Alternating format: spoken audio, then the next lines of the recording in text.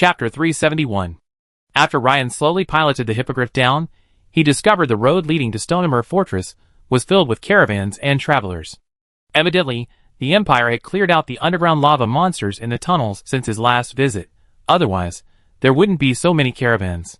So, Ryan and Anna passed through Stonehammer Fortress smoothly. After several more hours of flight, the towering and familiar Hrothgar Mountains finally came into view. And, naturally, Minster, nestled along the mountain, also came into view.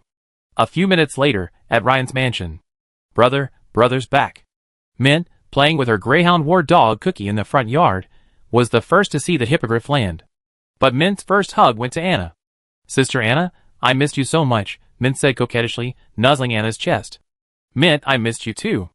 Anna kissed Mint lovingly, her eyes filled with affection. Ryan's return was naturally a major event. The mansion soon became bustling with activity. After having dinner with his mother, Emma, his father, old Ryan, and the others, Ryan retreated to his study alone. As for the Swordbearer branch, he planned to discuss it tomorrow. Right now, he needed to think about some things. Before heading to the imperial capital of Tamriel, he had some preparations and matters to sort out. Also, there was another important matter, perhaps the highest priority. He needed to accumulate some attribute points. After the battle with Hellas Projection, Ryan had realized how crucial it was for someone as tough as him to have a sufficient number of remaining attribute points. The method was simple. Simply raise your Tailor class level. This would not only grant you a significant amount of attribute points, but also increase your skill point reserves. As for skill points, Ryan considered that after arriving in the imperial capital, whether it was upgrading to the second level of the Iron Heart Advanced Meditation or learning new sorcery, skill points would be consumed. Adhering to the principle of having enough at home means peace of mind, Ryan planned to use the next 2 weeks to focus on raising his Tailor class. Knock, knock, knock. Come in. The door opened, and the long unseen beautiful woman, Jennifer, appeared at the study door with a smile. The beautiful woman was wearing a one-shoulder aqua blue silk gown, showcasing her curvaceous figure. Furthermore, the off-shoulder dress revealed a large expanse of her slender, white bust. A single, shimmering pearl necklace adorned her swan-like neck, but each pearl was round and large, clearly a truly exceptional piece. Furthermore, the gown and the pearl necklace perfectly matched, creating an overall impression of elegance and luxury. "Dear, you're finally back. I've done everything you asked me to do last time. Plus, I've acquired something I'm sure you like." Jennifer walked in gracefully, smiling. "Oh, last time I asked you to do that? Were you almost done gathering the ingredients for the secret potion?" Ryan thought for a moment, a look of realization on his face. The ingredients for the secret potion are rare, but I've already collected 13 of them. And there are others, dear. Any guesses?" The beautiful woman Jennifer pulled out a brown wooden box from behind her and shook it. "Are there any other surprises?" Ryan also laughed. He remembered that last time he had asked the beautiful woman Jennifer to use the top channels of the Axon auction house to collect some dragon-related items, such as dragon bones and dragon blood. But he clearly didn't sense any aura related to these things in the box. That left only items related to enhancing spiritual power. Huh? This was Ryan's perception, through the wooden box, detected a familiar aura. Huh? "Jennifer, where did you acquire the soul energy crystal?" Ryan couldn't help but look surprised. You know, soul energy crystals are extremely precious, and even within the Swordbearer branch, they can't be exchanged. Occasionally, they appear at major auctions and fetch exorbitant prices. He hadn't expected the beautiful woman before him to actually be able to obtain this. It was truly beyond his expectations. "Aw, dear, you can even guess this?" The beautiful woman stared at Ryan blankly with her watery eyes, believing he would never be able to guess. First, this soul energy crystal was in addition to the items Ryan had previously warned her about. Second, she had stumbled upon an auction list by chance and had spent a fortune to secure it. The list had been submitted by the branch in Dorne County. It was a list of treasures from the home of a fallen earl family in Dorne County, which they were planning to auction at the Axon auction house. When she saw the soul energy crystal on the list, she thought for a moment and realized it might be of great use to Ryan. She immediately stopped the auction and bought it at a 40% premium. This was also a privilege she enjoyed as a shareholder of the Munster Axon auction house. Within the Munster territory, as long as there was an auction item she liked, she could usually manipulate the back end to purchase it in advance at a premium. Of course, other shareholders also had this privilege. Ryan took the wooden box and opened it. Sure enough, it contained 3 neatly arranged soul crystals. Ryan picked up a soul crystal, thought for a moment, and then used it. The soul crystal's function was to accelerate the atomization and liquefaction of mental energy. Previously, Ryan had only used soul crystals during the first atomization stage. Now that he had entered the second liquefaction stage, he hadn't used them once. Naturally, he wanted to know the effect of soul crystals on the liquefaction stage. Ding! Soul crystals that can enhance the liquefaction of mental energy have been detected. Accelerate absorption? Note: system absorption can eliminate impurities and absorb all at once. Yes! Instantly, Ryan felt the silver liquid in his mind begin to increase. But the growth lasted only a fraction of a second before it stopped. Clearly, the effect of the soul energy crystal during the liquefaction phase of spiritual power was far less impressive than during the atomization phase. Ryan glanced at the system panel. Spirit, 90, liquidation 28%. Only a 1% increase at once? Ryan raised an eyebrow, wondering. Previously, during the atomization phase, one soul energy crystal could increase power by 5% at the beginning and 3% later on, which was quite impressive. I didn't expect the improvement to drop so much during the liquefaction phase. However, looking at it from another perspective, even a second-level wizard would need months to years to increase the liquefaction level by 1%, depending on their talent. 3 soul energy crystals for a 3% increase is already quite impressive. After a moment's thought, Ryan picked up the 2 remaining soul crystals in the box and activated the Iron Heart Advanced Meditation. Instantly, Ryan absorbed both. The spiritual attribute on the control panel clearly displayed 90, 30% liquefied. The beautiful woman standing nearby was stunned upon seeing this. As a shareholder of the Munster branch of the Axon Auction House, her horizons had broadened considerably, and she had learned a great deal about wizard secrets that she had previously been completely unaware of. Huh? Isn't it said that this soul crystal can only be absorbed one at a time, requiring a long rest period to eliminate impurities? How come my dear seem to have absorbed all 3 at once? My physique is special, allowing me to absorb more than the average wizard. Ryan, naturally noticing the confusion in the beautiful woman's eyes, explained casually. Is that so, dear? Doesn't that mean the more soul crystals you have, the better? The beautiful woman's eyes suddenly lit up, as if a thought occurred to her. Because of Ryan, her status in the province of Munster had risen dramatically.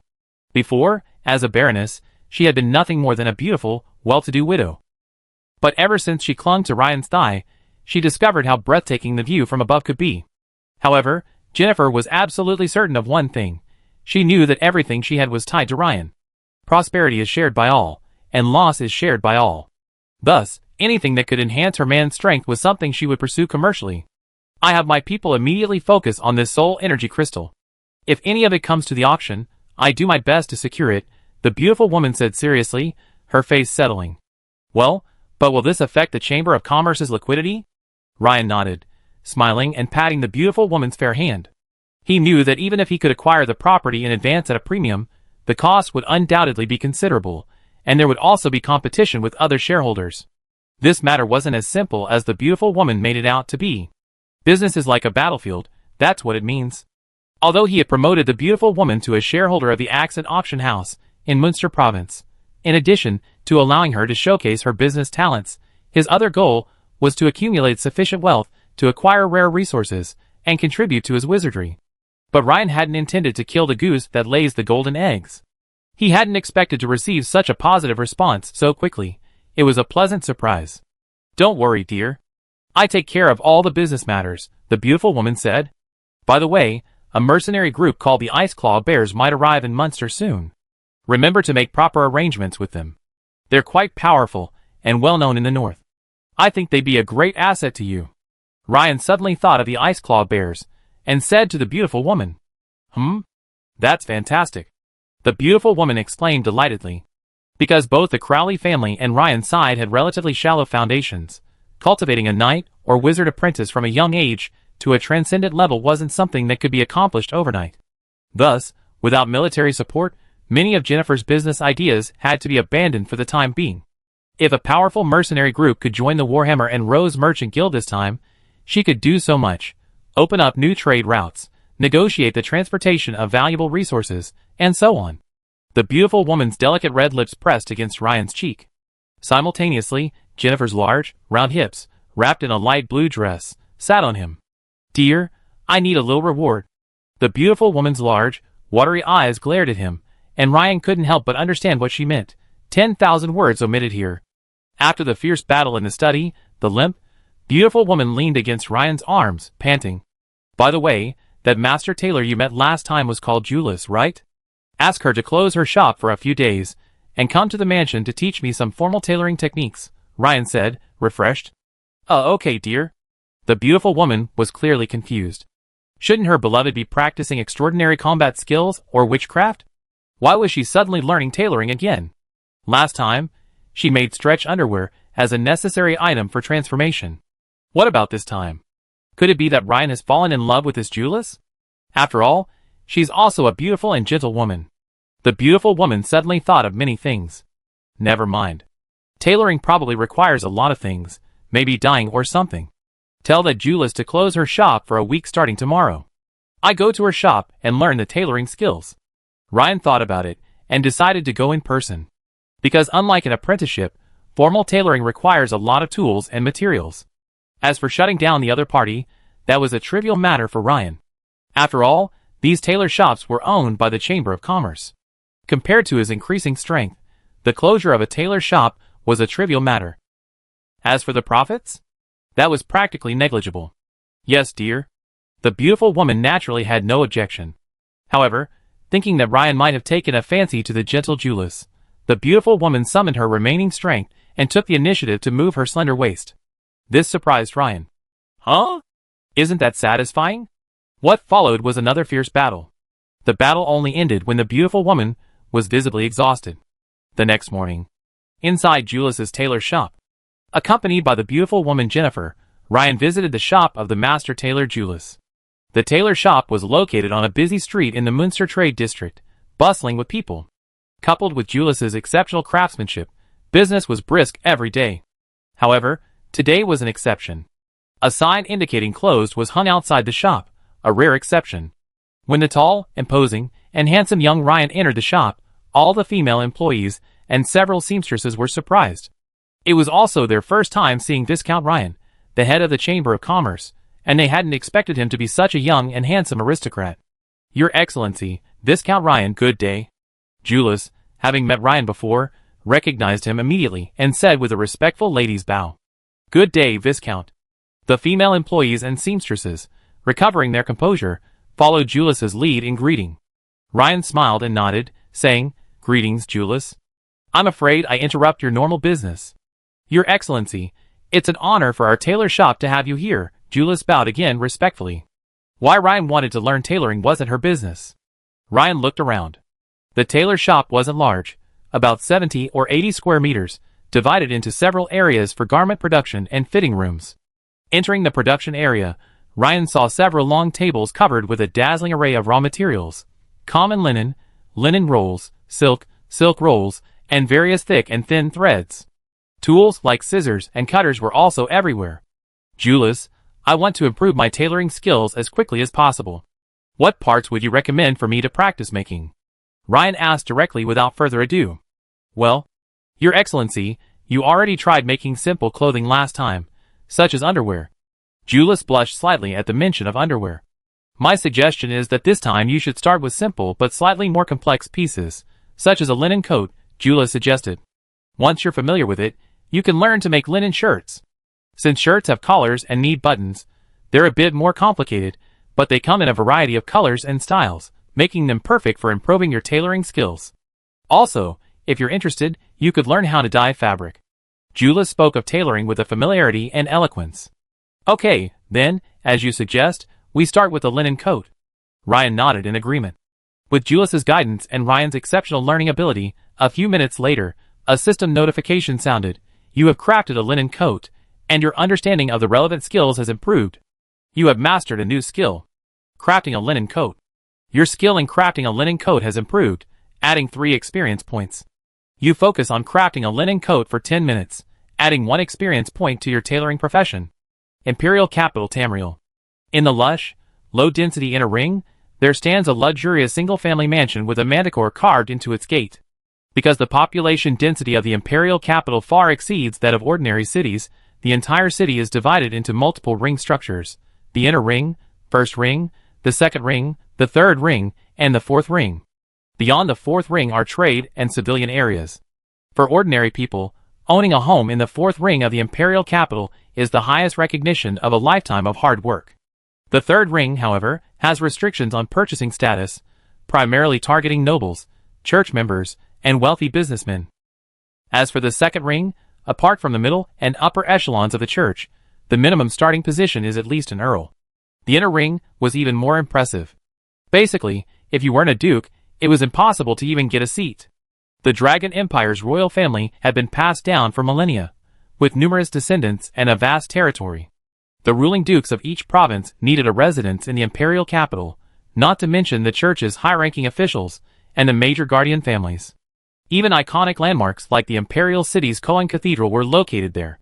Thus, living in the inner ring was a symbol of power and status throughout the Dragon Empire. This mansion in the inner ring was the residence of the Drum family, one of the Empire's most powerful families. A nobleman with slick-back white hair sat majestically behind a large mahogany desk, listening to the report from his butler, Owen. After a few minutes, the white-haired elder slowly asked, "So, you confirm that Sam's group was wiped out by this young swordsman named Ryan from Munster Province?" The elder was none other than Duke Drum, the mastermind behind Sam's group. Although there were at least 10 elite mercenary groups like Sam's, or rather, teams working for him, Sam himself was quite favored by him, and since he had died this time, he naturally wanted to investigate. "Yes, we've thoroughly investigated his background and resume over the past few days. This young man doesn't have a prominent background, but he's incredibly talented and has rapidly improved his abilities. He's now a diamond-level swordsman in the Munster Swordsman branch. Furthermore, he's participated in numerous imperial operations and incidents, and is highly regarded by Admiral Edward, the head of the Munster Swordsman branch. Furthermore, we've discovered that even the Duke of Munster seems to have a strong appreciation for him," Butler Owen reported respectfully. This was precisely the reason why the report took so long after the demise of Sam's group. He spent considerable time arranging special personnel to conduct a detailed investigation into the young man, Ryan's abilities and background. In his opinion, if Ryan merely possessed some strength but no background, he wouldn't even need to report to the Duke, and he could have arranged for his men to deal with him. However, his official background as an imperial sword-bearer made dealing with him much more difficult. Sword-bearer? The heir with the highest rank among the sword-bearers should be Greenwood, right? The white-haired old man said, frowning slightly. "Yes, Your Excellency, it's Greenwood. He is currently a mithril-rank sword-bearer at the sword-bearer headquarters, second only to the highest-ranking adamantine-rank sword-bearer. Well, since the other party is relying on his status as a swordsman and feels intimidated, let Greenwood go. Tell this young man that he's quite capable, since he was able to kill Sam, and you mentioned he's young. I admire young men of ability, and am willing to give him a chance. If he's willing to work for me on behalf of Sam, I forgive the past incidents involving Sam's group. Of course, the elf girl Sam mentioned in his previous report must be sent over." Duke Durham thought for a moment, and spoke slowly. "As you command, Your Excellency, I will contact Lord Greenwood and depart for Munster as soon as possible." Butler Owen bowed respectfully. This was what he admired most about his own Duke. He never considered matters based on his own personal feelings. As a superior, his own Duke clearly recognized Ryan's talent and offered an olive branch. This was also the reason why the Durham family had remained revitalized and prospered for a century. In Owen's view, his mission this time was simple. Invite Lord Greenwood along, demonstrating the Durham family's strength as one of the Empire's most powerful families. Once the other party understands the gap between them, he will extend an olive branch. At this point, unless the other party is a fool, they will surely seize this opportunity and serve the Durham family. As for the elf girl, she will naturally be offered the opportunity. Chapter 372. As Duke Durham's steward, Owen had seen this happen countless times. Including a considerable number of the white gloves currently serving the Duke, they joined the Durham family this way. Compared to women, advancement opportunities and a steady supply of resources were most important. With power and status, what woman could he not obtain? Any intelligent person would understand this. Half an hour later. In the inner ring of the imperial capital, near the main entrance of a towering building, a luxurious carriage bearing the Manticore family crest was parked. A short while later, a young man in bright silver knight's plate armor boarded the carriage. "Master Greenwood, I'm sorry to bother you this time," said Butler Owen, bowing slightly.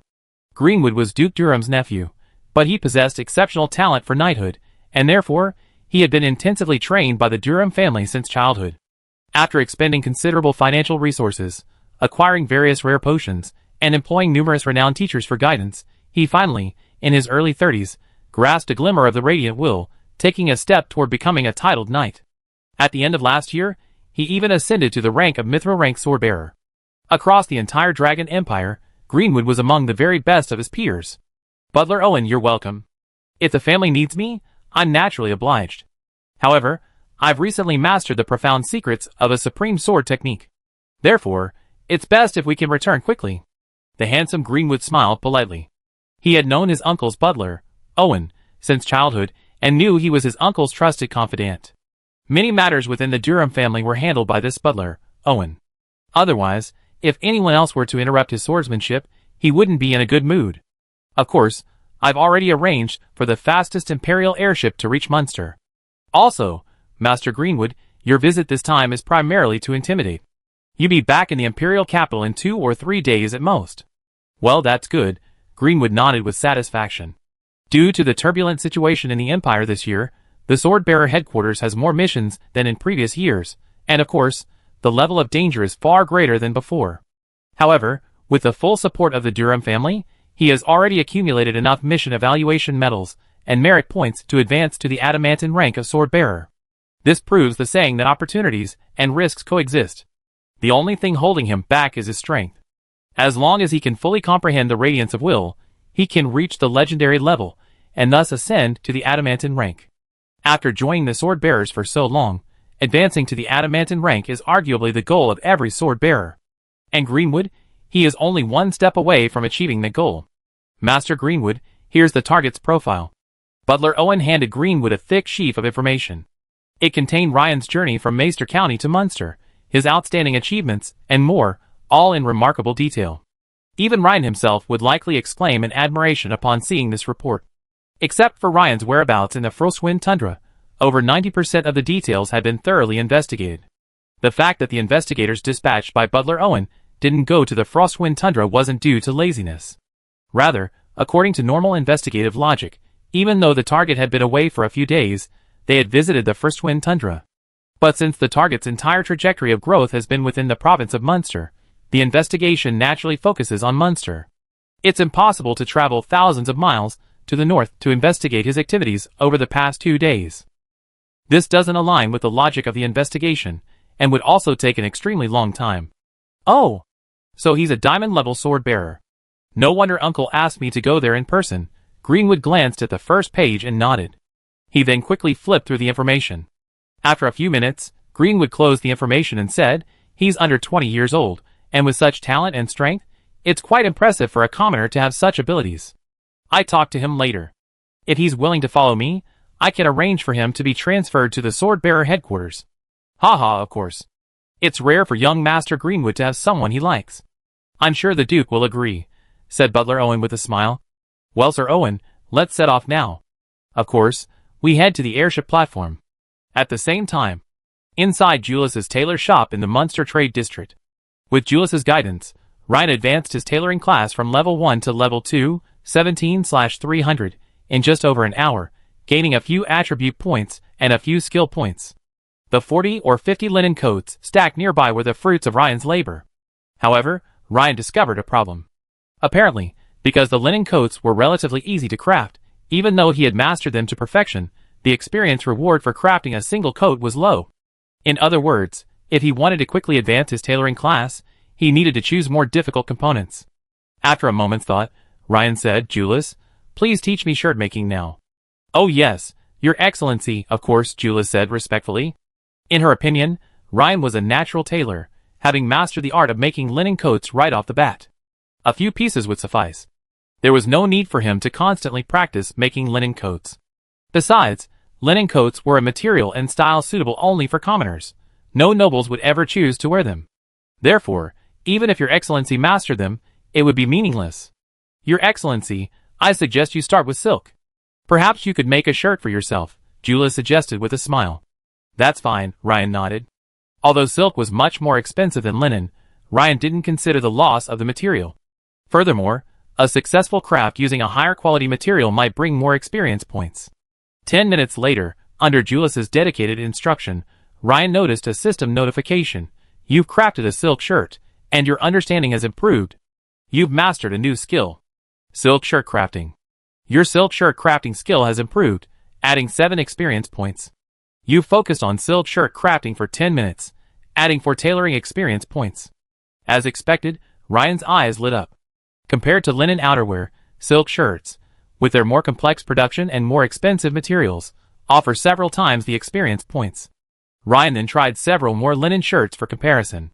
He discovered that the experience points rewarded from upgrading from linen to the more expensive silk increased, but not significantly, only about 20% to 30%. In other words, the system's experience points were more heavily weighted toward the change in crafting difficulty.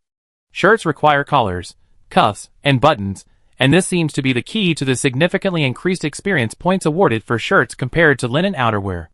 If that's the case, after making over 10 shirts, Ryan thought he had mastered the basic art of making ordinary silk shirts.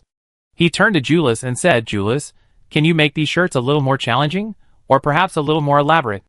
Of course, generally speaking, for a nobleman's shirt, we add silver and gold thread to the collar and cuffs. We even go a step further and embroider a specific family crest on the chest with gold and silver thread. Of course, although gold and silver are softer, they're quite difficult to sew, much more difficult than ordinary fine thread. Your lordship, you can give it a try, but it's normal to fail the first time. Julius didn't know why Lord Ryan suddenly wanted to take on such a difficult challenge. But Julius knew she only needed to cooperate with her master's wild ideas, not question them. Lady Jennifer had repeatedly reminded her of this. So Julius naturally shared everything she knew, without reservation. At the same time, she also foreshadowed the sewing of the wire, to prevent the young Viscount from being unable to accept failure and taking his anger out on her. Silver wire. Gold wire? That's just wire, isn't it? Ryan's eyes lit up at Julius's words. He knew this. Really, he knew it, and he was very skilled at it. One of the preparatory steps for the killer witchcraft move, multiple cutting net, required the instantaneous formation of multiple thin wires. Ryan simply glanced at the neatly arranged gold and silver threads on the table, memorizing their lengths and diameters. In the blink of an eye, he had transformed some of the mithril in his hand into mithril thread of the same specifications. This scene immediately stunned Julius and the other seamstresses. Julius' eyes widened, and for a moment, she was at a loss for words. Only then did she realize that her master was not only a noble knight, but also a lord wizard. Ryan skillfully began sewing several strips of mithril thread onto the collar and cuffs of the shirt. Soon, a shirt with a simple yet noble mithril pattern was complete. After a moment's thought, Ryan embroidered the family crest, a two-handed warhammer and a cross great sword, woven with mithril thread, on the left chest of the shirt. A system notification then sounded. You've crafted a mithril emblem shirt, and your comprehension has improved. You've mastered a new skill. Crafting a mithril emblem shirt. Your skill in crafting a mithril emblem shirt has improved, adding 24 experience points. You've successfully crafted a mithril emblem shirt, adding 19 tailoring experience points. Compared to the previous level, the tailoring class's level increase is like going from a scooter to a Ferrari 458, more than 4 or 5 times faster. Seeing this speed, Ryan couldn't help but smile. A few hours later, Ryan upgraded his tailoring class from level 2 to level 4, 778/1000. At this point, including the level he just upgraded, he now had 4 attribute points and 8 skill points remaining. As for the gold skill points, the 14 points he gained from killing Heartbreaker Merrick brought his total to 54. Just as Ryan was about to rush his tailoring skills to level 5, a familiar voice suddenly rang out from outside. "Sir Ryan, no, Lord Ryan, long time no see." A capable young woman, Alina, appeared at the door, wearing a tight, embroidered skirt and a pale pink lace blouse. "Sir Alina, it's been a while." Ryan smiled and gestured, inviting Alina to a nearby room. That morning, he had Jennifer send someone to the Swordbearer branch to inform Alina of his arrival in Munster. "Julius, I have some business to discuss. We continue later."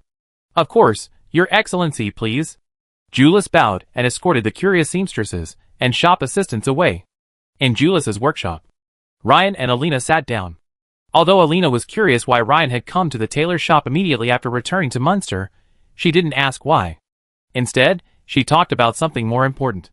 "Lord Ryan, you should have received the notice, right? Congratulations on your advancement to the highest rank of the Imperial Swordbearers, Adamantine rank Swordbearer. Moreover, you've received this honor before even reporting to Swordbearer headquarters. This is a rare achievement, even in the long history of the Swordbearers. Alina smiled and congratulated. Thank you. By the way, Lord Ryan, it seems your family hasn't heard of your upcoming trip to headquarters yet? Alina asked, looking at Ryan with a hint of confusion. It was only after she arrived at Ryan's residence that she learned he was at Julius's tailor shop. However, she keenly noticed from the conversations among Ryan's family that neither Ryan's sister, Mint, nor his mother, Emma, seemed completely unaware of Ryan's impending transfer to the imperial capital. Yes, I just returned from the First Wind Tundra and plan to spend more time with my family. I tell them in 10 days, Ryan explained, nodding. He had even mentioned this to Anna on the way back. You're so thoughtful. Alina instantly understood Ryan's intentions and looked at him with even greater respect. Perhaps there are only a few in the Empire as young and capable as Ryan, but there are probably few who are also so devoted to their families. Alas, it's a pity Minster is so young. It's truly an honor to work with you for so long, Alina said, seeming to think of Ryan's impending departure. Lady Alina is diligent and meticulous in her work, and I'm also fortunate, Ryan said with a slight smile. By the way, when is Admiral Edward free? I'd like to visit him. Unfortunately, the Admiral went to Rosby County a few days ago, and hasn't returned yet. However, I heard he should be back soon, perhaps today or tomorrow. Oh! Is there any emergency in Rosby County? Ryan raised an eyebrow. According to previous assignments, Rosby County and his hometown of Maester County were both under his jurisdiction. Yes, the Poseidon cult has been very active recently, and you happen to be away, so... By the way, the rest of your team is also going this time. No wonder Jennifer told me they were all off on missions. Ryan nodded. Lord Alina, please contact Admiral Edward and let him know I've returned to Munster. If you need any assistance, feel free to contact me. Until I left the Munster branch, I was a member of the Munster Swordbearers. Yes, Lord Ryan. Admiral Edward will be deeply moved to hear you say that. A day and a half later, Very, Nero, and Angus arrived at the entrance of the Ryan residence. Nero, your promotion to a full-fledged wizard will surely surprise the captain, Very said to Nero with a smile. Indeed. When the captain returns from the tundra and discovers your promotion, he'd be astonished, the red-haired beauty Evelyn said with a smile. Previously, it was their own captain who had surprised them. This time, it was finally their turn. Lord Very, everyone, the Viscount returned yesterday, a guard announced immediately upon seeing everyone. What? The captain is back? Yes, Lord Very, but the Viscount went out early this morning with Baroness Crawley. I think they went to some tailor's shop, but I'm not sure of the details, the guard said respectfully. Ryan had gone to Julius's tailor's shop early in the morning to practice his tailoring skills, so he was not there. Well, Very, don't worry. It's almost dinner time now, and the captain should be back soon, Nero said, glancing at the sky. Indeed. Suddenly, the sound of horse hooves echoed at the mansion's gate. A luxurious carriage pulled up. Excuse me, who is this lord seeking? The guard stepped forward. Seeing this, Owen, Duke Durham's steward, attempted to produce the coat of arms representing the Durham family, but was stopped by Greenwood. They might not recognize the Durham family crest. Greenwood didn't dismount from the carriage. Instead, he held his mithril sword-bearing emblem through the small window of the carriage and said, Send your master, Ryan, over here. To arrive at the master's door without disembarking from the carriage was naturally quite rude. The guards were about to reprimand the man for his arrogance, but the captain was stunned when he saw the sword-bearing emblem he held out, which bore a striking resemblance to Lord Very's. Because, judging by the material, while it was similar to Lord Very's emblem, silver, it was noticeably larger in diameter. This made the captain of the guards unsure of the man's origins, and he immediately turned and walked quickly back into the mansion. Since Ryan was often away, they usually reported any unfamiliar nobles visiting directly to the beautiful woman Jennifer, the nominal housekeeper, or to Very. Since the beautiful woman Jennifer was away, the captain of the guards naturally headed straight for Very. At that moment, Very was in the training room, sparring with Angus. Lord Very, there's someone outside, who seems to be a swordsman, but he's quite arrogant. He didn't dismount from the carriage, but instead handed us this emblem and told Lord Ryan to meet him at the carriage. Upon hearing this news, the two figures in the middle of the competition suddenly stopped. Nilo and the red-haired beauty Evelyn, who were watching from the sidelines, also looked at the guards in surprise. Sword-bearer? Sending their own captain? Even Admiral Edward himself wouldn't be so impressive, right? Sword-bearer emblem? Let me see it, Nilo seemed to have a thought, his face solemn as he approached the guards. This is made of mithril. Nilo immediately noticed the sword-bearer emblem being handed to him. It wasn't silver, but mithril. As a wizard, he naturally couldn't distinguish the two. But if it's mithril, wouldn't it only be? Nilo's eyes widened. He's a mithril-level sword-bearer from the Imperial Capital Sword-Bearer Headquarters, second only to the adamantium level, Nilo said solemnly. Generally speaking, the strength of a mithril-level sword-bearer lies between the semi-legendary and early legendary levels. Of course, if it's a sword-bearer captain, he'd be even stronger. What? Judging from their attitude, they seemed to be looking for trouble with the captain. Evelyn couldn't help but exclaim. Let's go and take a look. A few minutes later, Barry and his companions hurried to the mansion's entrance. Sir, Captain Ryan is not at the mansion. If you have anything to say, you might as well sit in the living room. Barry stepped forward, speaking neither servilely nor arrogantly. At this moment, Anna also noticed the commotion at the mansion's entrance and emerged from the villa. You are members of Ryan's team. Considering your strength within the branch, you're quite good, Greenwood said, scornfully. In his eyes, these young people, seemingly just small-town test-takers, were completely unworthy of his attention. Huh? But when Butler Owen saw Anna, his eyes lit up, and he whispered something to Greenwood. I see, that's easy. The next second, the carriage opened, and Greenwood flashed to Anna's side, startling her. Stop! What are you trying to do? Barry shouted angrily. As a follower of Ryan, he knew exactly how much Anna held in Ryan's heart. Shut up. Pa! Pa! With just 2 moves, Barry was sent flying backwards at breakneck speed, landing heavily on the ground, blood oozing from the corner of his mouth. Greenwood slowly took out a white handkerchief, wiped his hands, and said, Hasn't your captain taught you to show due respect to the strong? You? Angus glared at Greenwood. Don't be impulsive. Contact the captain immediately. Nero's expression was equally grim. His advancement to a full wizard had significantly heightened his perception. Nero could clearly sense the light emanating from the opponent's fist. It wasn't simply the force, but a radiance of willpower. This meant the person before him was at least a quasi-legendary powerhouse. At this moment, Anna quickly walked over to Barry and cast a healing spell on him. With a flash of green light, Barry's injuries rapidly healed. But Greenwood saw this clearly and couldn't help but glance at him with a hint of skepticism. He said, Miss, I think you need to come back to the Imperial Capital with me first. Impossible. Barry struggled to his feet and stood in front of Anna. The same thing happened to Nero, Angus, and Evelyn. Oh! Interesting. However, from a perspective of strength, you don't have the right to refuse my proposal, Greenwood said with a slight smile. But the next second, his expression suddenly changed. A figure suddenly appeared in front of him and threw a punch at him with lightning speed. Ha! Greenwood's eyes widened, and he roared, crossing his arms to block the blow with all his might. Bang! He retreated a dozen steps, finally crashing into the luxurious carriage he had just boarded. He managed to block the blow, but his hands were still shaking. Crash! The luxurious carriage was completely torn apart by the collision, and the butler Owen ran out of the wreckage in a state of disarray. Captain! Barry exclaimed excitedly. Captain! Nero and the others felt relieved. Ryan first glanced at Barry's injuries, then looked up at Greenwood, his eyes narrowed, and said, You injured my people, and you still have the audacity to say that. From a strength perspective, who gives you the courage? Chapter 373. Ryan's words were essentially repeated verbatim to Greenwood. For Greenwood, who always held himself in high esteem, this was like a stabbing pain in his heart. As a descendant of a noble family from the Imperial Capital, this was the first time he had encountered such a situation, being lectured by a country bumpkin.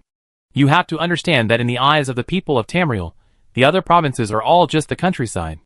Many ordinary citizens of the Imperial Capital think so.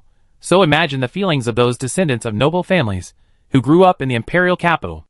If word of this spread to the other descendants of noble families in the Imperial Capital, Greenwood would become a laughing stock within his circle. You? Greenwood's face flushed, glaring at Ryan. If his trembling hands hadn't told him that the young man before him, named Ryan, was extremely powerful, clearly superior to him, he would have rushed forward with his eyes reddened. You are Ryan. Do you know who I am? Greenwood said in a deep voice, suppressing his anger. I don't know, but I just saw someone who couldn't even take a punch from me just spouting nonsense. How rude. This is Master Greenwood of the Durham family, your superior, a Mithra-ranked sword-bearer from the Imperial Sword-Bearer Headquarters. Owen, The butler standing nearby had just been shocked by Ryan's prowess, but now, having recovered, he spoke excitedly. You actually dared to attack your superior. Didn't Admiral Edward of the Munster branch teach you to respect your superiors? Hearing this, both Very and Nero frowned and looked at Ryan with concern. Indeed, this was a hurdle that couldn't be circumvented. In the Sword Bearers, a violent organization comparable to the military, subordinates were required to show the utmost respect for their superiors, such as the formal salute upon meeting. This was a rule that everyone adhered to. Otherwise, the entire combat system would crumble. If subordinates didn't obey and respect their superiors, how could they convey orders and coordinate operations? While their captain was formidable, and, judging by their recent clash, even superior to Greenwood, he was 2 levels lower in rank, a crucial flaw. Evelyn, contact Admiral Edward at the branch immediately and ask him to come over, Nero whispered to Evelyn. Admiral Edward had returned to Munster with them on the same Imperial airship. Barely any accidents had occurred. He should be at the Sword Bearers branch. This was also the reason they hadn't dared to initiate an attack earlier. Yes. I go right away, Evelyn nodded heavily. She understood Nero's meaning. Currently, the only person in the entire province of Munster who could outrank him was Admiral Edward, the branch leader. As the leader of a provincial sword-bearer branch, his status was generally assumed to be equivalent to that of an adamantine-level sword-bearer. And given Admiral Edward's previous appreciation for his captain, Ryan, the current situation would at least not get any worse. But just as Evelyn was about to turn and leave, Ryan suddenly laughed and said, Mithril-level sword-bearer? Respect from a superior? Haha, sorry, that doesn't qualify you either. Ryan's words brought a smile to Greenwood's previously gloomy face. He said, What? You think you're so confident in your power that you disregard your superiors? Haha, I definitely report this to Sword-Bearer headquarters. Don't think you'd be safe just because someone in the branch is protecting you. Master Greenwood, I think the situation is already clear. There's absolutely no need for us to engage in a war of words. A glimmer of cunning flashed across the gloomy face of Owen, the Duke of Durham's butler. Although the strength of the man before him, Ryan, was far beyond his expectations, he was clearly not very intelligent. He actually dared to defy the world by asking a Mithra-level swordsman, 2 levels higher than him, to salute him, a diamond-level swordsman. No matter how powerful such a person is, they are not to be feared. They can be dealt with in a moment by exploiting the rules. In Owen's opinion, staying here was a waste of time. Just now you said I disregarded the relationship between superiors and subordinates? Ryan said with a half-smile. That's right. Greenwood saw Ryan smile and had a bad feeling for a moment. Very good. Well, I'm an adamantine-level swordsman. Shouldn't you, a Mithra-level swordsman, salute me first? Ryan looked at him with a half-smile. Upon hearing this, everyone present, save Anna, who already knew the contents of the official letter, was stunned. The entire place was ablaze with laughter. Ha ha ha. This is the least funny joke I've heard this year. You, an adamantine-level sword-wielder? Butler Owen, recovering from his shock, burst into laughter. Now, you have another charge. Blatant falsification of your identity. You all heard it, right? Your captain actually claimed he was an adamantine-level sword-wielder. You are all witnesses. When the time comes, do not lie or cover up. Owen's face brightened, his mood instantly brightening. He hadn't expected things to take such a dramatic turn. He had originally planned to retreat to the imperial capital, report to Duke Drum, and make further plans. As a result, something like this actually happened. What a blessing from the goddess of luck. Nero, Very, and the others standing by all looked worried. They knew their captain had been able to be transferred to the sword-bearer headquarters before, but when he first arrived, he was only a magic iron-level sword-bearer. And this Greenwood in front of them was Mithra-level, even above magic iron. Could it be that their captain had misremembered the sword-bearer levels at headquarters? Recorded magic iron level as adamantine level? But that didn't seem possible. And Greenwood, having just taken a direct blow from Ryan, knew that Ryan was exceptionally powerful. Logically, someone of Ryan's strength wouldn't make such a fuss. Therefore, he remained cautious in his response to Ryan's words. You say you're an adamantine sword-bearer, but where's your emblem? After all, every adamantine sword-bearer is a prominent figure at sword-bearer headquarters. Even in the imperial capital of Tamrath, where powerful figures abound, they're not unknown figures. Yet, he had never heard of Ryan's name. I haven't had time to redeem my emblem at headquarters, but according to the documents, I've been an adamantine sword-bearer since the day it was issued. TSK? You don't even have an emblem, and yet you're still calling yourself a Lord Guardian? The butler, Owen, was already impatient. In his eyes, Ryan was just being stubborn and arguing with him. His purpose, of course, was to avoid giving in right then and there. Ryan is right. As a scion of the Durham family, Ryan has been promoted to adamantine sword-bearer by Marshal Alfred.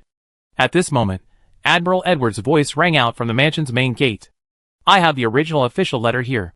Would you like to see it? Admiral Edwards strode towards them with a solemn expression, followed by his secretary, Colonel Stanley, Alina, and several elite guards. What? Really? Hearing Admiral Edwards' words, Butler Owen was like a drake with its throat strangled, his eyes widening with a look of astonishment. How is this possible?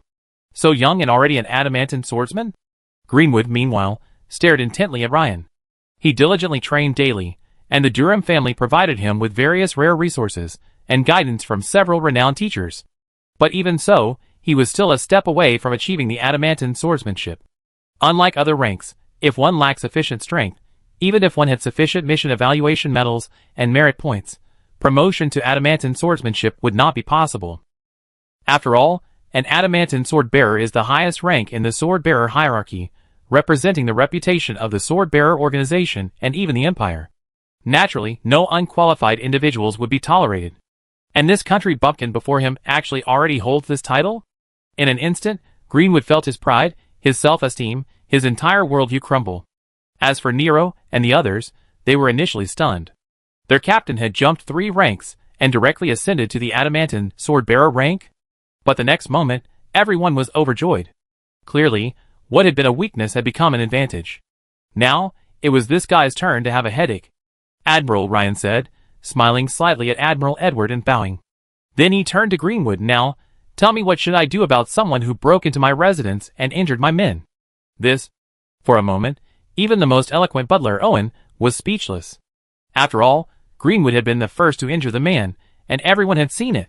Furthermore, the situation was completely different from what had been expected.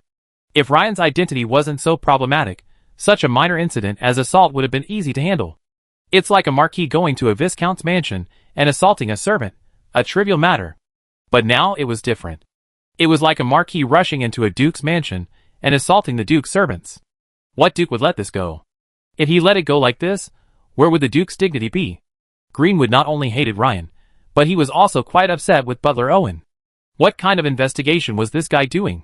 To think he'd make such a huge mistake. It was like the other party was clearly a tiger, but the investigation file listed a kitten.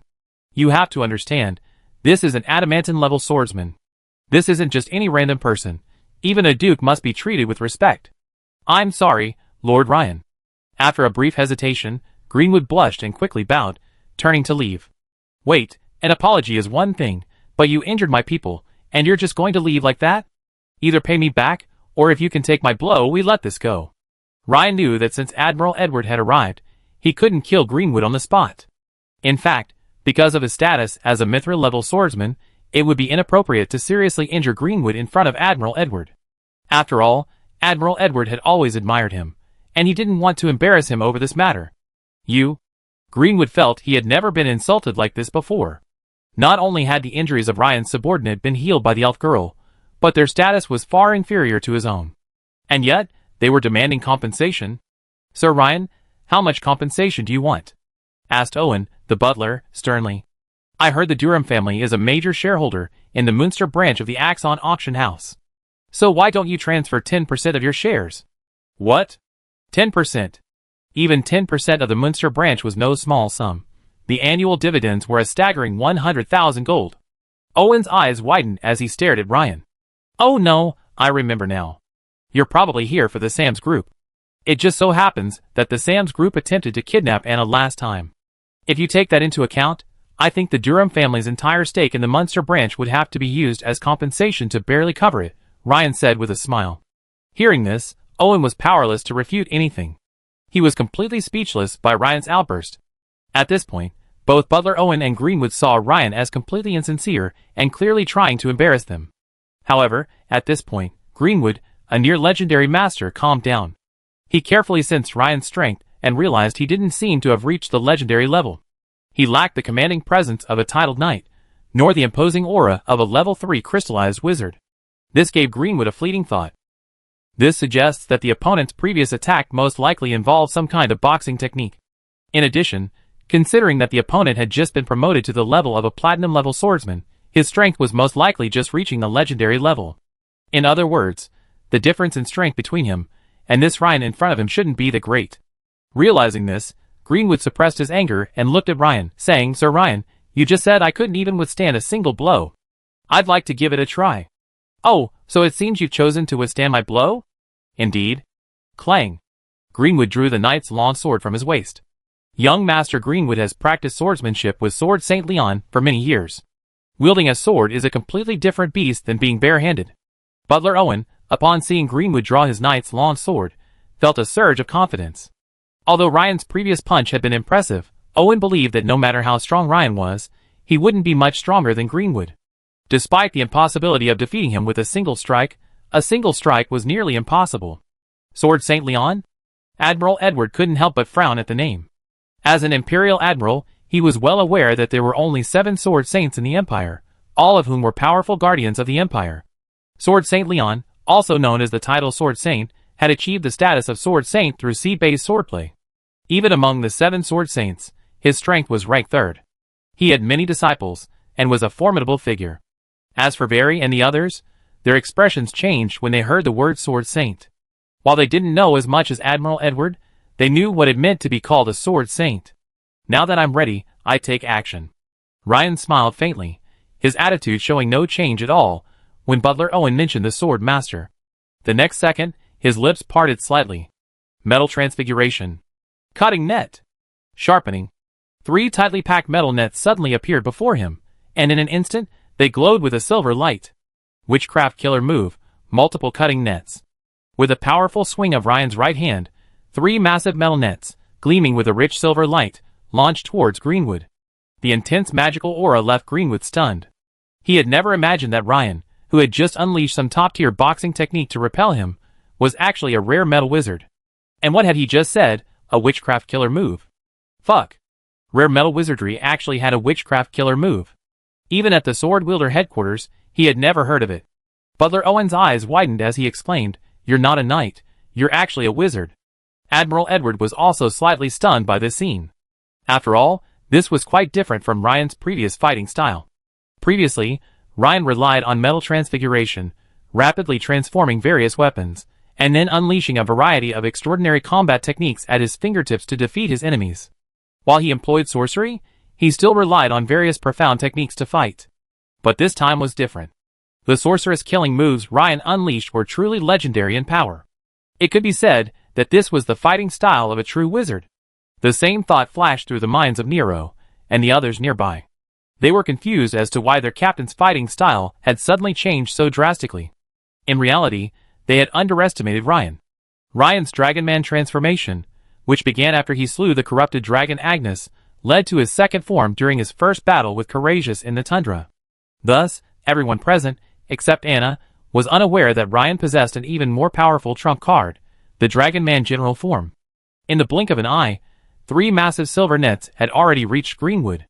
Swordsmanship secret, wind-splitting cross-slash. Greenwood mobilized all his force, channeling the radiant willpower he had grasped into his knight's long sword. With lightning-fast swings, a multi-meter-long, crisscrossing sword beam appeared before him, colliding instantly with the attacking silver net. Swish. As Greenwood watched in shock, he realized that his first sword beam hadn't even been able to withstand the slash of the first silver net, disintegrating directly. It wasn't until the second sword beam barely neutralized the first silver net. But the problem was, 2 more nets remained, already approaching, close at hand. In an instant, the razor-sharp knight's sword in his hand was chopped into small pieces, followed by his plague-gloved right hand. "Ah!" Greenwood screamed. The fingers of his sword-holding right hand had been severed by the palm of his hand. "Stop! We pay!" Butler Owen cried out in horror upon witnessing this scene. If Greenwood, the heir of the Durham family, who had been carefully nurtured, died here, then even the Duke's trust would be in jeopardy. Upon returning, he would most likely face certain death. The reason was simple. He had single-handedly overseen the investigation into Ryan's situation. Because he had misjudged Ryan's strength, leading to the death of Greenwood, a highly trained heir of the family, he was doomed. If Greenwood was merely injured, he would recover quickly after returning to the imperial capital and undergoing sorcery treatment, and the problem wouldn't be too serious. Ryan! Admiral Edward shouted, a look of worry on his face. Greenwood's identity was far too sensitive. Not only was he a mithril-rank sword-bearer within the sword-bearer headquarters, but he also had connections to Imperial Guardians like Sword St. Leon. He wasn't worried about himself, but with Ryan heading to the Imperial capital immediately, killing Greenwood now would be a disaster. The sharp metal cutting net stopped a few centimeters from Greenwood's wide-open eyes. For a moment, the feeling of being dragged back from hell to earth made beads of sweat form on Greenwood's forehead, a well-trained mithril-rank sword-bearer, and he began to gasp for air. The Durham family is willing to transfer all shares of the Munster branch of the Axon Auction House to Lord Ryan. Are you sure? Of course, thank you, Lord Ryan, for your mercy. However, the transfer of shares ultimately requires the Duke's approval, so I need a few days to report back to the Imperial capital before the transfer can proceed. The butler, Owen, broke out in a cold sweat, immediately said. Okay. Ryan nodded. Soon, Owen hurriedly left with Greenwood, completely devoid of his previous arrogance. Captain, will they really honestly transfer their shares to you? I see that Butler has a cunning look in his eyes. He's not a good person, Nero said, frowning slightly. Since Nero's ascension to wizardhood, his perception has become much sharper. He had just felt that the other party's agreement seemed too straightforward. Wouldn't it be better not to transfer it? I'm going to the Imperial capital soon, and then I can collect the debt from the Durham family. My interest rate is very high, Ryan said with a slight smile. In fact, Ryan hadn't said anything more. He felt that Anna's mother's disappearance seemed to be closely related to the Durham family. He had obtained some evidence of this from the last time he met Sam's group. This time, he kept this backup plan in part, so that he could legitimately go after the Durham family. After all, the Imperial capital of Tamriel is full of powerful people. Having a legitimate reason for the action is crucial. Huh? Nero and the others looked at their captain in surprise. Going to the Imperial capital of Tamriel to collect a debt from the Duke's family.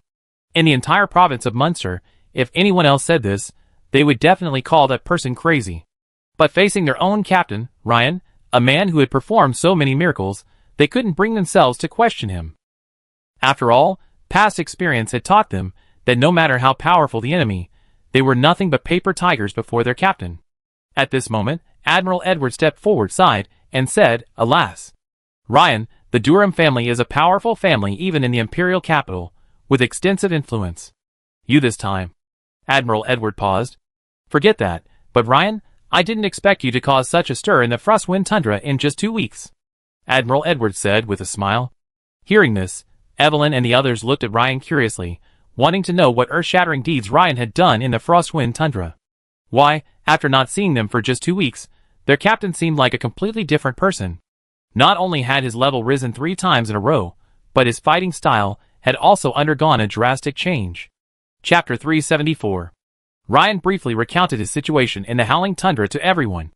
Although Admiral Edward had received an official letter from Sword-Bearer headquarters regarding Ryan's promotion and transfer several days prior, he was unclear about his actual activities in the Howling Tundra.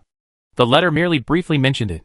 Nielo, Angus, and the others were completely unaware of the situation.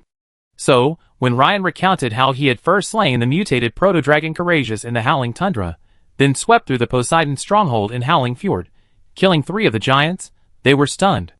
Including Colonel Stanley and Alina, their eyes widened, their mouths slightly open in shock.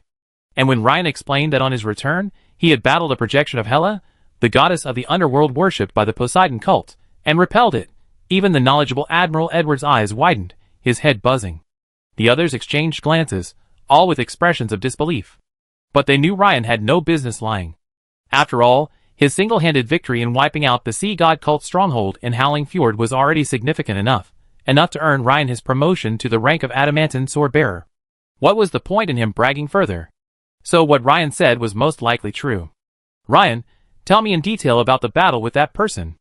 Admiral Edward, having regained his composure, couldn't help but show excitement. He dragged Ryan to a room, insisting he let him tell the whole story. No wonder their captain remained so nonchalant in the face of a veteran ducal family like Durham, or even the title of Sword Saint.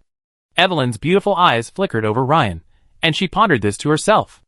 Nielo couldn't help but let out a wry laugh, saying helplessly to Evelyn beside him, I had hoped to shock the captain with my official wizardhood, but alas. Who's to blame for us encountering such a freak captain? Evelyn couldn't help but chuckle.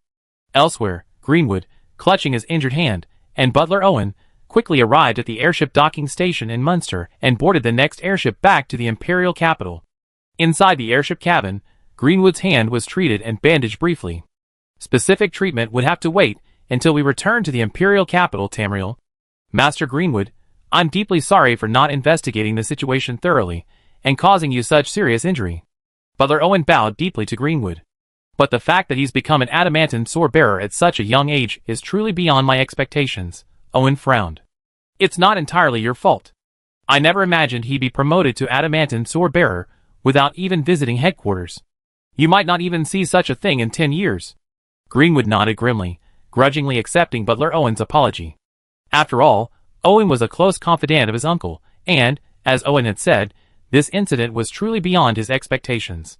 Master Greenwood, could you please have someone at Swordbearer headquarters investigate the circumstances surrounding his exceptional promotion to adamantine swordbearer? Although Owen was Duke Drum's butler and had extensive connections in the Imperial capital, investigating certain aspects of an adamantine swordbearer was beyond his capabilities. Difficult. Information regarding the adamantine swordbearers is confidential at headquarters. Besides, they've never appeared at headquarters before, so the swordbearers there naturally wouldn't know this Ryan.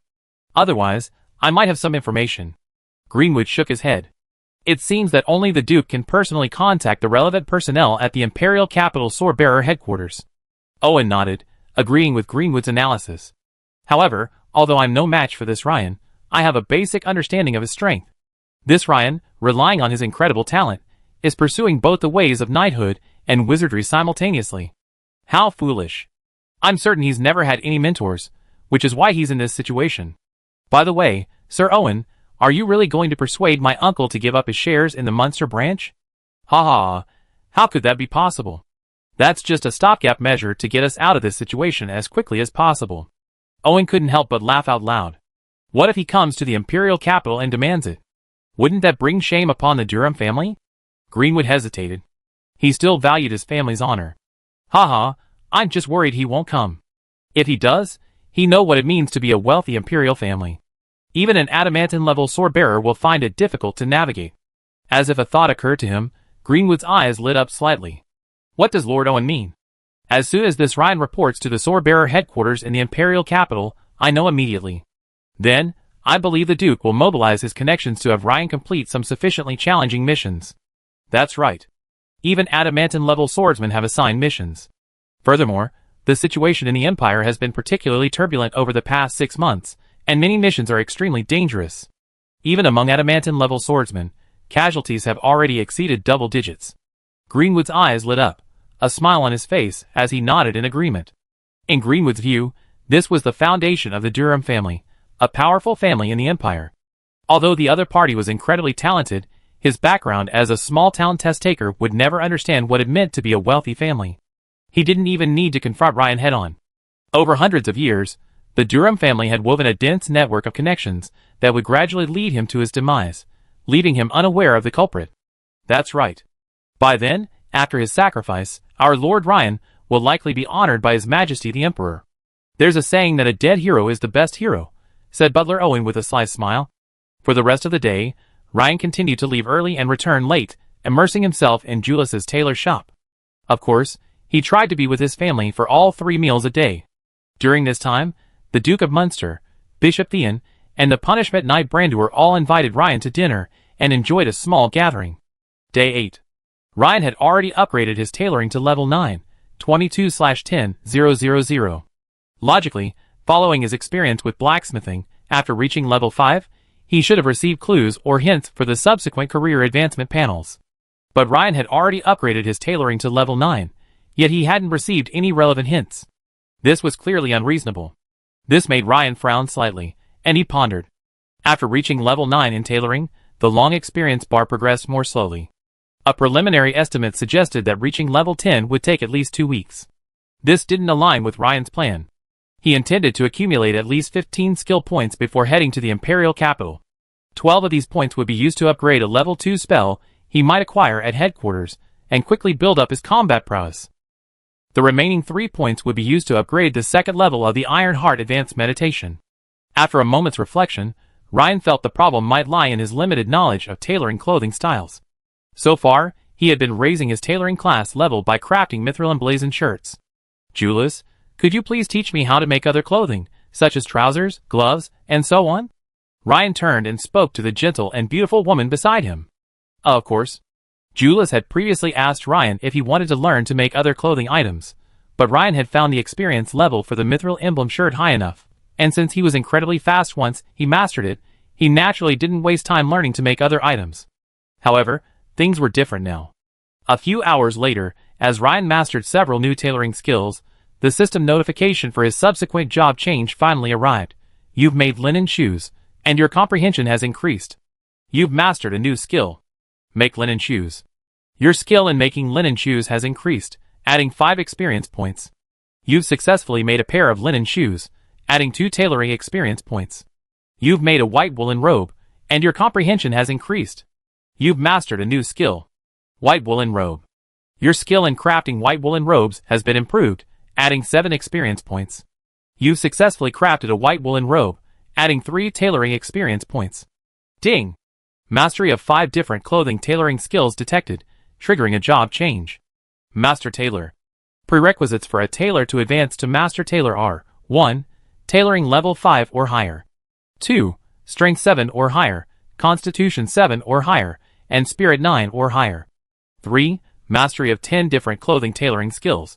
Current requirements are not met. Master Tailor promotion failed. Seeing this, Ryan smiled slightly. It seems my previous thinking was correct. Huh? Master Tailor is still a normal job, not a transcendent job? Ryan frowned. However, Ryan's frown soon relaxed, and he couldn't help but smile. That's right. The blacksmith's subsequent job change to armorsmith wasn't extraordinary, but I was misled by the word master. After another half day, Ryan mastered 5 more skills from Julius. Then the system prompt sounded again. Tailor promotion to Master Tailor prerequisites. 1. Tailoring level 5 or higher. 2. Strength 7 or higher, Constitution 7 or higher, Spirit 9 or higher. 3. Master 10 different clothing tailoring skills. These conditions are met. Are you promoted to Master Tailor? Note, after upgrading to Master Tailor, your previous tailoring profile will be integrated into the Master Tailoring profile. Yes. Ding. Master Tailor promotion successful. Agility +1, Spirit +2. Tailor's core skill, Dexterity, has been upgraded to Master Tailor's core skill, Dexterity. Interesting. A tailor's core skill can actually be upgraded. Ryan couldn't help but focus on the new core skill, Dexterity.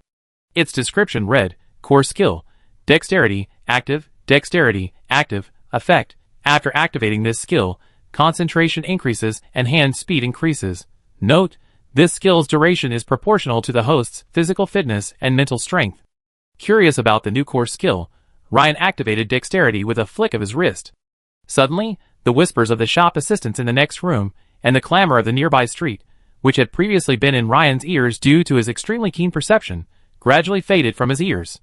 It was as if the entire world was filled with only him, the fabric, and the needle and thread in his hands.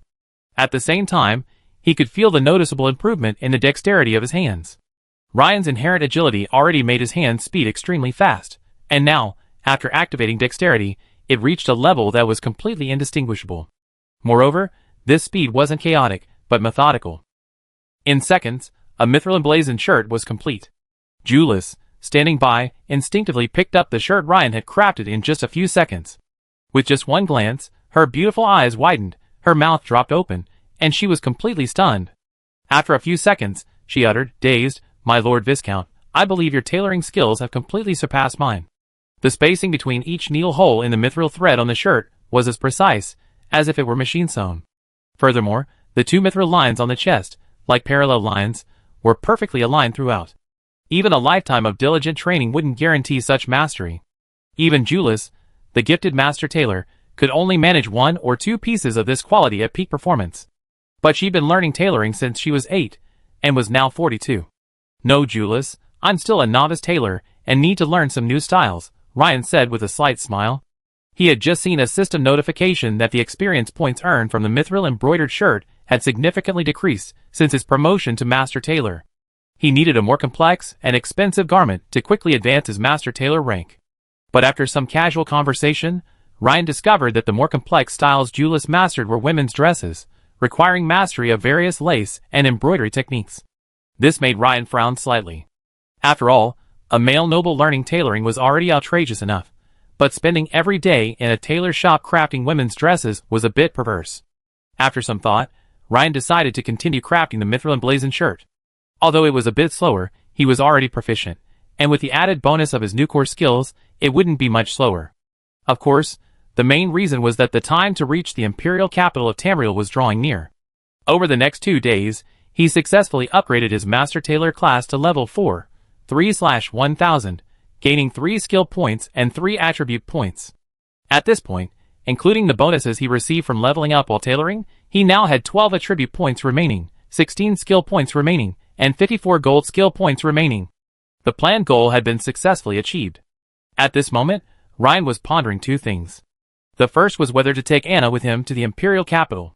For the wealthy Durham family in the imperial capital, they had no qualms about taking action in Munster. If he were not in Munster, Barry alone would likely be unable to stop them. But allowing Anna to travel to the imperial capital with him also presented a problem. The accommodations provided by the Swordbearer headquarters were located within the inner city, and outsiders were not allowed to stay. This meant that Ryan would have to find a place to stay in the imperial capital. Of course, the safest option was to have Anna return to Ferdinand Forest and contact her only after he had confirmed the whereabouts of her mother. The second issue was that a few days ago, the Ice Claw Bear mercenary group had sent a letter stating that the escort for Lagra was on its way to Munster. But given the timing, he feared he would miss the opportunity. "No, Ryan, I want to go with you," Anna said, her beautiful eyes fixed on Ryan. "Well, don't worry.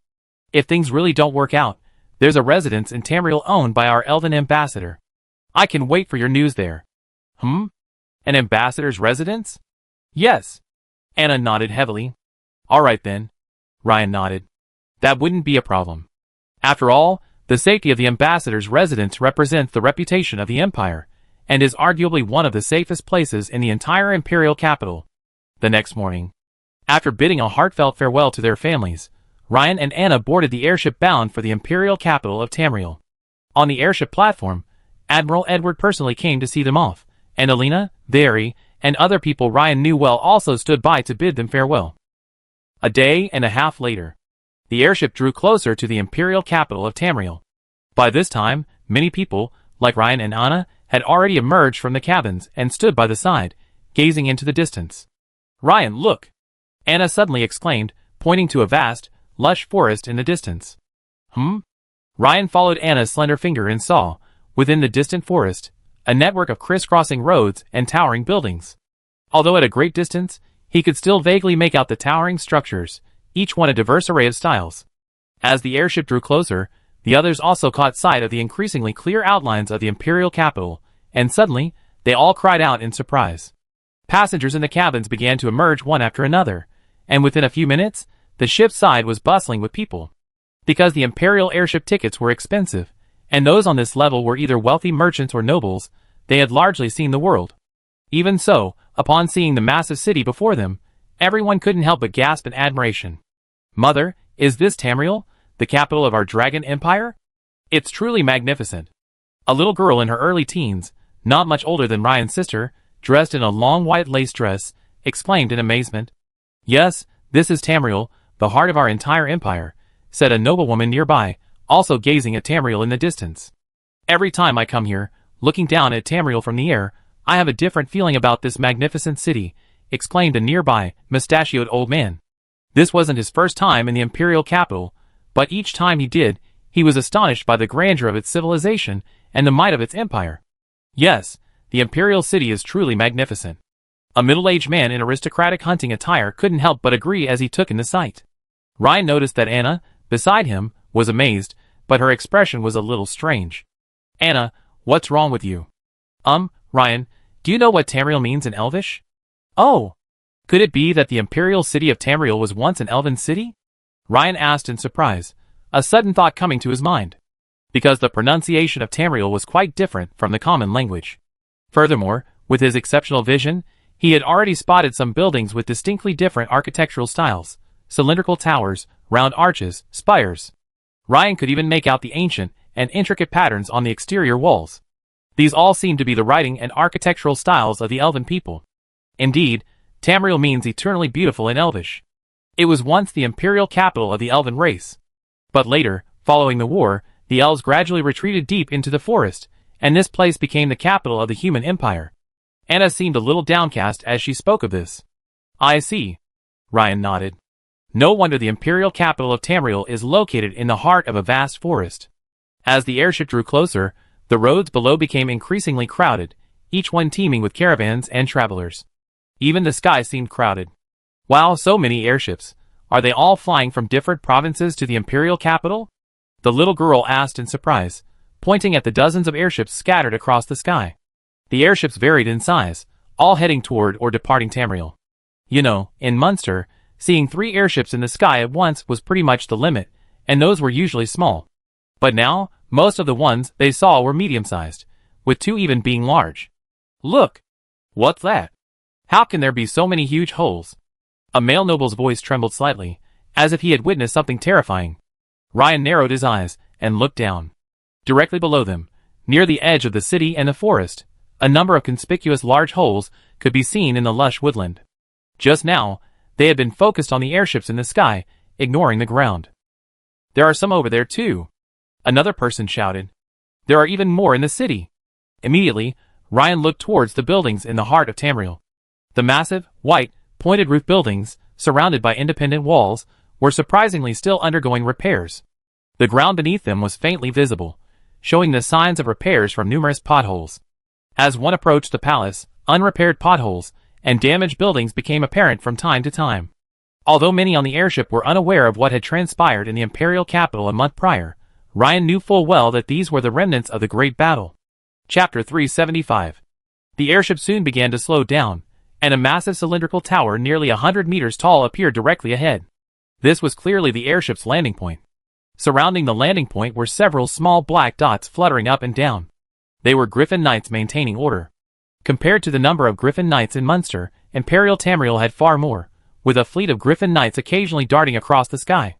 Ryan could see with his naked eyes that the vast Imperial Tamriel had 4 such airship landing points, located in the 4 directions of east, south, west, and north.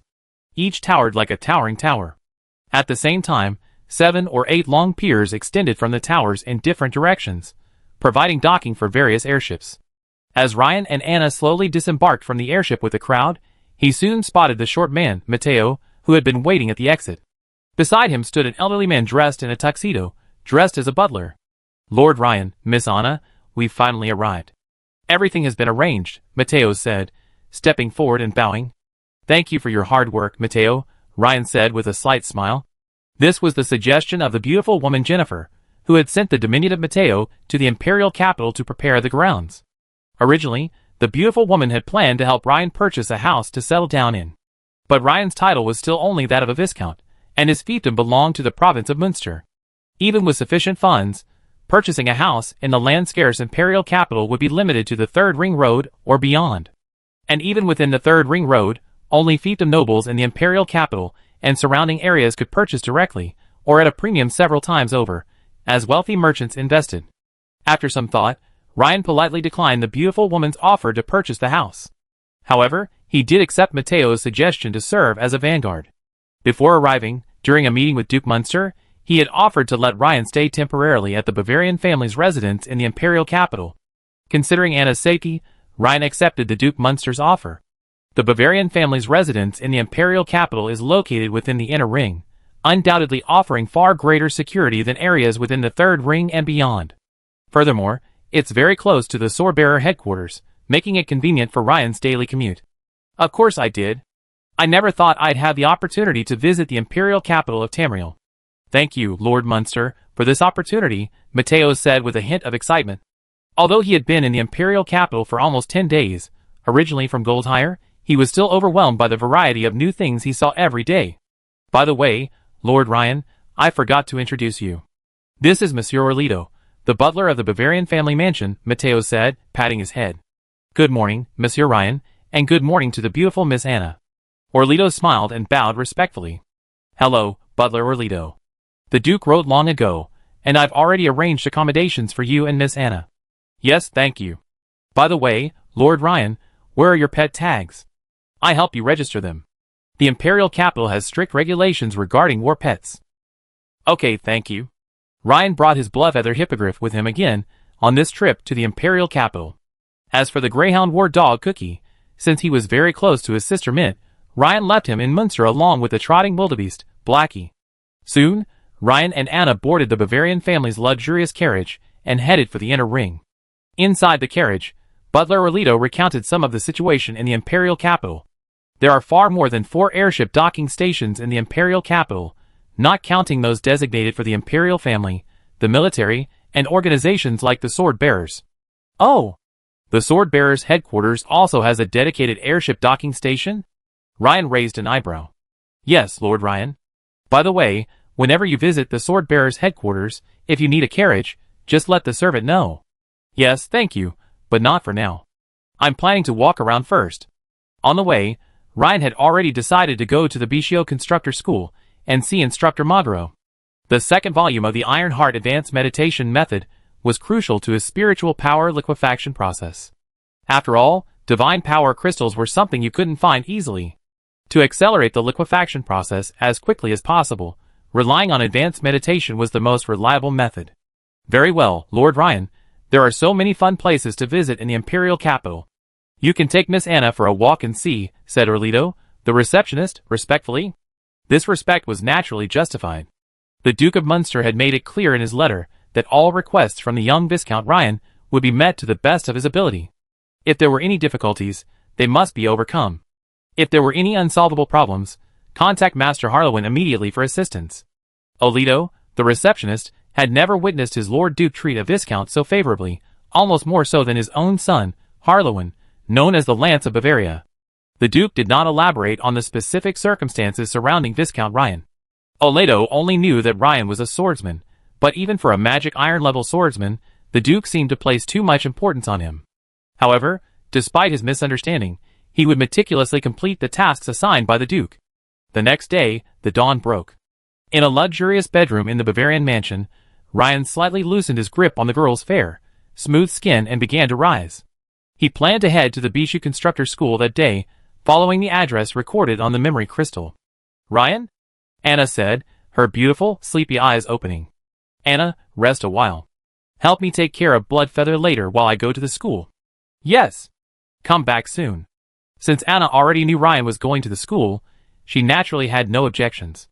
Following the address in the memory crystal, Ryan quickly arrived at his destination by carriage. This place is located deep in a quiet alley amidst the bustle. A large barrel of ale is prominently depicted on the wrought iron sign, with glasses placed beneath the spigot. The sign reads Craig's Brewing Company. Although it was still early morning, the shop was already open for business. Ryan looked up and wondered if this was a branch of the school, or perhaps the result of some kind of sorcery. Excuse me, stranger, is this your first time at Craig's Brewing Company? A female receptionist approached, smiling. I'm looking for Lord Magro. Oh, Lord Magro? You are? Please follow me. The female receptionist's eyes lit up as she spoke.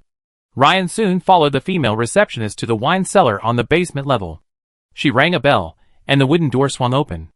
A scruffy, middle-aged man in a gray wizard's robe emerged, saying, Joey, why are you disturbing my sleep so early in the morning?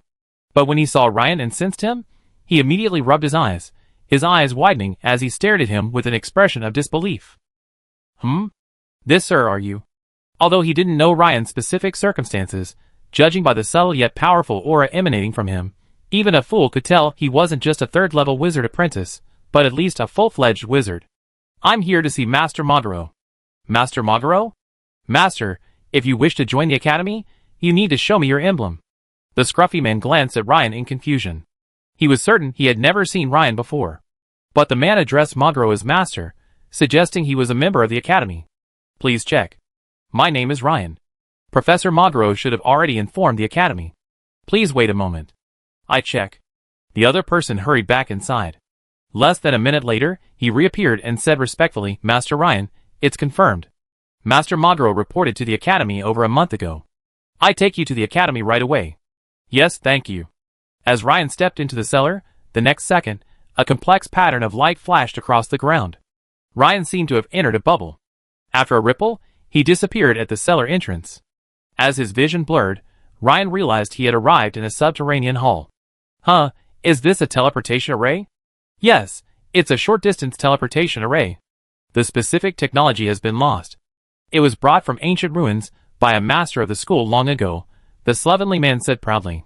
Meanwhile, in a spacious room at the Bishio Constructor School's headquarters, from afar, a clanging sound could be heard. A group of young men and women in gray wizard robes, with their sleeves rolled up, busily worked on various metal blocks. Some of them held hammers, occasionally striking them. Audrey, your metal transfiguration skills are becoming increasingly proficient. Unlike me, each transfiguration isn't always completely successful and requires manual correction. Alas! Why do I, a metal wizard, feel more like a blacksmith? My goodness! There's so much to do. This job is so overwhelming. A male wizard with short chestnut hair grumbled bitterly. Joseph, stop complaining. Have you not complained even once this month? The speaker was a slender young woman, seemingly in her early 20s, with a tall, graceful figure and a delicate face. If you have that energy, you might as well practice metal transfiguration, the girl said, pressing her fair, slender hands onto a piece of metal. As she silently chanted the incantation, the wash-basin-sized block of iron began to slowly deform. After nearly half a minute, a hollow cylindrical iron component was complete. Although beads of sweat appeared on the girl's forehead, it was clear that the metal transfiguration she had just performed was still quite difficult for her. I agree with Joseph on that. We've been so busy with metal department work lately that I haven't had time to attend the wizard salon. Another older, more mature, curvaceous female wizard nearby also said with a look of frustration. Hey, have you heard? Paul Nixon, from the clay department, reached the late stage of the first-level wizard the day before yesterday, with his mental power atomization exceeding 60%. I heard he's only 27, incredible. The mature female wizard shared a little gossip. What? Hasn't he only been at the academy for 6 months? And he's already reached the late stage? Joseph exclaimed in surprise. What's so strange about that? Don't forget, he's a descendant of the Duke of Nixon's family in the imperial capital. He's been meticulously nurtured since childhood. It's not surprising for him to have such talent and rapid progress. The mature female wizard rolled her eyes at Joseph and said, By the way, Alicia, who's more capable, Nixon or Magaro's newest student? Joseph suddenly thought of a question and asked the mature female wizard. Are you talking about that Ryan Mr. Magaro has been talking about lately? He's said to be incredibly talented, a certified wizard, and quite young. The mature female wizard was stunned for a moment, but then remembered something. It's hard to say, but I think Nixon is still the best. The heritage of his bloodline family is beyond the imagination of the average person. The female wizard named Alicia shook her head and said, I think so too. If his talent is similar, or even slightly better than Nixon's, it's useless. He has the guidance of a high-level wizard within the family, and all kinds of rare resources. Joseph nodded, a look of envy on his face. That's not necessarily true. After all, no one has ever seen Ryan. How can we jump to conclusions like that? Audrey was the only one who disagreed, her brow furrowing. She was also quite curious about Ryan, whom Minter Magaro had mentioned so often. And from what Minter had said, he possessed an exceptionally high talent. Perhaps, his arrival could inject new vitality into the metal department. Audrey, that's because you haven't. Joseph was about to say something. Suddenly, a familiar voice rang out. All right, if you have time to chat, spend some time crafting a few more puppet components, so you can redeem them for Academy contribution points. As the words trailed off, a short, red-bearded old man suddenly appeared behind them. Ah! Minter Magaro. Joseph was startled, a hint of panic rising. Good day, Minter Magaro, Audrey said playfully, sticking out her tongue. The wizards and apprentices present greeted him. Hello, Master. Master Magaro, good day. On the way back to the corridor, Magaro couldn't help but shake his head and sigh, alas, these guys. Joseph may be a good character, but his talent is truly average. After 10 years, his mental atomization hasn't even reached 20%. Alicia is slightly better, with over 30% atomization, but at 39, this isn't particularly fast progress. Furthermore, she's preoccupied with finding a partner, not delving into witchcraft. Of the three, only Audrey has the best mental aptitude and the most perseverance. Unfortunately, her affinity with metal is average. Alas! Trevor will soon be back from his rotation at Raging Flame Gorge, but it seems these three can't fill the role. The others were still wizard apprentices, so Magaro naturally dismissed them. Currently, Within the Academy's headquarters, only these 3 of his students had become full-fledged wizards. Speaking of Ryan, should I write him a letter? But he's a swordsman, and oftentimes he's forced to do things against his will. Let's wait a little longer, Madro thought. Master Madro, there's a certain Lord Ryan outside requesting an audience. He says he's your student, but the Academy hasn't yet registered his unique psychic identification, so I need you to confirm it again. What? Ryan's here? Madro immediately put down his glass and stood up. Ryan didn't wait long in the hall. Within a few minutes, he saw a familiar, red-bearded elder, about 1.5 meters tall, approaching with a cheerful expression. Teacher Madro, long time no see, Ryan said with a slight bow and a smile. Ha ha, Ryan, you're finally here. Madro laughed heartily upon seeing Ryan, took Ryan's hand, and walked inside. If you don't come soon, I'm going to write you a letter. Wait. Ryan. You've reached the level of a level 2 liquefaction wizard? Madro, a veteran wizard at the peak of level 1, was naturally extremely perceptive. He was too happy to notice it just now, but after taking 2 steps, he realized something was amiss. The surging and concentrated mental energy fluctuations emanating from his student, Ryan, had actually reached. The student has just enrolled, and his strength has surpassed the instructor. How can I teach him? Madro was dumbfounded. You have to remember, over a month ago, when he taught Ryan the Iron Heart Advanced Meditation Method, Ryan's aura had barely reached level 1.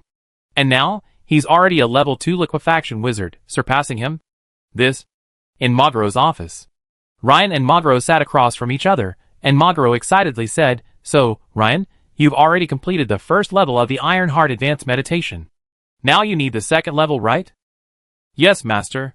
I chose to come to the Academy first when I came to the Imperial Capital this time, because I wanted to learn the second level of Iron Heart as soon as possible.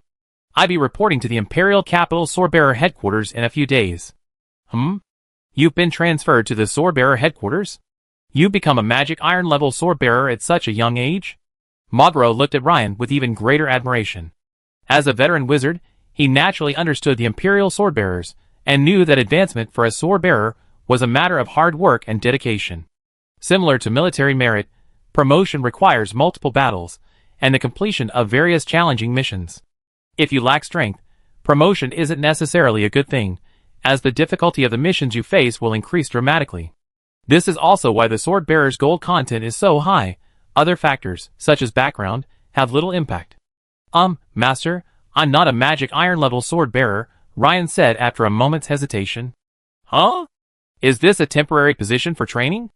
Admiral Edward certainly values you. Madro raised an eyebrow, a thought dawning on him, and he smiled. I'm an adamantine level swordbearer. Ryan felt there was no need to hide this from Master, as once he reported to swordbearer headquarters, many would know.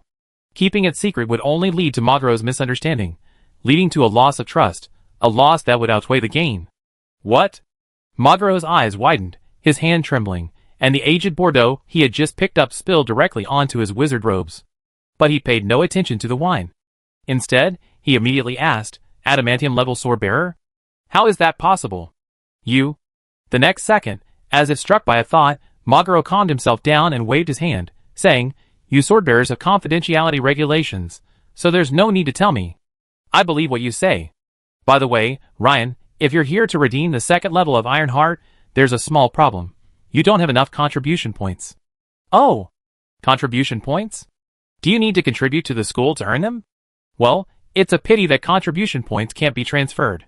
Otherwise, I could just give you some. Madro nodded. Actually, this problem isn't the school's fault. I guess there's never been a case like you in the entire history of the Bishio Constructor School.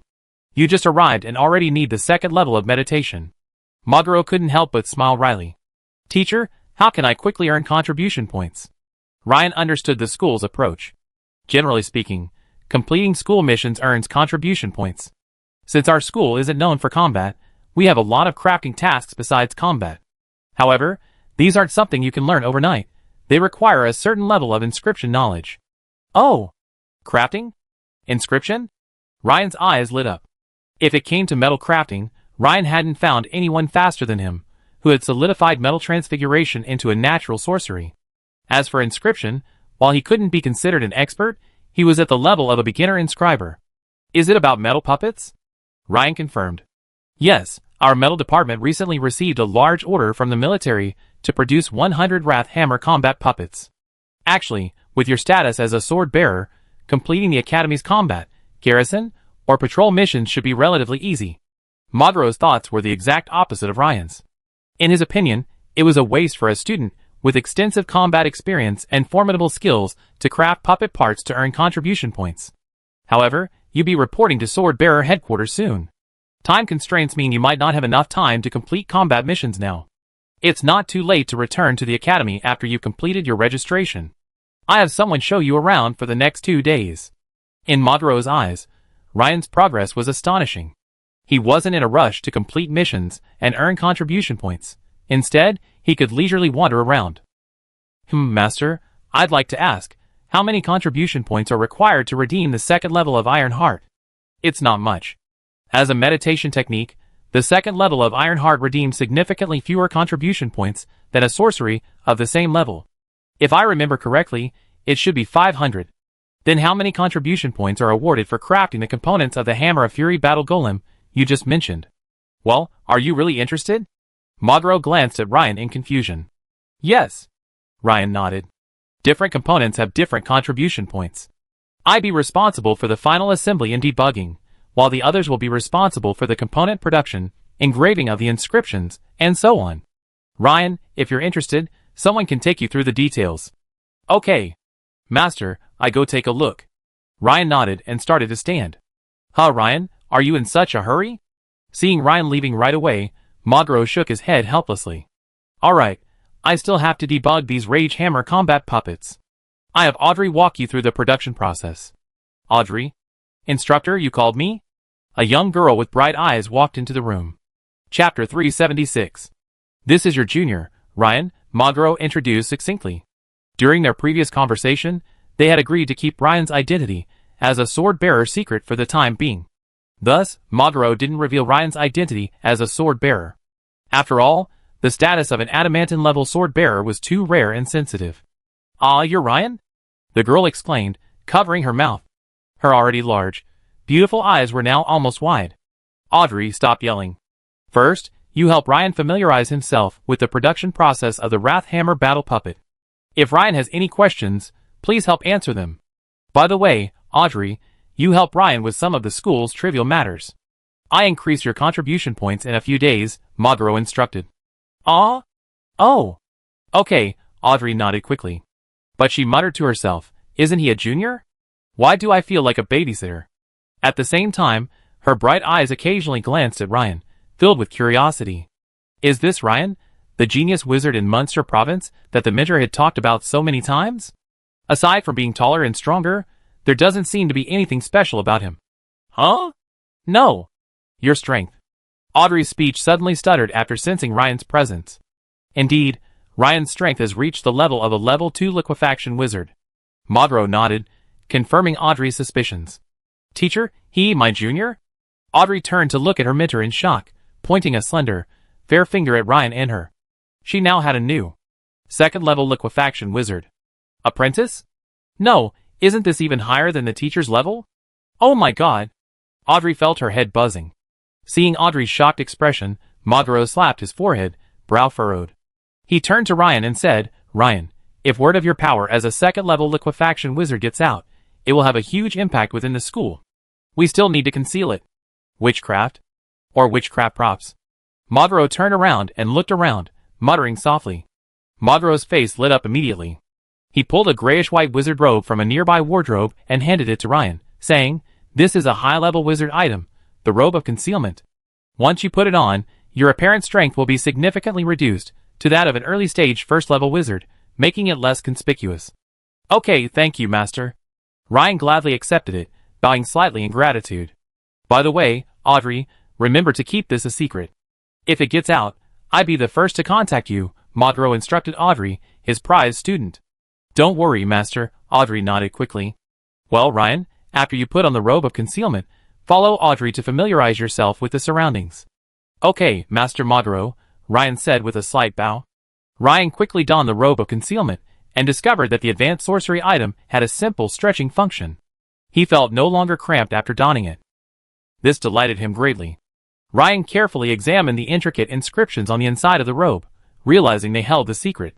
However, with his rudimentary knowledge of inscriptions, he was completely baffled.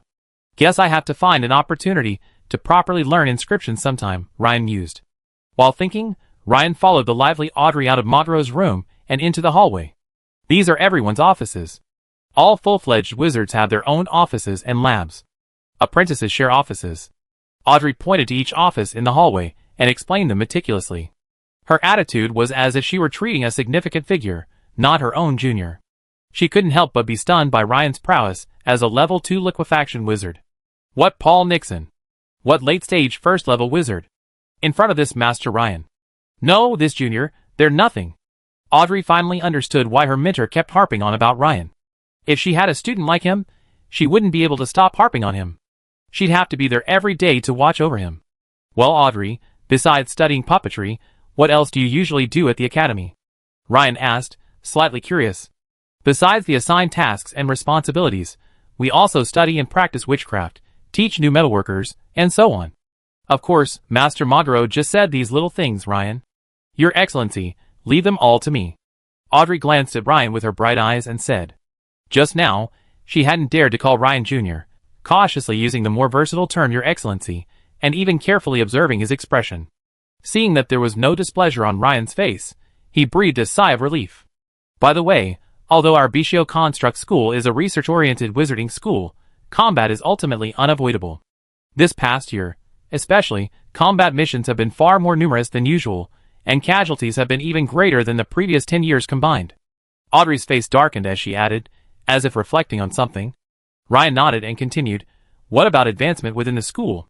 Well, the first step is promotion to full wizard. At that point, students can choose to remain. Audrey readily answered Ryan's question. After listening to Audrey's enthusiastic introduction, Ryan quickly gained a general understanding of the school's advancement process. If the Bicio Construct School were compared to a university, Audrey would be roughly a lecturer, while wizards in the late first level would be associate professors. As for those like his mentor, Monroe, they would be senior professors. As for his second-level liquefaction wizard, he was almost one of the 4 little young talents, or young Chongjiang, more than qualified to be a leading figure in the discipline. Audrey also told Ryan a little secret. If a level 2 liquefaction wizard like him emerged from the mentor's fold, the school's subsequent resource allocation would be significantly increased, a form of encouragement to discover and cultivate outstanding talent. No wonder Mentor Monroe beamed upon seeing him arrive at the academy. This is our metal department's production hall. At this point, the two of them walked down the corridor and arrived at the front of a large hall. Since puppets generally grow larger as their combat power increases, we will produce medium-sized and larger combat puppets in this hall. Audrey pointed to a large hall not far ahead, at least several thousand square meters, supported by numerous circular pillars. With Ryan's eyesight, he could clearly see inside.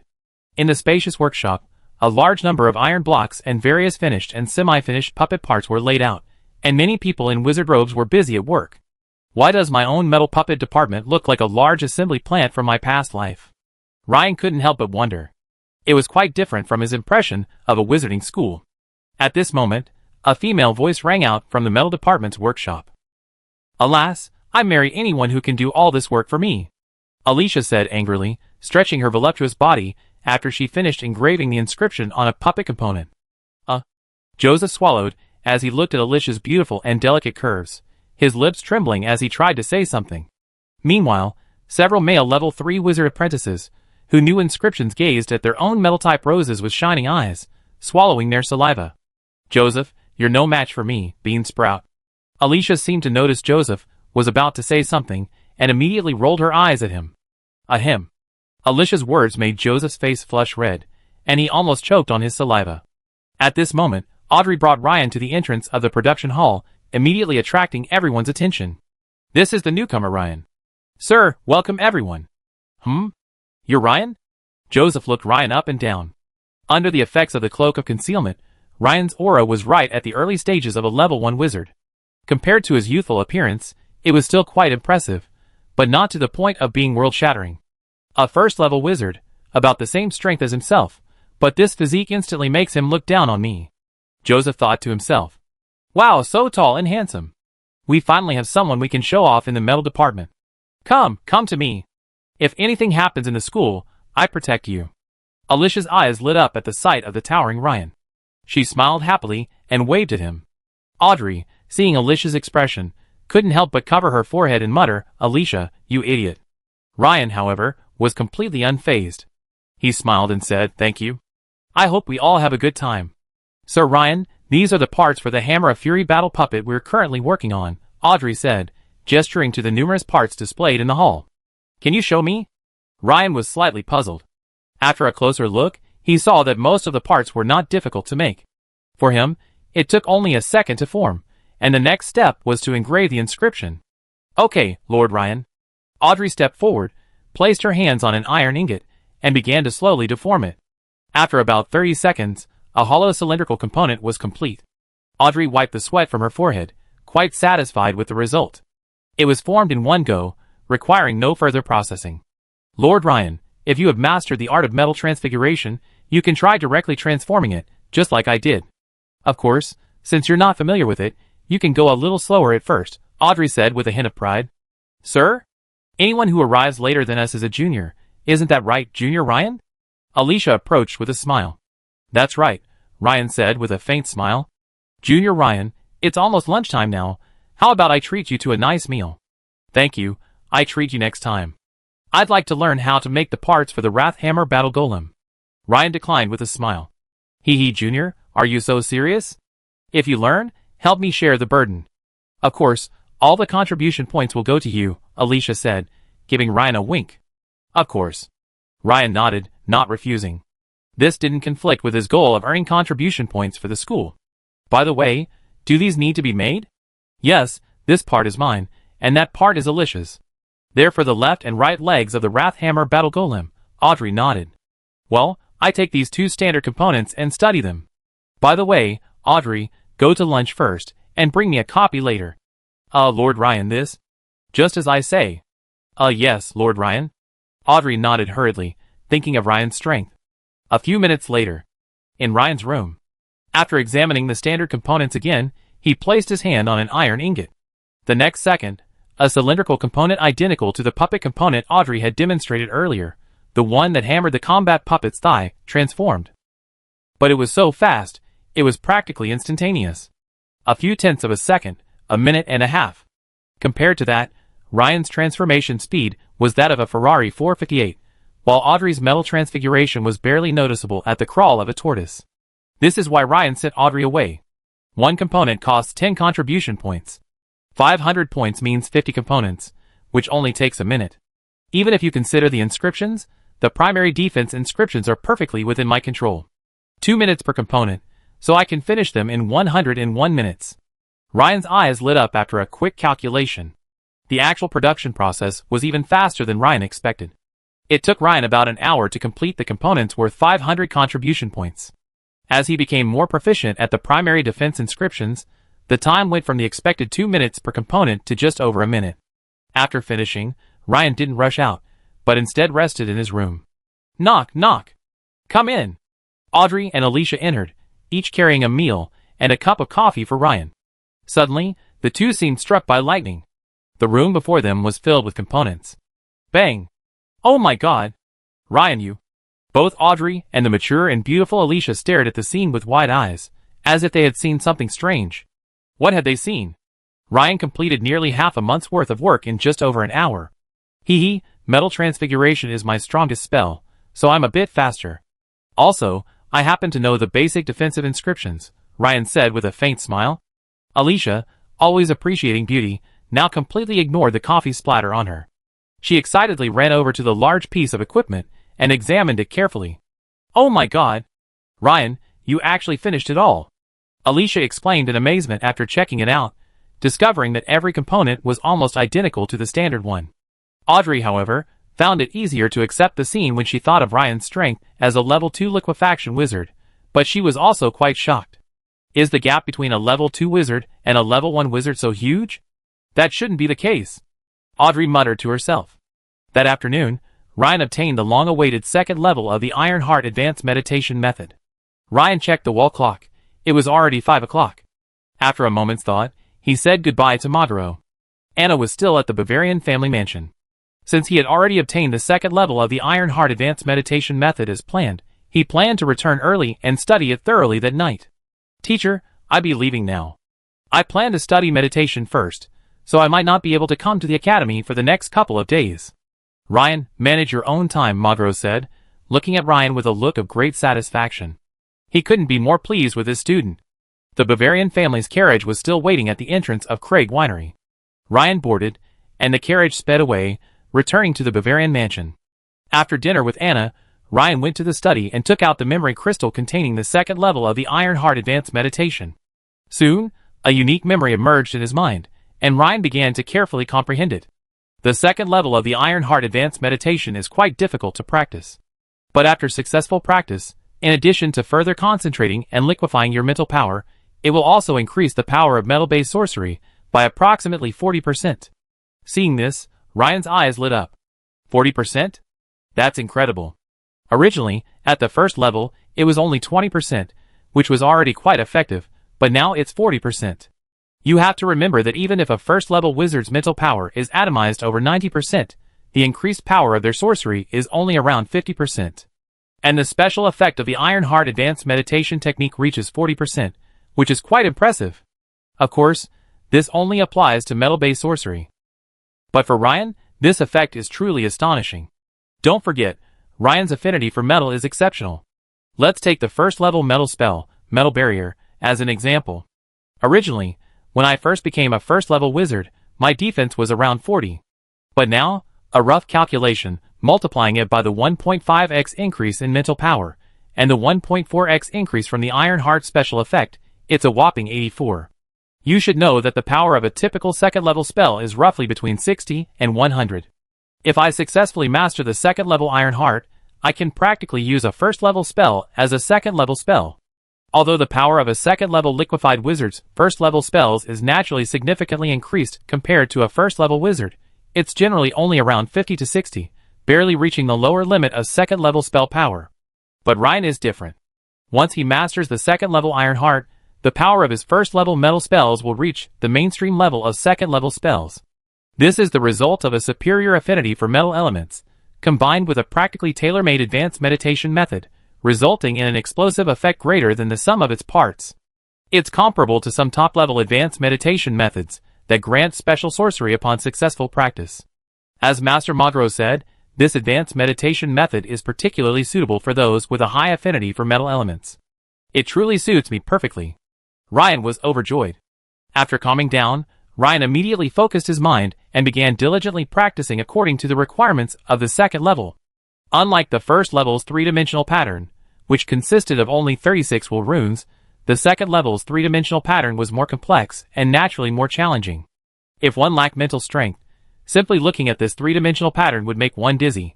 Ryan counted carefully. The second level's three-dimensional pattern was composed of a full 60 wool runes. That's nearly 2/3 more than the first level. You can imagine how difficult it would be to mentally visualize it all at once. This difficulty. I'm afraid even the average level 2 liquefaction wizard would find it extremely difficult to get started. Ryan nodded secretly. However, my mental power is much higher than others, so I should be able to go faster.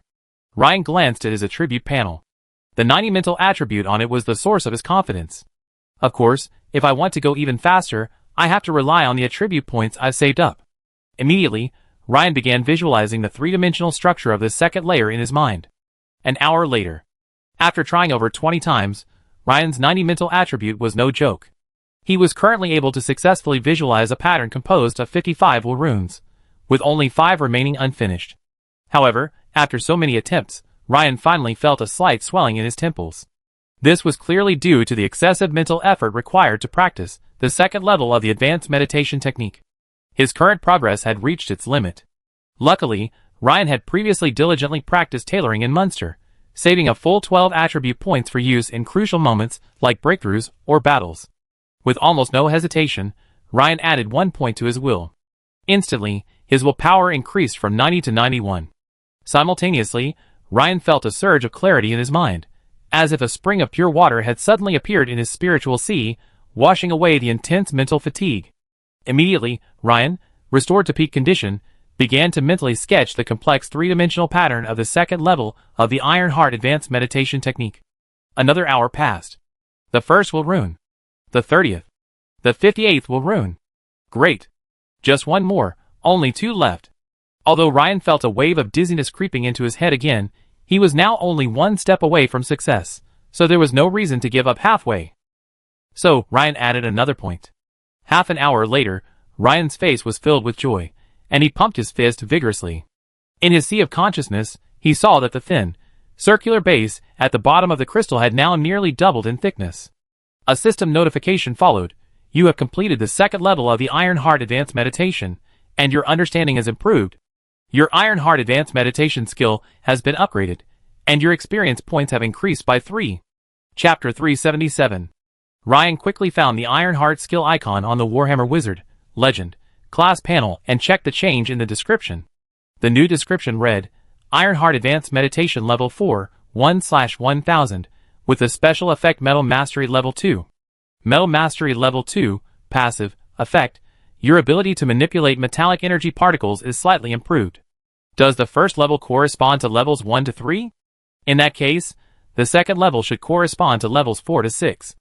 Also, the system description for Metal Mastery Level 2 has changed from slight improvement to slight improvement. Ryan didn't know how long it would take other Level 2 liquefaction wizards in the school to master the second level of Iron Heart Advanced Meditation, but it was unlikely they could master it in a few hours. What a shame, I can't share this joy with others, Ryan sighed, shaking his head. Delighted, Ryan quickly focused his attention on the thickened base of his sea of consciousness. It's thicker. Precisely because of this, the power of metal-based magic has been further enhanced. I can try some magic myself later, and compare the power increase. At the same time, Ryan noticed that the volume of the silver liquid surrounding the crystal of his sea of consciousness, the result of liquefied spiritual power, seemed to have increased slightly, while the volume of the silver mist seemed to have decreased. Glancing at the system panel, Ryan was slightly startled. The spiritual power value on the attribute panel had unexpectedly decreased, just like when he last practiced the first level. The display clearly read, Spirit, 88, Liquidation 32%. Remember, before he added points, his spirit was 90. With the addition of 3 points, it should have been 93, but now it's only 88, a full 5 points less. However, the liquefaction progress has increased by 2%, from 30% to 32%. It should still be the advanced meditation's effect of further tempering spirit, eliminating impurities. Having experienced it the previous time, Ryan wasn't overly surprised this time. After some thought, Ryan invested 2 skill points in the Level 4 Iron Heart Advanced Meditation. As Iron Heart Advanced Meditation progressed from Level 4 to Level 6, memories of practicing the second level of Iron Heart instantly flooded into Ryan's mind. Instantly, Ryan seemed to be in a mysterious space, experiencing decades of arduous cultivation in the second level of the meditation method. A few minutes later, as Ryan again sketched out the second level meditation model, he was pleasantly surprised to find that the visualization process was much smoother than before, nearly 3 times faster. After a moment's reflection, he realized he'd probably reached the upper limit, but in his excitement, he still wanted to try. Sure enough, a system prompt suddenly appeared. Adding points failed. The current limit of the Iron Heart Advanced Meditation has been reached. However, this was expected, and Ryan wasn't the least bit discouraged. After some thought, he decided to report to Swordbearer headquarters early tomorrow morning. There were 2 reasons for this. First, the 1-month deadline was not far away. Wait until the last day or 2, Ryan felt it wouldn't be appropriate. Second, considering that the exchange hall at Swordbearer headquarters should have a lot of sorcery and items available for redemption. For example, rare metal-based sorcery. Perhaps it could even be exchanged for soul energy crystals. He hadn't yet redeemed the reward for killing the 3 great sea god cult leaders of Howling Fjord. If he also included the Undersea Goddess's projection investigation report, he should have received a considerable reward.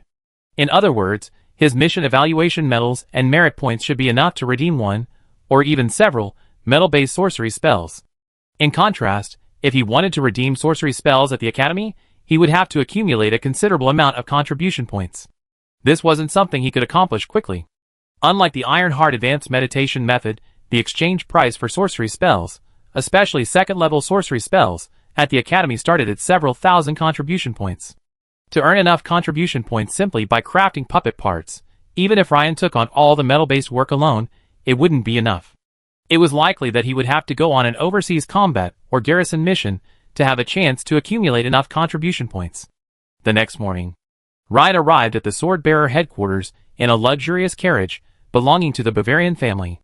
As soon as he stepped off the carriage, he was immediately captivated by the imposing grandeur of the headquarters' main entrance.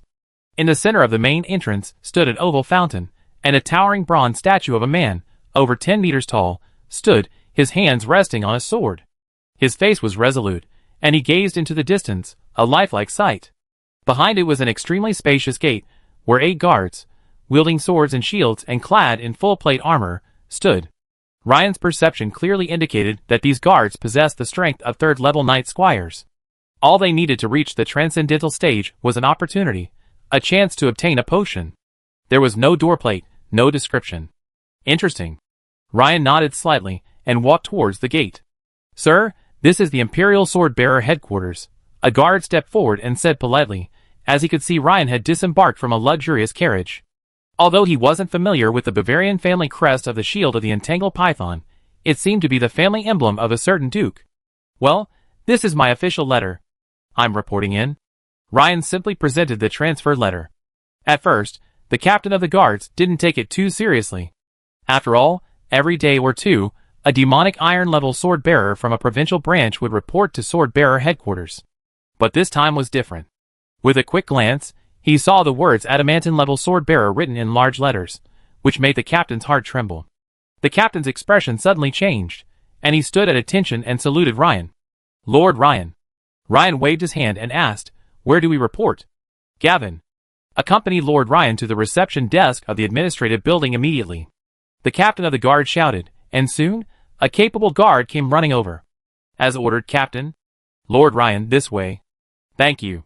However, what Ryan didn't notice was that one of the 8 guards at the door suddenly had a light in his eyes when he heard Ryan's name. Half an hour later, in the sword-bearer headquarters, inside a mithril-class sword-bearer suite. "Master Greenwood, someone in our family just told me that the young man named Ryan has arrived at headquarters." Finally.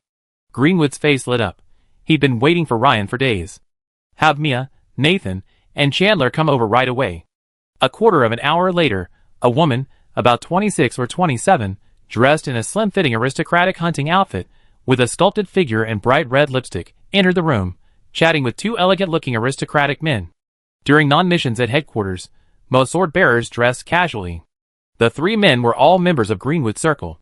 Chandler, whose family status was the lowest, was also the second son of the Earl of the Imperial Capital. It wasn't that Greenwood's social circle was that large. It was that these men were members of the Imperial Capital aristocracy, happened to also work at the sword-bearer headquarters, and were considered the group he led. Of course, there were noble heirs of higher status within the headquarters, but they were not the kind Greenwood could command. They were the kind he needed to visit and ask for favors. "That guy's here." "Oh, is that the young adamantium-level swordsman who injured you last time?" Mia, the only woman present, her eyes lit up slightly. She was quite interested in Ryan, the man who had injured Greenwood. "The one named Ryan?" Nathan asked. "Indeed. Then let's proceed as planned. We show him that the Imperial Capital isn't so easy to navigate."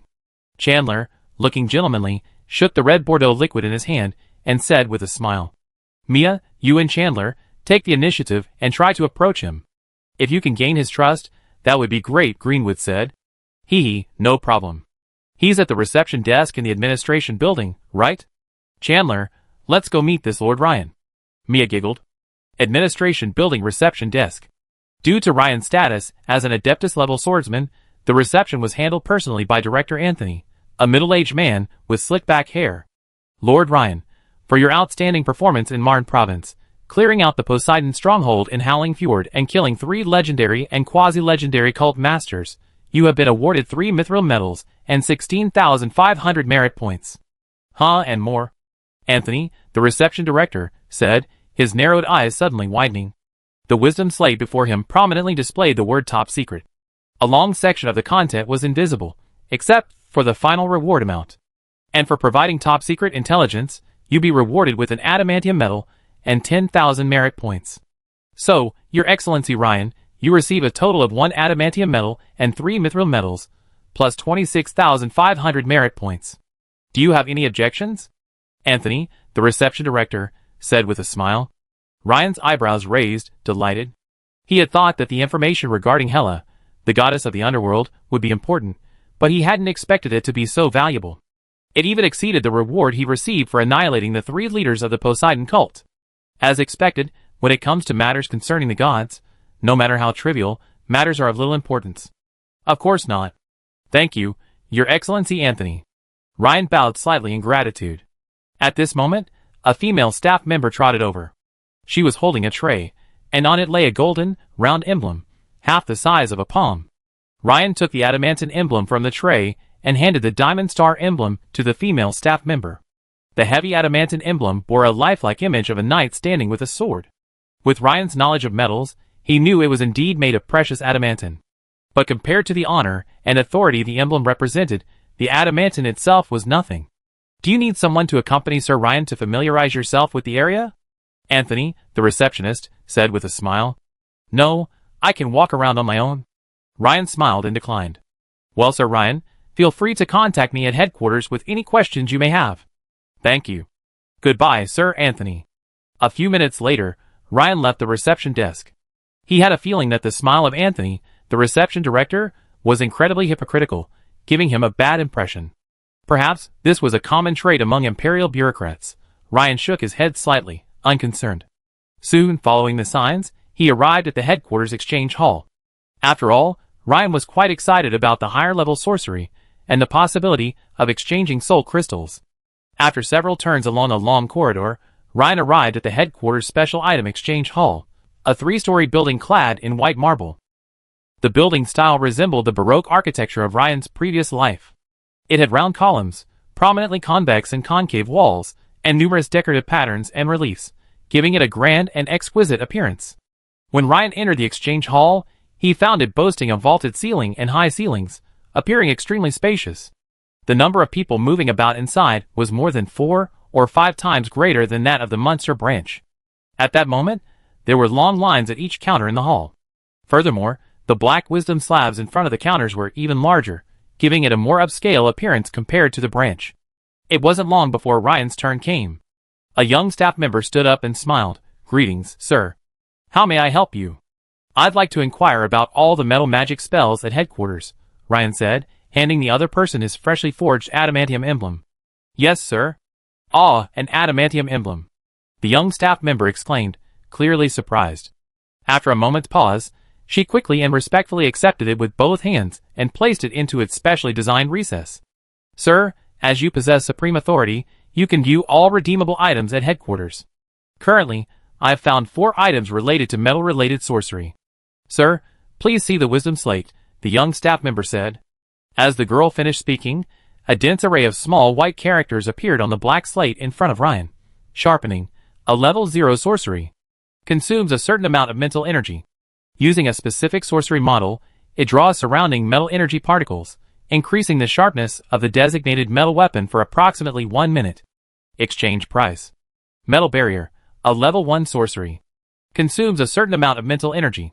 Using a specific sorcery model, it propels a certain amount of metal pieces within a 2-meter radius around the caster, blocking any attacks intended to harm them. Exchange price. Since Ryan had already learned these 2, he naturally skipped over them quickly, focusing his attention on the last 2. Metal cage, a level 2 spell.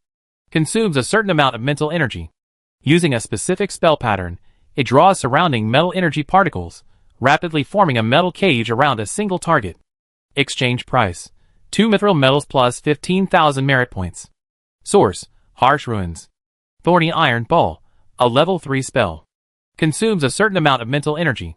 Using a specific spell pattern, it draws surrounding metal energy particles, forming a giant thorny iron ball that crushes the target. Exchange price. 3 adamantine metals plus 27,000 merit points. Source, Olsen Farthing. Seeing the above, Ryan's eyes suddenly lit up. Although the number of metal-based spells was pitifully small compared to other spells, even at the Sword-Bearer headquarters, both 2nd and 3rd level spells were available, which pleased Ryan quite a bit. The 2nd level spell, Metal Prison, judging by its description, was surprisingly a rare control-oriented metal-based spell. Furthermore, he already had the required quest medals and merit points to redeem it. In other words, he could redeem it at any time. As for the 3rd level spell, Thorn Iron Ball, there was no rush. Not to mention Ryan's current lack of metals, even if he did acquire it, he was only a second-level liquefaction wizard and wouldn't be able to learn third-level spells. So, Ryan glanced at the description of the second-level spell, Metal Prison, again and nodded slightly. Even if the enemy could break free from this move, a mere delay could potentially turn the tide of the battle given Ryan's speed. Exchange it for a metal cage. Yes, sir. By the way, are there soul crystals to exchange for? Yes, sir. The price for a soul crystal is 1 Diamond Star Mission Evaluation Medal plus 2,000 merit points. Huh? You need evaluation medals? It's indeed expensive. This way, my mithril medal can be exchanged for 9 Diamond Star medals. Adding the 2 remaining Diamond Star medals, I can exchange it for 11 soul crystals at once. Use the mithril medal to exchange for 11 soul crystals. Ah? Sir, are you sure you want to exchange the mithril medal for a lower-level medal? The female staff member couldn't help but remind him. You know, mithril medals are very difficult to obtain. Even at the Sword-Bearer headquarters, very few people would do this. Yes. Yes, sir. Soon, Ryan, satisfied, took the parchment scroll and a wooden box and left the exchange hall.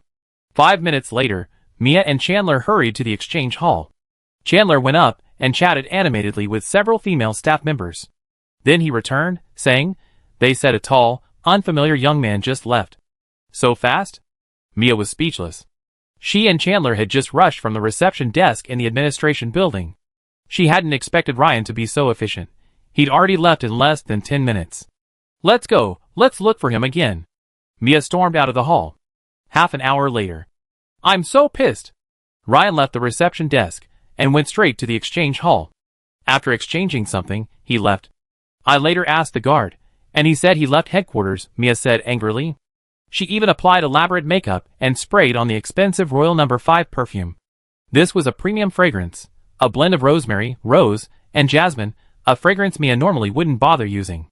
For a wizard as powerful as Ryan, any spell that distorted the mind was a grave taboo.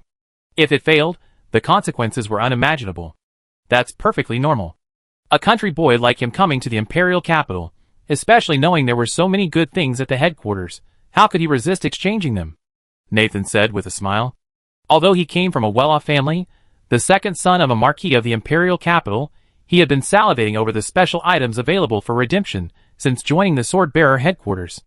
Even though he came from a marquisate, some of the items at the headquarters were incredibly difficult to obtain.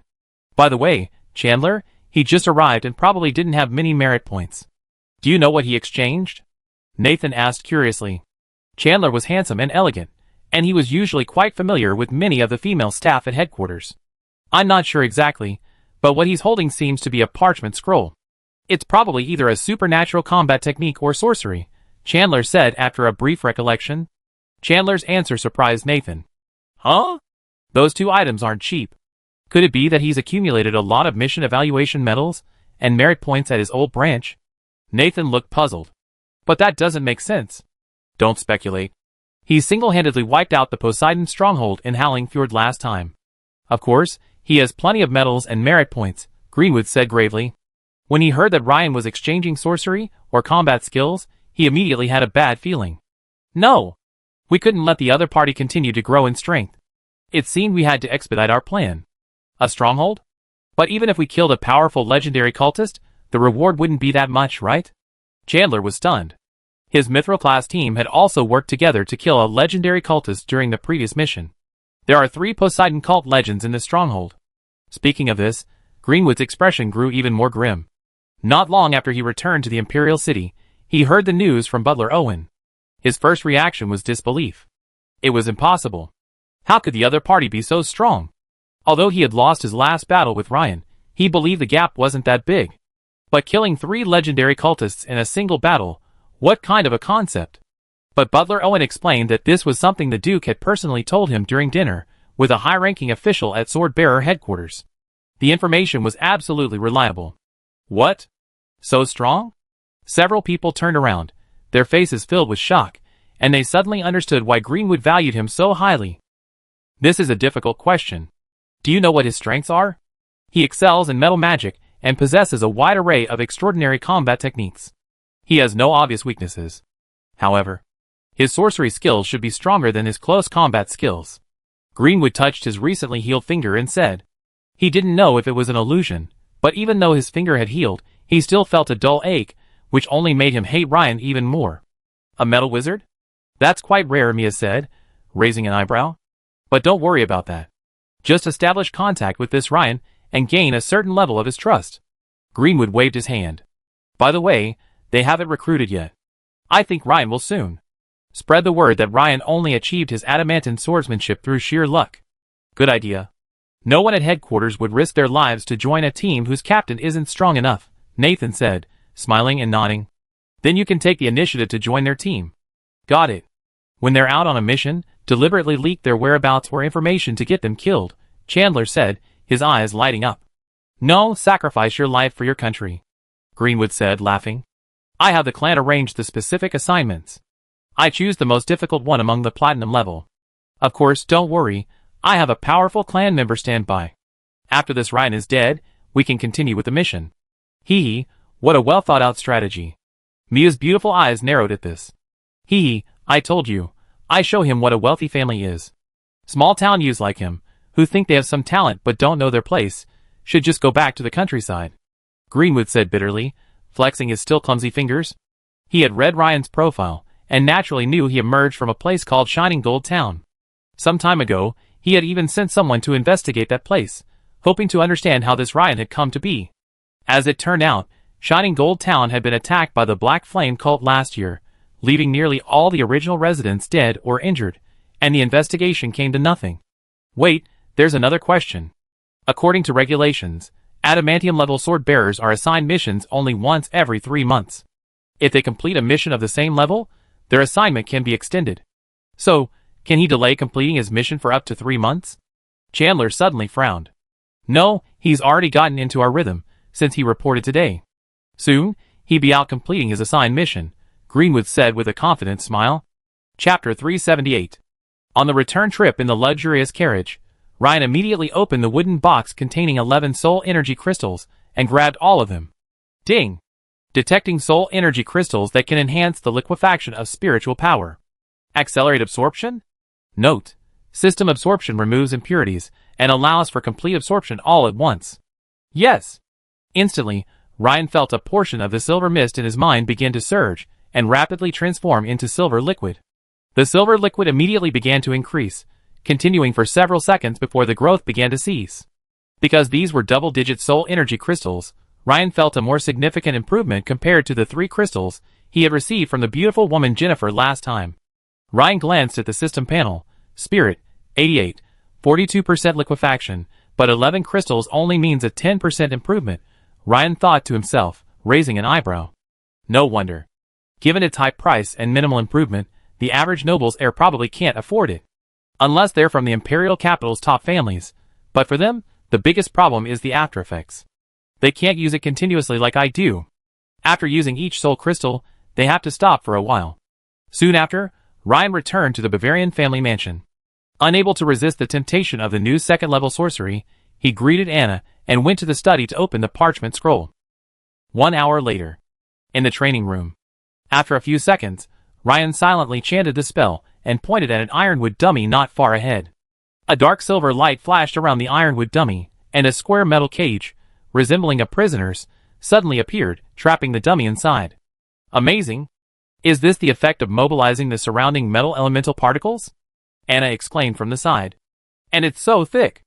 Anna stepped forward to take a closer look, then used her slender white fingers to feel the sturdiness of the metal cage's cylindrical bars, astonished. Ryan smiled and nodded. According to the description of the effect in the parchment, the metal cage's bars should be about the thickness of 2 fingers.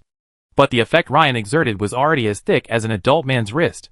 Ryan knew this was due to his top-level affinity for metal elements, combined with the added bonus of the Iron Heart meditation technique. At this moment, a system notification appeared. You have learned the metal cage skill, and your understanding has improved. You have learned a new skill. Metal cage. Your metal cage skill has been upgraded, adding 3 experience points. At the same time, a new icon appeared at the bottom of the Warhammer Wizard Legendary panel. The icon depicted a square metal cage with uniformly thick mesh. The small text below the icon read, Metal Cage Level 1, 1/100, Metal Cage Level 1 Effect. consumes a certain amount of mental energy, using a specific sorcery model to attract surrounding metal energy particles, rapidly forming a metal cage around a single target. Note: casting time, 3 seconds. After practicing for a while, Ryan discovered a problem. Increasing proficiency in a level 2 sorcery is several times more difficult than a level 1 sorcery. Knock, knock, knock. At this moment, a knock sounded at the training room door. Come in. A young man appeared at the door.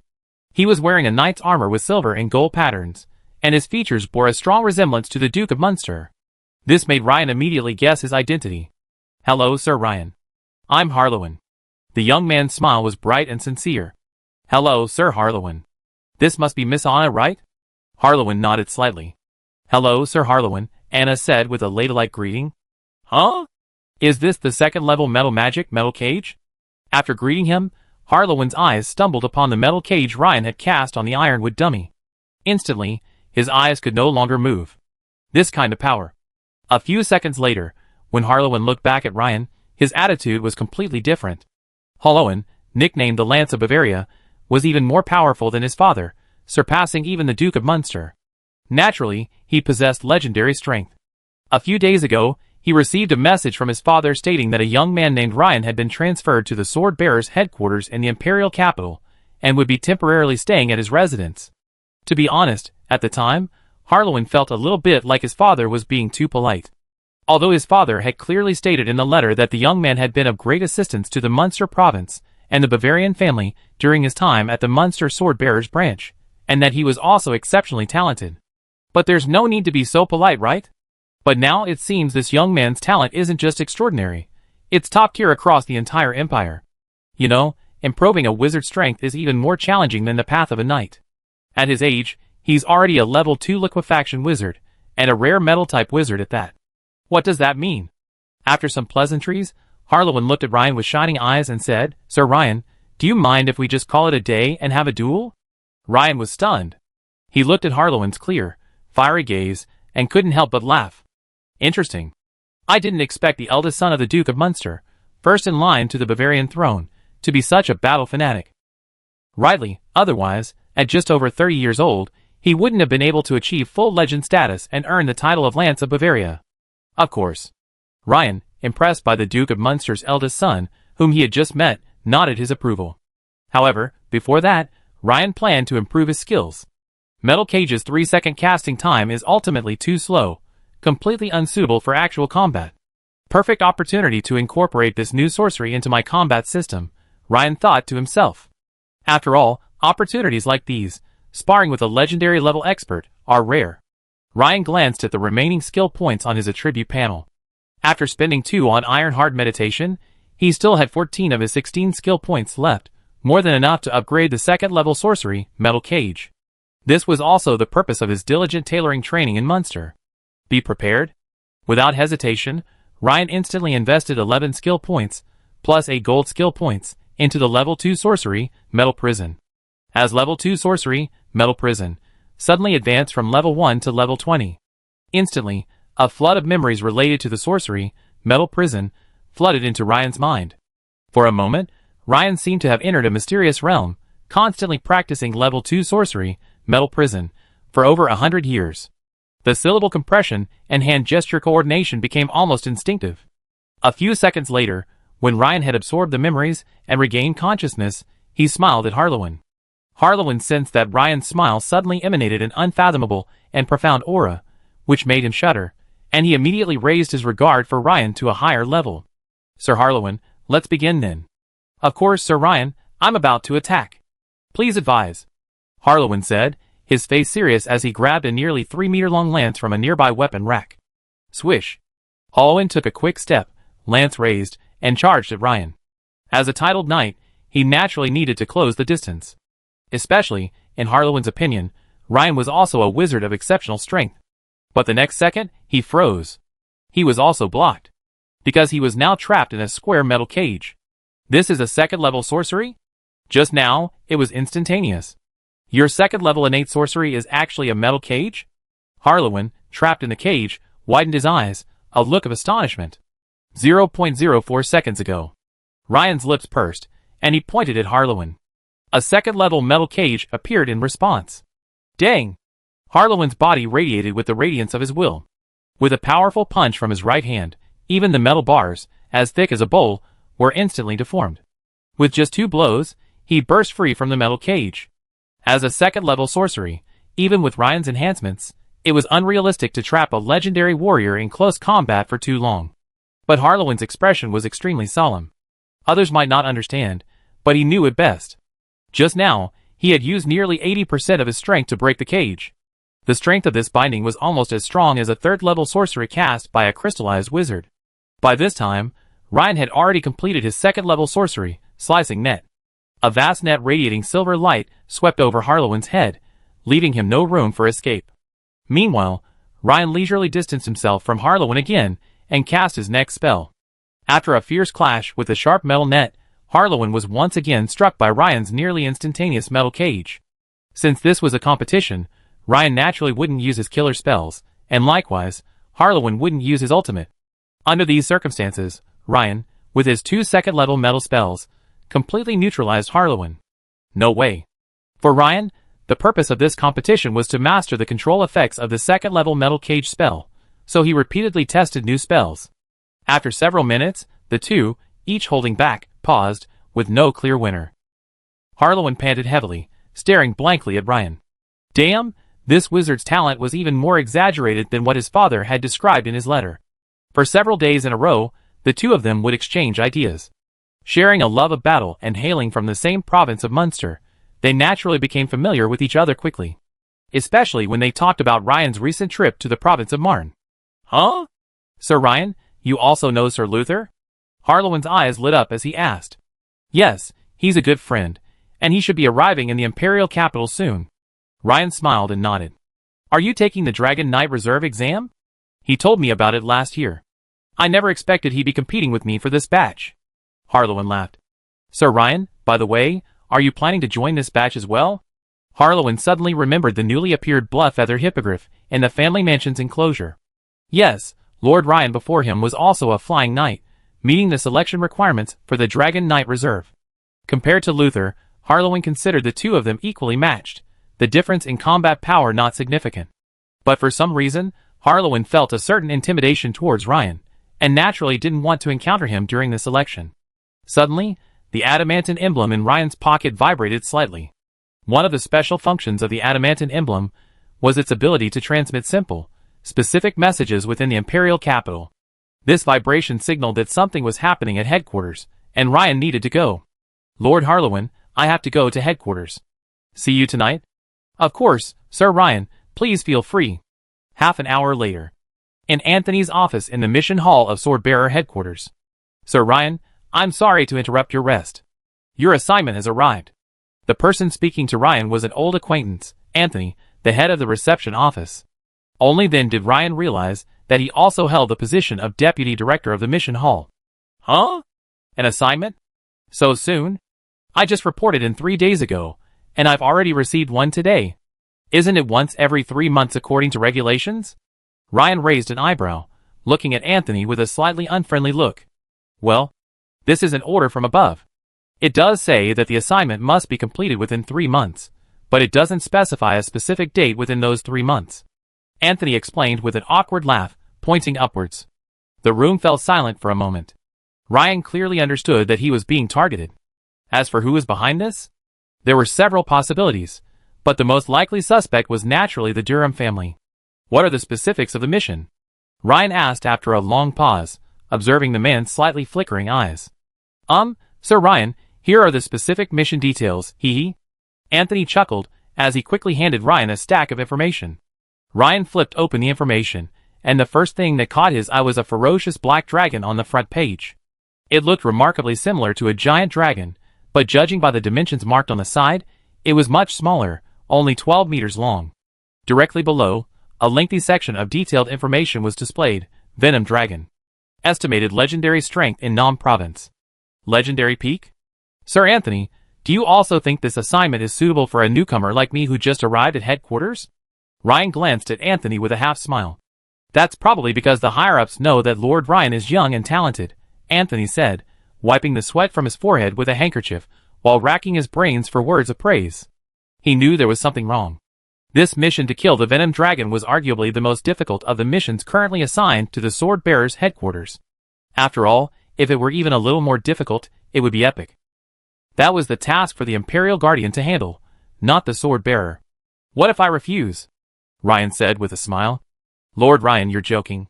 Refusing a mission is punishable, Anthony said, his expression changing. Okay, I take it. However, I need to recruit the team, which will take some time.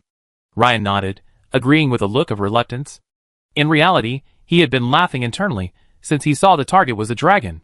Although he didn't know what the people behind the scenes were thinking, if the target of the mission was a dragon creature then, even if they didn't assign him, Ryan would have volunteered to complete it. You know, if he wanted to further enhance his dragon bloodline, he needed to absorb the essence of the blood of various powerful dragon creatures. The stronger, the better. Of course. You can depart within 3 days at the latest. We have a dedicated airship at headquarters that can take you directly to your destination. Okay. Watching Ryan's departure, Anthony shook his head and sighed. What a shame. Such a talented young man has offended his superiors. He had no choice. If he disobeyed his superiors, his position would be dismissed in a matter of minutes. Half an hour later. In Greenwood's room at Sword Bearer headquarters. Did they accept it? Greenwood asked hastily. Yes, Nathan nodded. That's good, haha. Now it's impossible for them to back out. We're halfway there. Greenwood slammed the armrest of his chair excitedly. He'd also considered what to do if Ryan refused. In fact, he initially thought the chances of Ryan refusing were slightly higher than his acceptance. After all, this mission was quite difficult. What exactly is it? Mia asked curiously, seeing Greenwood's cheerful and confident expression. Kill the Venom Dragon, Greenwood said, his face gleaming with satisfaction, each word clearly pronounced. What?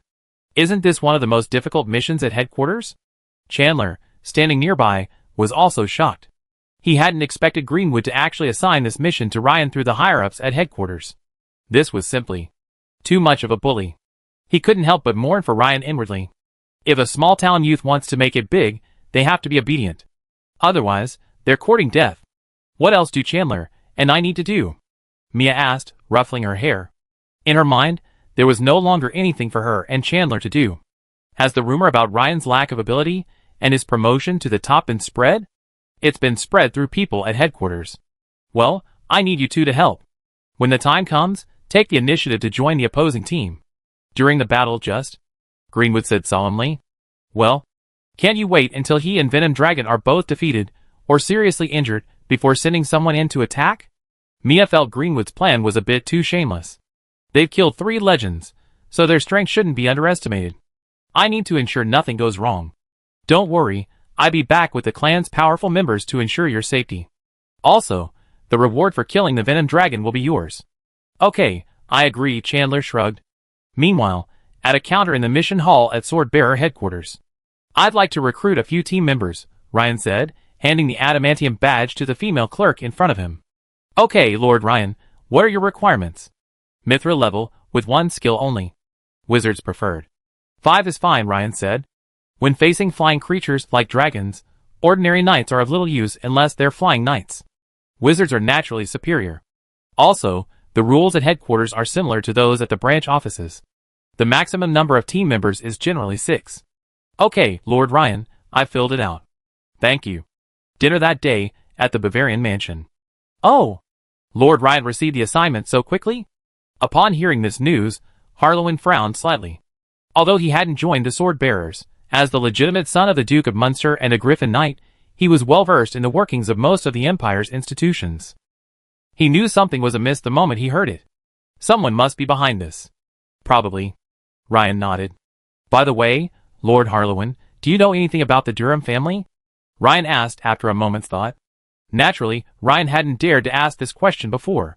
Firstly, he didn't know Harlowin's character, and secondly, he didn't know the relationship between the Bavarian family and the Durham family. However, after the two of them had gotten to know each other better over the past few days, they gradually came to understand some things. The Durham family? Harlowin's expression changed. He immediately thought of something from what had just happened. Do you need me to coordinate? Harlowin thought for a moment, his face serious, and offered. This was actually a very responsible statement. After all, this was the imperial capital, not Munster. Not everyone would give the Duke of Munster face. Not for now. Thank you, Your Excellency Harlowin, Ryan said with a slight smile. Well, the Durham family doesn't have much contact with our Bavarian family, but I do know them quite well. Although on the surface, they appear to be a ducal family, just like our Bavarian family, they actually have an imperial guardian. In this case, we generally call them guardian families. Although they are both dukes, the difference is significant. Oh, a family with an imperial guardian? Ryan frowned. This is a bit tricky. However, Ryan showed no fear. After his battle with the projection of the underworld goddess, he knew the extent of his own strength. His transformation into a dragon general was a true peak legendary. Even against epic-level warriors, armed with his ultimate weapon, the soul-smashing hammer, he wasn't afraid. Furthermore, he hoped an enemy would give him the opportunity to use the Thousand Blades King's core ability, Bloodthirst. Moreover, his strength had increased significantly in recent times. Indeed, besides that, the family also has several advisors of legendary strength. Furthermore, the Drum family has deep roots in the imperial capital and close ties with many major families. Halloween gave a detailed explanation. Who is that guardian? Ryan's focus remained on the guardian. Dragon Knight Pantiscock, titled Storm Cloud, Halloween said solemnly. Chapter 379. Title Storm Cloud? Ryan pondered. You know, titles aren't just random names, whether they're titles, or nicknames. For example, Ryan's previous nickname, Mice Battering Ram, at least indicated his proficiency with a warhammer and immense strength. Also, epic-level warriors are often given titles. While the difference is only one letter, the meaning is vastly different. Dragon Knight Pantiscock's mount is a green dragon named Hazes. Although only a juvenile dragon, its acid breath is incredibly powerful. Even the spray of acid is highly corrosive. Furthermore, it possesses the innate ability to release sleeping poison cloud, making it incredibly difficult to deal with. The name Storm Cloud originated from this innate ability. As for the rest of the story, I'm not entirely sure, Harlowin said solemnly. I see. Ryan nodded. He knew that what Harlowin had told him was, in fact, Imperial secrets. After all, leaking detailed information about the Imperial Guardian's combat capabilities would easily lead to targeted attacks by the enemy. Only a Duke's eldest son, like Harlowin, had access to such information. The next morning, the mission hall at the Swordbearer headquarters was bustling with activity. Huh? Beyoncé, look. There's a recruitment notice for an adamantine-level Swordbearer. Great. A blue-robed female wizard glanced at the information on the wisdom slate in the center of the hall, and immediately turned to a voluptuous woman in leather armor beside her, exclaiming in surprise. Don't be too excited, Claire. You're only at the iron level. Even if you sign up, I'm afraid others won't look down on you. The leather-armored woman named Beyoncé immediately poured cold water on the blue-robed wizard. Humph. That's not necessarily true. Huh? It was already down yesterday. How come no one signed up after a day? The blue-robed wizard Claire approached and realized something was amiss. At that moment, a young man in knight armor, who seemed to know the two women, whispered, "Haven't you heard? This Ryan supposedly got a great deal during a mission, and then, through some connections, was promoted to the adamantine level." Huh? How could headquarters allow such an operation? The blue-robed wizard Claire's eyes widened, clearly in disbelief. She and Beyoncé had both been promoted from the local branch. While they knew that shady dealings existed in many parts of the Empire, they had always believed that such a situation would be rare within a special combat unit like the Swordbearers. Really? Everyone's saying it. Otherwise, why do you think an adamantium-rank Swordbearer wouldn't have anyone recruiting members? To protect the strength and safety of their members, the Swordbearers keep each individual's specific mission records confidential. Therefore, Claire and the others couldn't see Ryan's resume or mission records. It was like in Ryan's previous life, when drug enforcement officers, even when commended, wore masks to receive their awards or took photos without their faces to avoid retaliation. The same applies to the Swordbearers, especially those who have killed cult leaders. This question struck a chord with Claire. Although she was eager to join an adamantine-level swordsman, the problem was that if, as the rumor circulated, this Ryan was a relative without the necessary skills, that would be a disaster for subsequent missions.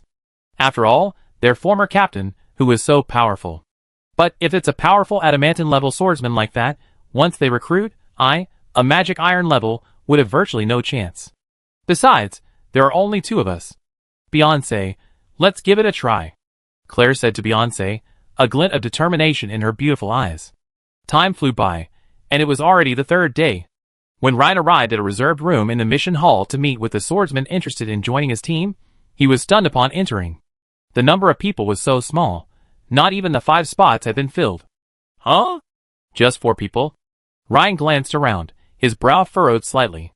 Logically speaking, with the crowds he'd seen in the headquarters mission hall, it was impossible that after 3 days, there wouldn't even be 5 signups.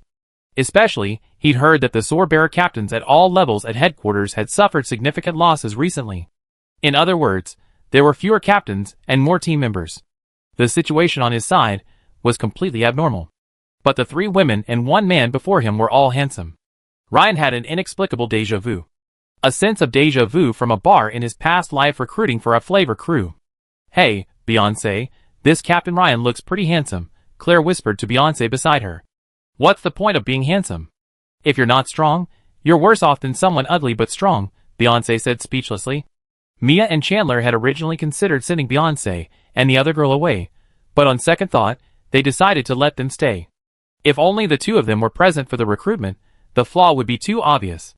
Besides, since they were both at the sword-bearer headquarters, they naturally knew the 2 girls. While they weren't unfamiliar, they'd heard they'd been promoted from branch offices, with weak backgrounds and average skills, making them easier to deal with. Hello everyone. My name is Ryan, the new adamantine level sword bearer.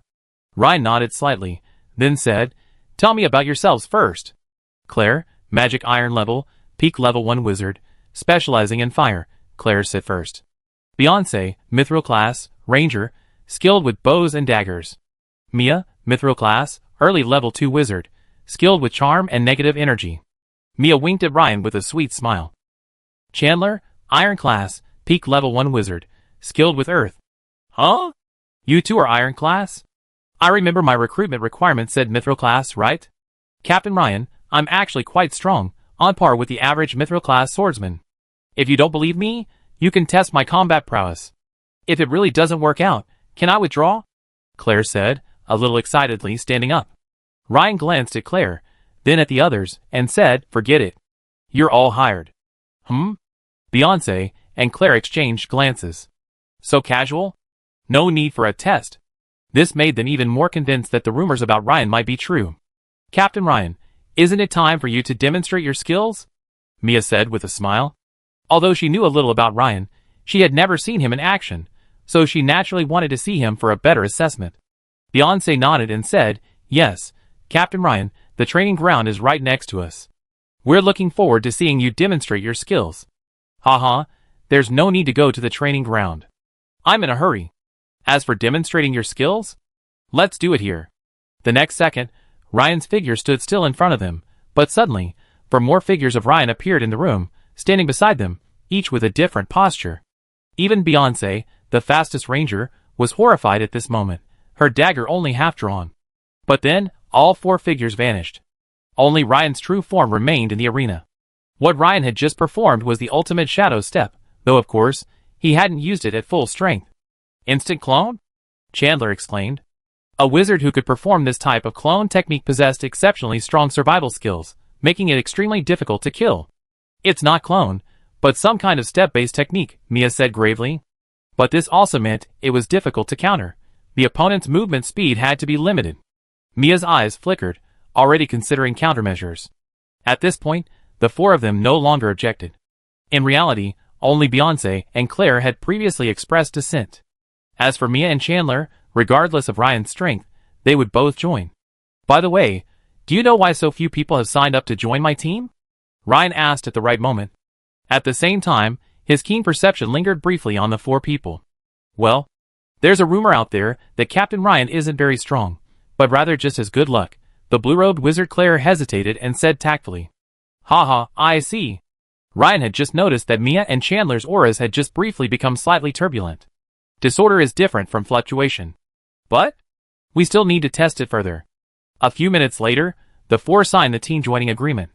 At this point, Ryan said, get ready. We're going on a mission in 2 hours. Huh? So soon? Captain, shouldn't we have a rehearsal?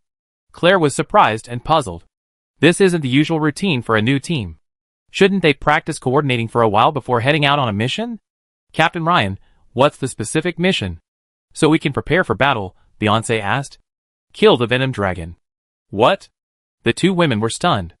Although Mia and Chandler feigned shock, Ryan's keen perception detected a hint of delay and deliberateness. This gave Ryan a glimpse of something. Meet you at the airship platform at headquarters in 2 hours. Ryan left the room first. Beyoncé and Claire exchanged a long, bewildered glance. They knew this was easily one of the most difficult missions at headquarters. While Ryan's recent display of strength was impressive, it was only modest, reaching the level of an average adamantine-level sword-bearer. It wasn't enough to deal with the Venom Dragon. At this point, Claire asked Mia, "Aren't you going to try to persuade the captain?" We must trust the captain's strength." Mia chuckled, and she and Chandler left. Meanwhile, Greenwood and Owen, the Durham family's butler, met in a carriage outside the sword-bearer headquarters. "Sir Owen, does your uncle intend to hire the Black Blade organization?" Greenwood asked, frowning slightly. In his opinion, his current plan was nearly flawless. By deploying any of his family's advisors, he could practically guarantee a foolproof outcome. Yes, the Duke has already contacted the Black Blade organization, and they'd be sending a king of assassins. "Is that so?" "Okay, I understand." Greenwood's frown softened. It seemed his uncle didn't underestimate Ryan. The king of assassins. Only those who have successfully assassinated a legendary master are worthy of this title. Even within the Black Blade, a top assassin organization, very few have achieved the title of King of Assassins. Using such a top-tier assassin against Ryan, who is more adept at sorcery, is naturally the perfect choice. Also, the Duke said that Admiral Donald is taking a significant risk by helping with this matter. I heard that Marshal Alfred originally wanted to meet with Ryan, but he left the Imperial capital some time ago due to urgent military matters. "So," said Butler Owen. "So this time, we must succeed." Greenwood waved his hand, speaking before Butler Owen could. He understood the unspoken meaning in Owen's words. Wise Master Greenwood, otherwise, there might be fewer opportunities to take action later, Butler Owen said with a smile and a slight bow. A day and a half later. Nam City, airship docking point. Many people dressed in aristocratic attire were waiting for the airship from the Imperial capital, clearly here to pick someone up. But 3 of them stood out, dressed in combat gear. If Ryan were there, he would have immediately recognized them. Langer, Fry, and Alex, the 3 men he had fought alongside. "Captain, how come the name of the adamantine-level sword-bearer coming from the Imperial capital this time is exactly the same as that of Lord Ryan from Munster province?" Fry, a tall, thin young man in leather armor, asked curiously. "What a coincidence," Alex, dressed in a robe and holding a book with an ironwork cover, said after a moment's thought. "While Lord Ryan is indeed formidable, it's unlikely he'd reach the adamantine rank so quickly. After all, strength is strength, but advancing the rank of a sword-bearer isn't easy. It requires completing numerous difficult and arduous tasks. Reaching the adamantine rank so quickly seems illogical. But I have a feeling this Lord Ryan is the one from Munster," Fry said, frowning. "Haha, I hope so, but it's impossible. This is an adamantine-level sword-bearer from the Imperial capital, possessing at least legendary-level strength." Langer smiled and shook his head. "But Lord Ryan seems about the same," Fry said, stiffening his neck. He had been completely captivated by Ryan during his last trip to Munster.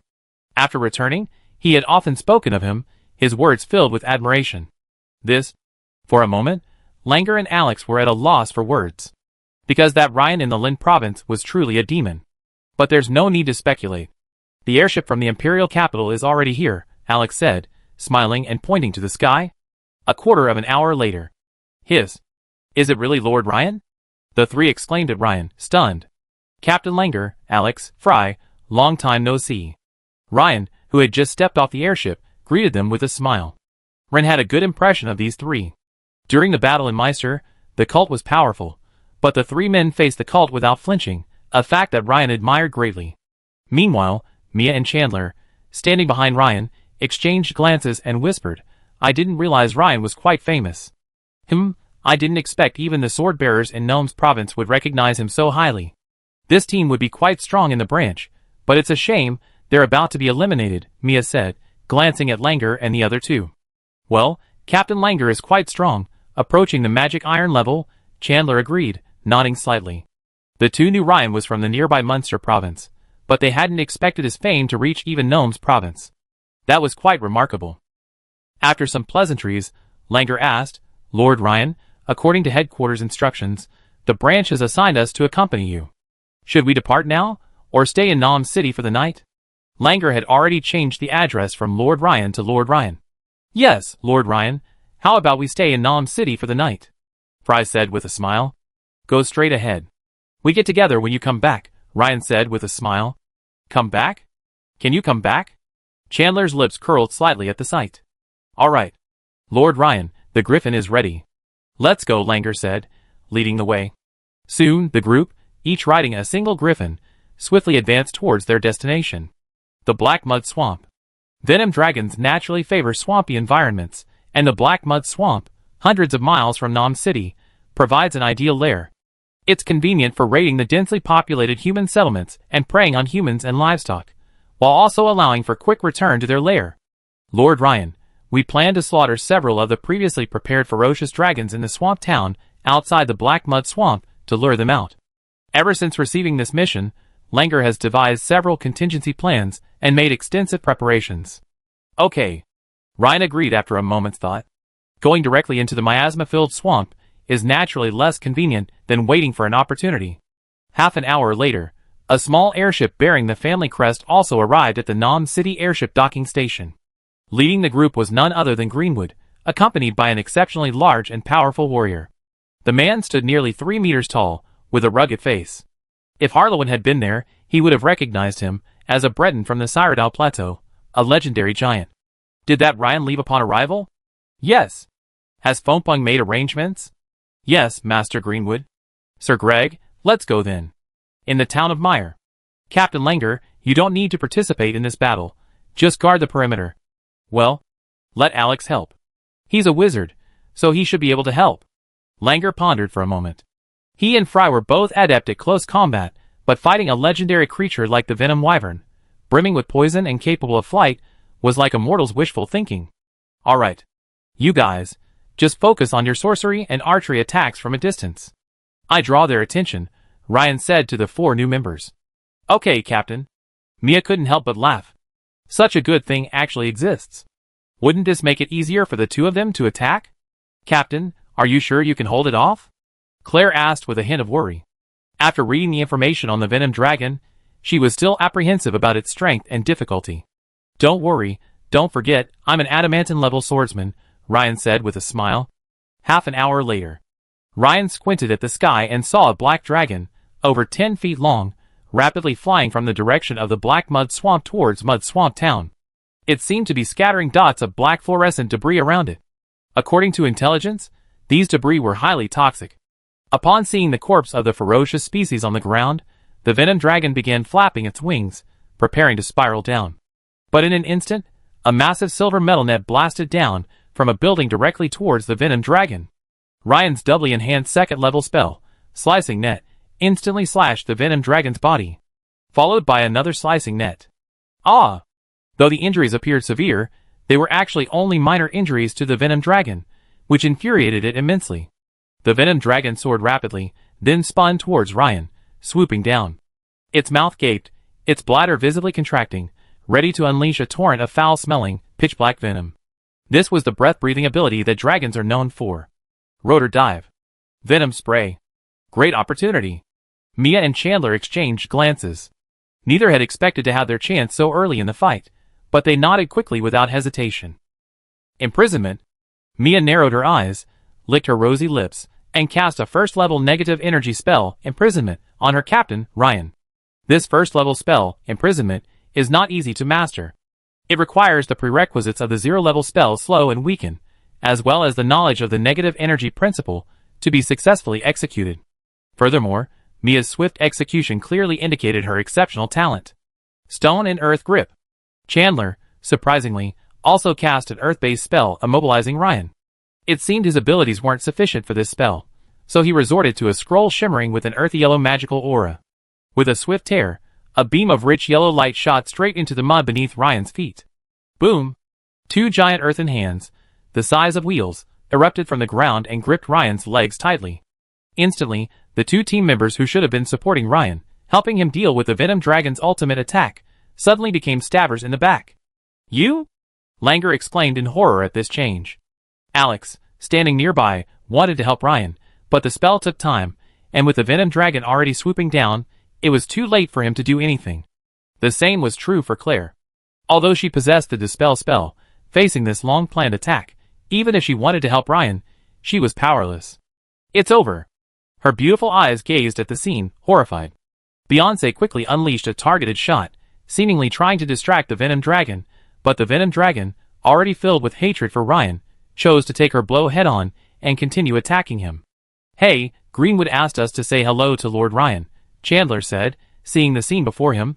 He immediately felt the outcome was settled and bowed politely to Ryan.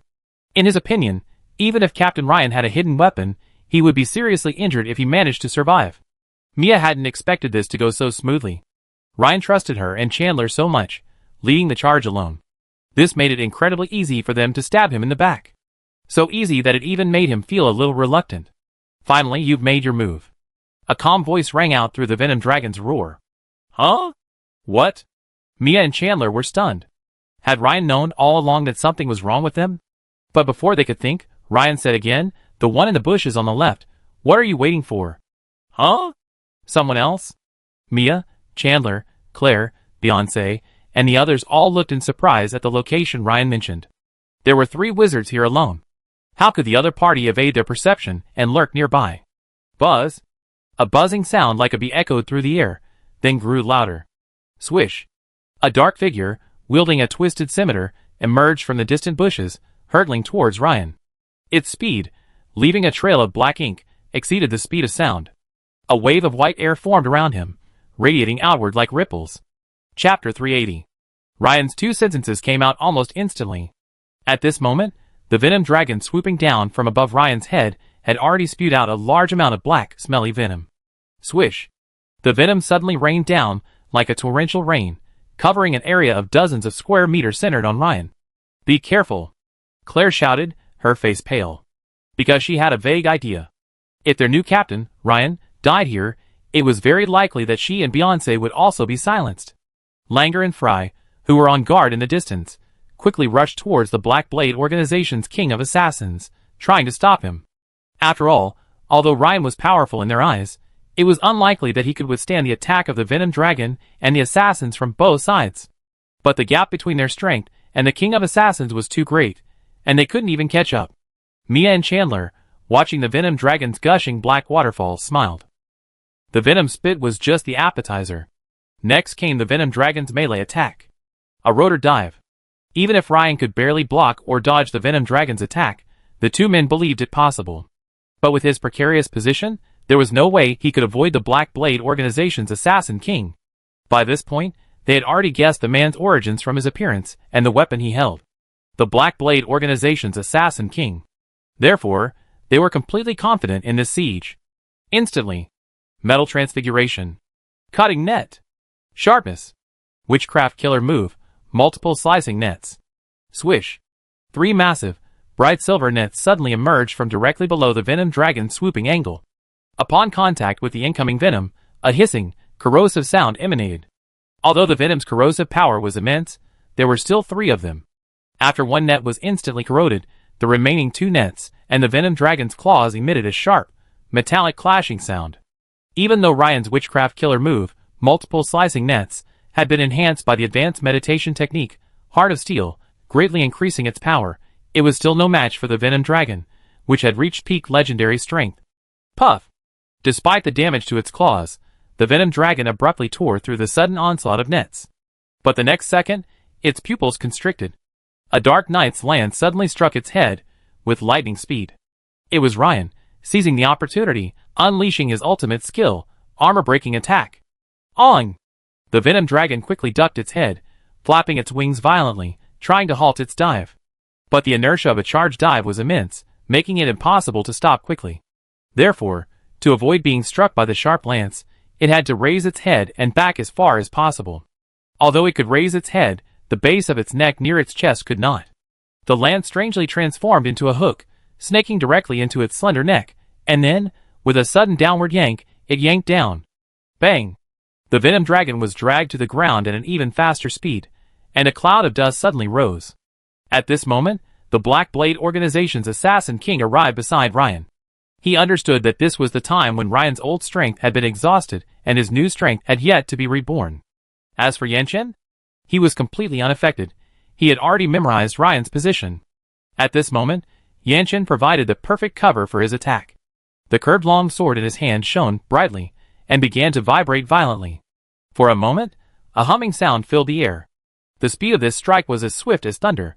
It was his honed ultimate technique, the fatal blow, a fusion of slashing, concussion, and other forces, combined with the powerful force and the radiance of his will. If the enemy blocked, his specially crafted scimitar could deliver a stabbing effect comparable to a dagger, cutting through directly. If the enemy dodged, his trembling scimitar would immediately slash or sweep downwards. He was confident that his attack would be faster than any hasty response. But in an instant, he felt the sky darken. Something massive, like a mountain, ripped through the air and descended upon him. This filled him with both shock and fury. He was confident he could pierce his target with his specially crafted scimitar, but he would also undoubtedly be crushed to death by the meteorite-like force that descended upon him. So, he could only swiftly roll sideways to dodge. But this caused the long-accumulated killer move to fall without a hit. Boom! As the ground shook violently, the Assassin King, clad in black and holding a scimitar, suddenly leaped out of the cloud of dust before everyone's gaze. The assassination was a success? Mia's beautiful eyes lit up in delight. The same thought flashed through Chandler's mind, and a look of delight crossed his face. Claire and Beyoncé's expressions changed drastically. They seemed to have been caught up in some kind of conflict without realizing it. If Ryan really died, they would likely be next. But the next moment, everyone was stunned. The Assassin King was suddenly engulfed in a square metal cage. Followed by this, 3 massive silver nets burst out of the smoke and dust, swiftly slicing towards the Assassin King. Dang! At this moment, the Assassin King slashed fiercely, severing a fence bar as thick as a bowl. At the same time, his entire body, limp and boneless, slid through the broken fence. Unexpectedly, a dense web of silver nets came into view. What? The Killer King's eyes suddenly widened. Puff! Instantly, the Killer King, still twisting his body to pierce the fence, froze. Continuous magic? How could it be so fast? This was his last thought. It's no wonder he was confused. He'd broken through the metal cage in a mere 0.2 seconds, a remarkable speed.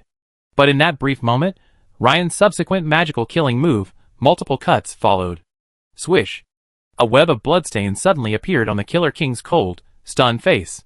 The next second, his entire body, like a building block, shattered and fell to the ground. He became a heap of bloody flesh.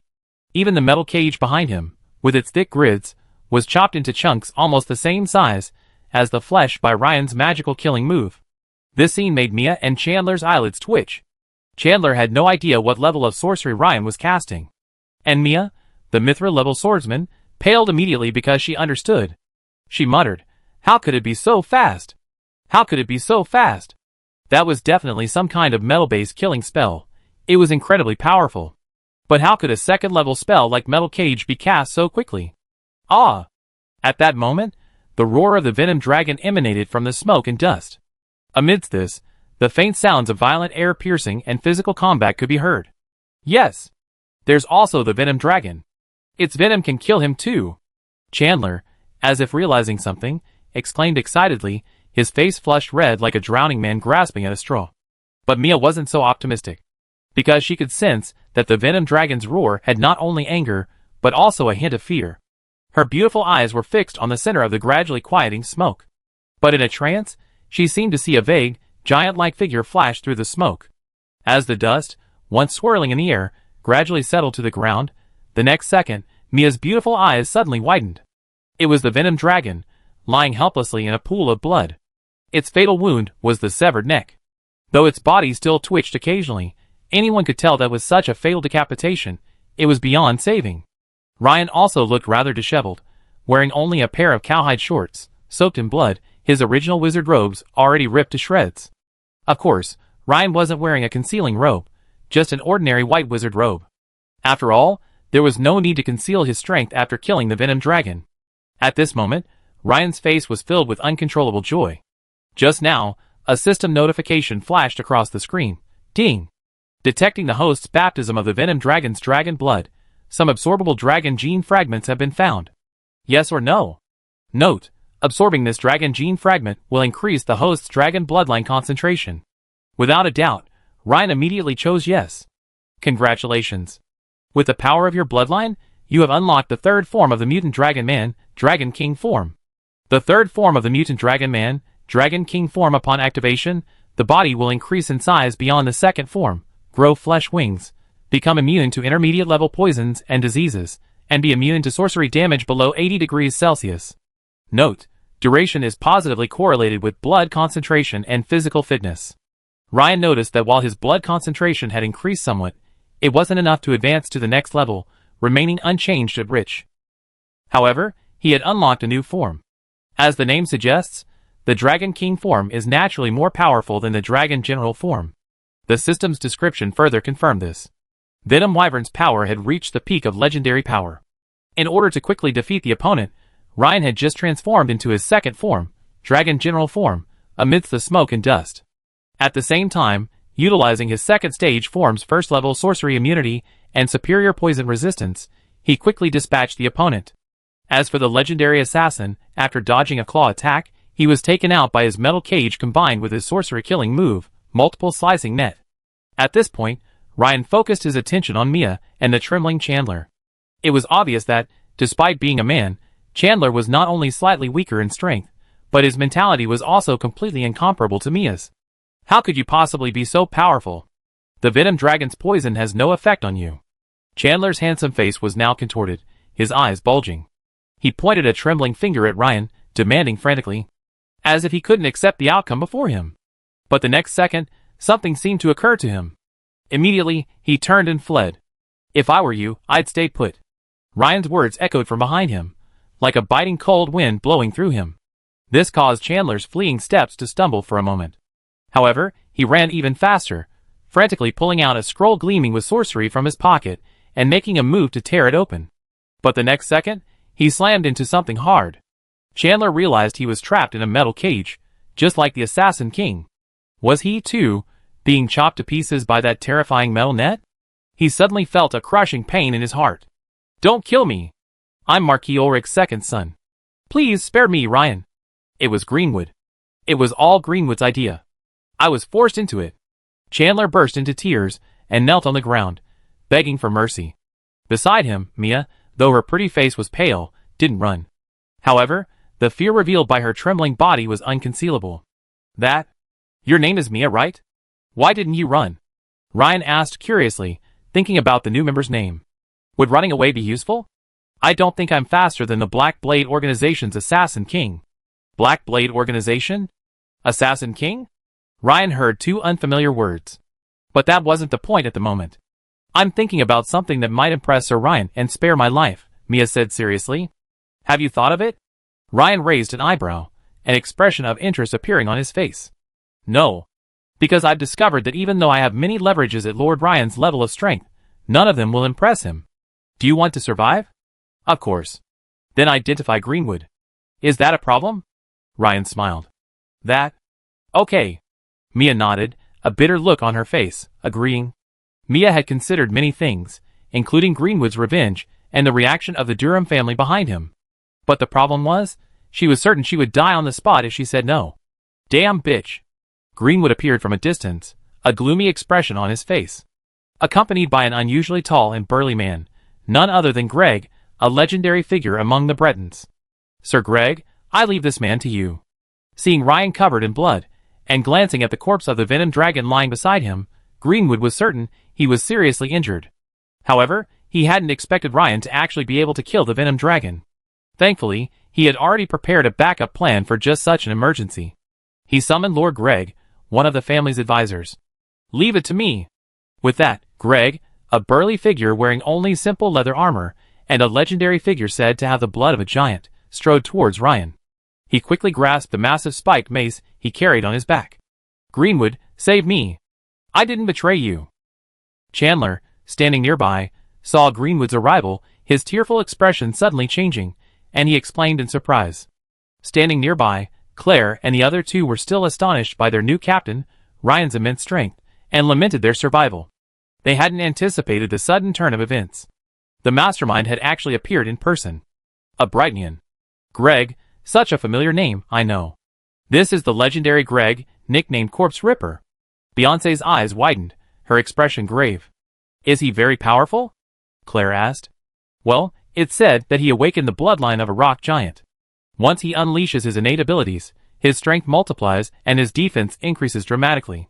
His skin and muscles are comparable to the hardest granite. He's arguably the most skilled legend in close combat. Although Lord Ryan is a rare metal wizard, I'm afraid. Beyoncé didn't finish her words. But Claire immediately understood her companion's meaning, and her heart began to hang in the balance again. Bang, bang, bang. At this moment, Greg's pace on the field quickened. Every time he took a step, the ground clunked, like the sound of a giant cowhide drum. Giant rock battle body. Facing a formidable force capable of slaying the Venom Dragon, Greg naturally couldn't underestimate Ryan. He immediately activated his innate ability, the giant rock battle body, born from his awakening giant bloodline. His muscles swelled even further, and his height soared from around 3 meters to approximately 5 meters. A powerful sense of oppression filled the field. Ryan couldn't help but smile as he watched Greg charging at him like a primal beast. Metal Cage. Ryan raised his hand and pointed, unleashing a second-level sorcery, Metal Cage, upon the opponent. Bang! Like a raging rhino, Greg slammed heavily into the grid metal cage that suddenly blocked his path, instantly twisting and deforming several Bolthic metal bars. However, as he charged forward again, bursting free from the cage, 3 massive silver nets barreled down upon him. Concussive Hammer. Greg raised his spiked mace high in the air and swung it down hard at the incoming magical attack, multiple slicing nets. Chi-chi-chi. The 3 metal nets were simultaneously shattered, leaving large holes. However, the remaining metal scraped against Greg's massive body, sending sparks flying and barely scratching the surface. Wow, strong defense. Ryan's eyes lit up. It seemed that even if the opponent took this magical attack head-on, he would likely only sustain minor injuries. In other words, Ryan feared he couldn't defeat the opponent with magic alone. Greenwood watched this scene from the side, a smile on his face. He was well aware of his advisor's strength. Before Greg activated his battle form, his strength was roughly mid to late legendary, but once activated, he was no less powerful than a peak legendary. He didn't believe that Ryan, after his fierce battle with the Venom Dragon, would have the energy to deal with Greg in his prime. But the next second, his eyes bulged out like water bubbles, and he stared at the arena with a look of astonishment. The same expression appeared on the faces of the others. Just like Greg, Ryan in the arena had actually undergone some kind of transformation. At this moment, Ryan's muscles swelled, his skin completely dark gray, and dragon scales emerged. The skin behind his shoulder blades suddenly burst, and a pair of flesh wings sprouted from them. His tail vertebrae bulged, rapidly growing into a thick and powerful tail. 3 sharp horns curved upward from his head. Ryan's form was now significantly larger than his previous dragon general form, reaching a height of at least 13 meters. This was the third form the system had just mentioned. The Dragon King form. As if breaking free from some inner constraints, an unprecedented surge of power surged through Ryan. Ryan glanced down at his own form, a realization forming in his mind. Greg's pupils narrowed upon seeing this. He hadn't expected Ryan to possess the ability to transform. And judging by his aura, he was even more powerful than him. Swish.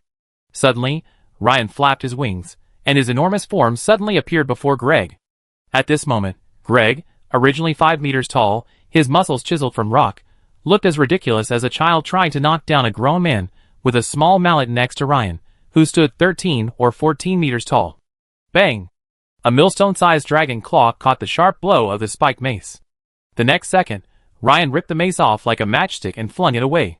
Immediately, Ryan's sharp dragon claws grasped Greg's powerful arms and ripped them apart. Swish! Greg, 5 meters tall and still in his rock form, was ripped in two. Instantly, blood and flesh, viscera splattered everywhere. What legendary warrior master of hand-to-hand combat? What rock form?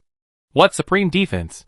In Ryan's Dragon King form, it was like paper, ripped to shreds. Watching this scene, not only Greenwood was stunned, but everyone around him was also stunned. Mia finally understood how Venom Dragon had died. Facing a pervert like Ryan, close combat was utterly suicidal. And Chandler, like a drake with its neck strangled, opened and closed his mouth, but no sound came out. The next second, Greenwood, face pale, turned and flew back. At that moment, his heart sank into the abyss. How could he be so strong? How could this be possible? Bang! He bumped his head against something hard. Looking up, Greenwood found himself trapped in a metal cage. The thumping, thumping, thumping sound of heavy footsteps behind him grew closer, sending shivers through his body. Greenwood, like a puppet, turned his head stiffly and looked up at the ferocious-looking Ryan in his Dragon King form. He forced a smile and said, "Sir Ryan, this is all a misunderstanding." Chapter 381. Imperial Capital Tamriel. In the luxurious study on the second floor of the Durham family mansion. "Is it today?" Duke Durham asked. "Yes, Your Excellency. Young Master Greenwood and his men set out yesterday, and the action should begin today," Butler Owen replied respectfully with a slight bow. "Well, is there any news from the Black Blade organization?" "It has been confirmed. They sent a king of assassins, who arrived in Nam province a day earlier." Duke Durham nodded slightly and asked again, "Was Greenwood accompanied by Corpse Ripper Greg?" "Yes, Your Excellency." "Well, that should be no problem." Duke Durham nodded, somewhat muttering to himself. However, a lingering cloud still hung over him. This morning, during his meeting with Admiral Donald, a high-ranking member of the Sword-Bearer headquarters, he had spoken to him. If mediation is possible, it would be best to reconcile with this Ryan. At first, he didn't understand what Donald meant, until he told him that the latest top-secret intelligence from the Sword-Bearers revealed that this Ryan had directly defeated a projection of a legendary deity. It wasn't that Donald was uninformed, but rather that the information was held at such a high level of confidentiality that only a handful of people in the entire Sword-Bearer headquarters had full access, and he wasn't one of them. This immediately shocked Duke Durham. Although it was a projection of a legendary deity, in reality, few legendary human beings could rival it. For even a trace of projection represented a wisp of the deity's energy, allowing him to effortlessly utilize all manner of extraordinary combat techniques and sorcery, combining them to perfection. Ryan was able to defeat a projection of a god, meaning the opponent likely possessed peak legendary power. Of course, it's also possible that Ryan employed some powerful magical weapon, or some other means to repel the opponent. Luckily, one of the family advisors, Corpse Ripper Greg, had reached this level after unlocking his giant rock battle form. Add to that the Assassin King's ambush, and even if Ryan's power had reached peak legendary, the combined power of the two would still guarantee a high chance of defeating the opponent. Duke Durham pondered this. Furthermore, Greenwood wasn't actually his nephew, but his illegitimate son, merely nominally under his brother's name. Furthermore, he was the most talented of all his illegitimate children. Even Greenwood himself wasn't aware of this. This was why he felt a little worried. Meanwhile, in Nam province, the square of the swamp town was littered with bloody remains, a scene of devastation. "Oh, misunderstanding? Unfortunately, I don't want to hear your explanation."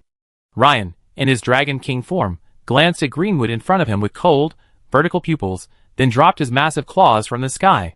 "Don't. Ryan, don't you want to know why Sam's group is so obsessed with that elf?"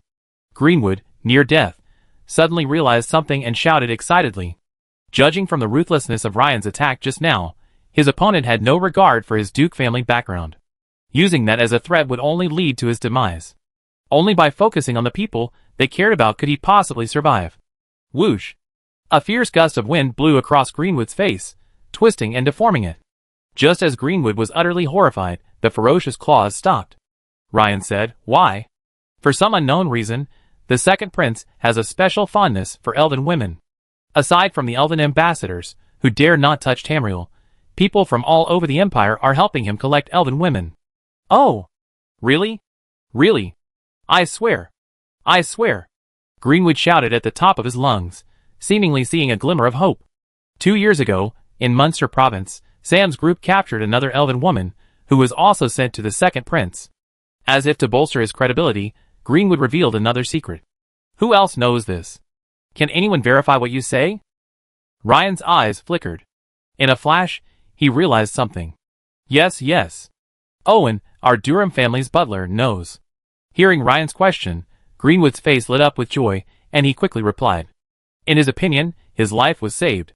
At this moment, even the others felt the same way.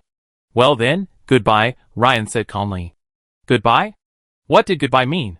Greenwood was still pondering what Ryan meant when, suddenly, he felt the sky darken. Boom! A huge crater suddenly appeared in the ground, shaped like a giant dragon claw. In an instant, Greenwood, along with a metal cage, was crushed into a pulp by the giant claw. At this moment, Ryan finally discarded his Dragon King form and returned to his human form. You actually killed him? He's the most promising direct descendant of the Durham family," Mia exclaimed in horror as she watched.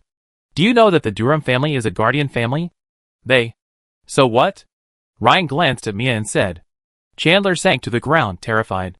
Since Ryan had dared to kill Greenwood directly, he naturally dared to kill him.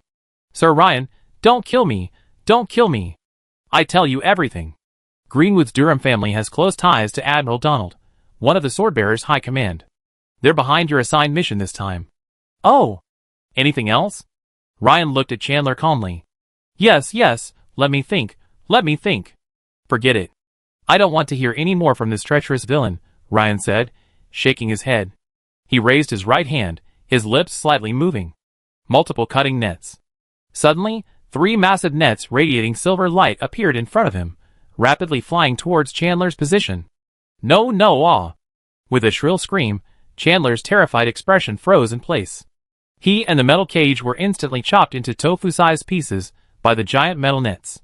At this moment, when Claire saw Ryan's glance, she clutched Beyoncé's arm tightly, shaking her head like a rattle, trembling. Captain, we have nothing to do with this. We really have nothing to do with it. Wow! This new captain is so cruel. She wanted to quit the team. Is it too late now? Besides, what had she just heard?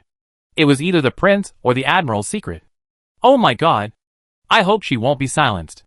At this moment, Claire realized she missed her mother. She wanted to go back to her hometown in the county town. I remember now.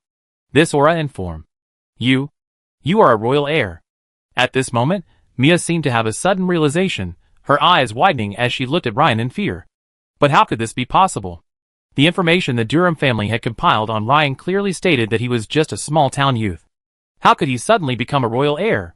It was like meeting a straw sandal weaver on the road in a previous life and finding out it was Liu Bei, a descendant of the Han dynasty. What? Royal family? Claire and Beyoncé exchanged a look of shock. Oh, have you heard anything?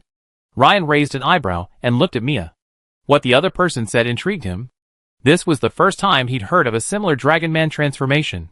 Yes, I once happened to witness a competition at the Imperial Royal Academy. One of the participants was the offspring of a certain imperial prince, possessing royal blood. However, after his bloodline transformation, his height was approximately 5 meters, his tail was very short, and he had no wings. Furthermore, his dragon scales were a different color than yours, and the horns on his head were also different. If you ignore details like the scale color, wouldn't it be a replica of his first Dragon Man transformation form? The Dragon Man warrior form? Interesting. Imperial Academy? Claire had studied there, so I could ask her for information. Thinking of Claire, Ryan suddenly remembered that she had told him she would return to the Imperial Academy after her father, Count Habsburg, recovered from his injuries. He didn't know if Claire had come to the imperial capital of Tamriel at this point, but he could find out after returning to headquarters. Will I survive? Mia finally asked, unable to bear the pressure. It's a shame, Mia. Since you chose to attack me, you should have known the outcome, Ryan said calmly, looking at her. I believe you've heard the saying, to be kind to your enemy is to be cruel to yourself. Well, I don't want to die like this. Can I die beautifully? Mia said with a wry smile, pointing at the chopped-up Chandler. Okay. Captain Ryan, you killed those 3 outright. I'm afraid when you return. Beyoncé hesitated. Logically, these 3 ambushed you first. You could have them court-martialed, and then they'd be released safely. Ryan shook his head. Beyoncé instantly understood Ryan's meaning, sighed, and said nothing more. Based on her experiences in the imperial capital over the past 2 years, she knew Ryan wasn't lying. The Dragon Empire had lasted for over 2,000 years, its social classes rigid and many areas utterly rotten. The connections of the imperial capital's top families, like the roots of a 1,000-year-old tree, were deeply embedded in the very fabric of the empire. Also, if you're worried about retaliation from the Durham family, I wait for them to arrive, Ryan said with a faint smile. At this moment, Langjel and the other 3 members of the Blade Squad, who had been stunned for a long time, finally came to their senses and immediately ran over, saying, Sir Ryan, are you okay? I'm fine. I'm sorry to have frightened you this time. It's okay, Sir Ryan. You're stronger than before. By the way, what should we do with these? Langjel swallowed and pointed at the bodies on the ground. Ryan glanced at the ground. Greg the Corpse Ripper's body was relatively easy to deal with. It was merely torn in half, so it was relatively easy to deal with. But the Black Blade Organization's Assassin King had been chopped into pieces. Taking them back as evidence would be quite a hassle. Sir Ryan, how about getting a bucket and putting all the pieces back? Fry suggested. If it's inconvenient for you to bring it back to headquarters, you can leave it at the branch. We take good care of it. All right, Ryan nodded. While Langer and the other two were cleaning up the battlefield, Ryan went to the edge of the square alone, savoring the sensation of having just transformed into his third form, Dragon King. At that moment, he felt a rare sense of soreness and weakness all over his body. Clearly, the third form required even greater stamina than the second form, Dragon General. However, the boost in combat power was also much greater. Just now, when he killed Greg, he felt as if he had used less than half his strength. Even so, he easily tore apart this so-called peak-level legendary Corpse Ripper. Recalling the feeling of his inner shackles being broken free earlier, Ryan was almost certain that, in his third form, his combat power had firmly reached the epic level. Furthermore, the increase in speed after flapping his flesh wings far exceeded his expectations. Unfortunately, he had never witnessed a battle between epic-level warriors, nor had Ryan ever engaged one head-on.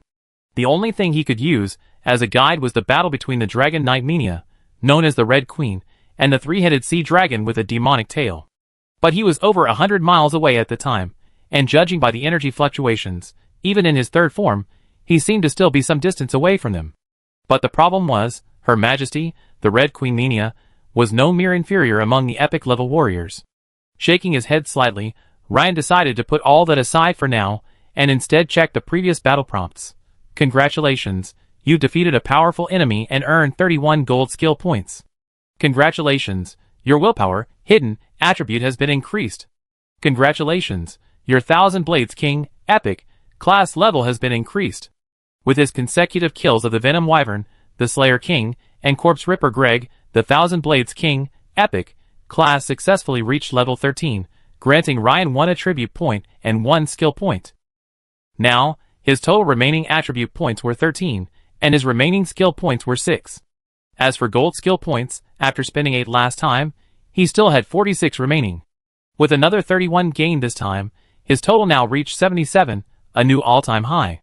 However, since Ryan already knew that gold skill points could be used to deduce witchcraft killing moves, it wasn't too much at all. After all, perfecting a second-level sorcery kill move had already cost him 28 points. Imagine how much more it would cost him for a third-level sorcery. After returning to Nam City that day, after a brief dinner and catch-up with the Blade Squad, Ryan returned to Swordbearer headquarters with Claire and Beyoncé. Even though they had only just experienced a single battle, the two women were incredibly impressed with Ryan. A day and a half later, after arriving directly at Swordbearer headquarters in the Imperial capital by airship, Ryan naturally had to submit his mission and explain the cause of his two team members' deaths. Although it was a sneak attack, the deaths were still a concern, so the process still had to be followed. Upon arriving at the mission hall, Ryan went straight to Anthony's office. Seeing someone enter without knocking, Anthony was about to scold him, but the next moment, his eyes widened, and he stared at the newcomer with a look of shock. He said, "Sir Raylene, why are you back?" "Hee, Sir Anthony, shouldn't I be back?" Ryan couldn't help but smile at the fat man before him.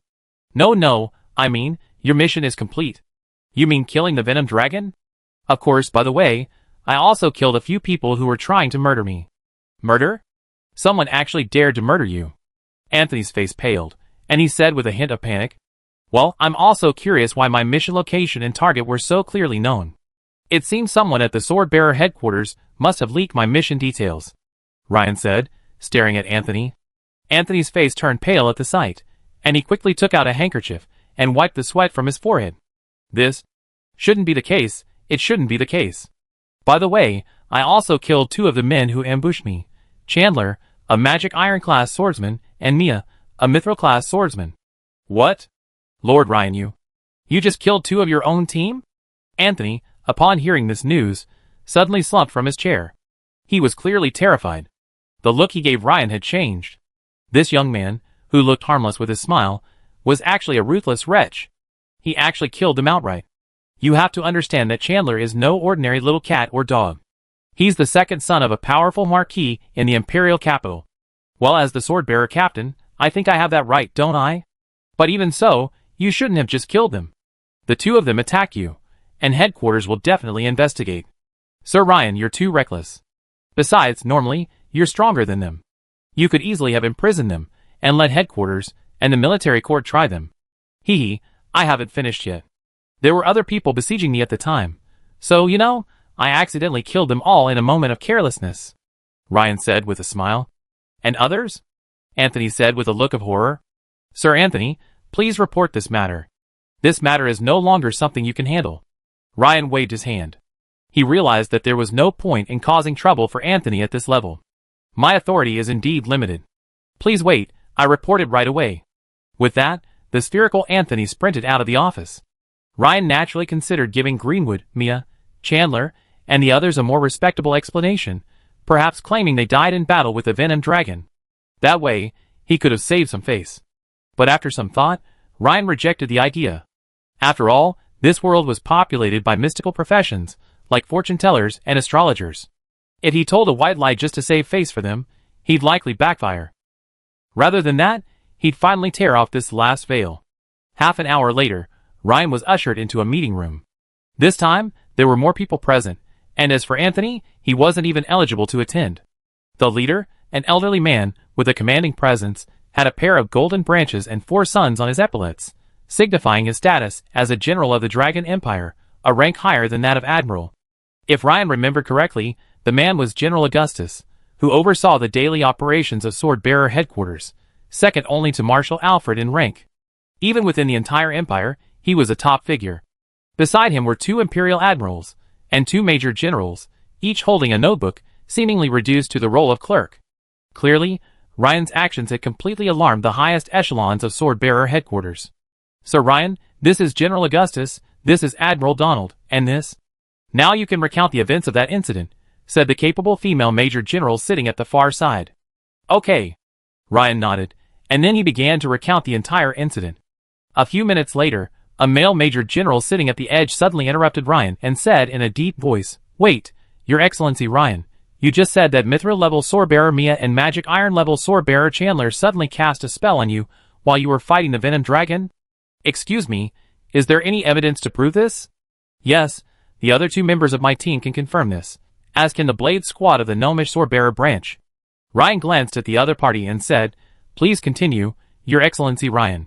About 10 minutes later, when Ryan described the sudden ambush by the Black Blade Organization's King of Assassins, everyone present, except General Augustus, who remained calm, showed surprise. Sir Ryan, was the assassin you just mentioned the King of Assassins of the Black Blade Organization? The female Major General asked doubtfully. Well, his body and weapons are currently stored at the Swordbearers branch in Nam Province. I imagine it won't be difficult for headquarters to investigate his identity. If they have the body and the specialized weapons, it shouldn't be difficult, the female Major General nodded.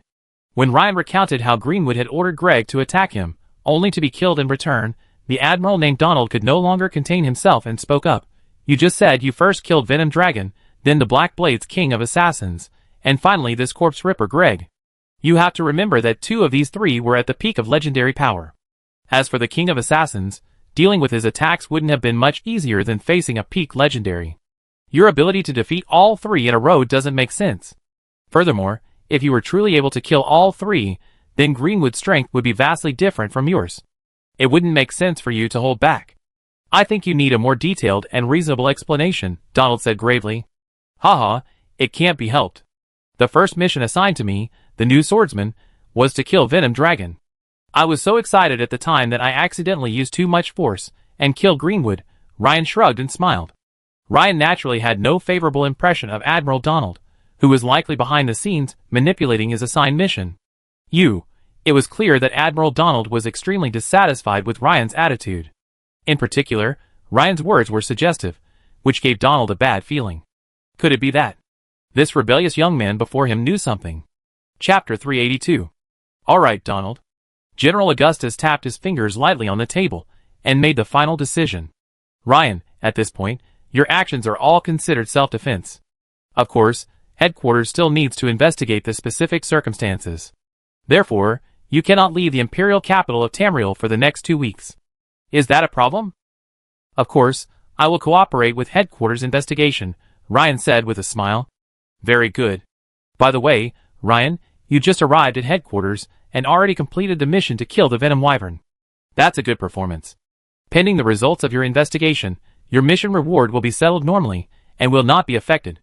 Thank you, General Augustus, Ryan said with a slight bow. Clearly, General Augustus seemed to be somewhat biased towards him, as evidenced by his tone, which was a bit derogatory but then emphatic.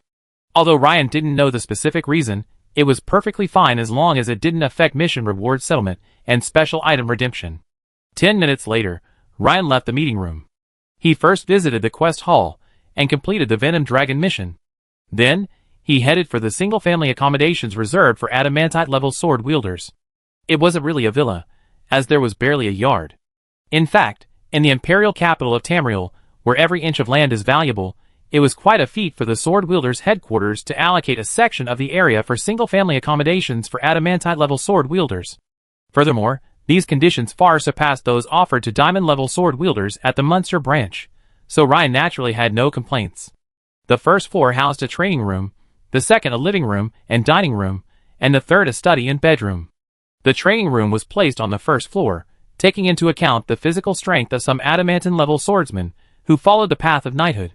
Even with reinforced floors, the second and third floors would still be vulnerable to being penetrated. Knock, knock, knock. Just as Ryan entered his single-family dormitory, there was a knock on the door. Sir Ryan, General Augustus asked me to tell you to keep an eye on the recent movements of certain families. The young female major general, who had been in the meeting, appeared at the door and smiled at Ryan. Okay. Tell General Augustus to thank him for his concern. Ryan nodded. Although Ryan didn't know why General Augustus, whom he had just met, was willing to help him, he wasn't overly curious. He believed he would soon learn the reason. Meanwhile, in a luxurious mansion in the inner ring of the imperial capital, Butler Owen hurried down the carpeted corridor with a hint of panic, completely ignoring the servants' greetings. He only slowed his pace when he reached the study. He adjusted his collar slightly, took a deep breath, and knocked on the door. Come in, Duke Durham's resonant voice called out.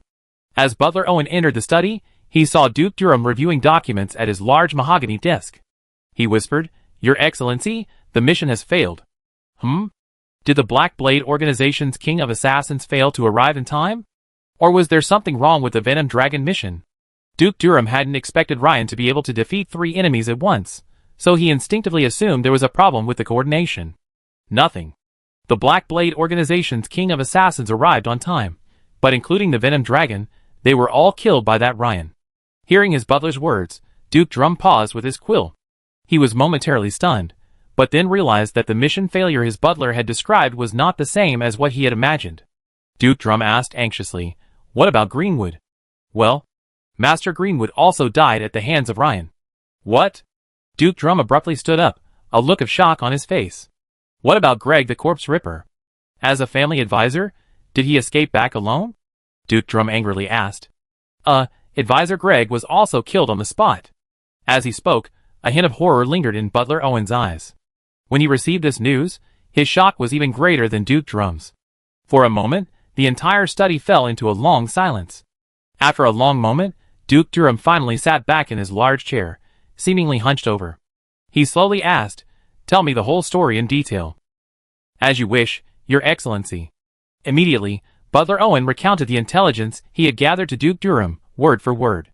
Duke Durham pondered for a moment, then asked, So, Chandler, the second son of Marquis Ulrich, and Mia, heir of the Jenkins family, also perished at the hands of this Ryan? Yes, Your Excellency, Butler Owen nodded. Contact Marquis Ulrich and Marquis Jenkins. This Ryan is too audacious. I will make him pay with blood, the Duke declared, his anger burning within him. As you command, Your Excellency. Butler Owen naturally understood Duke Durham's intention. The Ulrich and Jenkins families are both quite powerful. As established families in the imperial capital, they both have legendary advisors and extensive connections within the city. Add the Durham family to their fold. If they join forces, unless Ryan has a powerful background, he's practically doomed. A few hours later, Steward Owen returned to the Duke's study and reported, Your Excellency, according to information from Sword-Bearer headquarters, this Ryan has both witnesses and physical evidence. The current situation suggests he will most likely be found not guilty. At this point, General Augustus has already made the final decision, merely restricting Ryan's freedom and barring him from leaving the imperial capital of Tamriel for 2 weeks. Also, according to Admiral Donald, it seems both General Augustus and Marshal Alfred, who are away on the mission, are quite impressed with Ryan. He alone will struggle to reverse the outcome of this case. Duke Durham had regained his usual expressionless demeanor, his face calm, belying the grief of a father who had just endured the loss of his son. After carefully listening to his steward Owen's report, he paused in thought before saying, "Did you mention witnesses?" "Yes, 5 in total. 3 members of the Blade Squad from the Sword-Bearer branch in Nam Province, and 2 from Sword-Bearer headquarters. Contact Nam Province, and have someone arrange for the sword-wielding team you just mentioned to carry out the mission. Then contact the Black Blade organization, and have them handle this incident cleanly, ideally to make it look like an accident. Tell them that their last mistake caused the Durham family heavy losses. We hope there won't be any problems this time," Duke Durham said gravely. "As you command, Your Excellency." "What about those 2 men at headquarters?" Because no one in the Imperial City dared to act rashly, the previous Imperial City War had made Tamriel's defenses unprecedentedly formidable, with at least 2 epic-level warriors stationed there. Investigate the man's family background. If he's not from the Imperial City, find his family, contact him to leave the city, and eliminate him en route." "I see, Your Excellency." "That way, he won't have any witnesses." Butler Owen's eyes lit up. "Well, as for the physical evidence, what is it?" Duke Durham asked. "The body and weapons of the Black Blade organization's assassin king, as well as the body of family advisor, Corpse Ripper, Lord Gregg," Butler Owen said respectfully. "What's the connection between the Black Blade organization's assassins and Greenwood? Without witnesses, a body alone is meaningless. As for Gregg's body, where is it currently stored? Is it at the Imperial Sword-Bearers headquarters?" Duke Durham frowned slightly. "Not really. Lord Gregg's body is still at the Sword-Bearers branch in Nam Province, but it should be sent to the Imperial Sword-Bearers headquarters next." "That's no problem. Arrange for someone to take care of it en route," Duke Durham said, waving his hand. "Without witnesses and physical evidence, we once again have the initiative in this matter. The most troublesome thing about Ryan is his official status. An adamantine-level swordsman. Without it, he has nothing to rely on. Alfred's admiration for him won't help him much." Duke Durham's expression finally brightened as he spoke slowly. "Your Excellency, I do it immediately," said Butler Owen, his face brightening. Owen now had a general understanding of Duke Durham's plan. Eliminating all evidence against his side, then accusing Ryan of arbitrarily killing his own team members. Once they were deemed at fault, the room for maneuver would be enormous. "I heard Ryan's family is in Munster. Your Excellency, do you think we should send someone?" "No, that's pointless. It would only provoke them into doing something irrational. If they're desperate and try to assassinate me, will you be the one to stop them?" I'm sorry, Your Excellency. "I oversaw that," said Butler Owen, bowing deeply. "By the way, Your Excellency, there's one more thing. Our investigation has revealed that Ryan has close ties to the Bavarian family. He's currently residing in the Bavarian family residence. Normal. The Duke of Munster, seeing such a talent emerging from his own province, must be interested in winning him over. I discussed this with the Bavarian family. Also, Ryan's strength." Butler Owen pondered, still apprehensive about it, and offered a warning. "With the Pantascock ancestors here, they won't be able to cause any trouble." "Of course."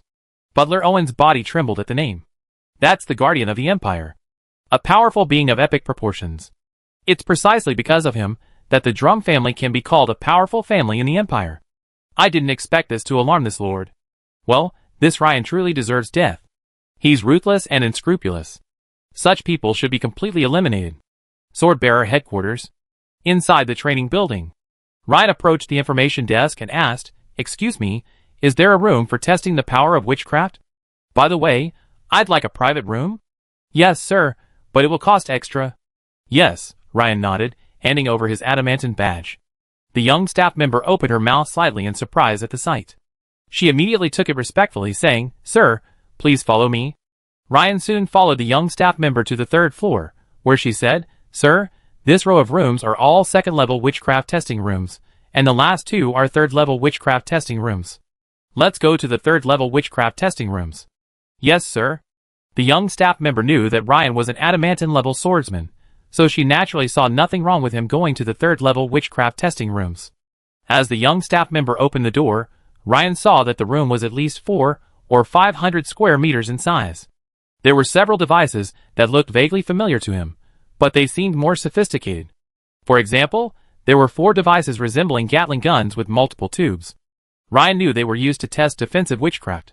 The giant cylindrical metal ingot with a magic silver coating is used to test the attack power of witchcraft, but it is much larger than the one in the Munster branch and weighs at least tens of tons. "Sir, This is probably your first time here, right? Do you need me to introduce you? No need, Ryan said, waving his hand. He was basically familiar with these devices. After some thought, Ryan decided to test their attack power first. He walked over to the giant cylindrical metal ingot resting on the slide rails. With a flick of his hand, a giant silver net appeared out of thin air and shot towards the smooth-cut surface of the ingot. The metal net, transformed by the second-level spell cutting net, embedded itself deeply into the ingot. At the same time, the metal block, weighing tens of tons, swayed slightly along the slide rails.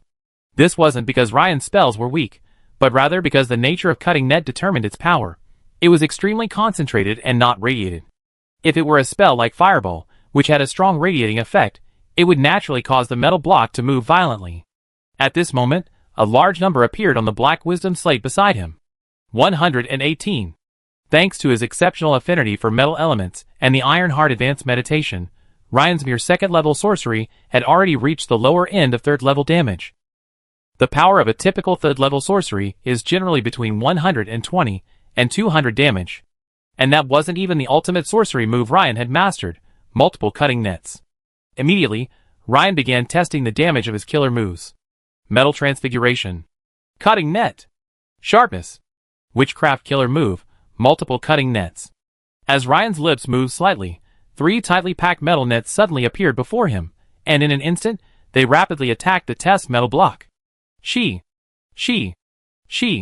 This time, the metal block, weighing tens of tons, oscillated violently back and forth along the rails. The amplitude was again small, but the frequency was high. Suddenly Ryan's face froze. On the nearby stone slab, a number that would have stunned anyone watching. 185. During the last test, I hadn't yet mastered the second level of the Iron Heart Advanced Meditation, and the attack power of my killer spell seemed to be 143. But now its power surpasses over 80% of third-level spells, Ryan pondered. The superior affinity for metal elements, combined with the special effects of the Iron Heart Advanced Meditation, creates a massive increase. I should hurry up and collect metal-related spells. Maybe I can even combine them into a new killer spell.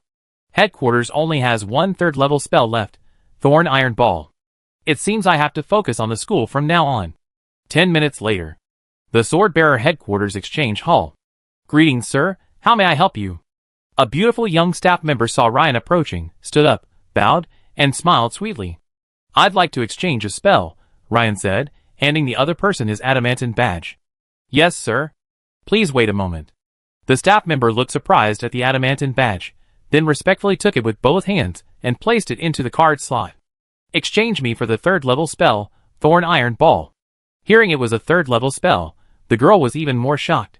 That spell could only be practiced by a third-level crystallized wizard. Even at the Swordbearer Headquarters, there were only a handful of such wizards. Okay, sir. The exchange price is 3 adamantine metals plus 27,000 merit points. Are you sure you want to exchange? Yes.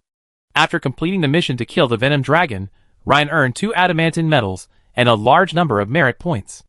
After allocating a small portion to Claire and Beyoncé, Ryan, along with his own remaining points, had enough to redeem this third-level sorcery.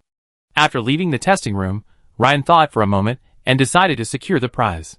Since Greenwood was no unknown figure within the Swordbearer Headquarters, and Mia and Chandler had also died, the news spread like wildfire throughout the Swordbearer Headquarters. Hey, have you heard? Greenwood and the others are dead, a young man, seemingly having just heard the news, whispered to his companions. Huh? That Greenwood from the Durham family? The companions exclaimed. What mission? The companions assumed that the men had died while carrying out the mission. It wasn't the Venom Dragon mission. They were killed. Which cult? Not a cult, nor anyone else. It was an adamantine rank swordsman from our headquarters. What? Oh my god. So shocking. Yeah, who's so bold? Don't they know the Drum family is a guardian family? The swordsman who spoke was a native of the imperial capital of Tamriel, and knew all too well the power of the Drum family. At this point, several people turned to the young man who had spoken first, hoping to hear more secrets. You know, Swordbearer Headquarters has been carrying out a lot of missions lately, and the difficulty is much higher than in previous years. Therefore, many Swordbearer teams have suffered casualties. So, if Greenwood and his 3 companions died in mission failure, while the death toll is a bit high, it wouldn't cause such a sensation. Who would have thought that all three were killed by members of the headquarters themselves? This reveals a lot. Tell me quickly, what exactly happened? Well, I only heard the general idea. You can find someone to find out later. After a moment's thought, the young ironclad sword-bearer began to narrate. Hey, have you heard? Greenwood and his companions were killed. The speaker was a noble scion familiar to Greenwood. Their situation was similar to Greenwood's, all descendants of powerful nobles in the imperial capital of Tamriel, so they naturally knew Greenwood. What? Is there such a thing? It's absolutely true. The one who killed them was an adamantine-level swordsman from our headquarters, named Ryan. How could the Drum family let this go? Even an adamantine-level swordsman couldn't withstand it. This scene was repeated repeatedly within the swordsman headquarters. When Ryan returned to the Bavarian family residence, he encountered an old friend from Marne province, Chimera Knight Luther. He was chatting with Harlowin and the others. Sir Ryan, we meet again, Luther said with a smile, noticing the slightly surprised Ryan. Sir Luther, you arrived in the imperial capital even faster than I expected, Ryan said with a similarly welcoming smile. Haha, could it be that Lord Ryan forgot that tomorrow is the registration day for the Dragon Knight Reserve? Huh? Ryan then remembered that he had always remembered the assessment day as being on the first Sunday of the harvest moon, and had forgotten about the registration day. Luther's arrival made the Bavarian family mansion even more lively, and as the host, Harlowin naturally arranged a sumptuous dinner, which Ryan and Anna both attended. That night, Ryan didn't mention the clues about Anna's mother to Anna, intending to discuss it later once he had more information. The next morning, Ryan and the other two rode their flying mounts and arrived early in front of a towering building in the northeast corner of Tamriel, outside the 6th Ring Road. Before them stood a tall, ancient, circular building, similar in appearance to the ancient Roman Colosseum that Ryan had seen in his previous life. It had 3 floors, each with Doric columns and arched vaults. At that moment, at the spacious entrance stood 8 armored guards, armed with swords and shields. At the gate's fountain, towering over 10 meters tall, 5 dragons in various poses, soaring and swooping, seemed lifelike. There was no sign at the entrance. The image of the 5 dragons spoke for itself. Seeing Ryan and the other two slowly descending their flying mounts, the guards, seemingly familiar with the sight, showed no sign of alarm. They stepped forward and asked, "My lords, are you here to register for the Dragon Knight Reserve?" "Yes," Luther nodded, presenting the letter. "Please proceed directly inside. Someone will be there to receive you." Soon, as the 3 entered, Ryan finally had a full view of the interior. It was at least the size of 3 or 4 football fields, yet it still didn't seem particularly spacious, as dozens of flying mounts, large and small, already filled the arena. He even spotted several species of hippogriffs, some larger than Luther's chimera. Chapter 383. He finally understood why the building was designed this way. The ferocious creatures all have a sense of territory. If 2 get too close, a fight will ensue if their master is away. Unless the power disparity is significant, one will voluntarily retreat or surrender. Thus, a relatively open area is needed to accommodate these massive flying mounts. At this moment, Ryan raised his eyes and took a quick look, noticing that many people here were either wearing exquisite knight armor or wizard robes. Judging from their auras, they were all quite powerful. There were very few near-legendary wizards, and most were veteran legends. "Sir Ryan, aren't you surprised? There are 7 or 8 level 3 crystallized wizards here, a rarity outside, and a large number of titled knights as well." Luther, who was standing by, noticed Ryan's slightly surprised expression and said with a smile, "Well, those taking the Dragon Knight Reserve exam are stronger than I expected." Ryan nodded. The group before him was practically the cream of the young generation, the backbone of the Empire. Think about it. If they didn't possess legendary strength, even if they could gain the dragon's favor, it would be nearly impossible to fight alongside it and form a complete epic force. That's Prince Kelly's second son, Evan Kelly, 42 years old, a knight. That's Jerry Moore, from the Moore-Guardian family, 53 years old, considered one of the youngest crystallized wizards in the imperial capital. Luther, having previously experienced this, was quite familiar with some of the old faces and briefly pointed them out to Ryan and Harlowin. 53? Ryan could understand that 42 was considered young, but wasn't 53 a bit too old? But Ryan thought again. As for a third-level crystallized wizard, 53 was indeed quite young. Remember, Battleove, the dean of Winterhold Academy, was over 100 years old and also at the crystallized wizard level. I heard there are 3 spots for the official dragon riders this time, so we've attracted quite a few more legendary experts than in previous years. But there's nothing to worry about. Just get into the top 30. Ultimately, it all depends on whether the dragons find you appealing, Luther shrugged. The final dragon rider selection isn't about humans choosing dragons, but rather dragons choosing humans. This reserve selection is more of a preliminary screening, selecting a group of candidates based on merit for the dragons to choose from. The fact that there are too many humans and too few dragons was fully demonstrated. You and Ryan don't have to worry, but I'm worried. Registration lasts 3 days, and this is only the first day. I estimate the number of applicants will exceed 100. It's going to be tough for me to make it into the top 30, Harlowen lamented. Harlowen was considerably younger than Luther, and while he was also a knight, his combat prowess was slightly inferior. 3 spots? Ryan was more interested in the number Luther had just mentioned, but he wasn't sure if that was a lot or a little. Yes, the Dragon Knight selection takes place every 5 years. In the past, the maximum number was 2, but most of the time, it was just 1, Luther explained. Indeed, this time is a lot. Dragons have long lifespans, and while they're powerful, they have difficulty reproducing. Compared to humans, their growth is extremely slow, requiring decades for them to reach adolescence. Harlowen nodded beside him. Soon, the 3 of them, still chatting, arrived at a registration point. Several female staff members in standard white robes were busy at the counter. Judging from their auras, they all seemed to possess the strength of third-level wizard apprentices. Yes, some of the ferocious species possessed a very violent aura, and dragons were even more so. The mere sight of them would make ordinary people tremble in fear, rendering them completely unable to function normally. Are you here to register, sirs? A young woman in a white robe said respectfully, bowing slightly. Yes, Luther nodded, handing the official letter to the other party.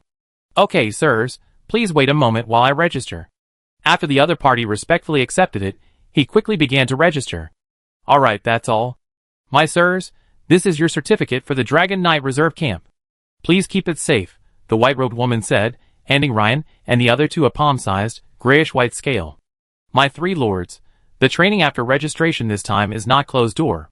If you have a regular job, you can leave at any time, or choose to attend the part you're interested in. But you need to bring your credentials, otherwise you won't be able to enter the camp. Okay, thank you. Luther nodded, took the scale, and prepared to leave with Ryan and Harlowen. Is that all? Ryan asked, glancing at the camp credentials Luther handed him. They looked like the scale of some kind of dragon, but not a giant one. Well, if you need any, you can come to the Dragon Knight Reserve Camp anytime to practice your flying skills. One of the assessments will be about flying skills. The rest is just general knowledge about dragons, optional, Luther said familiarly. I see. Ryan nodded. The 3 of them soon returned home, but just as Ryan reached the gate, he received a message from Mentor Magro. So, Ryan said goodbye to Luther and Harlowen and headed to Craig Winery. A ripple in the cellar brought him back to the Bishu Constructivist School's headquarters.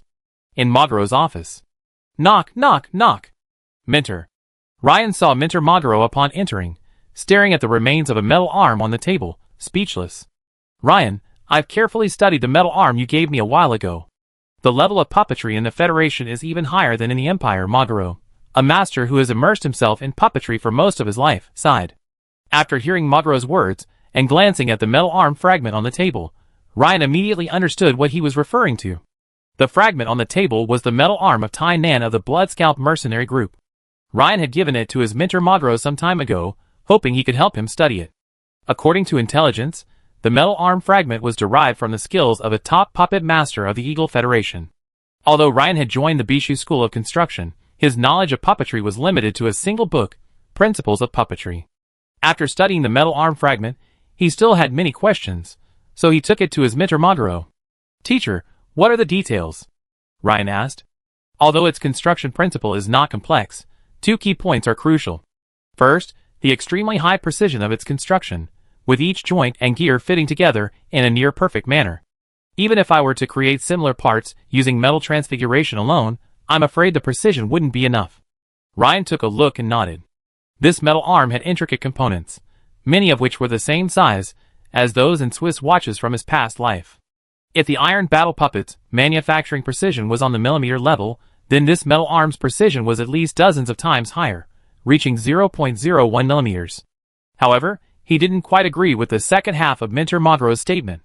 He had experimented with it himself at the time, and with his metal transfiguration, which had been solidified into his innate magic, creating parts of such precision wasn't difficult, it was just a bit slower.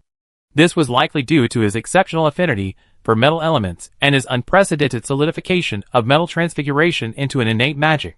For other metal wizards, even those at a second-level liquefaction wizard or even a third-level crystallization wizard, who were at a higher level than Minter Maguro, they wouldn't necessarily be able to create such high-precision parts using metal transfiguration alone.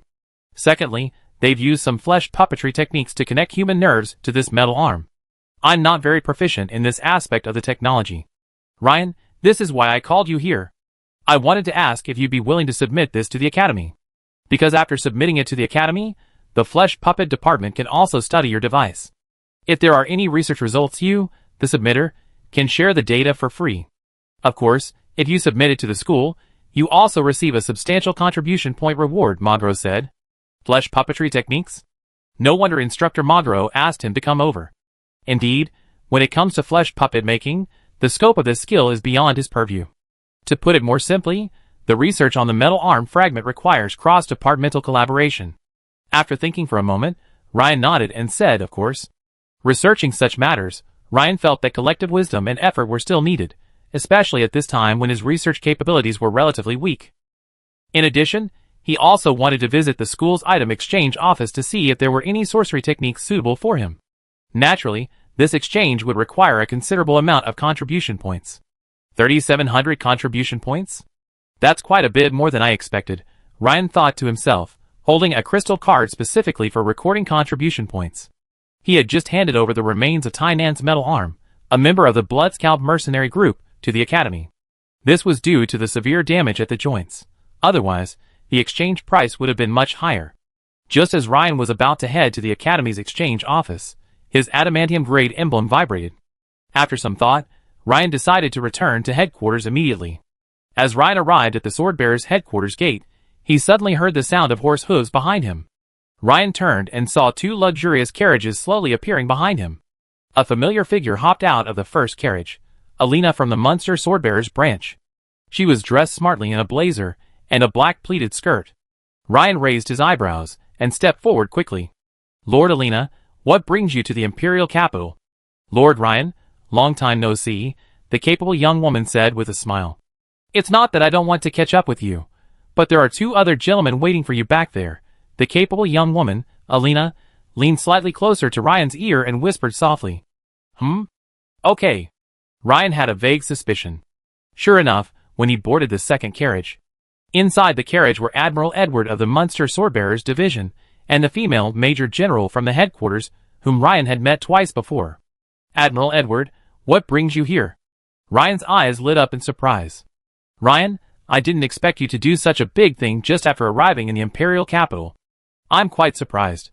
Admiral Edward patted Ryan's shoulder affectionately, and said with a wry smile. Ryan naturally knew what Edward was talking about. He smiled but said nothing. Sit down and talk. This is Major General Tadia.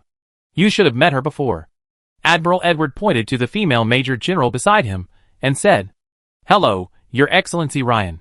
Hello, Major General Tadia. At this sight, Ryan had a vague idea. It seemed that Admiral Edward and General Augustus were likely on the same side. As for the nature of this connection, he wasn't sure. It could be supporters of the Emperor, a certain prince, or perhaps a certain political faction. Let Major General Tadia discuss the specifics with you. Okay, Admiral Edward. Ryan nodded, and sat down across from him. Sir Ryan, your actions have stirred up a hornet's nest among the conservative nobles, especially the Durham family. They haven't suffered such a heavy loss in a long time. We previously received accurate intelligence and intercepted their attack on the Blade Squad in Nam Province, and their attempt to seize physical evidence. The current situation is that they may attack you directly. Conservatives? Ryan frowned slightly, his keen eye catching a word. Since arriving in the imperial capital of Tamriel, he has been focused on improving his strength, and has not paid much attention to politics. Although he is not fully familiar with the current political factions within the Empire, he can roughly infer a lot from the three words conservatives based on the 5,000 years of culture of this great nation in his past life. Where there are conservatives, there are naturally reformers, or what might be called innovative ones. Indeed, the conservatives, represented by some of the Empire's older nobles, are extremely resistant to everything coming from the Federation. Sir Ryan, you've probably heard that the Federation's artillery can fire farther than ours, Their naval warships are beginning to be clad in iron, and their airships are even powered by something called steam. And the conservatives are completely resistant to all these new technologies, believing their use and spread will affect their interests.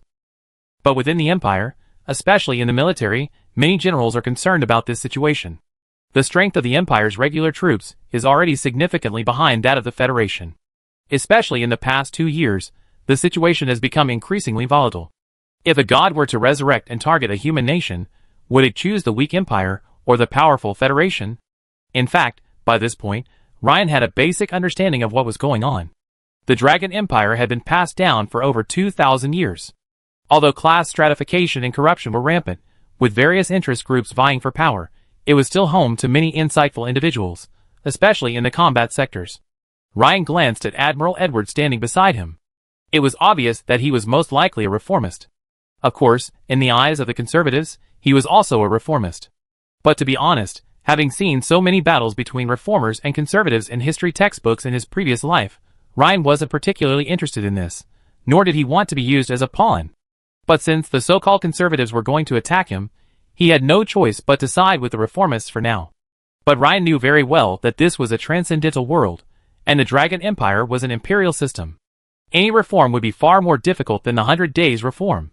A great man of the past said, political power grows out of the barrel of a gun. Ryan understood this to mean that only those with top-tier combat power have the final say. Hence, he tirelessly strives to improve his combat power. Your Excellency, you may not know this, but this time you've inadvertently touched a sensitive spot. Now, the higher-ups have sent me here to inquire about your next steps. Oh! Asking for my opinion? I assume the higher-ups have already made a general decision on this matter. Does my opinion matter? Ryan raised an eyebrow. Haha, Your Excellency, you're so young yet, you possess such extraordinary strength. Therefore, the higher-ups fully respect your opinion. If you wish to step back, the higher-ups will transfer you to a remote military post, where the old guard can't reach as far. Your family will also be properly accommodated, and their safety will be guaranteed. If you wish to confront these families, we will fully support you. Rest assured, we will be your unwavering support. Understood. Ryan nodded, his eyes flickering as he pondered rapidly. Hide in a remote area? While this would put him away from the vortex of conflict, it would also put him away from resource centers, significantly slowing his strength gains. More importantly, only through combat could he obtain the substantial system rewards. So Ryan wouldn't choose this option unless absolutely necessary. If I choose the latter, do you have a specific plan? Ryan asked. We plan to lift your restrictions in a few days. Reliable sources indicate you'll be attacked if you leave the imperial capital of Tamriel. We hope you can teach the conservatives a lesson. They've currently assembled a number of legendary warriors. The one who demands the most attention is Harold the Sculptor, known as the Supreme Legend. Supreme Legend? So they're still at the legendary level? Hearing this news, Ryan looked puzzled. Major General Tadia, are you sure they won't send out epic-level warriors? You can rest assured. Epic-level warriors are imperial treasures. Anyone who interferes in private conflicts will be severely punished by the imperial court. However, according to the plan, you need to hold off the enemy's attack for 2 or 3 minutes. We need to deploy personnel nearby to fully encircle the target. Furthermore, to avoid detection, it's best to bring only Claire and Beyoncé. At this point, the female Major General named Tadia's face was serious. After all, holding out for 2 minutes among a crowd of legendary warriors is no easy feat. The higher-ups made this decision after carefully assessing the combat capabilities of Lord Ryan. Although the Swordbearer headquarters could deploy 5 or even more legendary warriors to support Ryan, this wouldn't be beneficial to the plan and would be too conspicuous, potentially alerting the enemy. I'm fine on my end, Ryan thought for a moment and nodded. If there aren't any epic-level warriors, even 10 legendary warriors would take about 2 minutes. Lord Ryan, your confidence is all the better, but I urge you to be extremely cautious. Harold is no pushover. Oh! Do you have any detailed information on this Harold? Of course. Sculptor Harold, a peak level 3 crystallized wizard, hailed from the Isolder School, a major wizard school. He specializes in rock magic. Rock magic is a variation of earth magic, similar to ice magic within water magic. Tadia recounted slowly. He has numerous achievements, but the most notable was during the Imperial Capital War. He survived a blow from a divine saint while in his descending state, earning him the title of the strongest legend. Survived a blow from a divine saint while in his descending state? This made Ryan's face serious. He knew full well that a divine saint descending possessed strength many times greater than an ordinary projection. Of course, the conditions for a saint's descending were even more demanding, requiring certain prerequisites. For example, one needed to find someone in this world with a constitution known as a divinely favored constitution. Then, the descending ritual could be performed. Simply put, finding a vessel for the deity naturally means its power is greater than that of a projection without a vessel. Furthermore, different deities favor different physiques. Indeed so, Lord Ryan. Please do not take it lightly, Tadia said seriously. Okay. Then Lord Ryan, please make your preparations. The time should be within the next 2 days. Ryan, is there anything else you need? Admiral Edward asked, seeing that Tadia had almost finished explaining the situation. Not at this time. Thank you, Admiral Edward. Ryan returned to his room, closed the door, and fell into deep thought. Clearly, because of his identity as the Anna Elf, he was gradually drawn into an ever-increasing vortex, a stark contrast to his initial plans when he arrived in the imperial capital of Tamriel. Originally, he thought he'd have time to further his sorcery studies within the Bishio Construct School, but now, the provocations from both the Drum family and the Conservatives are endless.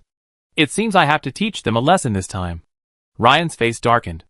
A great man from a previous life once said, "Peace survives when it's sought through struggle, but it dies when it's sought through compromise." Ryan wasn't afraid of battle, especially since the system grants experience through combat. Since epic-level warriors are the equivalent of strategic nuclear weapons in previous lives, the most important Empire weapons, and they can't be deployed lightly, I don't need to worry too much. Of course, I can't relax either. After all, various high-level sorceries and divine scrolls are constantly emerging, and some magical weapons are extremely powerful. If you're not careful, even a god could fall into a trap, let alone myself. Just as Ryan was sorting out his thoughts. At the Durham family mansion, the group disembarked from the luxurious carriage, and this time, Duke Durham, beaming, greeted them at the mansion's entrance. This scene surprised the servants. Even in the imperial capital, apart from the royal family, few possessed a higher status than Duke Durham. Chapter 384. 3 middle-aged men in khaki wizard robes approached. They were 2 men and 1 woman. The middle-aged man in the lead held a short, gnarled wooden staff, but a fist-sized khaki sphere adorned the top. Even the servants, who knew nothing about witchcraft, could sense a surge of tangible, powerful energy surging within the khaki sphere, making them uneasy. Duke Durham's eyes quickly scanned the staff in the other man's hand. He knew that the khaki sphere atop the staff was infused with a vast amount of Earth Elemental Essence. Earth Elemental Essence is extremely difficult to collect, and the crystal sphere is even more challenging to craft. Overall, this item significantly enhances the power of Earth Elemental magic, and is extremely rare. It was also the staff of Harold, the legendary sculptor known as the Greatest. The male wizard to Harold's left, while roughly the same age as Harold, possessed a much weaker aura, roughly at the peak of a level 2 wizard. Though he would have been a true quasi-legendary figure outside, he paled in comparison next to Harold. As for the female wizard, she looked to be in her 30s or 40s, the most charming age for a woman, but in reality, she was over 50. As a wizard, she aged more slowly than the average person, and having taken good care of herself, her face still looked quite charming. But her thin, slightly upturned lips gave her a certain arrogance and harshness, giving off the impression that she wasn't easy to get along with. "Sir Harold, welcome." Duke Durham stepped forward and said warmly. "Your Excellency, you're welcome." Harold bowed slightly and smiled. Although Harold's face was also filled with a smile, a hint of pride, seemingly born of his own immense strength, gave people a sense of distance. Soon, several people took their seats in the Durham family's luxurious reception room. "Your Excellency, I have heard about Greenwood's situation. I offer my condolences." "Thank you." After some pleasantries, Duke Durham had his butler, Owen, hand Harold a sheaf of papers. "Sir Harold, these are some of the other party's previous battle records and intelligence." Harold took them and glanced at them casually at first, but when he quickly skimmed to the end, he let out a soft hum, and a flicker of emotion flashed in his eyes. They killed a venom dragon and Greg the Corpse Ripper. The last section naturally contained the most recent records, which best reflected the other party's current strength. But Harold was merely moved. If the venom dragon could avoid or resist its poisonous attacks, the difficulty of killing it would be greatly reduced. This was equivalent to the venom dragon's strength being reduced from peak legendary to late legendary. On the contrary, the fact that it had been able to kill Greg the Corpse Ripper made Harold even more concerned. As a wizard, he was very familiar with certain bloodlines. He knew that Greg had the bloodline of a giant, and when he activated his bloodline talent, the giant rock form, his defense was comparable to that of a rock giant. If Ryan waited until Greg's stamina was exhausted and forced out of his giant rock form before killing him, then he wouldn't be worried. However, if he killed Greg while he was in his form, then he would be more concerned. "Sir, is the opponent very strong?" Caroline, the nearby sorceress, saw Harold, whom she admired most, and showed a hint of surprise. She immediately became curious about this Ryan. "Yes, quite capable. You can take a look." Harold handed Caroline the information about Ryan. "What are your plans, Your Excellency?" Harold turned to Duke Durham and asked. Although Harold had no doubt that he could take down this Ryan, at his level, he couldn't be like the top assassins of the Black Blade organization, who would recklessly kill someone for money or some other object. Especially since this Ryan had a very clear official status. An Imperial Adamantine swordsman, and a formal nobleman appointed by the Empire. So, Harold needed a suitable reason to act, or at least a reasonable excuse. "Well, Sir Harold, I've contacted the families of some of the women killed by this Ryan, including Greenwood's mother, and have them come to the Imperial Capital Noble Court to appeal. Although our intelligence indicates this incident will soon be deemed self-defense by the sword-bearer headquarters, and in principle the Noble Court will not hear it, we will have the elderly, the weak, women, and children emotionally engage with the judge to explain the incident. In addition, we will also mobilize our connections to lobby the judge and reason with him. The main goal, of course, is to have the Noble Court summon Ryan to the stand and investigate the situation. Duke Durham, even if summoned, with this Ryan having the sword-bearer headquarters ruling, you're bound to lose this case, right?" Darren, another male wizard, frowned and couldn't help but interrupt. Although a level 2 liquefaction wizard, he had a rather hot temper. He paused, not understanding Duke Durham's intentions. "Haha, Lord Darren, we naturally know we can't win this case, but we simply need the official procedure of a court summons. According to regulations, upon a court summons, everyone must cooperate and appear to explain the situation. Now, if Ryan refuses to cooperate, Lord Harold and the others will naturally have a legitimate reason to take action." Duke Durham's face lit up with a hint of satisfaction. "I see." Darren glanced at Duke Durham, nodded, and inwardly called him a fox. These veteran nobles are truly shrewd. Even if they aren't personally familiar with something, there are always people within their families who are familiar with the Empire's rules and regulations, and they were able to find such an opening. However, these actions will have to wait for the sword-bearer headquarters to issue a formal ruling. It's expected to take 2 to 3 days. Once the ruling is made, we will meet this Ryan for negotiations somewhere outside the Imperial capital. During the negotiations, the court summons will arrive, and Ryan will likely resist cooperating. What if he voluntarily cooperates? Caroline wondered. Most of the court enforcement officers who will be summoned are ours. Even if he cooperates, he'd likely become uncooperative. Duke Durham smiled and said. Although the two men before him were both level 2 liquefaction wizards, in his eyes, when it came to political intrigue, they were as pure as the white ice-capped grass on the icy plains. All right, since Your Excellency the Duke has a comprehensive plan, we just wait for your notification, Harold said, standing up. Thank you, Sir Harold. By the way, my men have found some clues about the heart of the mountain. I think we should be able to resolve it after this incident, Duke Durham casually mentioned as he stood to say goodbye. Harold glanced at Duke Durham and said, Thank you for your concern, Your Excellency. He knew full well that the Durham family actually had a treasured heart of the mountain. However, until the matter was resolved, the information Durham had about it would remain limited to clues. But it was all good. At least the other party had agreed. Once he had killed this Ryan, the heart of the mountain would be delivered. Harold was on the verge of breaking through to the 4th level of Dawn Wizard, and needed a large number of rare resources to aid him. Some items were extremely difficult to find, and even if he wanted to collect them all, it would take a great deal of time and effort. If he could enlist the help of the great nobles of the Empire, he could gather many items with much greater efficiency. Especially the Duke of Durham before him. Harold knew that he was a shareholder of the largest auction house in the Dragon Empire, the Axon Auction House, and even a controlling shareholder in many provincial branches. He had a natural advantage in collecting supplies. He also learned from a secret source that the Durham family possessed the mountain heart he so desperately needed. The mountain heart was an extremely rare and precious earth-based treasure, generated only within the bodies of deceased mountain giants. Mountain giants, these colossal creatures of epic combat power, had not appeared within the Empire's borders for at least hundreds of years. Besides the mountain giant's power far exceeding his ability to contend with, even if they did appear, they would be slain by the Empire's epically powerful guardians, leaving him no chance at all. So for now, he still needed to play along with these established nobles. However, once he reached the 4th level Dawn Wizard, he would have little to worry about with these messy matters. Meanwhile, in the Bavarian mansion, Ryan emerged from his reverie in his room. He still had about 3 days left before the restriction ended. After a moment's thought, Ryan returned to the exchange counter at the Academy's headquarters. At the counter, he saw a rare young woman who appeared to have halfling or dwarf blood. She was only about 1.2 meters tall, but her figure was well-proportioned and harmonious, without any deformities. "Hello, could you help me find out what metal-based sorceries I can exchange for?" Ryan asked. With that, Ryan handed the woman her Academy identification card and an object resembling a memory crystal.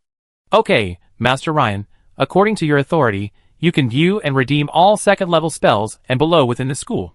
The dwarf girl took Ryan's crystal voucher and placed it in the card slot, quickly speaking enthusiastically. "Oh, what about looking up 3rd level spells?" Ryan asked, raising an eyebrow. He had naturally anticipated this situation. Just like at the Sword-Bearer headquarters, different levels of authority meant different levels of redemption. If you want to view 3rd level spells, according to school regulations, you need to have over 10,000 historical contribution points. Historical contribution points? Yes, that means your total contributions to the school must exceed 10,000 points, including any you've used. Simply put, it means adding up your past contribution points and your current contribution points, and ensuring the total exceeds 10,000, the dwarf girl explained. "I understand," Ryan nodded. "By the way, Lord Ryan, there are 4 metal-related spells, level 2 and below, that you're looking for. I've displayed them on the wisdom slate. You can check them out." Ryan raised his brow, clearly quite surprised, but after reviewing them, his joy faded. Of the 4 metal-related spells, he already had mastered Sharpening, Metal Transfiguration, and Metal Barrier. The only one he hadn't mastered was Iron Armor, a level 2 spell. As the name suggested, this was a defensive level 2 spell, slightly different from Ryan's earlier thought of finding a potentially offensive level 2 spell. The lowest exchange price, 3,500 contribution points, was just enough for him. He had previously submitted the metal arm fragment to the school and received a 3,700 contribution point reward. However, he only had so many contribution points, so he needed to first read the description of this spell. After a moment's thought, Ryan continued, "Can you show me the detailed description of the spell?" "Of course, Lord Ryan." After the dwarf girl finished speaking, she skillfully manipulated the black wisdom slate in front of Ryan, and the information was updated again. Iron Armor, a 2nd level spell. Consumes a certain amount of mental energy, using a specific spell model to attract surrounding metal energy particles, covering the host's body with a layer of iron armor. Ryan nodded slightly and said, "Exchange this iron armor for me." "Yes, sir." Soon, Ryan, satisfied, took a parchment scroll radiating magical energy and left the Academy's exchange office. Soon, Ryan returned to the Bavarian mansion. After closing the study door, he settled down and began to seriously study this new spell. The previous level 1 defensive spell, Metal Barrier, had become as effective as a level 2 spell after Ryan's multifaceted enhancements. Ryan believed that if he could quickly bring Iron Armor, a level 2 defensive spell, into combat effectiveness, its defensive power could potentially rival that of a level 3 spell. Of course, no one would complain about the thickness of layered armor. Furthermore, if he had mastered this iron armor before fighting the projection of Hela, the goddess of the underworld, he would have been much more relaxed throughout the battle. 1 hour later. As Ryan silently chanted the spell, 3 seconds later, a thick gray-black, metallic, water-like coating covered his body. Perhaps due to his exceptional affinity for metal elements, coupled with the enhanced power of the Iron Heart Advanced Meditation, the current 2nd level sorcery, Iron Armor, was even more potent than described in the parchment scroll. It exceeded the half-finger thickness stated on the parchment scroll, increasing by nearly a third. At this moment, a system notification appeared. "You have learned Iron Armor, and your comprehension has improved. You have mastered a new skill. Iron Armor. Your Iron Armor skill has been upgraded, adding 4 experience points." At the same time, a new icon appeared at the bottom of the Warhammer Wizard Legendary panel. The icon depicted a wizard covered in a thick, smooth gray-black coating. Its smooth surface, with a faint metallic sheen, could not be mistaken for armor. After all, armor has joints, but the covering before him didn't. The small text below the icon explained, "Iron Armor Level 1, 1/100, Iron Armor Level 1 effect. Consumes a certain amount of mental energy, using a specific sorcery model to mobilize surrounding metal energy particles, covering the host's body with a layer of iron armor. Note: casting time, 3 seconds. After practicing for a while, Ryan decided to increase his skills. A 3-second casting time made it difficult to integrate into his current fighting style. Furthermore, increasing proficiency in a second-level sorcery was quite difficult, several times more challenging than a first-level one. Next, he would face the threat of the conservatives, so increasing his skills immediately to quickly build up his combat effectiveness would be the best option. But the problem was, he was running low on skill points. He only had 6 skill points remaining, and if he wanted to reach level 12, he needed 5 more. So, for the next few days, Ryan spent his time in his Bavarian mansion, crafting high-end garments, much to the astonishment of Beyoncé and Claire, who had come to visit him. Both of their eyes were bloodshot, clearly not getting enough rest. Ryan. Captain Ryan, why are you still making clothes? Things are urgent. After you killed Greenwood, this incident caused an uproar throughout the Swordbearer headquarters, Claire said hurriedly. Oh! Has the verdict been announced? Ryan continued diligently working on the pearl-embroidered tunic in his hands. Yes, it was just announced this morning. Many people support you, but many others think you were too ruthless. Claire nodded quickly. Okay, almost done. Let's go back to headquarters and take on a mission. Ryan put down his coat and said with a smile. Over the past few days, Ryan had finally found a high-end ready-to-wear style with a high experience point reward, advancing his master tailor from level 4 all the way up. Now, the skill points were ready.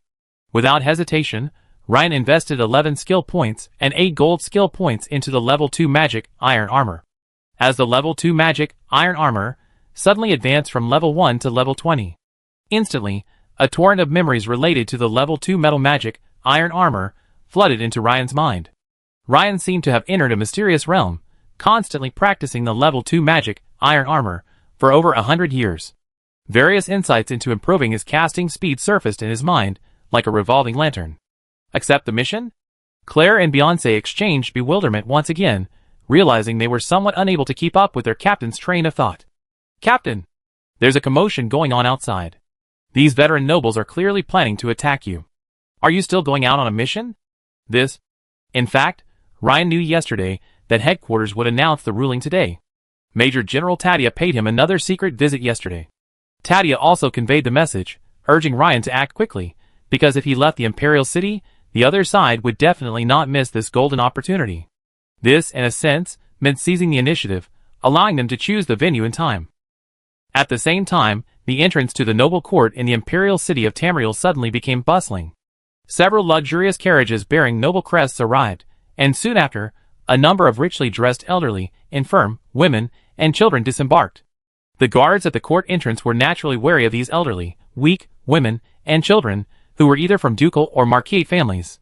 They were quickly ushered into the mediation room inside the courtroom.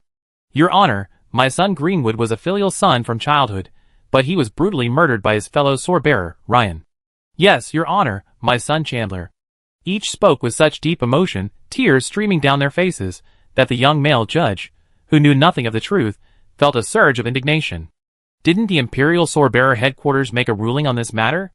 The young judge asked after a moment's thought.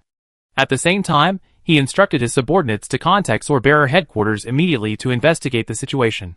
Your Excellency, although this Ryan is young, he is exceptionally capable and highly regarded by the Swordbearer's upper echelons. Therefore, the Swordbearer headquarters' handling of this matter was clearly unfair. Your Honor, in that case, the Swordbearer headquarters' response is actually of little importance. How about having Ryan appear before the noble court, and have you question him in person? At this moment, several court insiders exchanged glances and began to lobby the young judge. After several words, the judge fell into deep thought. Although the Swordbearer headquarters seemed to have made up their minds, it was within their rights to have the parties appear before the court for questioning, and it was also intended to appease public anger. Soon, a letter requesting Ryan's appearance before the court was issued. That afternoon, Ryan accepted a mission at the Swordbearer headquarters and, accompanied by Claire and Beyoncé, left the imperial capital of Tamriel. Naturally, this news reached certain people immediately, and after deliberate misinformation, Ryan's actions were interpreted as an attempt to escape. When Ryan stopped briefly in a small town called Tavlin, over 100 miles outside the imperial capital, a team of men in uniforms from the court's enforcement department blocked his way with Claire and the other two. Sir Ryan, excuse me, but according to a letter from the Imperial Capital's noble court, you must return with us for questioning. Oh, the noble court? Ryan looked at the team before him, which included at least one titled knight and a level 3 crystallization wizard, and couldn't help but smile. When did the noble court's enforcement department become so powerful? 2 legendary level warriors were present in a single team. The 2 women, upon seeing this scene, felt a surge of nervousness. Claire had already placed her hand on a level 2 defensive magic scroll. The scroll was provided by Major General Tadia and given to the 2 women by Ryan. You know, the higher the level of a sorcery scroll, the more difficult it is to create, making it naturally more precious and valuable. Okay, let's go, Ryan said with a smile. Now, it was the turn of the court enforcement team, and many of them looked at each other in bewilderment. Isn't it said that Ryan, relying on his strength, is quite unruly? Why? What a pity, Your Excellency Ryan, your cooperation is too late. A middle-aged uniformed leader shook his head. Then, his face solemn, he shouted, "Attention everyone. Ryan refuses to obey the court summons. Enforcement is now underway." At this moment, 3 middle-aged men in khaki wizard robes happened to be passing through the town, observing the scene with smiles on their faces. "Oh, is this what you rely on? Very good, I like the way you confuse right and wrong." Ryan glanced at the 3 people in the distance and said with a smile. Chapter 385. Wait, Ryan, right? Actually, we don't have to go this far. If you're willing to turn from darkness to light, we can have a good talk. Suddenly, Harold, smiling, stepped forward with the other 2 and said, "You know what I mean by turning from darkness to light. I can guarantee your safety and give you better treatment than before. My name is Harold. If you've heard of me, you know I'm not joking." Harold's words weren't without reason. With his keen perception, as he neared the level of a 4th-level Dawn Wizard, he sensed that Ryan, like him, possessed a certain unwavering confidence or strength. It wasn't that he was afraid, but rather that Harold felt he had something to rely on. It would probably take quite a while to do it, so if it could be completed relatively easily, why not? The other party is actually Sculptor Harold. Claire, standing behind Ryan, heard the name and her beautiful eyes widened as she gasped. She hadn't expected the Durham family to actually enlist this legendary figure to confront their own captain, Ryan. Although his fame had only risen to prominence during the Battle of the Imperial Capital a few months prior, Claire, a fellow wizard, had actually heard of Sculptor Harold's deeds long before. It was said that Harold liked to defeat his opponents, then use the 3rd-level petrification spell to create stone sculptures, which he would then place in his mansion. In his spare time, Harold would admire them, while taking his chisel and carving something into the bodies of his permanently petrified opponents. This is how he got his nickname, the Sculptor. The strongest legend, Harold? Beyoncé, usually quite composed, was also horrified. But Ryan just laughed at this. She really thought he was just a young man in his early 20s, trying such tricks with him. You know, many elementary school students in his past were familiar with the 36 stratagems. With such an obvious divisive ploy, did she think he was a 3-year-old? Throw himself into the arms of the conservatives? Based on the current situation, some conservatives would never accept him, and he would become the public enemy of the reformists. "Haha, I say the same thing to you 3, Ryan said, looking at Harold and the others. "Huh?" At first, Darren, the 2nd-level liquefaction wizard beside Harold, frowned, not understanding what Ryan had said. But as he quickly realized what was happening, he erupted in fury. "You?" This was the first time he had encountered someone so disrespectful to Master Harold. At this moment, Harold's expression darkened, his lips moving rapidly. He quickly raised his hand and pointed at Ryan. A ball of dense, earthy yellow energy, like a flash of yellow lightning, shot towards him through his gnarled wooden staff. Instantly, the energy ball struck Ryan. With the naked eye, Ryan's body, starting from his feet, gradually turned to stone. And the dense, earthy yellow energy, like a creeping vine, rapidly spread upwards, quickly covering his ankles and moving towards his calves, knees, and so on. "Level 3 spell, petrification," Beyoncé exclaimed. "Captain, be careful. It's petrification," Claire shouted anxiously. This was a level 3 spell, and the other party had managed to cast it in almost a second. It was truly terrifying. The 2 women were a bit panicked. Darren, upon seeing this, couldn't help but sneer, saying, "TSK, I thought you were so powerful, but I didn't expect you couldn't even withstand a single blow from Lord Harold. How dare you just boast like that? What a joke. Let me teach you a lesson." Darren darted forward, intending to slap Ryan. He had been very annoyed with Ryan for a while. To everyone else, including Darren, it looked like Ryan was about to be completely engulfed by the petrification spell, completely powerless to resist. The surrounding execution team also watched the scene with amusement and whispered among themselves. Many people immediately relaxed, and a few even looked confident of victory. However, Harold suddenly sensed something. His eyes narrowed, and he immediately shouted, "Darren, come back!" But it was too late. Ryan quickly raised his hand and pointed at Darren, who was not far away. A huge metal net suddenly appeared, and then, flashing silver light, it quickly rushed towards Darren. Darren's eyes widened at this sudden change, obviously shocked. But he was a veteran second-level liquefaction wizard after all, and his reaction was extremely fast. He immediately activated his innate magic. Stone skin. A ball of mud rose from the ground like a stream of water, covering Darren's entire body. But the next second, a massive silver net pierced through him. Darren, whose stone skin protected him, froze in shock, his body instantly frozen in place. Then, like a shattered statue, Darren, along with his stone skin, was chopped into a pile of uniformly sized cubes by Ryan's cutting net.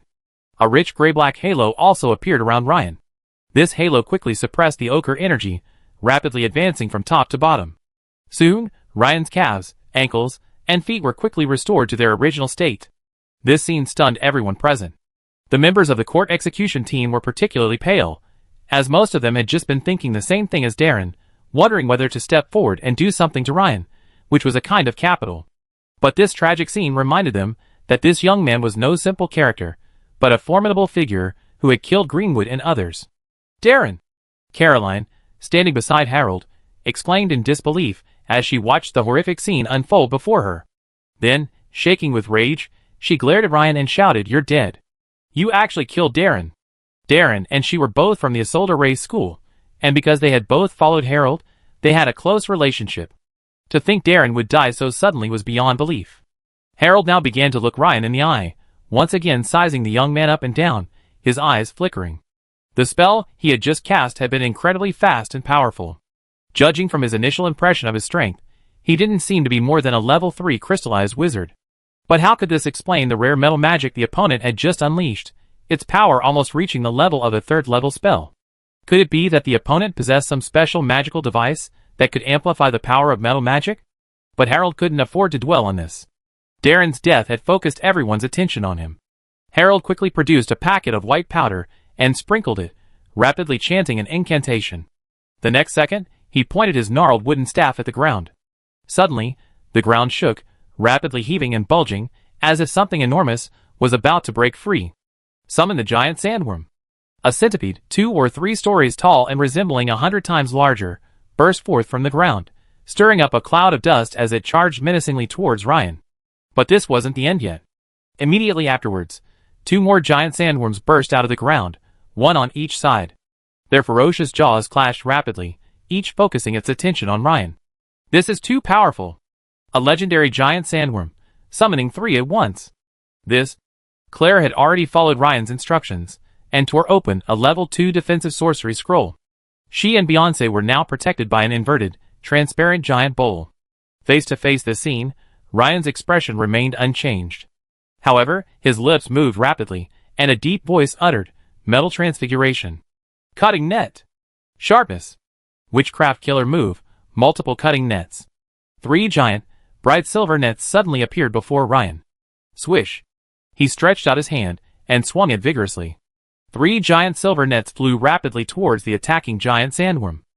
In an instant, a scene nearly identical to the one that had just killed Darren reappeared. The giant sandworm, exposed above the surface, though nearly 10 meters tall, was instantly shattered, its flesh falling like rain. Soon, it was reduced to a heap of minced flesh, with a large amount of bodily fluids and red and white matter spilling onto the ground. As for the other 2 giant sandworms, upon seeing their companion instantly killed, they froze in place, momentarily afraid to advance and attack. "Huh? This is a liquefied killing move? Is this your ultimate weapon?" Harold, upon seeing this scene, couldn't help but be surprised. But at this moment, his joy was even greater. Because, in his opinion, he had forced out Ryan's hidden trump card, a move that had likely helped him defeat so many powerful enemies. "Haha, you have quite a bit of talent and strength. If you were given more time to grow, perhaps one day in the future, I might not even be your match. But it's a shame you die here today. Ryan, do you know why large schools are called large schools? Besides the fact that their leader is a level 4 Dawn Wizard, the most fundamental reason is that large schools have a relatively complete heritage. That was a metal-based liquefaction move you just performed, wasn't it? Did you know that above the liquefaction move, there's also the crystallization move? Suddenly, Harold, within the Earth Elemental Shield, chanted a spell loudly. Level 1 Earthquake. Instantly, the ground within a radius of hundreds of meters shook, causing many people to lose their footing and flee for cover. Many houses on the outskirts of Tavlin Town collapsed. Level 2 Rockfall. A dense cloud of boulders, each the size of a human head, suddenly appeared from the sky, raining down on the ground like a torrential downpour. Level 3 Sandstorm. As the sandstorm rose tens of meters high, most of Tavlin Town felt as if it had entered the apocalypse. The dust filled the sky, obscuring the sun and burying it in darkness. It was impossible to open one's eyes. If one lacked adequate protection, the high-speed sand and gravel would penetrate directly into the body, causing fatal injuries. Crystallized killing move, Earthquake. As Harold uttered the last word, the power of the 3 spells was instantly combined and amplified in some ingenious way. For a moment, the ground shook even more violently, barely holding its ground. Even the great knights could barely stand, and the falling rock swelled from the size of a human head to the size of a millstone. The 3 sorceries, especially the originally weaker first and second level sorceries, were intensified by the ingenious coupling of the crystallized killing move. Everyone present paled at the sight of these sorceries, which seemed like a natural disaster. Only Ryan remained steady, his gaze calm. Chapter 386. At this point, Ryan's body was already covered in a layer of gray-black metal, surrounded by a kite-shaped shield of hardened fine gold. Facing the incoming millstone-sized boulders, he casually raised his hand and shattered them. The 2 women behind him were now pale and teetering on the brink of collapse. If it weren't for Ryan blocking the way, and the protection of the level 2 protective sorcery scroll, Cyclone Shield, Harold's crystallized killing move would have annihilated the 2 women. Do you think you've stopped me this time? Sand and rocks flew all around, but Ryan's voice, like a morning bell, pierced the sandstorm and reached nearly everyone present. This caused most people to look confused and apprehensive. Not really. It's a shame you came in such small numbers this time. Harold, on the other hand, looked puzzled. He didn't believe Ryan had any chance of turning the tables against his crystallized killing move. But why would the other party say that? It's not that there aren't scrolls of sorcery and divine arts above the 3rd level, but they're too precious, mostly handed down from ancient times. Harold didn't believe Ryan had any of those things. Self-destruction of a magical weapon? Or had the other party found powerful reinforcements? For a moment, Harold couldn't figure it out. As the smoke and dust filled the sky, completely covering Ryan's position, Harold suddenly seemed to catch a glimpse of a huge shadow, fleeting through the dark sandstorm. Huh? Is that my giant sandworm? But Harold's quick perception dismissed this answer, because the 2 giant sandworms were clearly not in that location. Harold immediately thought and ordered the 2 giant sandworms to investigate. But the next second, his heart skipped a beat, and his expression suddenly changed. He could clearly sense that the connection between him and one of the giant sandworms he had summoned had been severed. It was a sudden severance. It was like someone walking down the street suddenly having their neck twisted, without even the slightest warning. The giant sandworm showed no sign of death before dying. This situation was incredibly rare, so abnormal. How could this be possible? Giant sandworms are legendary, after all. The next second, Harold shuddered, and for the first time, a look of unusual solemnity appeared in his eyes, as he gazed at the sky of dust. Because his connection with the last giant sandworm had mysteriously severed. Caroline, beside Harold, also noticed the strange change in her master's expression and couldn't help but ask, "Master, can they possibly withstand this crystallized killing move of yours?" At this moment, everyone present heard a thumping sound from the sandstorm, like the beating of drums or the rhythmic slapping of some heavy object against the ground. Followed by this, an even more intense rumble. Because Harold's crystallized killing move, Earthquake, affected such a vast area, even the members of the court enforcement team were now obscured by the sandstorm, unable to see clearly. Suddenly, someone felt a massive shadow appear above them. Just as they tried to dodge, they felt the shadow suddenly accelerate and vanish. Boom! A huge claw mark was left on the ground, and the body of the enforcement team member was firmly planted in the earth. Faint traces of flesh and blood seemed to confirm the presence of a human. This scene repeated itself over the next 10 seconds. At this moment, the swirling sandstorm provided perfect cover for Ryan, in his Dragon King form, to launch his attack. Grindstone-sized boulders from the sandstorm smashed into Ryan's heavily armored body, but cushioned by layers of dragon scales and muscle, their force was no different from that of snowflakes. Ryan felt a slight pain, but that was all. At this moment, Harold's sorcery-inspired killing move began to wind down, and the sandstorm before them gradually weakened. At this moment, a ferocious-looking humanoid creature, taller than the giant sandworm, came into view of Harold and Caroline. "What is this?" Caroline's beautiful eyes widened to their limit as she pointed at Ryan, in Dragon King form, and said tremblingly, "Dragon men? How could there be a dragon man in this form? Is Ryan a royal heir?" Harold, who always maintained a steady hand, couldn't help but lose his voice. At this moment, Ryan had already eliminated all the enemies around him, including the 2 legends from the execution team, who had been thrashed into pulp. 40 seconds have passed. "Guess we need to hurry," a deep voice rasped from his throat. Just as the two were still wondering what Ryan meant by this, suddenly, the flesh wings behind him flapped violently, and then they disappeared from sight. "Not good." "Gravity shield," Harold shouted. A thick, ochre-colored energy instantly enveloped him. Ryan's massive claws, dropped from the sky, were clearly aimed at Harold, but as they approached, they seemed to be deflected by some mysterious force and slid aside. It struck Caroline, who hadn't even reacted yet. In an instant, the rather beautiful level 2 liquefaction wizard was flattened into a meatball, barely able to utter a scream. Harold had no time to grieve over Caroline's death. His expression darkened as he crushed the sphere at the end of the gnarled wooden staff. A surge of earth elemental essence instantly emanated, and he quickly chanted spells. Level 1 Earth Wall. Level 2 Earth Elemental Shield. Level 3 Gravitational Shield. Based on the self-destruct staff, the power of several spells was significantly enhanced, but Harold's nerves remained unwavering, and he planned to retreat immediately. "Huh? Is this the trick you used to withstand the attack of the Divine Saint? Interesting." Ryan suddenly rushed towards Harold, unleashing the full might of his Dragon King form for the first time. Swish. From the 2 women's perspective, a massive dragon man, 13 or 14 meters tall, muscles bulging, was using its razor-sharp claws to tear apart a yellow, semicircular energy shield on the ground. The shield was being torn apart at a visible speed. Even though the vast earth element was constantly pouring out from the ground to repair the shield, it couldn't keep up with the rate of destruction. "Epic! You are epic!" Harold shouted, his eyes wide, and a look of fear on his face. "You? Pa!" A thick gray shadow flashed by, and Harold's head disappeared, completely embedded in his chest. It was Ryan's dragon tail that had launched the sudden attack. "It's over." 59 seconds. Ryan still remembered Tadia's words, telling him to hold on for 2 minutes. Ryan understood this to mean it would take Tadia and the others 2 minutes to arrive, meaning he still had 1 minute to clean up the battlefield. Huh, what's that? Dozens of miles from the town of Tavlin, many men in combat gear were rapidly advancing toward Tavlin. In the sky, 2 squadrons of Griffin Knights rose, flying toward the town, where the clear emanations of sorcery were emanating. But then, a sudden ripple flashed across the sky, and the Griffins retreated, emitting sharp cries filled with fear and unease. Suddenly, a giant green dragon appeared in midair. Its slender form and brilliant scales made one marvel at the creator's favor and preference for dragons. "It's the green dragon Hazes," the burly man at the forefront of the Griffin Knight squad said, his expression changing. "Dragon Knight Pentiskerk."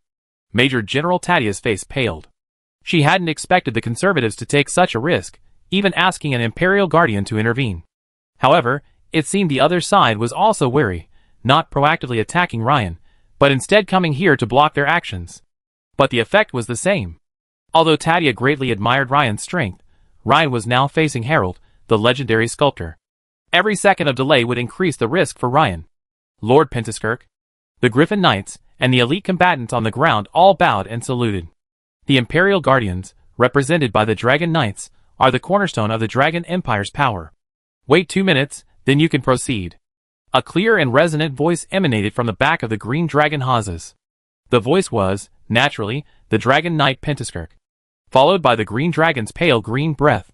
A highly concentrated acidic breath instantly erupted on the ground. Soon, a horizontal line, like a gully, appeared before everyone's eyes. The meaning of this was clear to everyone. Those who cross the line will die. At this moment, the highly concentrated acid continued to dissolve the rocks in the soil, emitting a strong and pungent odor. "Sir Pentiskerk, you dare leave the imperial capital of Tamriel without royal orders?" At this moment, an old man with white hair and beard emerged from the rear of the group. "Sir Duan, aren't you feeling the same way?" "I have a mission to Savoy Province," Duan said gravely. "Savoy Province?"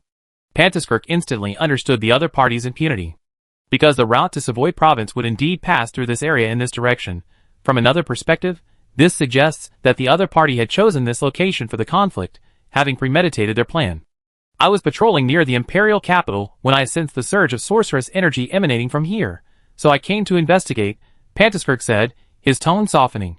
Suddenly, he and Duan turned to glance toward the town of Tavlin. Pantaskirk's face lit up, and he said to Duan, "Since Sir Duan is here, I'm relieved." With that, he patted the green dragon Hazes on the neck, and in an instant, the dragon rider known as Storm Cloud vanished from sight. Pantaskirk left partly out of a desire to avoid conflict with Duan, a fellow Imperial Guardian, and partly because he sensed the energy fluctuations in Tavlin town and stopped. He naturally saw this as a sign that his side had concluded their mission. After all, he knew the strength of the sculptor Harold. In the legends, he didn't believe anyone could be stronger than Harold. Since that was the case, there was no need for him to remain. After all, his presence here was somewhat out of place, and if he stayed and something happened, it would be difficult to explain. The battle seemed to have lasted only about a minute. "I heard the enemy's troops were quite strong this time, and it seemed Harold's strength had improved again," Pantaskirk thought to himself as he flew towards the Imperial capital. At that moment, Major General Tadia, with a look of anxiety on her face, shouted to the crowd nearby, "Hurry! What are you still standing there for?" Chapter 387. Hurry! Speed up. In the sky, 2 teams of 24 Griffin Knights swooped down toward the southeast corner of Tavlin town. On the ground, even more personnel were present. As they rapidly approached the town, they quickly split into 2 teams, like a giant pincer, completely encircling the nearby battle area. In terms of execution, this team was undoubtedly elite. The first to notice the somewhat unexpected situation were naturally the Griffin Knights in midair, with their excellent vision. From afar, they could see that the designated location ahead was a shambles, with various large and small potholes, and scattered huge rocks. Only the remains of more than a dozen houses on the edge of the town remained. On the ground, the once dense shrubs, grass, and other surface vegetation had now been completely destroyed. From midair, it was as if a patch of sand had suddenly appeared in a vast expanse of green, or a patch of baldness had appeared in a previously lush head of hair. A brief battle transformed the surface landscape, transforming it from a sea of green shrubs and grass to a desert-like landscape. One can only imagine how intense the battle had been in that brief minute. "It seems they've already fled," a Griffin Knight muttered, glancing around. He didn't see anyone in the uniform of a court enforcement officer. "No, there seems to be someone there." Another pointed to a deep tunnel in the ground. The burly man commanding the Griffin Knights squinted his eyes, then nodded. "Go! Team 1, follow me down, and Team 2, check the surroundings and maintain security." "As you command, Lord Edwards." The burly man immediately controlled the griffin beneath him, and began to descend with a team of griffin riders. At this moment, Ryan had naturally already transformed back into human form. He was holding a bulging waist pouch, examining it, his eyes filled with joy. Before coming here, he had never imagined he would come across such a treasure again. Inside the waist pouch was a pure green, thumb-sized crystal, streaked with a trace of black.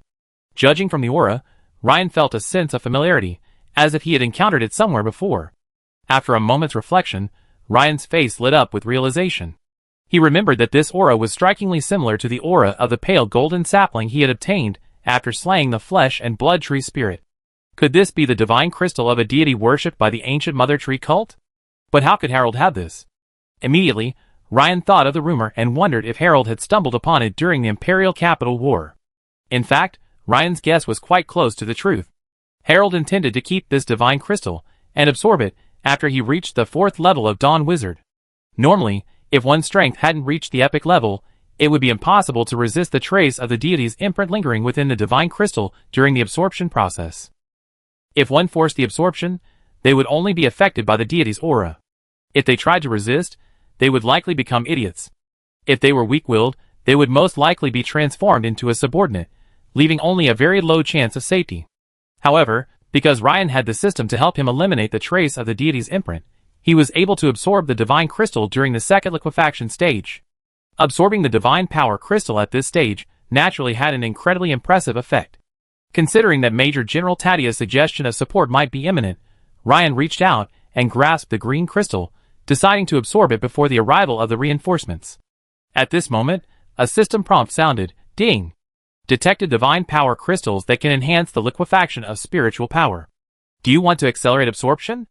Note: system absorption removes impurities and can be absorbed all at once. Ryan immediately chose yes. Because system absorption has the effect of purifying and removing impurities, Ryan had no concerns about any side effects. Instantly, the green crystal disappeared from Ryan's hand, and a wisp of green smoke tinged with black strands rose from his palm. At the same time, Ryan seemed to hear a distant, piercing shriek. But having previously absorbed the divine power crystal of Hela, the goddess of the underworld, Ryan wasn't overly surprised.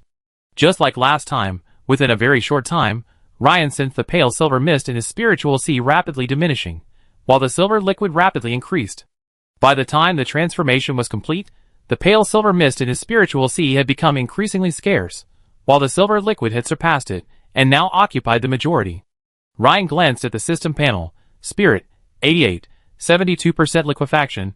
It was 43% before, and now it's 72%. A full 29% increase. Ryan knew it would be a significant increase, but he was still amazed at the extraordinary efficacy of the divine power crystal. During this period, due to the second level of the Ironheart Advanced Meditation Method, his energy level had increased by 1%, from 42% to 43%. Unexpectedly today, he suddenly entered the late stage of Level 2 liquefaction wizardry. This level of advancement is unparalleled. Even the most gifted wizards spend years at the Level 2 liquefaction stage, and ordinary Level 2 wizards spend decades. But Ryan's advancement is practically weekly. In just over a month, the liquefaction process is 2/3 complete. If we calculate that each point of liquefaction increase translates to a point of increased sorcery power, the power of his current spells is nearly 30% higher than before the upgrade. When Tadia arrived at the scene, she saw Ryan standing in the distance and felt a sense of relief. But then a wave of doubt washed over her. Since Lord Ryan is alright, what about Sculptor Harold and the others? Did they retreat prematurely for some reason? Probably. The enemy must have received news of their own actions, so Harold and his men didn't linger. Seeing they couldn't capture Lord Ryan quickly, they quickly retreated. This is likely the most likely scenario. Lord Ryan, I'm so glad to see you're alright. Tadia stepped forward, a look of joy on her face. She quickly examined Ryan, seemingly checking for injuries, while glancing around to assess the intensity of the battle. Judging from the devastation surrounding the surroundings, there was no doubt that the fighting, which lasted only a minute, was intense. This also corroborated the intense sorcery fluctuations Tadia had sensed dozens of miles away. Hello, Major General Tadia, Ryan nodded. TSK, Lord Ryan, your fighting prowess truly exceeded our expectations. You managed to withstand Harold's full-strength attack without apparent injury, Tadia couldn't help but praise. But just as she finished her words, Claire and Beyoncé, both behind Ryan, turned their heads and looked at Tadia with rather strange eyes. Their expressions left Tadia visibly stunned. What did this mean? Were they blaming me for arriving too late, so were they complaining? Or had she said something wrong? By the way, Lord Ryan, which direction did Harold and the others run? Tadia's pretty face darkened as she quickly asked. If they weren't far away, they could give them a little more pursuit. Even if Lord Dwayne couldn't attack directly, they should be able to capture everyone except Harold. Before Ryan could reply, Claire couldn't help herself. She extended a white finger, pointed at the headless body on the ground, and said, Here, this is it. Tadia's pretty face flickered with confusion, a perfect example of a question mark face. Miss Claire, what did you just say? Tadia couldn't help but ask again. This body on the ground is Harold the sculptor, Claire repeated, pointing to the ground again. What? Tadia couldn't help but exclaim. Instantly, she instinctively wanted to question it. How could this be possible? But then something clicked in her mind, and she immediately turned to look at Ryan, who was standing beside her. Seeing Ryan nod, Tadia swallowed all her doubts. Because she knew Ryan wouldn't joke with her about such a thing. Since she wasn't joking, the answer was clear. She darted forward, unfazed by the blood, and began examining the body herself. The elite soldiers nearby also glanced over. Several leaders immediately stepped forward, squatting beside Major General Tadia to help with the inspection. By the way, is Harold's head still inside? Beyoncé paused, noticing that several people seemed to be identifying the body. Inside?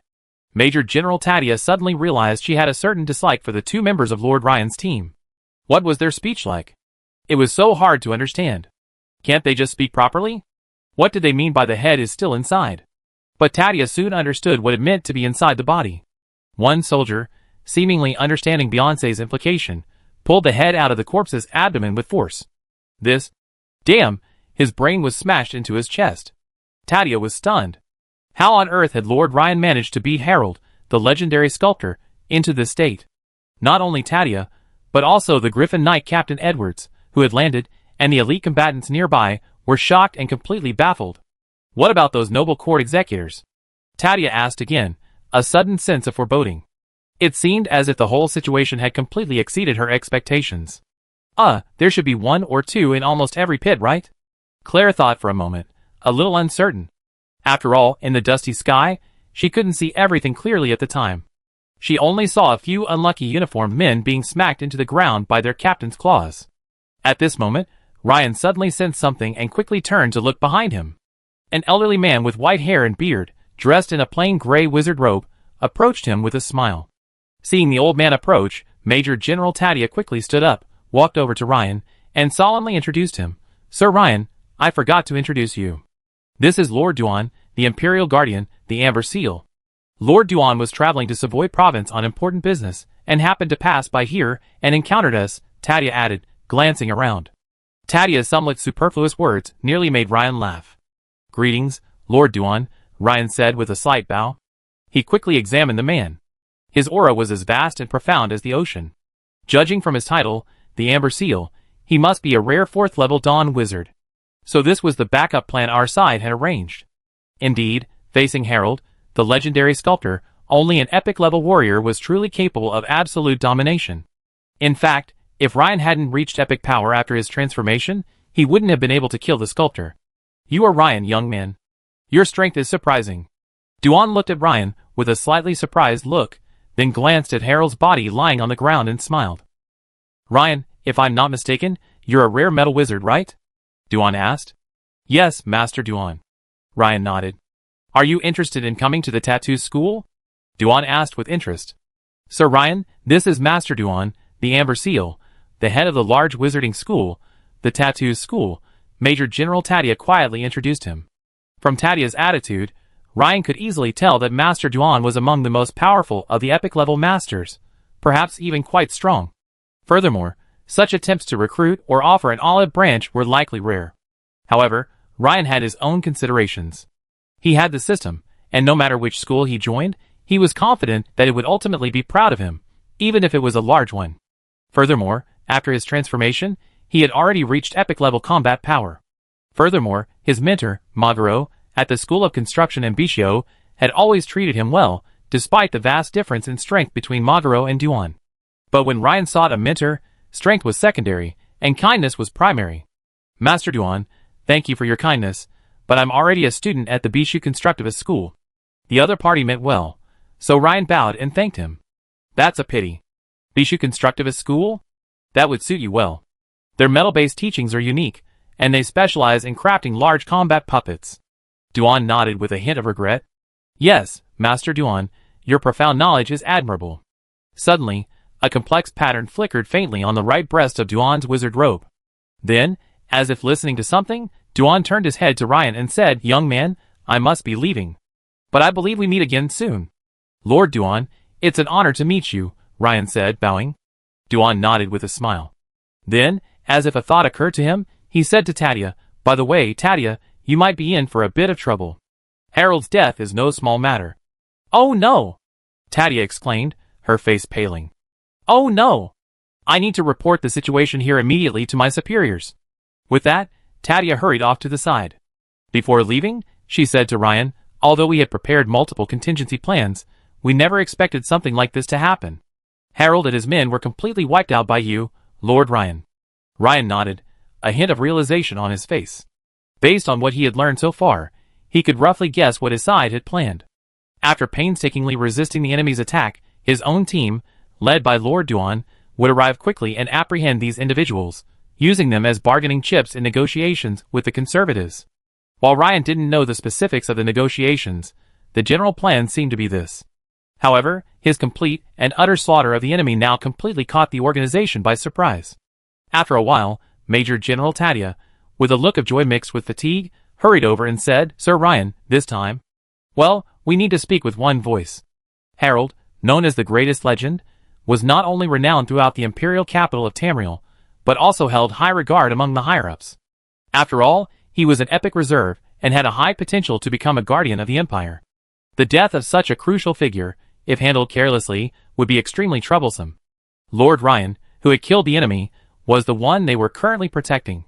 So, Tadia was feeling a mixture of joy and pain, a mixture of relief and worry. "Okay," Ryan nodded. "By the way, the two behind you are also there," Tadia said, pointing to Claire and Beyoncé. A few minutes later. "Lord Ryan, why didn't you accept Lord Duan's invitation?" Tadia couldn't help but ask after finishing her work. "I'm already a member of the Bishio Constructor School. But don't you know? Contracts can be terminated after paying a certain price. A crucial difference between medium-sized and large schools lies in the integrity of their heritage. With your strength, I believe you reach higher levels in the future. If it's because of your heritage." Tadia didn't continue, but Ryan naturally understood what she meant. Integrity of heritage? Ryan's face was thoughtful. It seemed he would have to inquire with his mentor Magro about the situation after returning to Tamriel. Meanwhile, on the road leading from the small town of Tavlin to the imperial capital of Tamriel, several elite personnel were lurking, but at this moment, they all looked anxious. Why hasn't there been any news yet? Could something unexpected have happened? Since the intense sorceress fluctuations ended a few minutes ago, the sandstorm has gradually subsided. Logically, his personnel should have evacuated quickly, and would have passed through this area. But so far, not a single person had been seen. That shouldn't be the case. After all, the one dispatched this time is the most powerful legendary Lord Harold. Another companion also looked puzzled, but after a moment's thought, he dismissed the idea of an accident. After all, in his opinion, the possibility of Harold getting into trouble was practically zero. Several of them were conservative nobles, deployed nearby as observers and messengers. Several other similar observation teams were stationed nearby. "Look! Those are Griffin Knights," one of them exclaimed after peering through a bronze telescope for a moment. After all, they hadn't deployed any Griffin Knights, let alone two of them. They quickly contacted the other teams, and after some investigation, they immediately understood the situation. Shocked, they quickly reported the situation. Since the small town of Tavlin wasn't far from the imperial capital of Tamriel, so, within just a few hours, many prominent figures, who had been closely following the incident, had received the news. Swordbearer Headquarters. In the bright and clean office of Marshal Alfred, General Augustus read the message from Tadia twice over, first overjoyed, then frowning. He stood up and explained, "Marshal, this Ryan is truly formidable. How, exactly, did he kill Harold the Sculptor?" Augustus could never fathom how Ryan had managed to kill Harold. After all, this supreme legend had survived a blow from a divine saint in his descent state. That's not our concern right now. As long as he's not possessed by an evil deity, the stronger Ryan becomes, the better for us and the Empire, a silver-haired, bearded old man said gravely. Besides, this matter will be extremely troublesome to handle. Augustus, don't forget. Harold has been famous for years. Besides the conservative nobles, he's also a member of the Isildur School, a major wizarding school, and one of the most likely to become the Imperial Guardian. I'm afraid the royal family will personally investigate this matter. Let's first consider how to handle it. In the inner circle of the Imperial capital, in the reception room of the Duke of Durham's mansion, a group of representatives of the Empire's conservative nobles sat comfortably, sipping tea and chatting. At that moment, the butler Owen, looking pale, came running down the corridor. Upon seeing this, two gatekeepers immediately opened the reception room's door. As Owen reported, the entire reception room erupted in excitement. "Oh my God! Sculptor Harold is dead just like that," a marquis exclaimed. This was the strongest legend. He died just like that. How powerful could this Ryan be? That shouldn't be the case. Do you think it's possible that this Ryan was possessed by a deity? Otherwise, how could he be so powerful at such a young age? Indeed, I suggest contacting the Inquisition of the Goddess Church immediately, and having them examine this Ryan. Duke Drum nodded in agreement after a moment of shock. I agree. Also, we must immediately inform the Isildur School of this situation. By the way, what do you think we should do next? Chapter 388. As this question was raised, the luxurious reception room suddenly became so quiet that you could hear a pin drop. The conservative noble representatives present either frowned, silently sipped their tea, or puffed deeply on their pipes. No one spoke. Since even the most powerful legendary sculptor, Sir Harold, had fallen at the hands of the enemy, and with the Imperial Guardians unable to intervene directly, there was little they could do openly. As time passed, the nobles present left one after another. At this moment, Duke Durham, with a grim expression, waved to the butler Owen standing nearby. "Your Excellency," said Owen, bowing respectfully, "disclosed through several secret channels the details of Ryan's victories against the Black Flame cult, the Sea God cult, and the Secret Snake cult." "As you command, Your Excellency." Owen's eyes lit up, and he immediately bowed. He instantly understood his Lord Duke's intention. Since there was no way to deal with him openly, they could only resort to covert tactics. Because the sword-bearers' specific missions and actions were kept secret, while the cult knew one of their chief priests or high priests had been killed by the sword-bearer, they didn't know the specific culprit. And if the cult learned the culprit, they would rush towards Ryan like sharks smelling blood, like wasps disturbing a hornet's nest. Of course, this had nothing to do with them.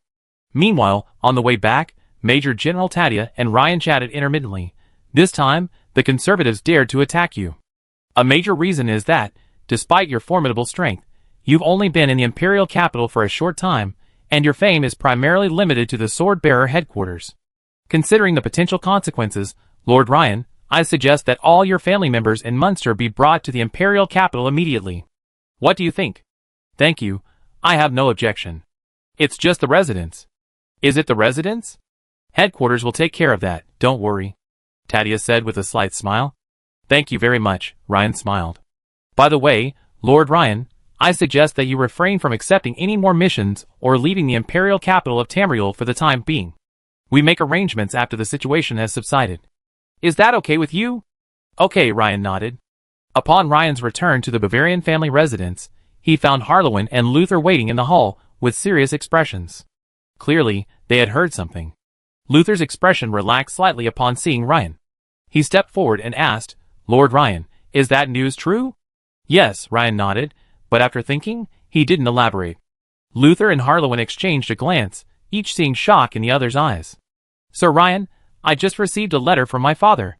Yesterday, the Durham family sent a representative to Munster to discuss your case with my father," Harlowin said. "Oh, pressure?" Ryan immediately guessed their intention. "Yes, they hope our Bavarian family will disassociate themselves from you. At best, they hope to do something about it." Harlowin didn't directly address the rest of the sentence. "I'm sorry to trouble you and the Duke about this matter," Ryan said apologetically. "Sir Ryan, my father rejected their proposal, saying that you have made outstanding contributions to Munster. He might not be able to help, but he would never jeopardize your misfortune. Tell the Duke of Munster I'm very grateful for his support," Ryan said seriously, his face grim. "Sir Munster, I be moving out later." "Sir Munster." Harlow's face grew anxious, and he was about to say something when Ryan waved his hand, interrupting him. "Sir Munster, I know what you're trying to say, but the other party is a formidable force. The Bavarian family doesn't need to be too deeply involved. Besides, the sword-bearer's headquarters has already arranged a residence for me." Ryan didn't know if the other party's support for him was influenced by the reformists, or the result of a consultation between Admiral Edward and the Duke of Munster. But in his opinion, as a high-ranking official, the Duke of Munster would suffer too much if he engaged in a direct conflict with the conservatives. Besides, sometimes, keeping one's power hidden beneath the surface might be more helpful. That afternoon, Ryan took Anna in a carriage and arrived at the new residence arranged for him by the sword-bearers' headquarters. Although located in the second ring of the Imperial capital, it's also an aristocratic district, surrounded by marquises and earls, so security is largely a non-issue. Also, the mansion before him doesn't technically belong to Ryan, but in reality, he can use it for as long as he wants. Major General Tadia was already waiting for Ryan at the gate of the new mansion. Upon seeing them, she introduced them. "Sir Ryan, this mansion was originally the residence of an earl. Take a look. Are you satisfied?" The size and layout of the mansion before him were very similar to Ryan's residence in Munster. After a brief tour, Ryan quickly decided that this was the one for him. The next morning, there was a sudden commotion at the gate of the new mansion. Ryan looked out the window of his study and saw his sister Mint, his mother Emma, and his father, old Ryan, disembarking from a luxurious carriage. "Wow, so fast!" Ryan raised his brow, quite surprised. Including the airship's roughly day and a half's journey, It seemed Tadia had started working on this matter the moment she finished talking to him yesterday. Brother, the Imperial City is so huge. Is this our new home? Mint, seeing Ryan approaching, immediately threw herself into his arms, curiously asking. She hadn't stopped looking the whole way. The Imperial City of Tamriel was filled with so much new and exciting things that it was almost overwhelming. Yes, this is our new home, Ryan said, rubbing Mint's head and smiling. Sister Anna. At that moment, Anna also approached from the side. Mint immediately abandoned her brother, Ryan, and ran towards Anna. The beautiful woman, Jennifer, is still busy with matters at the Axon Auction House and the Chamber of Commerce, so she won't be able to come for a while. In addition, Logger and the Iceclaw Bear mercenaries have just arrived in Munster and are currently staying with Jennifer. The next morning, Ryan donned his high-level witchcraft item, the Robe of Concealment, and walked familiarly to his mentor, Magaro's office. Upon seeing Ryan, Magaro's expression was inexplicably excited. He immediately stood up and asked, Ryan, I heard you. You killed Sculptor Hadro? Uh-huh. Looking at Magaro's hopeful eyes, Ryan paused and nodded. Ha ha ha, I never thought I'd have a disciple like you in my lifetime. Magaro couldn't help but laugh excitedly. Ryan couldn't quite understand why Magaro was so excited. Logically, as a member of the School of Construction, having killed a member of the more powerful wizard school, the Isolder School, shouldn't he be worried about retaliation? Why was he so excited? But Ryan's main purpose for coming today wasn't this, and he had no interest in delving into the gossip. So, after some pleasantries, Ryan got straight to the point. Teacher, I heard that as a medium-sized school, some key inheritances are missing. You're talking about the inheritance. Originally, I wanted to discuss this matter until you reached the 3rd level of crystallized wizardry. But since you asked, I'd tell you the situation, Magaro said, his face solemn. To some extent, there's nothing wrong with what's being said. The Ironheart Advanced Meditation within the school does indeed only have 3 levels, allowing you to reach the pinnacle of a level 3 crystallized wizard. But it's undeniable that this is the most suitable advanced meditation for metal wizards in the entire empire. Ryan nodded, agreeing with the last statement. Increasing control over metal elements might not seem impressive at first glance, but when combined with his top-level affinity for metal elements, the power is truly terrifying. The power of his level 1 sorcery has already reached the threshold of level 2 sorcery. If he told others about it, they'd probably find it hard to believe. But the question is, if he can only reach the pinnacle of a level 3 crystallized wizard, what will he do when he wants to advance to a dawn wizard? Teacher, if I reach the pinnacle of the 3rd level crystallized wizard and want to advance to the dawn wizard, what should I do? There are 2 ways. One is to deduce the 4th level based on the existing 3 levels of the Ironheart Advanced Meditation. However, this requires the participation of a large number of high-level wizards, is time-consuming, and may not be successful. Deduction? Ryan's face was thoughtful. The system does have this deduction, but it seems to be based on some kind of foundation. It's unclear whether it will be able to successfully deduce the advanced meditation method. Teacher, what about the second method? Ryan asked. The second method, of course, is to find the 4th level, which is the best solution, Magaro said with a smile. Ryan was speechless. But Ryan, don't worry too much. The school, especially our metal wizards, has been searching for clues about the 4th level, and we now have some clues. Oh! Ryan raised an eyebrow. No wonder Teacher Magaro had said that just now. So there are already clues. However, it involves dangerous ruin exploration. I'm sure you've heard that ruin exploration often carries various unforeseen risks, and our school's metal wizard strengths primarily focus on puppetry, so... After hearing this, Ryan pondered for a moment and said, Master, if possible, you can call on me for the exploration. Don't forget, besides being your disciple, I'm also an Imperial swordsman. Combat is commonplace for me. Haha, I almost forgot you're a metal wizard now, Magaro said, suddenly realizing and overjoyed. Since you're so interested, I have no problem with that. I'll let you know after a while, once the information becomes clearer.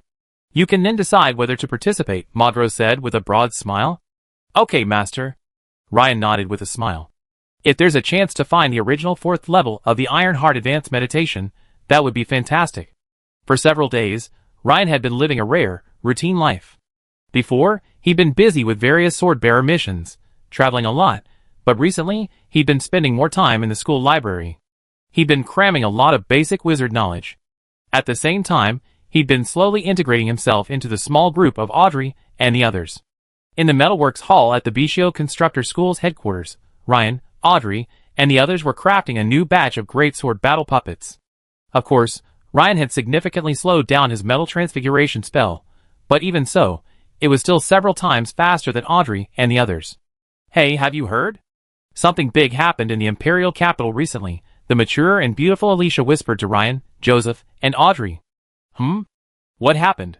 Joseph asked, puzzled. "I heard that Harold, the legendary sculptor, was killed."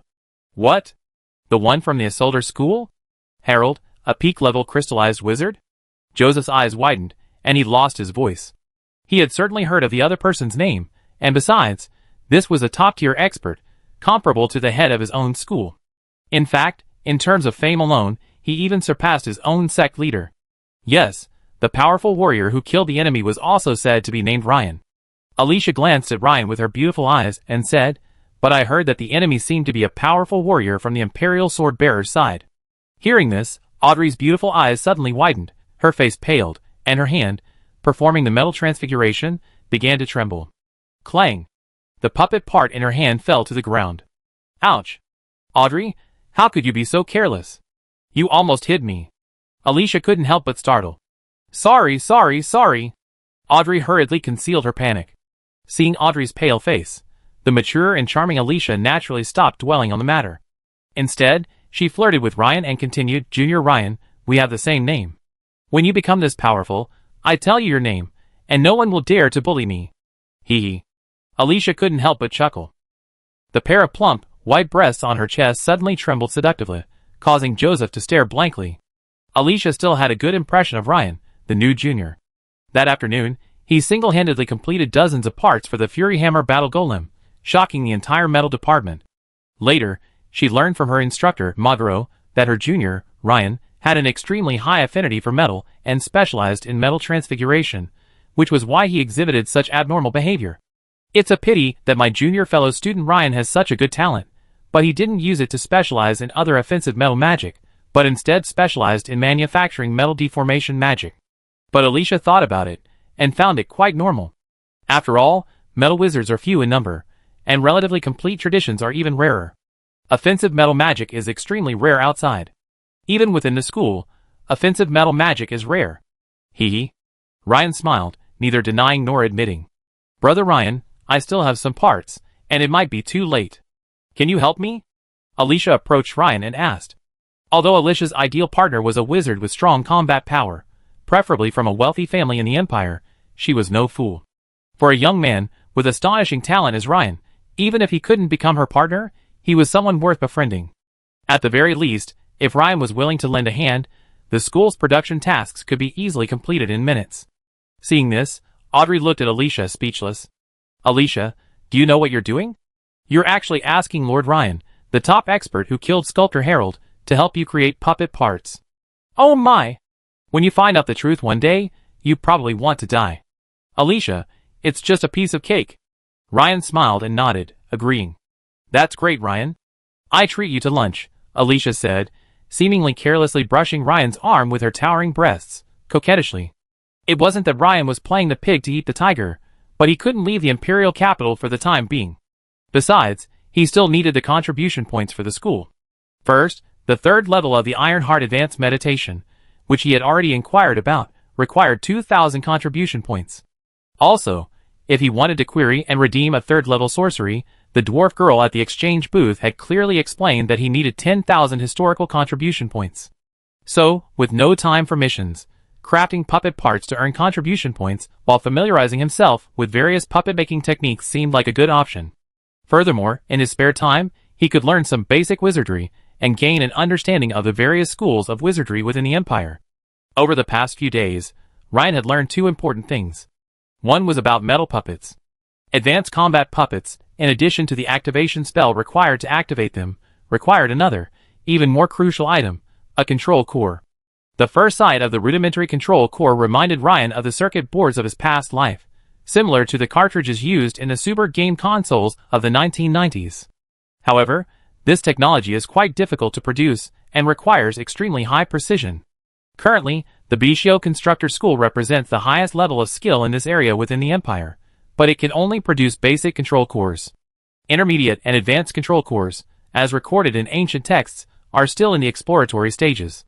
This also explains why the metal arm fragments Ryan received from Tyne can be exchanged for 3,700 contribution points. According to Minter Mogaro, the Eagle Federation is ahead of the Empire in terms of precision in item manufacturing. Of course, it's also possible that the Federation has discovered a significant site from the ancient Goblin Empire and assimilated the relevant technology. Another secret is about the wizard schools. It turns out that the Empire's wizard schools have an important responsibility, guarding secret realms. But to Ryan, this so-called secret realm seems more like a passage or a seal.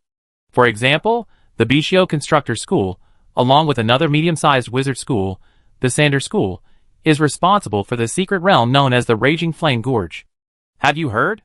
The Raging Flame Gorge's semi-annual rotation is approaching, and Senior Trevor will be back soon, Joseph said, suddenly realizing something. I don't think our metal department can send anyone this time. You can't, Audrey and I can't, and Ryan, who just arrived, is even less so. Sigh, I wonder what the instructor's arrangements will be. Joseph sighed. Oh, can you tell me more? Ryan asked, a hint of interest. Deep within the Raging Flame Gorge, it's said there's an underground fissure that dates back to ancient times. From time to time, unusual objects burst through this fissure to the surface. The most common one is something called the Fell Fire Elemental, which is incredibly violent. Unless you're at the peak of a level 1 wizard and well-versed in sorcery combat techniques, you're simply not going to be able to withstand it, Joseph explained. That's right. So, to rotate into the Raging Flame Gorge, the minimum requirement is a peak level 1 wizard, Alicia said, her face stern. The school basically assigns one person to the metal department every time. What happens if there's no one? Ryan asked. There are two scenarios. One is that Professor Mogaro personally teaches, and the other is that if other departments have the resources to help, then our metal department will deduct a significant portion of our research funding and have them do the work. I see. Ryan nodded. But this approach is actually worse. The budget cuts will actually put the metal department's wizard apprentice training in a more awkward position, making it even harder for wizards to emerge. This is a vicious cycle. Speaking of combat, by the way, Junior Ryan, you've been here a while. Let's go to the training room, and let me see how well you can control a combat puppet. Alicia's eyes suddenly lit up, and she looked at Ryan. Oh yes, Junior Ryan, let's go. You can't just master puppet making. Combat is a very important aspect of wizardry, Joseph agreed. Let's not worry about that, Ryan said after a slight hesitation. Alicia and Joseph interpreted this reaction as Ryan's fear of losing. After all, it's perfectly normal for young people to care about their reputation. However, Audrey understood clearly. Seeing Ryan's slight embarrassment, she immediately said, Ryan, since you're unwilling, forget it. Let's go! Don't be afraid of losing. You've helped me so many times. I teach you puppeteering, too.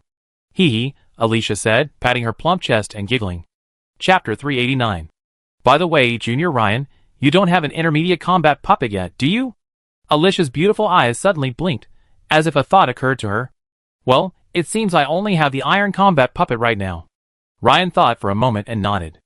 Over the past few days, Ryan had been spending most of his time in the school library, so he had some understanding of the difference between primary and intermediate combat puppets. In addition to being larger and heavier, the intermediate combat puppet had one more important feature compared to the primary combat puppet. A small energy device. With this device, the intermediate combat puppet, under the wizard's control, could suddenly unleash an attack with the power of a mid to high level ultimate power during battle. No wonder Junior Ryan was so hesitant just now. It turns out you don't have an intermediate combat puppet yet. Alicia couldn't help but laugh. Audrey, Joseph, let's help Junior Ryan get an intermediate combat puppet first, Alicia said, turning to the two people beside her. Joseph looked hesitant, as if he were about to refuse, but Audrey readily agreed, saying, of course, that's what we seniors should do. For Audrey, who vaguely knew Ryan's true identity, she would be perfectly willing to give him her intermediate combat puppet, not just help with the production. But the question was, would an intermediate combat puppet really be of any use to this Lord Ryan? Audrey couldn't help but glance at him. Seeing Alicia speak up and Audrey immediately agree, Joseph reluctantly nodded, though he muttered softly, I didn't get such good treatment when I came here. By the way, Junior Ryan, which intermediate combat puppet are you going to choose? Alicia asked enthusiastically. Just as Ryan was about to refuse, Joseph's expression suddenly brightened, as if on a whim. He suggested, why not choose the Rage Hammer Combat Golem? It can perform the special attack, Rage Hammer Smash, which is incredibly powerful. Besides, we've made so many of them recently, and we still have 2 finished ones in the warehouse. We can just add a small energy device. Clearly, Joseph was trying to be lazy. Alicia rolled her eyes at Joseph and said, "Bah! What kind of advice is that, Joseph? Ryan, you should only be able to control one intermediate-level combat puppet right now.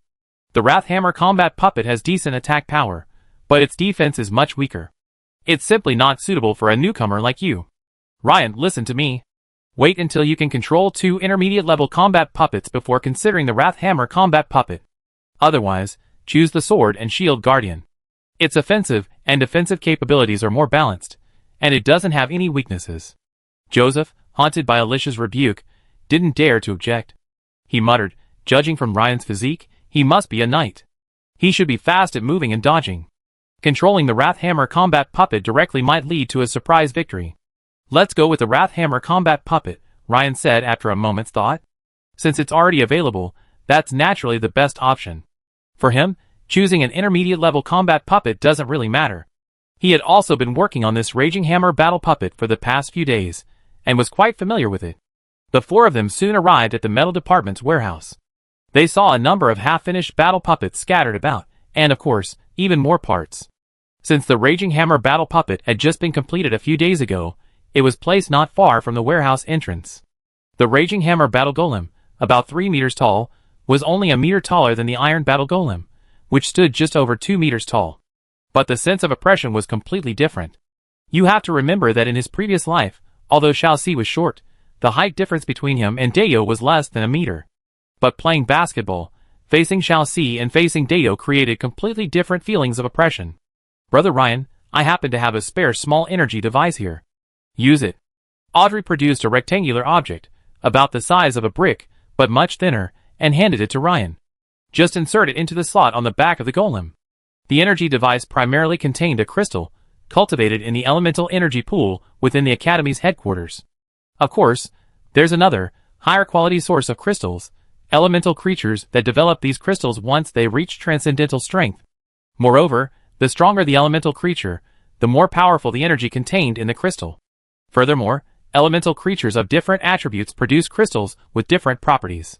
While the latter are more effective, and even high-level crystals are immensely powerful, the price also rises exponentially. "Well, okay, thank you." Ryan thought for a moment before accepting the small energy device Audrey handed him. "You're welcome, Junior." Audrey lowered her eyes, but she was thrilled because she seemed to find this renowned junior not so difficult to get along with. "Huh?" "Audrey, small energy devices aren't cheap. Redeeming one costs 100 contribution points. Why are you so generous this time?" Joseph couldn't help but glance at her in confusion. "Well, Ryan is a junior, so naturally, as your senior, I should show some appreciation," Audrey said, a fleeting blush on her face.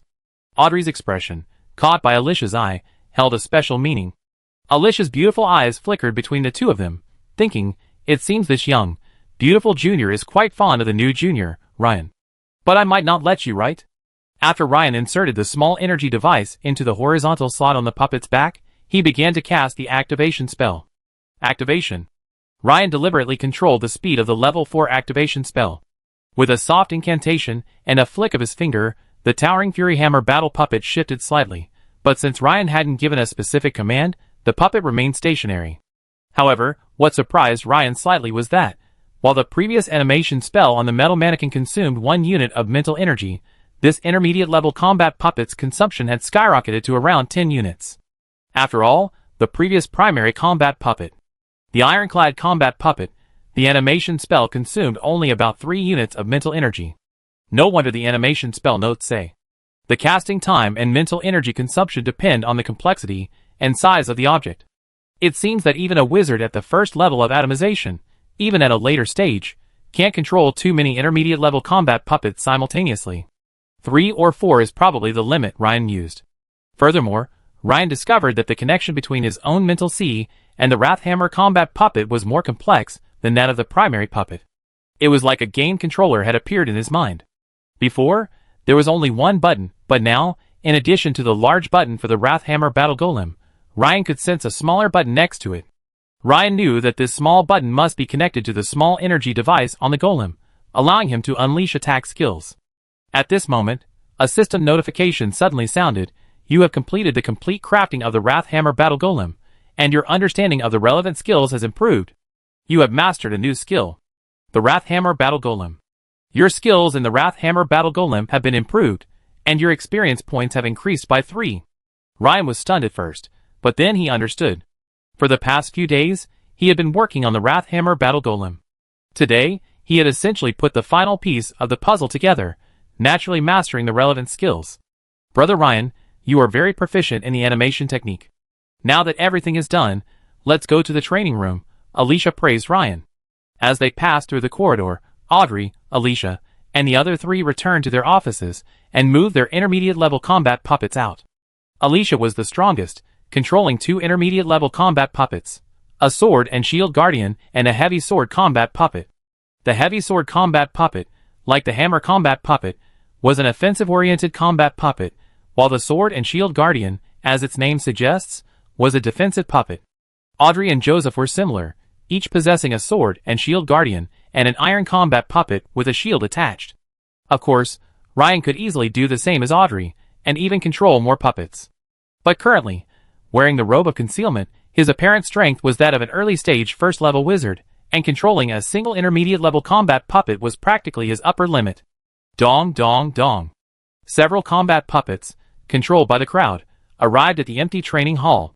Brother Ryan, let's go first, Alicia said with a smile. Well, how about Ryan and I go first? Joseph suddenly interrupted. He was thinking this way. Alicia was clearly the strongest, and Audrey's strength had been gradually surpassing his. If Alicia and Ryan were to compete, then he would only have Audrey to compete with. But losing was never a pleasant feeling, especially to a newcomer. But with the newcomer Ryan, Joseph thought, he should still have a sure win. That's fine. Alicia thought for a moment, and decided it was best to let Joseph go first. After all, Joseph's strength was the weakest of the 3, so the newcomer, Ryan, wouldn't feel the gap between them, and the others was too great, or even discouraged. As Ryan and Joseph, controlling their respective puppets, stood in the center of the arena, Joseph said with a smile, Ryan, let's begin. If you can't do it, you can surrender immediately. Audrey, standing beside her, rolled her eyes speechlessly at Joseph's words. Although she didn't know how Ryan would win, she knew he wouldn't lose. Okay, Ryan smiled and nodded. Bang, bang, bang. With a flicker of his mind, Joseph saw the sword and shield puppet guard, armed with a sword and shield, rush head-on toward Ryan. At the same time, the iron battle puppet beside him spun in an arc, attacking Ryan from the side and rear. Of course, due to its detour, the iron battle puppet wouldn't reach Ryan quickly, but Joseph's initial dual control exposed his intentions. He was exploiting Ryan's weakness, currently possessing only one battle puppet, and intended to attack him from both sides. Joseph is such a cunning fellow. Isn't this clearly taking advantage of Ryan's junior? Alicia saw this and instantly understood Joseph's plan. Faced with this situation, Ryan, after a brief moment of thought, controlled the furious hammer battle puppet and charged head-on at Joseph's sword and shield puppet, simultaneously holding the heavy hammer in both hands, ready to strike. That's not a good strategy. Once the only puppet is entangled, we're in a very passive position. Alicia sighed, shaking her head. What a shame, Junior Ryan is going to lose. As controllers, we must prioritize protecting ourselves when we only have one combat puppet. She saw that, despite Ryan's incredible talent, he was a complete novice at puppet manipulation. Audrey, however, remained silent, her beautiful eyes fixed on the center of the arena. Dang! Faced with a powerful hammer blow from the Fury Hammer combat puppet, Joseph's sword and shield puppet quickly raised its shield to block. Blocked. Joseph's face lit up with joy. Just as he was about to let his sword and shield puppet entangle the opponent, he was shocked to discover that his sword and shield puppet had been knocked back several steps by the hammer. Did the Rage Hammer battle puppet skill, Rage Hammer Smash, activate? That shouldn't be the case. I didn't even sense the other party's energy fluctuations. Joseph pondered rapidly. This is actually due to Ryan's high level of activation, coupled with his mastery of close combat techniques, which allows him to control the Rage Hammer battle puppet and unleash its exceptional combat power. Simply put, the average wizard can only unleash about 60% to 70% of the combat power of a mid-level battle puppet, but Ryan can unleash over 90%. It's like in his previous life, only Takumi could drive the AE86 and nearly unleash its full performance. Other racers rarely could. This scene naturally stunned the two women. It seems that Junior Ryan must be very proficient in close combat, otherwise, He wouldn't have been able to grasp the timing so well, Alicia said, her brow furrowed slightly, thinking for a moment. That should be, Audrey replied, somewhat perfunctorily. At this moment, Joseph came to his senses, clearly unconvinced by this outcome. Seeing Ryan's rage hammer battle puppet seize the opportunity, and quickly charge towards him, Joseph immediately decided to unleash the sword and shield puppet's special ability. Charge! With a flash of light from the small energy device, the 3-meter-tall sword and shield puppet took swift steps, pursuing the rage hammer battle puppet. Seeing this, Joseph's confidence returned. If the sword and shield puppet could catch up and entangle the opponent, victory would still be his. The iron battle puppet he had previously deployed had already rushed to within 20 meters of Ryan's side and rear. At this moment, Ryan smiled faintly and immediately commanded the Raging Hammer battle puppet to activate its skills. Raging Hammer Smash. The 3-meter-tall battle puppet, brandishing its massive two-handed warhammer, suddenly accelerated with force, a black arc flashing past. Bang! Instantly, a deafening sound of metal clashing echoed. The sword and shield puppet, which had just charged from behind and caught up, tried its best to block with its shield raised, but was still struck by the raging hammer and sent flying, falling heavily 7 or 8 meters away. Fuck! Before Joseph could control the sword and shield puppet again to his feet, the raging hammer battle puppet had already rushed several meters in front of him, while his iron battle puppet was still 7 or 8 meters away from Ryan. Brother Ryan, I surrender. Joseph's face turned pale, and he shouted immediately. Faced with the blow just now delivered by the raging hammer battle puppet, Joseph had no intention of trying again. Not fighting anymore? Ryan looked slightly surprised. According to his understanding, even if the puppets got close, the wizard still had many countermeasures, and the battle was far from over. For example, using innate spells or spells that restricted movement allowed the fight to continue. Brother Ryan, generally speaking, letting an intermediate combat puppet get close is basically a loss. Just then, a fragrant breeze approached, and Alicia slowly walked to Ryan's side, explaining. Routine?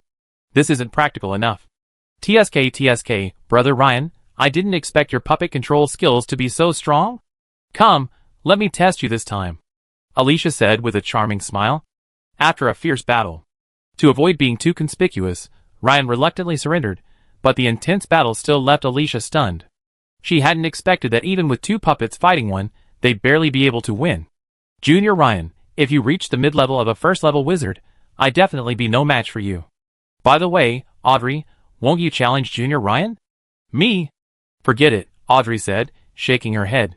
Over the next few days, Ryan became increasingly proficient in controlling the Wrathhammer combat puppet, and his understanding of puppet combat deepened. In fact, the combat power of an intermediate combat puppet is roughly equivalent to that of a peak Grand Knight, who has mastered the elementary secrets. Of course, it has greater strength and defense, but slightly less agility. Even without transforming, Ryan could easily defeat it. He hadn't encountered an advanced combat puppet yet, but he imagined it would be similar. In other words, unless it was used to build a war golem, it wouldn't have much impact on improving his combat power. The library, however, contained a wealth of basic knowledge on puppets, but far less on war golems. However, speaking of golems, Ryan couldn't help but recall the replica Great Axe Golem Guard he had defeated in Welsh County.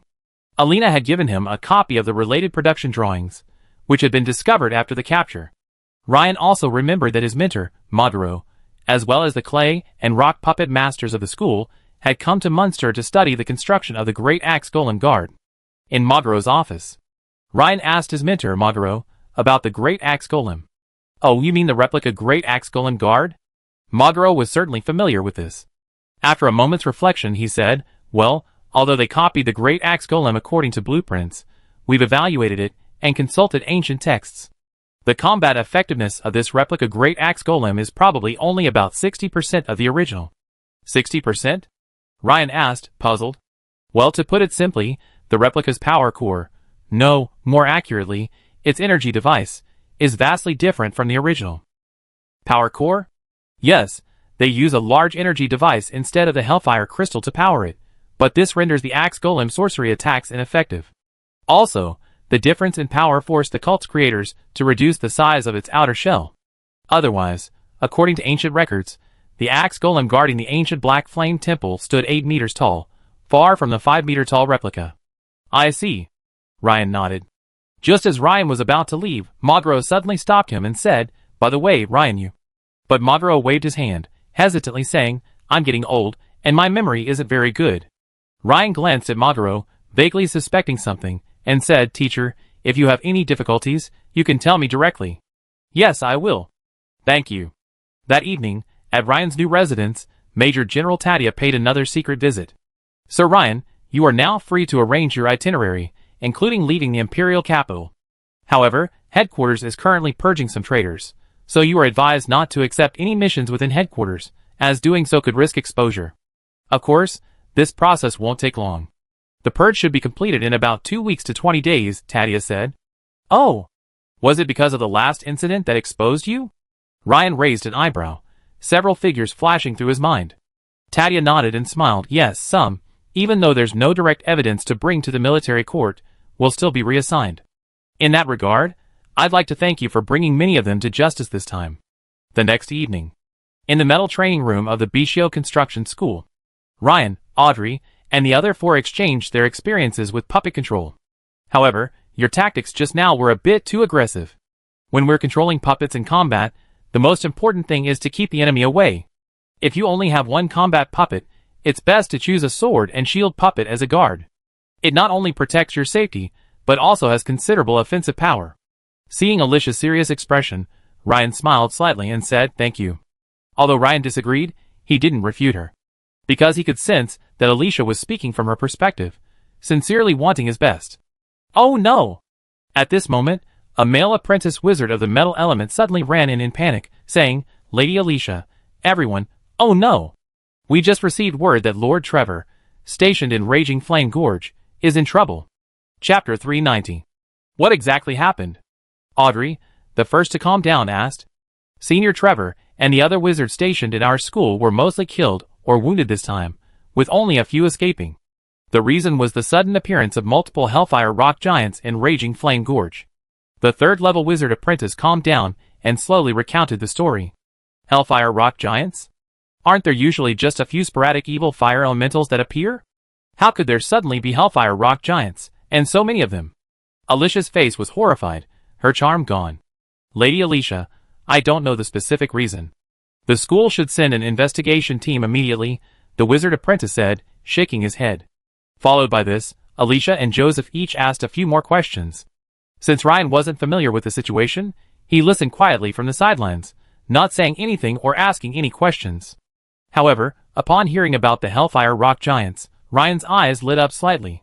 He suddenly remembered the Hellfire Crystal Minter Madro had mentioned earlier. It seemed to be gestating within the other creature. According to the Minter, this Hellfire Rock Giant was extremely rare, as it wasn't a creature from this world. Therefore, the associated Hellfire crystals were naturally extremely difficult to find.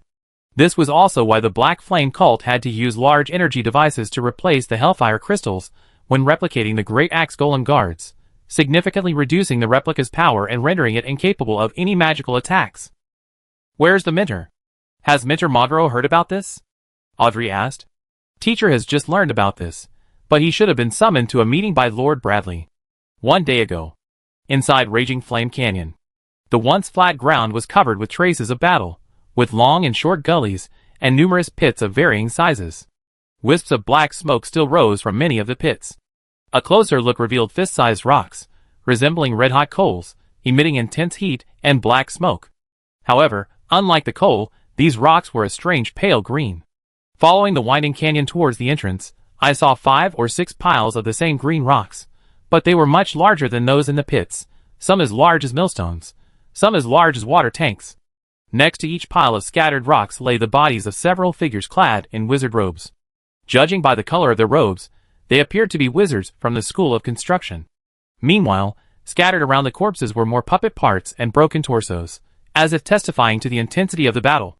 It also indicated that the battle scene involved several wizards working together to defeat a fiery rock creature, a Hellfire Rock Giant. At this moment, a group of black-robed figures suddenly appeared within the Raging Flame Canyon. They quickly approached the piles of green stones and began to bend over, searching for something. Sir, the abyssal fire crystals are truly useful. We've attracted 6 Hellfire Rock Giants this time. With these Hellfire crystals, we can directly create golem guards, a black-robed monk said with delight. Ever since an abyssal fire crystal was discovered in a ruin some time ago, A clever individual within the sect came up with this plan.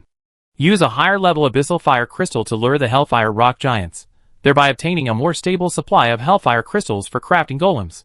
However, for this plan to succeed, it still required overcoming numerous difficulties, the most challenging of which being the passageway. Unexpectedly, they had actually found a rift leading to Bator. Yes, and we don't even have to kill these Hellfire rock giants ourselves. These wizards are so foolish. They went all out to kill the Hellfire rock giants, only to have us take advantage, another person said with a smile. Well, speed up the collection. I guess someone will be back to check on the situation soon, the high priest named Gregory said, unable to conceal his smile. This time, they had finally found a passage connecting to Bator, and traced the Hellfire rock giants. In terms of their actions, they were extremely stealthy, and did not take direct action. Even if the two wizarding schools stationed their sent personnel to investigate, they would likely conclude that the cause was a riot in the passage. So it's you who are causing trouble. At this moment, a male wizard, lying on the ground with most of his body burned, seemed to wake up after hearing the voices. He managed to look up and said, "Huh? There's actually someone alive here." A black flame monk stepped forward with a look of surprise and a hint of sarcasm. "I'm so sorry. Goodbye." Boom! With a burst of black flames, the newly awakened wizard was engulfed in flames. "Alright, High Priest Gregory, we've collected 5 Hellfire crystals, and 1 Hellfire rock giant is still unborn," a black flame monk reported. High Priest Gregory glanced at the specially crafted stone box. It contained 5 irregularly elliptical crystals. Within the crystals flowed green, water-like flames, a truly mystical sight. Gregory couldn't help but smile with satisfaction.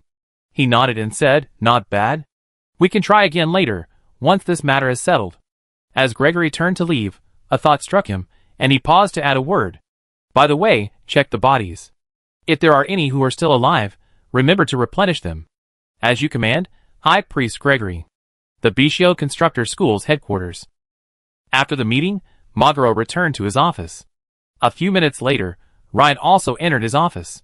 "Ryan, I need your help." Magro frowned, looking at Ryan seriously. "Teacher, is this about the Flame Canyon?" "Yes, it seems you've heard. Trevor's death. I have to go there. The school has decided to send both an investigation team and garrison personnel. Although the surviving wizards report that this situation was an accident, similar to an elemental creature uprising, I personally believe it may be more than that. Since the sect leader is away, this investigation team will be led by Deputy Sect Leader Lord Bradley, and of course, I will also be participating. As for the garrison, the other departments in the academy don't have enough personnel to fill the gap. So Ryan, I'd like to ask for your help. Take Alicia and Audrey with you." Magro looked at Ryan, a hint of hope in his eyes. "If the situation stabilizes, you can return at any time. Alicia and Audrey, taken together, are as powerful as a peak-level wizard." "Master, that's no problem for me. I make some preparations about the exact departure time." Ryan thought for a moment, then nodded and agreed. The Swordbearer headquarters was currently purging internal spies, and he had no missions to attend to. Besides, Master Magro had always been kind to him. Since the metal department was facing difficulties, Ryan felt that if he could help, he would. The time is set for tomorrow morning, with half a day left to prepare. Magro was relieved to see Ryan agree. He knew the fighting ability of his disciple. With Ryan accompanying him, the entire trip would be much safer. "Yes, there's enough time," Ryan nodded. "By the way, the school has decided to double the mission rewards this time, increasing them from 1,000 points per garrison member to 2,000 points. If there are any additional discoveries or developments during the garrison, there will be further rewards." "Oh, that's great news." Ryan's eyes lit up, and he smiled. It seemed that if he was lucky this time, he would soon have the contribution points required for the 3rd level of the Iron Heart Advanced Meditation. Half an hour later, Audrey and the others were not surprised to hear Magro announce his plan to investigate the Flame Canyon. Because Senior Trevor is one of Magro's most favored students, the teacher would most likely go personally if something unexpected happened. "If we're stationed, Alicia and Audrey, you two will go together. Also, Ryan, you come with us too." Joseph's face darkened upon hearing this. Why isn't his name listed? Could it be that the teacher also heard about Ryan defeating him at puppet manipulation a few days ago? If not, why did he bring Ryan along to gain experience this time and not him? Sure enough, the teacher favors the good students. Alicia's beautiful eyes also glanced at Ryan, a look of surprise on her face. Is the teacher's favoritism so blatant? Audrey naturally understood what was going on. When she heard Ryan was going, her first reaction was a sense of security. Joseph, some department matters are now in your hands. Monroe turned and said sternly to Joseph. Okay, master, don't worry, Joseph nodded quickly. The next morning, after a brief chat with Anna and her family, Ryan arrived at the school's headquarters. Soon, Monroe led Ryan and the other two to the school's airship station. It was an area resembling an underground launch silo, with a large airship docked in the center.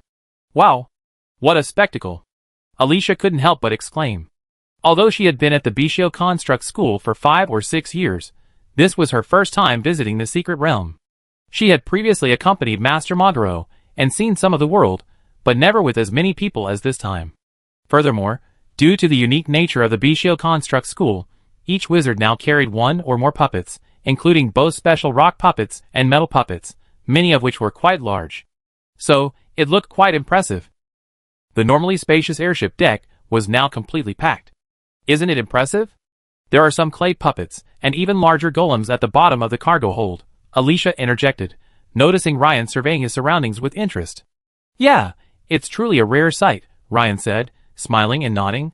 Most of the wizards in sight were peak level 1 wizards, with 4 second-level liquefied wizards representing the elite and leaders of the clay, rock, and flesh wizards. In comparison, Ryan's metal wizardry seemed much weaker, consisting of either women or newcomers like him. As for Monroe, despite his considerable experience, his strength was stuck at peak level 1 wizardry. Compared to the leaders of the other wizards, he was still a step behind. The leader of this operation was the gray-robed wizard at the front of the team. Deputy Sect Leader Bradley, an early-stage 3rd-level crystallization wizard. Yes, this is the first time I've seen so many members of the school mobilized together. Audrey, also watching intently, nodded. Ah, it seems our metal department is the weakest, Alicia muttered to Audrey after a quick glance. Not really, Audrey said, glancing at Ryan beside her. Although she said this in her heart, Audrey believed that with this person in her metal department, it was undoubtedly number 1. However, judging by the deputy sect leader's expression, he didn't seem to know the exact identity of Lord Ryan. Could it be that only the instructor and the sect leader knew? Audrey, look. That's Paul Nixon of the Clay Department, a direct descendant of the Duke Nixon family. Alicia's beautiful eyes lit up, and she excitedly tugged on Audrey's sleeve. Ryan looked up and saw a handsome, slightly thin young man in a khaki wizard's robe. Apart from anything else, his appearance was absolutely stunning. Hey, how do I get him started? But being too proactive. Isn't that a bad idea? Well, Alicia, don't you think he's not as handsome as Junior Ryan? Well, Junior Ryan is handsome too, but I'm getting married, and being handsome isn't enough to make a living. I need to find someone with power and connections. Audrey, you're still young, you don't understand this. Alicia and Audrey were whispering to each other. But how could any of this be hidden from Ryan? He couldn't help but smile. As the personnel arrived, the silo's roof creaked with the sound of gears turning. Suddenly, the ceiling slowly opened, and the airship began to rise. After a long day, the airship arrived above Raging Flame Canyon. However, looking from midair, one could see a vast expanse of lush forest ahead, not a hint of a canyon. Huh? Where's the Raging Flame Canyon? Hee, because there's a massive illusion array set up by ancient wizards here. This junior must be a metal psychic, right? I seem to have seen her a few times within the academy. At this moment, a young man with a noble bearing emerged from the cabin and said with a smile, Ah, it's Mr. Paul. Hello, I'm Alicia. Compared to Audrey's calm expression, Alicia, standing beside her, was even more excited than Audrey herself, and she interrupted. Hello, Mr. Paul, I'm Audrey, Audrey said calmly, bowing slightly. The number of female wizards was already relatively small, and both Audrey and Alicia were among the most beautiful in the entire Bichio Constructor School. Audrey, with her innocent appearance, especially, had caught Paul's attention the moment they boarded the airship. As for Ryan, Paul glanced at him and then ignored him. After all, judging from his perception, he was only at the early stage of level 1, seemingly a new wizard who had just joined the school. Such a wizard must have a good relationship with the instructor and was brought here to see the world. However, for the next few minutes, Paul, the genius clay wizard, had the opposite of what he had hoped for.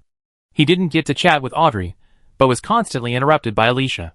Ryan, on the other hand, didn't care at all about Paul's attitude, calling him just a brat. At this moment, he was lost in thought as to what Paul had just said. An illusion array? But could a canyon-like terrain be completely obscured? Sure enough, with a subtle magical wave, the massive airship seemed to soar into an invisible bubble, and the scene before them dramatically changed. From a lush forest, it transformed directly into a long dark red canyon. From the depths of the canyon, wisps of black smoke and a slightly unpleasant odor of sulfur emanated.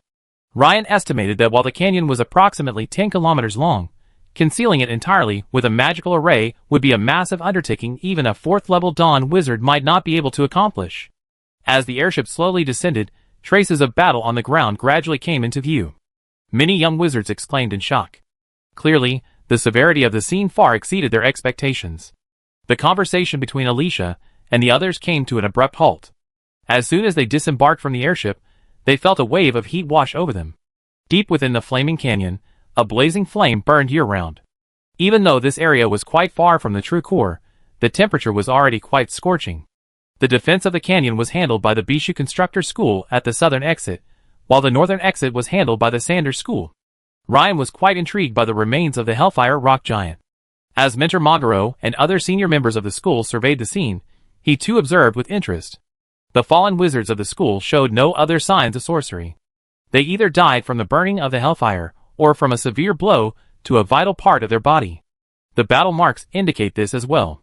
This incident was likely an accident, one of the level 2 liquefaction wizards commented. However, after Ryan looked around, he saw him standing still at a certain location, his brow slightly furrowed. He sensed a familiar presence, faint but real. It seemed this matter wasn't as simple as many in the school had assumed. When he returned to Instructor Magaro's side, the investigation team's discussion was still ongoing. But there's something strange.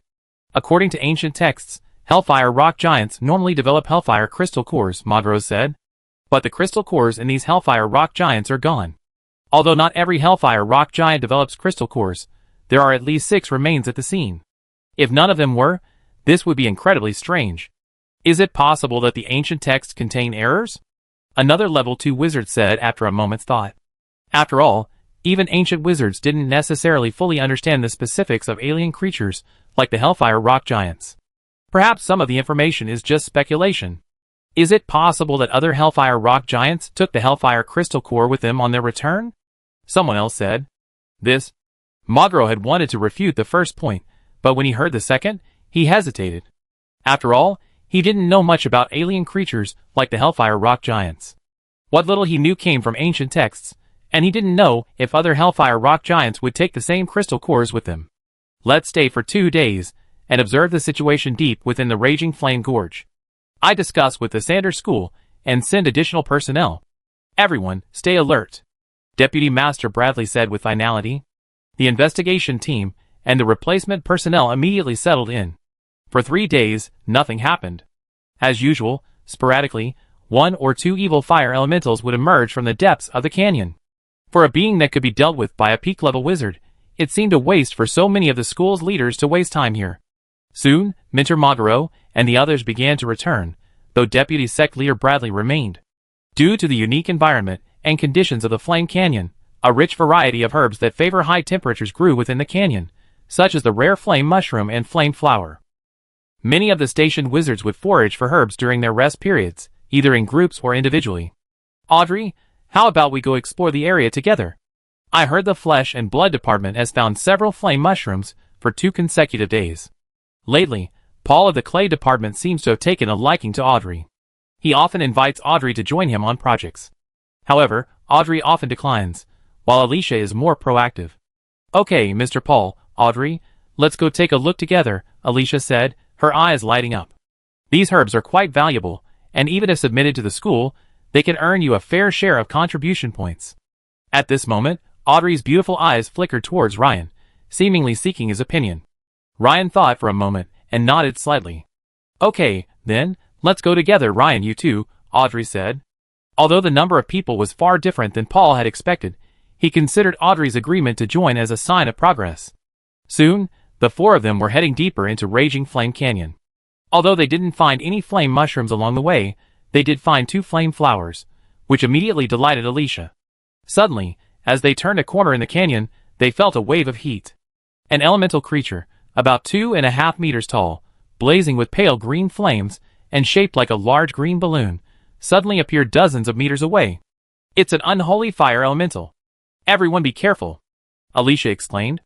Don't worry, leave it to me, Paul said confidently with a smile. He was just wondering where he could showcase his strength, when the unholy fire elemental came to him. His right hand swiftly reached into his bosom, pulled out a crystal emitting an earthy yellow magical aura, and chanted a rapid incantation. Soon, the crystal began to glow, emitting a pale green inverted pentagram projection that fell to the ground. Call! Clay monster! Suddenly, the ground illuminated by the projection began to flash with a large yellow light, vibrating violently and swelling. Chapter 391. Crash! Mud splattered. Two giant clay hands simultaneously emerged from the ground, one on each side, and with force, they pried apart the still shimmering yellow ground. Suddenly, a massive monster, its upper body humanoid, and its lower body cylindrical, swiftly emerged from the ground. It stood about 3.5 meters tall, brown in color, resembling an obsidian giant, but lacking complete lower limbs, giving it the appearance of a half-finished elemental giant. Ryan watched the other parties spellcasting with interest. Clearly, this clay-based sorcery wasn't simply puppetry. In other words, it was quite different from metal-based puppetry, seemingly incorporating some kind of summoning technique. As soon as the clay monster appeared, it swiftly charged toward the evil fire elemental. This is a clay monster with combat power comparable to that of a high-level combat puppet. Sir Paul, you are truly amazing, Alicia exclaimed in surprise, her beautiful eyes widening slightly. Normally, for someone at Paul's level, summoning a mud monster wouldn't be surprising, but the fact that it emerged was a clay monster was truly astonishing. At this point, Paul nodded politely and said slowly, Yes, Senior Alicia, it is a clay monster. In terms of combat power, after being enhanced by this earth elemental summoning crystal of mine, it surpasses even your high-level combat puppets. Although his tone was calm, the smugness in his words, and the fleeting pride in his eyes were hard to conceal. Earth elemental summoning crystal? Alicia couldn't help but exclaim in a low voice. That earth elemental summoning crystal that increases the power of earth-type summons by approximately 20%? Isn't this the magical weapon once used by Master Scott of the clay element? In fact, this earth elemental summoning crystal has another function. It reduces the difficulty of summoning. It's a renowned magical artifact within the school, once the signature artifact of level 2 liquefaction wizard Scott. Even the lowest level magical artifacts can only be crafted by level 2 liquefaction wizards. Unexpectedly, Master Scott gave it to Paul, who had only recently joined the school, a clear sign of his esteem for him. Yes, Master, concerned for my safety this time, gave me this magical artifact. Paul glanced at Audrey. To his disappointment, the innocent girl before him didn't seem surprised, remaining quite calm. No wonder the clay monsters summoned by Master Paul are taller and larger than ordinary clay monsters, Alicia said, nodding with a look of realization. At this moment, Ryan suddenly said, I think, to be on the safe side, we should retreat from camp first. This? Newbie, you don't trust my clay monster's fighting power? Ryan's words naturally displeased Paul. That's right. With your strength, you probably have no idea of my clay monster's fighting power. If you're afraid, you can retreat first. He was just about to demonstrate his fighting prowess in front of Audrey. Retreat now? What a joke. Besides, he had also vaguely noticed something over the past few days. Audrey seemed to be particularly interested in this newbie. Could it be because he was younger and more handsome? This made Paul dislike Ryan even more. Since you think it's inappropriate, Ryan, then let's retreat. Audrey agreed immediately upon hearing Ryan's words without giving it much thought. By this time, however, the clay monster had already engaged the evil fire elemental. Boom! Facing the larger clay monster, the evil fire elemental immediately unleashed a wave of evil fire shockwaves. A scorching, circular wave of air blasted in all directions, instantly scorching the surface of the incoming clay monster. But Paul wasn't exaggerating. His clay monster's combat power was indeed far greater than that of ordinary clay monsters. Scorched lumps of earth fell from its shell, and then it launched a mud spurt. A torrent of mud erupted from the clay monster's maw like a high-pressure water gun, immediately pouring onto the evil fire elemental's scorched body. A vast cloud of gray mist suddenly rose. As the evil fire elemental was struck, its evil fire form noticeably shrank. Did you see that? This scene made Paul's face light up with satisfaction, his chin raised slightly. Just as Alicia was about to say something, Ryan pointed to a distant area of jagged rocks and asked, What about those two on the left and right? They were in an open area, but since it was a canyon, the area was sunken, surrounded by fallen rocks, some of which were particularly large, obstructing their view. At Ryan's words, the three people present were startled and looked up. Dozens of meters away, they saw two more evil fire elementals, seemingly aware of the fighting, emerging. And more importantly, what did this signify? Paul's face paled. Why are there so many? Oh no! Is there a riot in the passage? Paul quickly calculated and said, too many, Audrey. Let's split up. Otherwise, staying here will only lead to death. With that, Paul's face was filled with panic, and he immediately ran away without a backward glance. The clay monster followed closely behind, almost completely blocking the narrow corner, completely ignoring Alicia and Audrey, let alone Ryan. Paul, you? Alicia had assumed Paul wouldn't volunteer to cover their retreat, but at least he would stay together. She hadn't expected him to abandon them like this, wasting her time trying to befriend them.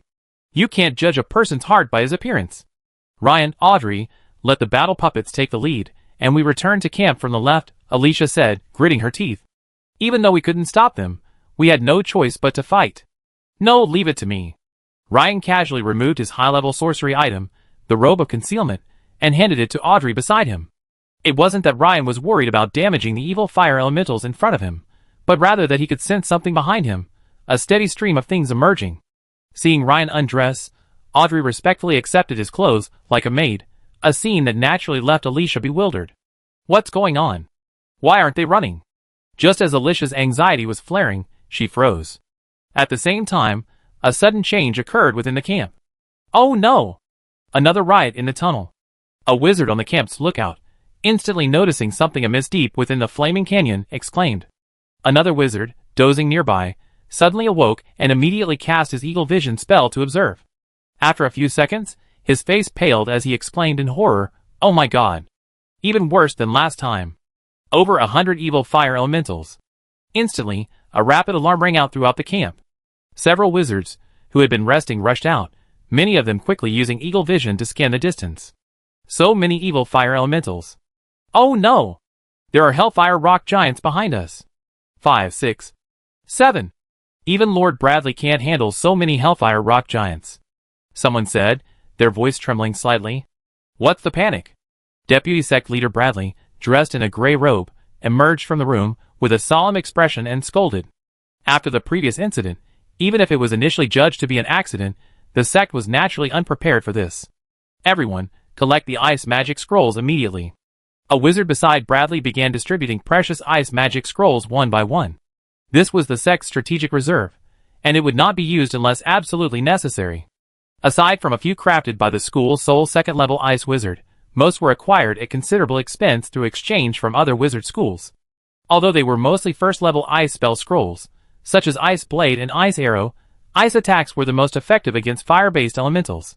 Activate the Slowing Magic Array and Swamp Magic Array in front of the camp. This had been planned long in advance. It was intended to slow down any evil fire elementals attempting to break into the camp, facilitating their attack. Ulysses, open the warehouse.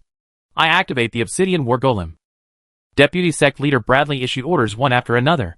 Seeing the school's preemptive preparations, the garrisoned wizards' panic quickly dissipated, and they began to follow orders and actively prepare. Elsewhere, the aura emanating from Ryan suddenly became powerful and profound, his presence akin to a completely different person. Not even the second-level liquefaction wizards Alicia had seen in the school possessed such a powerful aura. Bang! The hard ground suddenly cracked, and Ryan's figure instantly vanished from Alicia and Audrey's sight.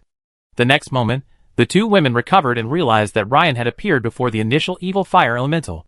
As if unaffected by the 2,000-3,000 degree heat, Ryan thrust his hand directly into the opponent's core, then quickly grasped a pale green object. This strike hardly felt like an attack. It was so effortless, as casual as reaching for a glass of water from the table. But the evil fire elemental suddenly deflated like a deflated balloon. The once blazing pale green flames instantly died down. This. Alicia was completely stunned. Reaching out and grabbing a core of evil fire that reached a temperature of 2,000 to 3,000 degrees. Is this still human? Alicia wasn't sure if a title knight could do it, but she knew even a peak grand knight wouldn't dare. That would be courting death, and there was a high probability of burning his palm. In fact, just now, Ryan had instantly used metal transfiguration to cover his palm with a piece of demonized thorium. While taking it directly wouldn't necessarily burn him, there was no need to take the risk. After all, he hadn't transformed, so his defense was still somewhat limited. Seeing this, the other two evil fire elementals, less intelligent but extremely violent, weren't afraid. Instead, they charged forward, their bodies surging with flames, charging towards Ryan. And with a raised hand, two blazing pale green evil fireballs flew. "Be careful," Alicia exclaimed. Although Ryan had just displayed immense strength, strong combat prowess didn't guarantee strong defense. But the next second, a large black, metallic covering appeared on Ryan's body. The evil fireballs impacted it, exploding violently. But Ryan's black covering remained motionless, not even a crack. Puff! With a flicker of his body, Ryan suddenly appeared in front of the second evil fire elemental, thrusting his hand in like a venomous snake. Then, the third one followed. 1 per second. In just 3 seconds, Ryan had killed 3. In Alicia's opinion, these evil fire elements would require the combined efforts of several men to barely deal with. Seeing Ryan's clean and efficient attack, Alicia felt as if struck by lightning, unable to recover for a long time. Her beautiful eyes repeatedly scanned Ryan, as if trying to reacquaint herself with this younger student. Shock, surprise, and disbelief were evident in them. Seeing Ryan's proactive exposure of his strength, Audrey bowed slightly and asked, "Master Ryan, what do we do next?" "Audrey, what did you just call me, Master Ryan?" Alicia finally recovered after hearing Audrey's words. But when she heard Audrey address her, she immediately realized that Audrey seemed to have known the identity of her mysterious junior for a long time. You already knew Ryan, Sir Ryan's identity?" Alicia asked, her voice trembling, using honorifics. "Yes, but Senior Alicia, I'm sorry, but according to the instructor and the sect leader, Sir Ryan's identity is top secret." As Audrey spoke, her fair chin tilted slightly, framing her slender, white neck like a swan. As if to say, only 3 people in this sect knew Sir Ryan's identity, and I'm one of them. Alicia fell silent upon hearing this. So, with such a thick thigh swaying before her eyes, she had been trying to strike up a conversation with Paul. How blind. But then she thought, that wasn't right. Although she had only just learned Ryan's true identity, she hadn't offended him. She had simply called him sister, and was usually warm and caring. What's there to worry about? The next second, Alicia suddenly smiled charmingly, and quickly walked over to Ryan. "Lord Ryan, I'm so sorry, I didn't know your identity before. It's a good thing you exposed Paul, such a hypocritical villain. Otherwise, Audrey and I would have been deceived."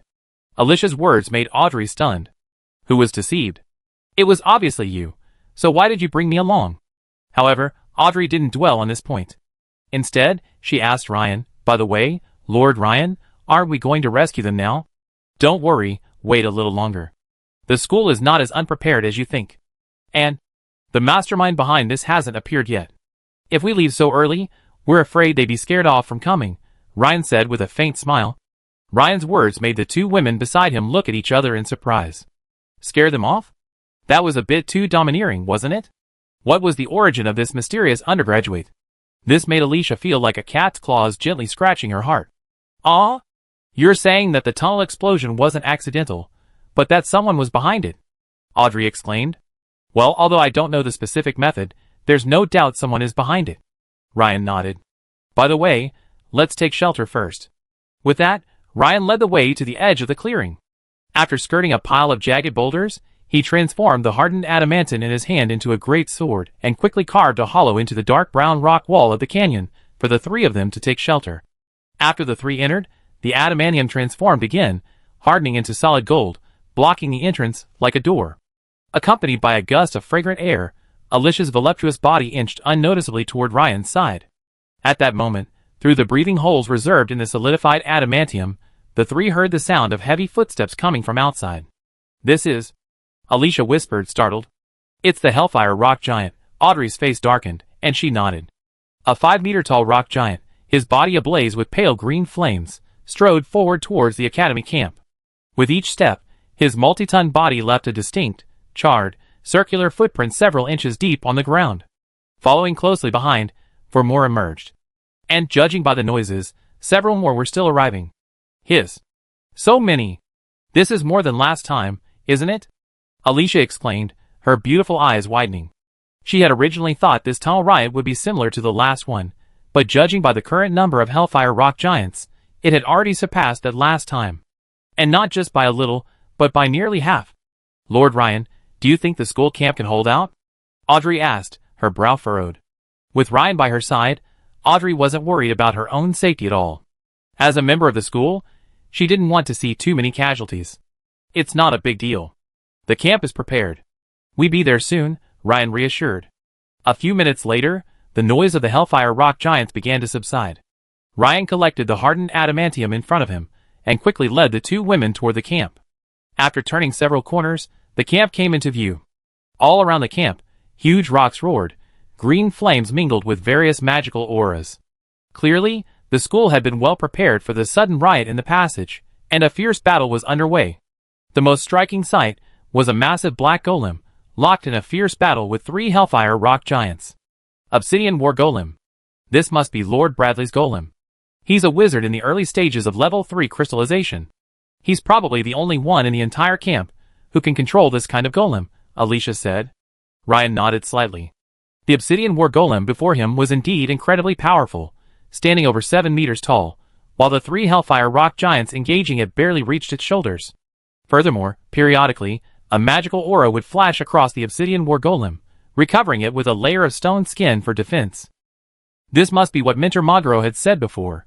If the golem's energy sources matched, they could simultaneously cast magical spells for attack or defense. But the overall situation of the school remained dire. Even though the school's wizards fought hard, the lack of high-end combat power meant that several Hellfire rock giants were now unstoppable, wreaking havoc on the camp. In just a few minutes, the enemy would completely destroy the magical defenses surrounding the camp. By then, a single Obsidian War Golem wouldn't be able to reverse the tide of defeat. The camp would inevitably be destroyed, and the school's wizards would be routed. As his own school, Ryan naturally couldn't stand by and watch his forces utterly annihilated. You two stay here. I go. As he spoke, Ryan was covered in a layer of demonized thorium, obscuring his features and giving him the appearance of a dark silver metal puppet. Lord Ryan, be careful. Yes, Lord Ryan, be careful. The power of the Hellfire rock giants is many times greater than that of the Fellfire elementals, the two women said with concern. Ryan nodded. The next second, his figure suddenly vanished. When he reappeared, Ryan was already behind a Hellfire rock giant. With a slight tap of his toes, he swiftly leaped up, his body rising high to land directly behind the giant. Paw! Ryan instantly swung his fist, shattering the opponent's thick rock back. He then pulled out a green crystal with flames coursing through it. The Hellfire rock giant suddenly trembled violently as if suffering from Parkinson's disease. Then, like a snake with its spine pulled out, it began to collapse completely. The scene immediately stunned the two women and several nearby wizards of the school. The two women were shocked that Ryan's method of killing the Hellfire rock giant and the unholy fire elemental was exactly the same. It was as if, in Ryan's eyes, there was no real difference between the two. The wizards of the nearby school were almost staring with their eyes popping out of their heads. What was this? Killing a Hellfire rock giant with a single blow? Glittering with silver light, could this be the school's secret weapon? Their thoughts raced. Then, with Ryan's intervention, the battlefield situation reversed in less than half a minute. At this moment, all the wizards present, including Paul, who had just escaped, saw the metal man Ryan, with the last Hellfire rock giant collapsing with a crash. Only a handful of evil fire elementals remained on the scene. Sir Ryan, Deputy Sect Leader Bradley approached Ryan and whispered respectfully. Originally, Bradley hadn't known that a great god like Ryan was among his garrison until Magro informed him before leaving. This was why, even when the battle was at a disadvantage, Bradley never ordered a retreat. The others were further away, but Paul, standing nearby, vaguely heard the word Ryan. Suddenly, the Duke's heir's eyes widened, as if a thought struck him. His entire body trembled, his face paling. It was him. It was him. It's not over yet. Take the others and hide for now, Ryan said, waving his hand. He had sensed someone had quietly infiltrated the illusion array. Yes, Your Excellency. Bradley naturally agreed. Because the secret realm was obscured by a large sorcerer array, direct observation was impossible. Therefore, after the estimated time had expired, the Black Flame cult members began to enter. Wow, this Bichio construct school is quite powerful, able to kill so many Hellfire rock giants. The newly entered Black Flame monk exclaimed in surprise upon seeing more than a dozen piles of boulders still ablaze with green flames. So many? The second Black Flame monk was also stunned, then overjoyed. This number was almost double what they had expected. But when High Priest Gregory entered, he frowned and said, "Something's wrong." There's no corpse of a wizard from the school, and someone's still alive. As expected, you're behind me. A young voice suddenly rang out from behind them. Chapter 392. Who are you? High Priest Gregory narrowed his eyes, and asked gravely. He looked at Ryan and realized he possessed the aura of a level 2 liquefaction wizard, which reassured him slightly. Clearly, the situation before him was somewhat beyond his expectations. The anticipated scene of a bitter battle between the garrisoned wizards of the Bishio Construct School and the Hellfire Rock Giants had not occurred. Judging from the traces of the battle at the scene, the wizards stationed this time were quite powerful. The other Black Flame monks, on guard, surrounded Ryan. Is this what you used to attract the Hellfire Rock Giants to attack? Ryan didn't answer. His keen senses immediately caught sight of a black-robed monk beside the leading black-robed figure, holding a specially crafted box. The box seemed to have some kind of insulating effect, but Ryan could still sense the faint, scorching radiation emanating from it. At this moment, Deputy Master Bradley, leading several of the school's most elite sorcerers, appeared on the other side of the Black Flame monks.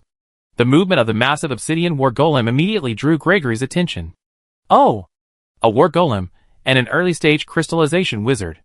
Are you competing with the constructor school? Interesting. I remember you were only a medium-sized school, right? Is that your strength? Gregory observed this scene with a hint of a sneer. He finally understood why the young man before him was so calm. It turned out that a third-level crystallization wizard and a war golem were ambushed here. But this, to him, was quite amusing. Perhaps they hadn't yet grasped the vast disparity between even third-level crystallized wizards. The Black Flame Cult. Bradley muttered, his expression grim. When he saw the group of black-robed figures, he sensed their origins from their clothing and aura. They were from the Black Flame Cult, one of the evil god churches. The black-robed leader possessed a profound aura, and was clearly superior in strength to Bradley. This made Bradley feel as if he were facing a formidable enemy. You have to remember that during the previous battle in the Imperial capital, an avatar of Rune, the god of the hunt, a deity worshipped by the Black Flame Cult, had been repelled, but had still managed to kill an Imperial Dragon Rider on the spot. At this moment, in a hidden room within the camp, the wizards of the school witnessed this scene and began to whisper. So someone is really behind this. It's those Black Flame Cult guys. I didn't expect them to discover this secret realm. Damn it! I thought Rachel's death was an accident, but now it seems she died indirectly at the hands of these people. A male wizard, whose partner had died in the previous attack, glared at the Black Flame monks, as if ready to charge out and fight them. Don't be impulsive. They're very powerful, especially the leader, who appears to be a late-stage third-level crystallization expert.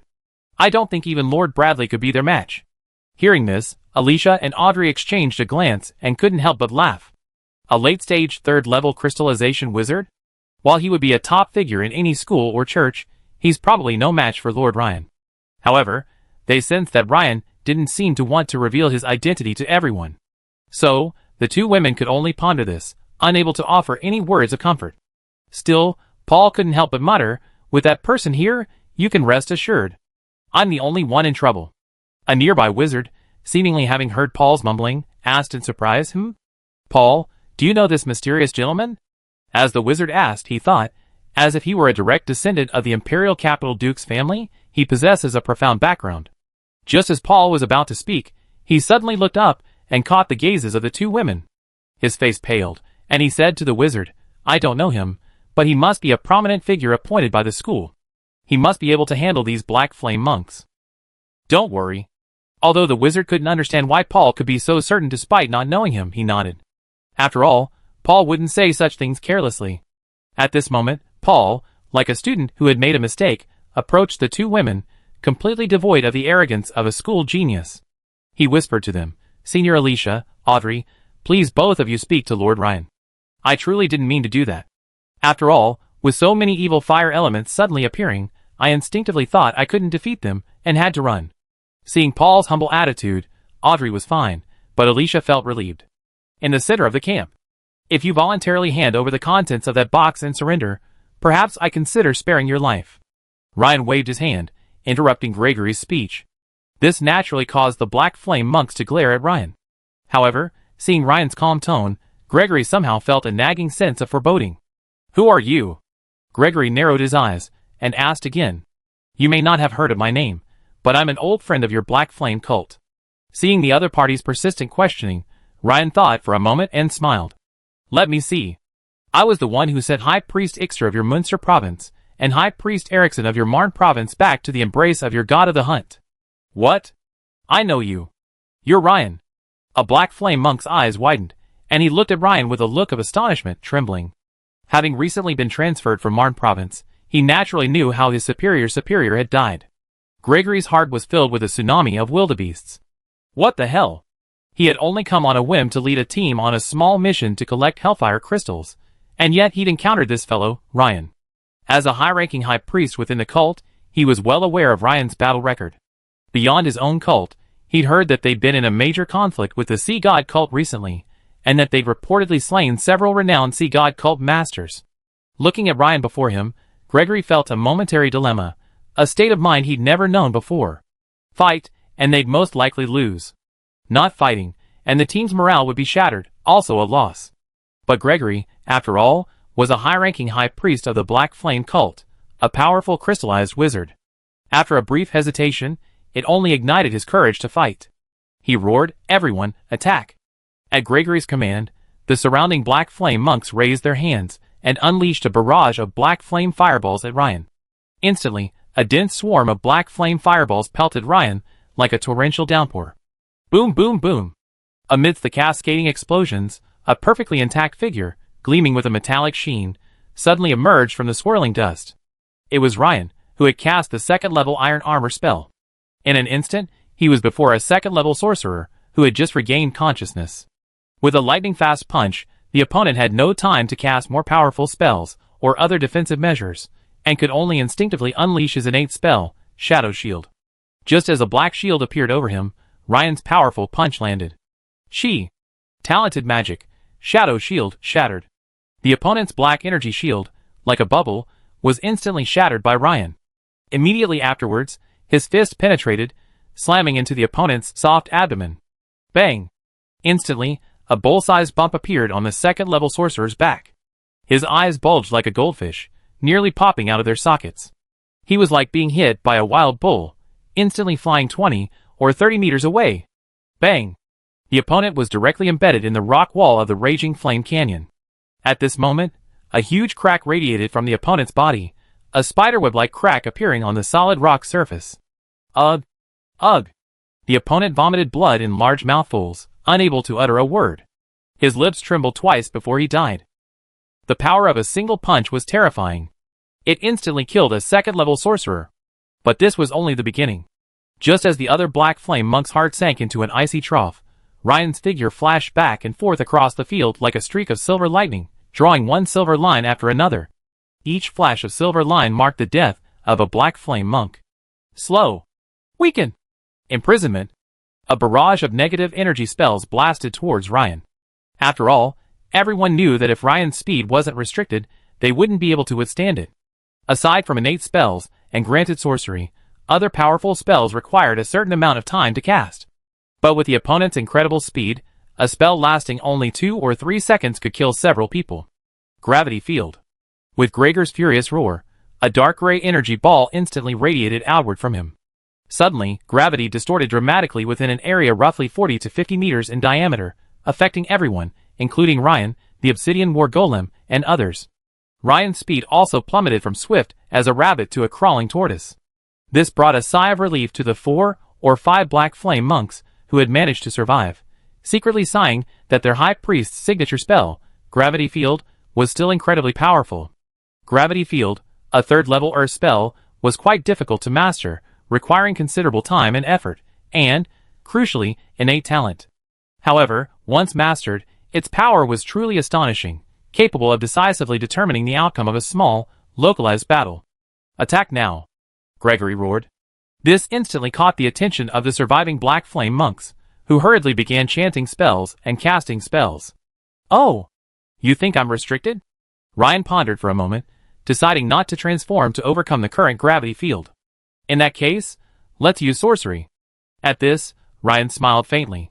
His lips moved rapidly several times, and a deep voice uttered, Metal Transfiguration. Cutting Net. Sharpness. Witchcraft Killer Move, multiple cutting nets. 3 huge, bright silver nets suddenly appeared before him. Swish.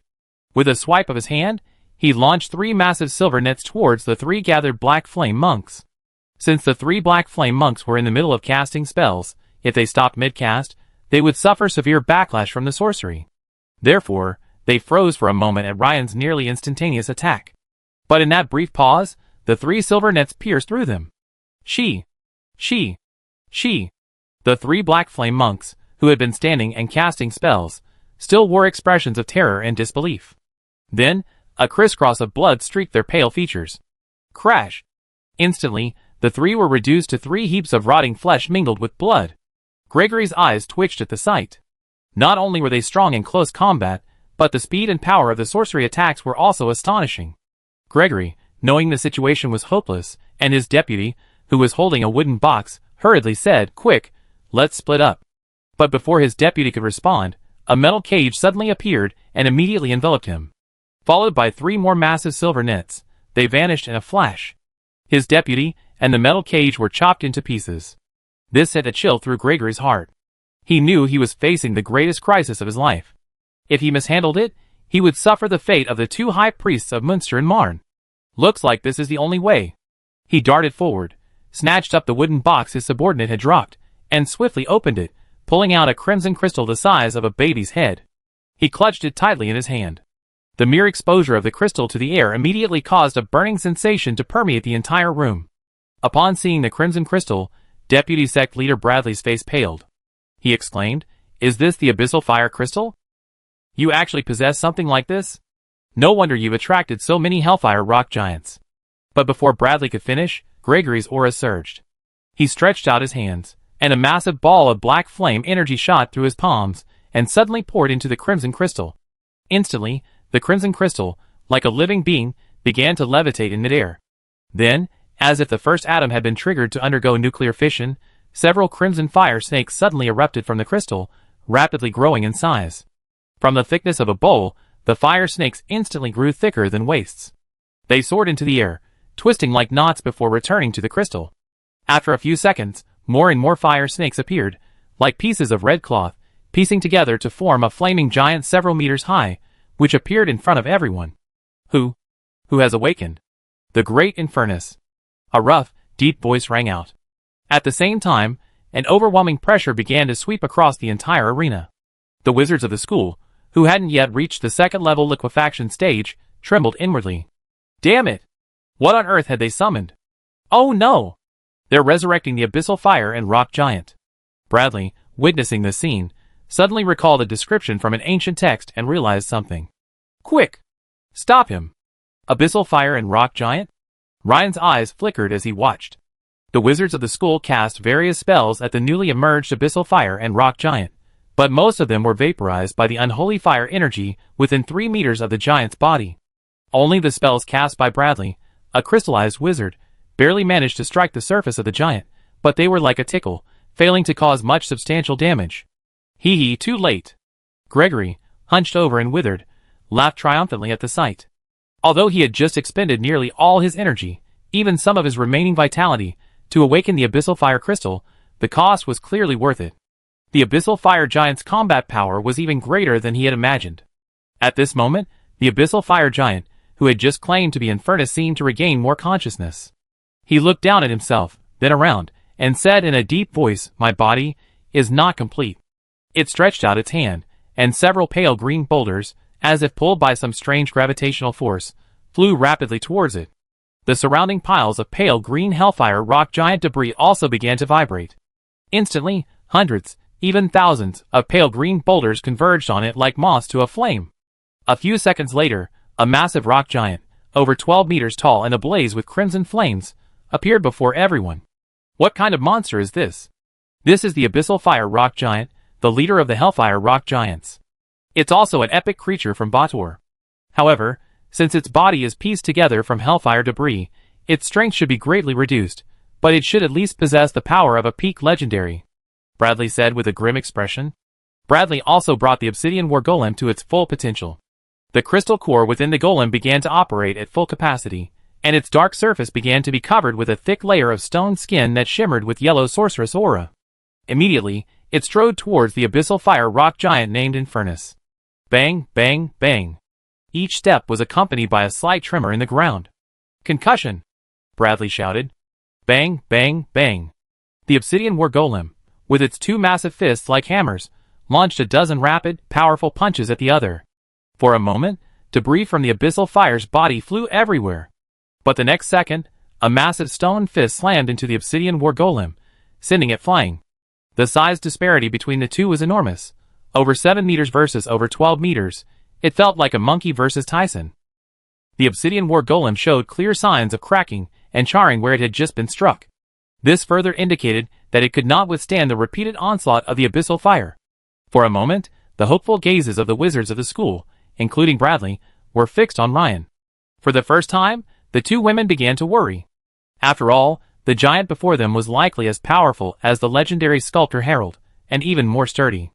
Whether Lord Ryan could defeat him remained uncertain. Haha, even if you were Ryan, you'd have no choice but to run this time. Gregory, after paying a heavy price and thinking he had gained absolute advantage, laughed maniacally. Ryan? I seem to have heard of that name. Many wizards of the school looked puzzled, as if they had heard of it before. Alas, Ryan sighed, realizing his identity had been exposed by the high priest of the Black Flame cult. In that case, there was no need to hide the transformation. Suddenly, Ryan's body began to swell like a balloon, his skin turning dark gray, and dragon scales emerged. The skin on his back suddenly burst open, and a pair of fleshy wings sprouted from it. A few seconds later, a colossal creature appeared before everyone. 3 sharp, curved horns jutted upward from its head, and a thick, powerful tail sprouted from its tail vertebrae. Its stature towered over the abyssal fire giant by a head. Seeing this scene, everyone, including Bradley, was stunned. But before anyone could react, Ryan, in his Dragon King form, suddenly rushed towards the abyssal fire. At the same time, Ryan activated the epic class, the King of Thousand Blades core skill, Weakness Control. Instantly, a 3-dimensional image of the abyss fire's defense strength, marked with blue, yellow, and red dots, appeared before him. The bright red spot on the opponent's body was the location of the crystal in the center of its chest. Roar! Facing Ryan's attack, Abyss Fire angrily swung a powerful stone punch. But Ryan suddenly accelerated, and his massive dragon claws, like venomous snakes, plunged into the opponent's chest, extracting the crimson crystal that was still beating like a heart. At this point, Abyss Fire's punch was still half a meter away from Ryan. The not-so-great Infernus has only just awakened. A low, unwilling voice echoed, and the patchwork Abyss Fire, like a collapsing building, crashed to the ground. This. Gregory stared at the scene, stunned, not knowing what to say.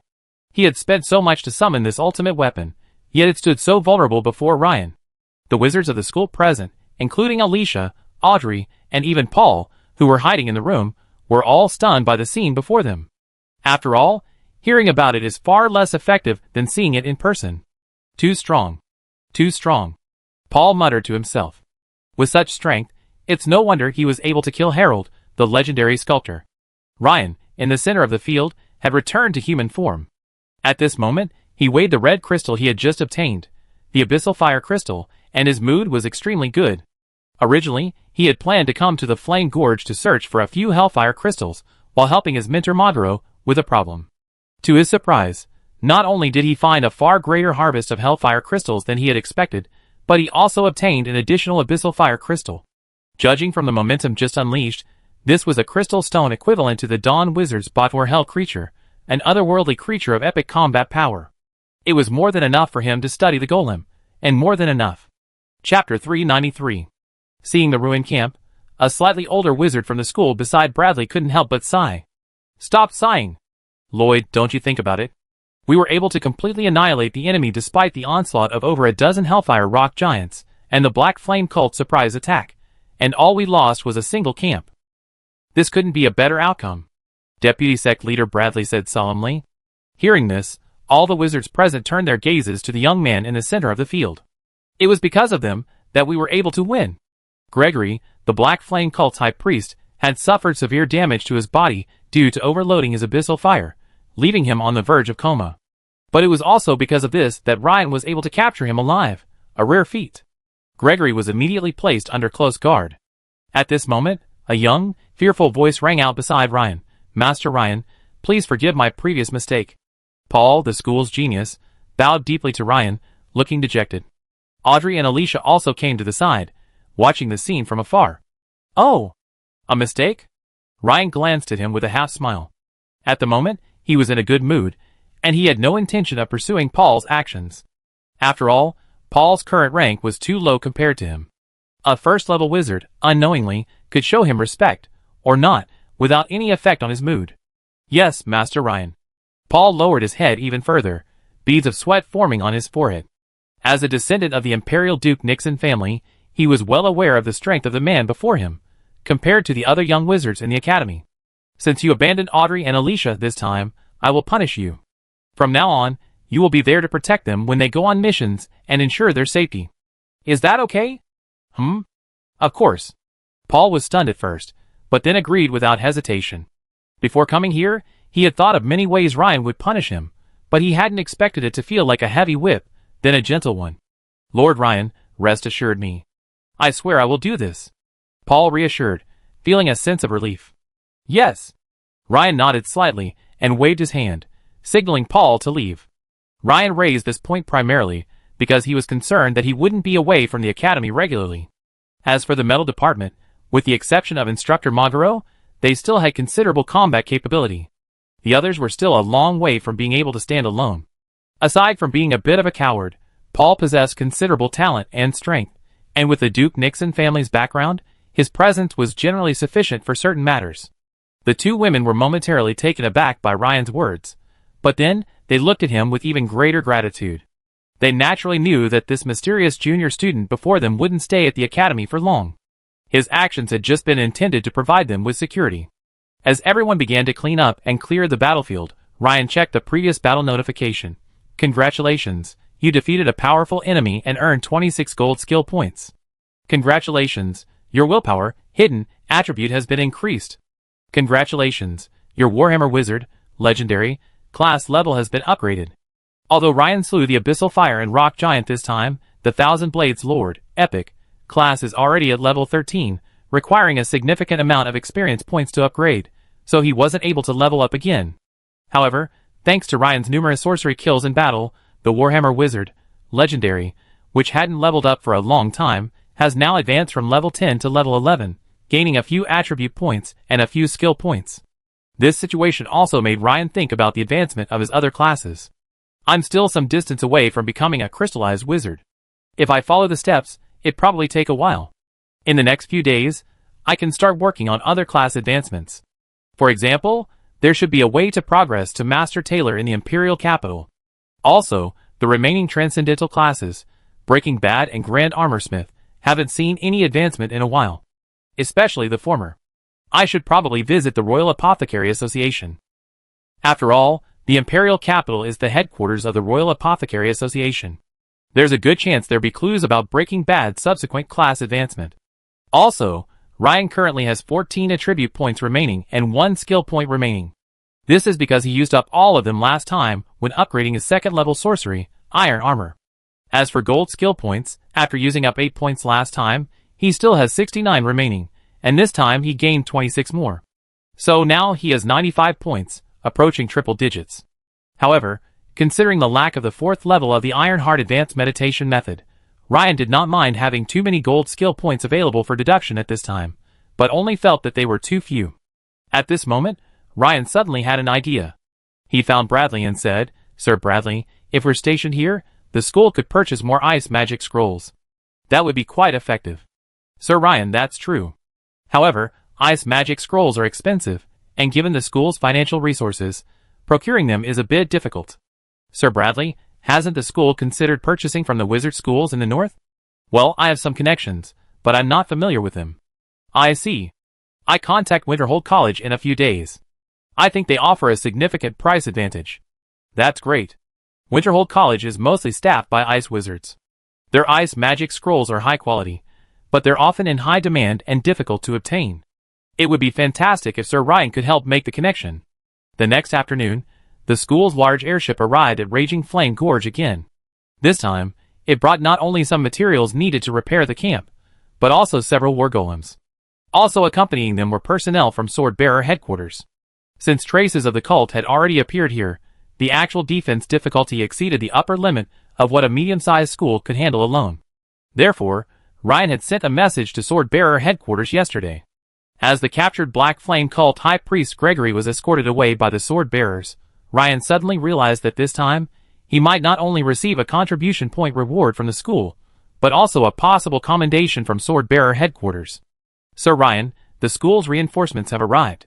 You may return to the Imperial capital at any time. Also, since you're in the metal department, we've agreed that the metal department's garrison personnel can be rotated this time. Deputy Sect Leader Bradley politely approached Ryan and said, "Oh, okay. Then I trouble you, Sir Bradley, to take care of the defense of Flame Canyon.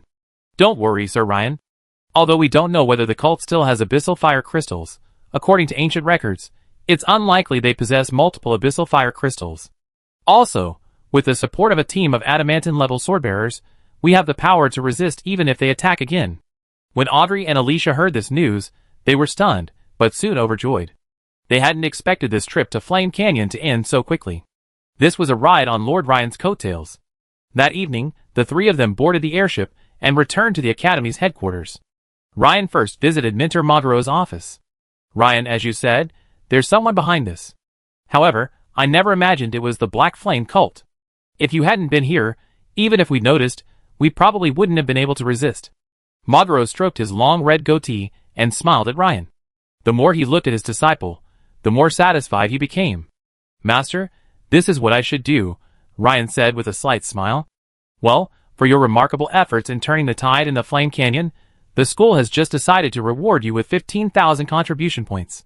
"Thank you, Master," Ryan said with a slight bow. Although Ryan had anticipated the school's contribution points reward, he hadn't expected it to be so generous, offering such a large sum. Perhaps this had something to do with his status as a sword bearer and his assistance in contacting the College of Winterhold to procure ice sorcery scrolls. "Ryan, what are your plans next? Are you returning to Sword Bearer headquarters?" Modero asked with concern. "Not yet. By the way, Master, I'd like to ask about that high-level sorcery item, the Robe of Concealment, that you gave me last time. Did you make it yourself?" Ryan inquired. Since headquarters was clearing up this matter, which involved some of the Sword Bearer's innermost secrets, Ryan naturally couldn't discuss it further. Coincidentally, he also had a question about the crafting of the high-level sorcery item, the Robe of Concealment, as it might potentially impact his future as a master tailor. "I didn't make it, Master Jacqueline of the school did." "What's wrong? Was it damaged in battle?" "Not really. I just want to learn how to make this Robe of Concealment." Ryan shook his head. "Huh? You want to learn witch weave tailoring?" Modero's eyes widened, looking at Ryan with a look of extreme surprise. "Witch weave tailoring?" Ryan frowned, slightly puzzled. This was the first time he had heard the term. "Are you sure you want to learn?" "Yes." Ryan nodded.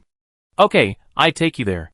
Although Jacqueline and I have known each other for many years, she has a bad temper." Modero pondered for a moment, as if hesitating, and stood up. "Excellent. Thank you, Master." Modero brought Ryan to an office in the Flesh and Blood department of the Academy. Modero knocked on the door, and a woman with gray hair, looking quite elderly, opened it. "Huh?" "Modero, what brings you here?" the old woman said coldly. "Hey Ryan, let me introduce you.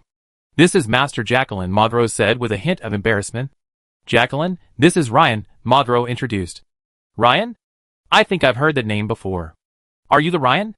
Jacqueline was initially unconcerned, but then a thought suddenly struck her. Her eyes lit up, and she looked at Ryan.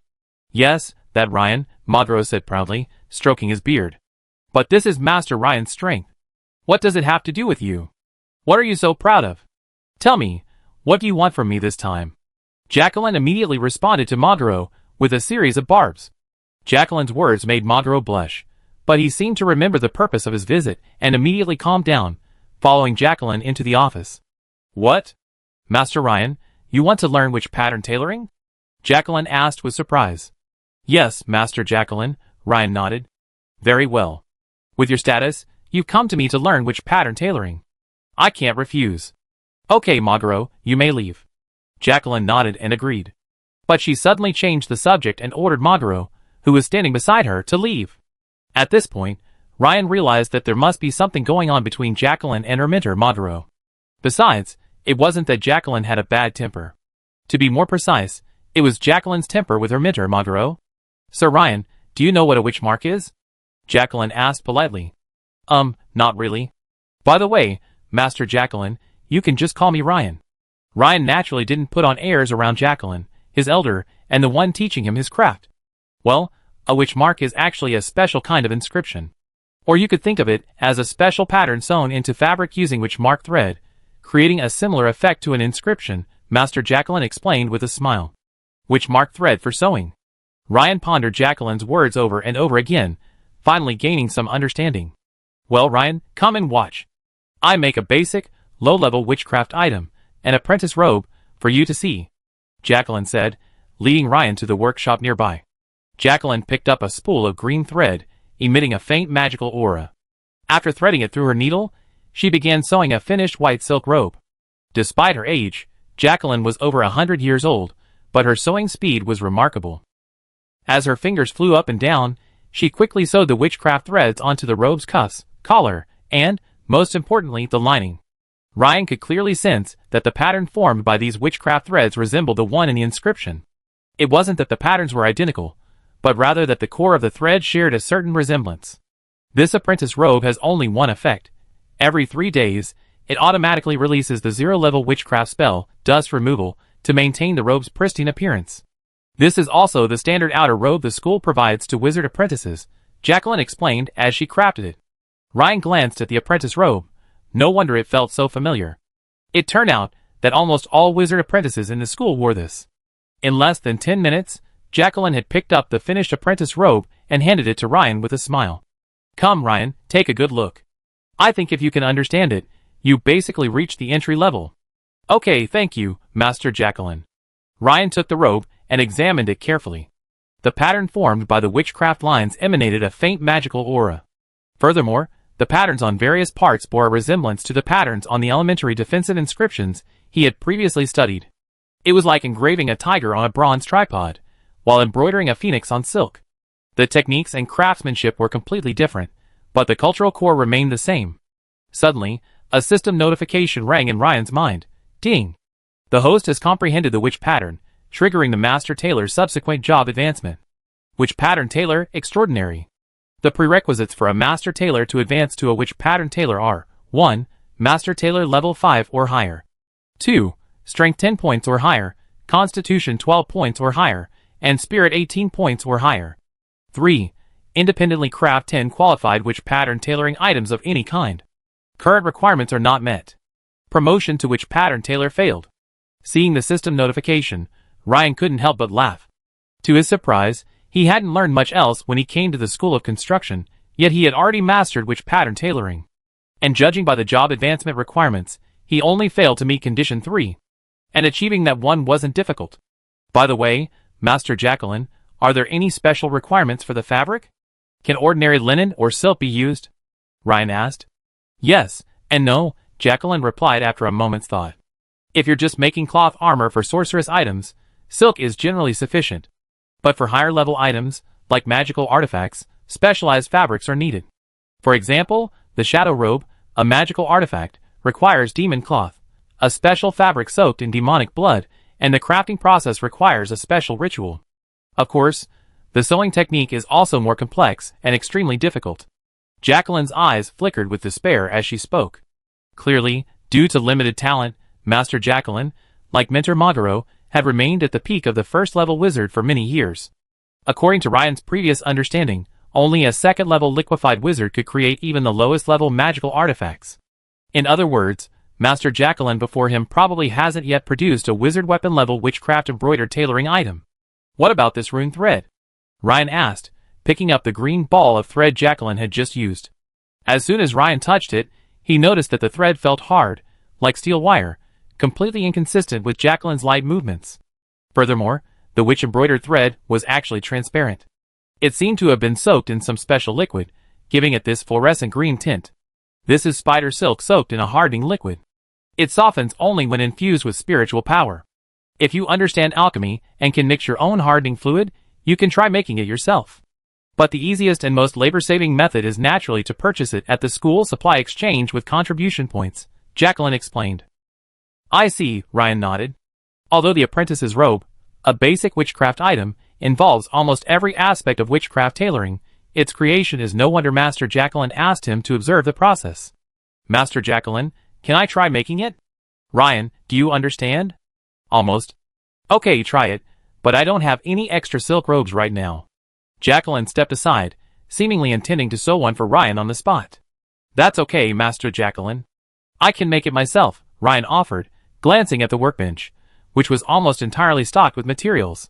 Oh! Jacqueline looked surprised, as if she didn't believe Ryan could sew a silk robe. You have to understand that there's a huge difference between tailoring and witchcraft sewing. As Ryan smoothly crafted the silk robe, Jacqueline's expression of surprise grew. Solid tailoring skills. It's hard to believe. I didn't expect you, a man, to have such exceptional tailoring skills. But this will be perfect for learning witchcraft sewing. Under Jacqueline's guidance, Ryan began sewing witchcraft. After several failures and adjustments, he soon created his first apprentice robe. A system notification sounded. You have completed the crafting of the basic witchcraft item, the apprentice robe. Your comprehension has improved. You've mastered a new skill. Apprentice robe.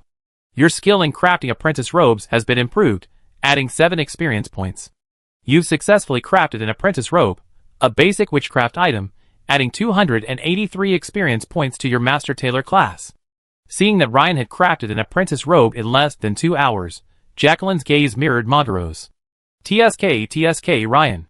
If I hadn't heard of your achievements and your talent in witchcraft, I would have taken you in as my disciple. That old Montero is such a steal, Jacqueline said angrily.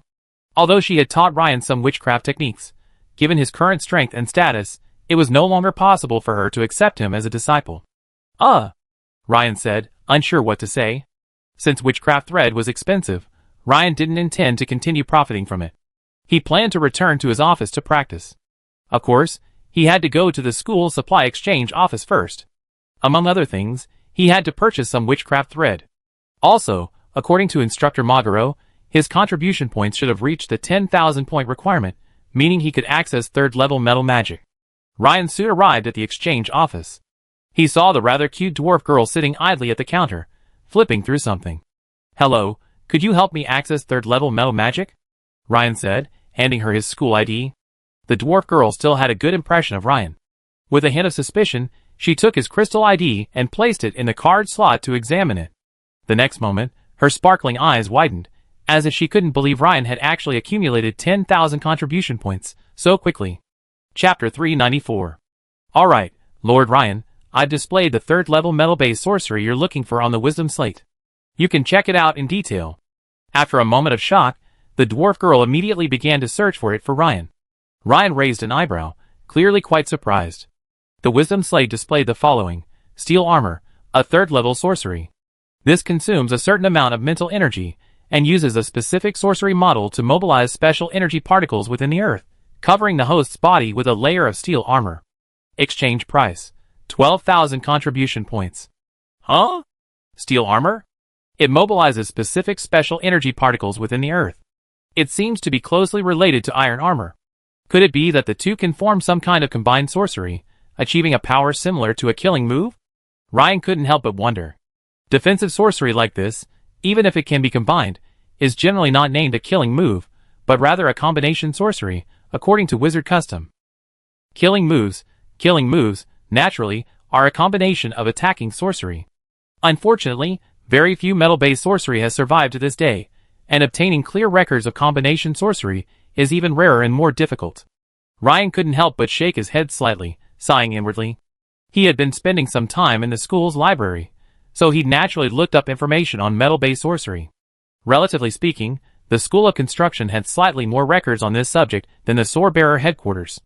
But most of them were autobiographies of metal-based sorcerers, recording the use of a lost sorcery in a particular battle, or discovering ancient metal-based sorcery while exploring ruins. Then, there's the matter of a certain school, which brought together the strength of dozens of metal wizards, improving upon their predecessors' work and developing a particular metal-based sorcery. In other words, these records mostly record the name and effect of the sorcery, but the specific sorcery model is largely missing, practically lost in the long river of history.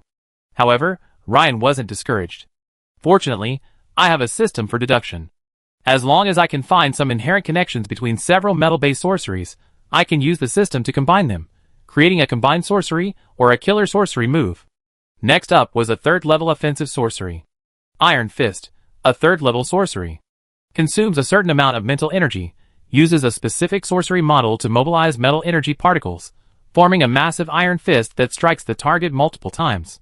Exchange price: 14,000 contribution points. Only 2? Only then did Ryan realize that there were only 2 third-level metal-based sorceries within the school.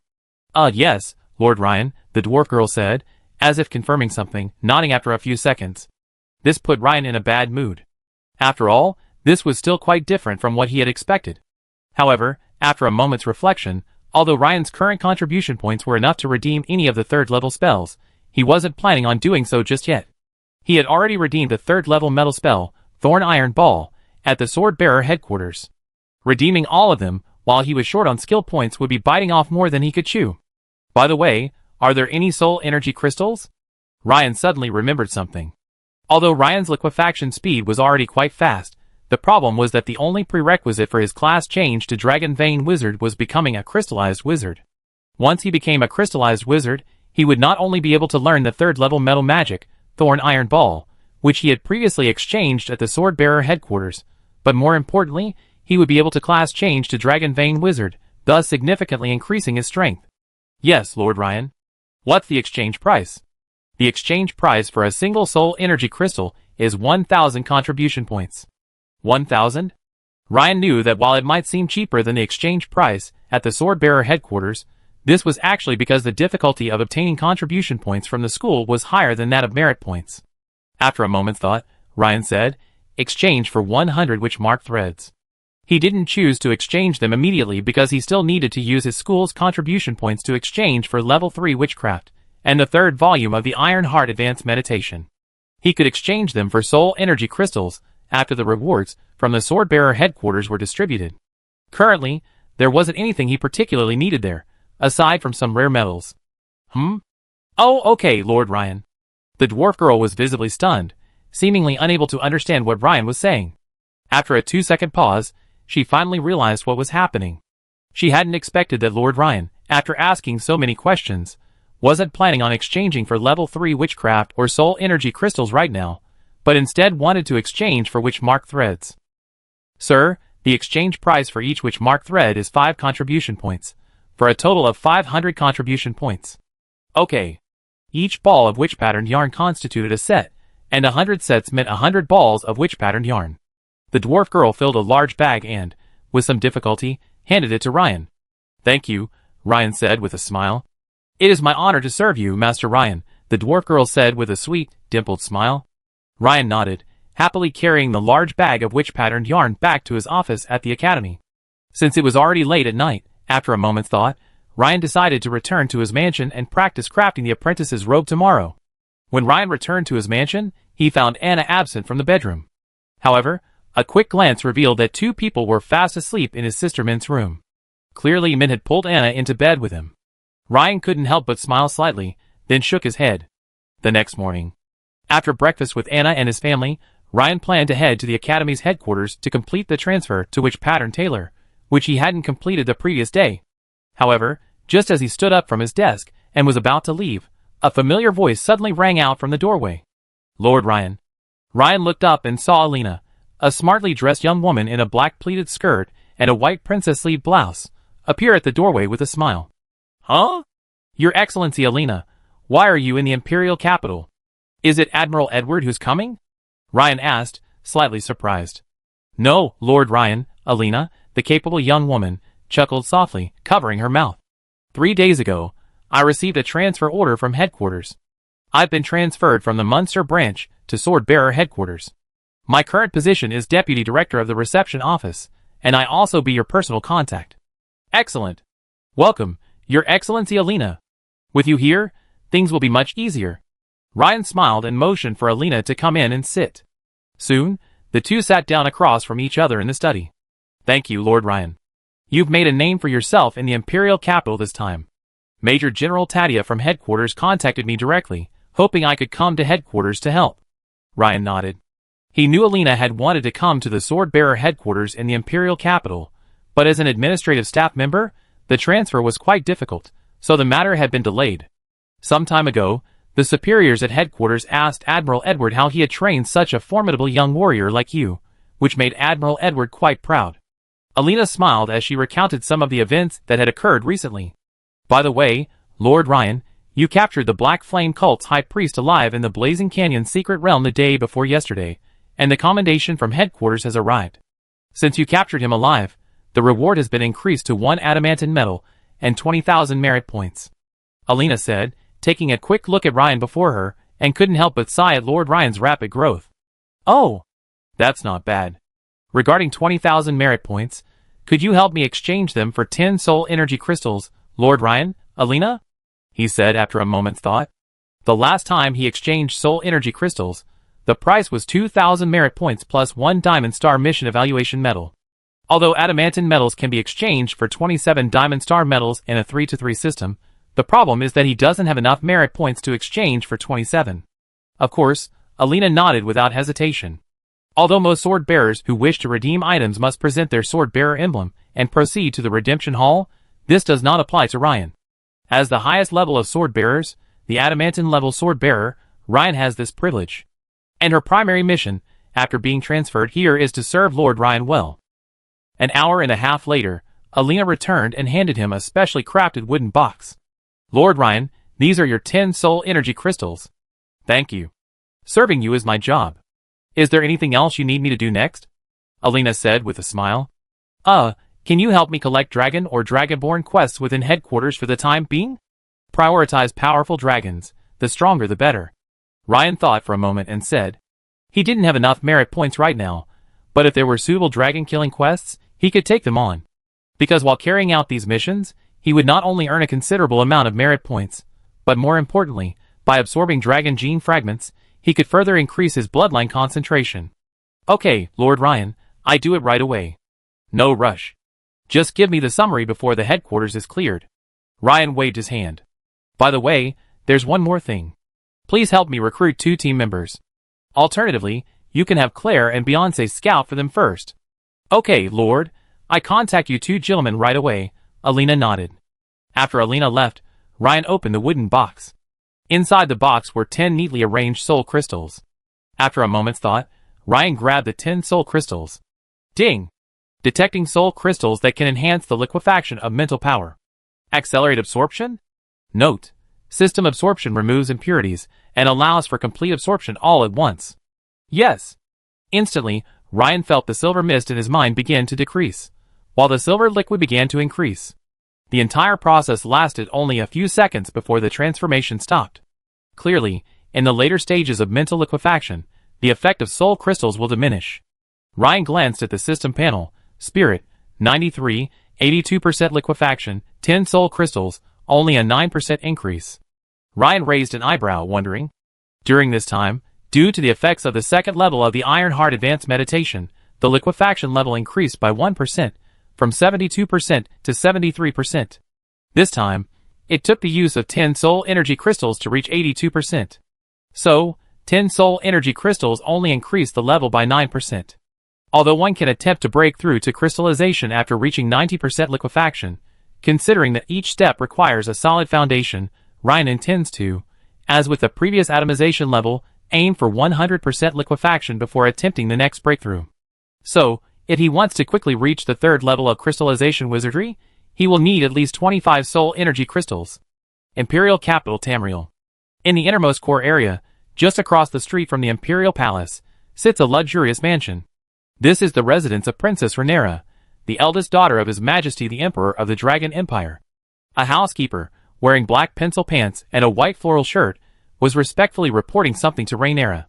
Your Highness, this adamantine-level swordsman, Ryan, has risen incredibly quickly. We've assessed his potential and suggest early contact and rapprochement. The information doesn't reveal how Ryan killed sculptor Harold. Princess Rhaenyra, wearing a purple off-the-shoulder dress, asked after casually flipping through Ryan's file. Yes, it said that Harold used his signature sorcery attack, Earthquake, causing a sandstorm that blinded everyone. The only 2 female swordsmen present couldn't explain how Ryan defeated Harold. But based on the investigation of the scene, this Ryan should have some kind of bloodline transformation ability. As the housekeeper was discussing this, a maid trotted over, whispered something in her ear, and handed her a piece of tissue paper. Your Highness, I just received the latest news. This Ryan has captured a high priest of the Black Flame cult alive in the secret Flame Canyon. Oh! Alive? That's rare. Rhaenyra's eyes lit up slightly, and she said with a hint of surprise. Yes, the legendary cult members possess an extremely strong will. They would generally not be captured alive, even if they died in battle. They are indeed extremely rare. Furthermore, this battle was witnessed by many people, and it's basically confirmed that Ryan possesses the ability of bloodline transformation. However, based on the descriptions of those present, his transformation ability seems what? Seeing her housekeeper's expression, Rhaenyra couldn't help but feel a hint of curiosity. Judging from its transformed form, it appears to be some kind of mutated dragon bloodline. Rhaenyra was taken aback upon hearing this news. She finally understood why the housekeeper had been so hesitant. The royal bloodline of the Dragon Empire was the dragon bloodline, but later, over the Empire's 2,000 years of history, there were several major conflicts and upheavals within the royal family, resulting in some bloodlines being lost outside. So, from this perspective, this Ryan was likely some distant blood relative of hers. Of course, there was also the possibility of human atavism, but this possibility was almost negligible, the probability being extremely low. In any case, if it was a mutated dragon bloodline, then this Ryan would require further observation. Then observe him a little longer. Yes, Your Highness. Meanwhile, Ryan arrived at the Academy's residence and once again began practicing crafting his apprentice robes.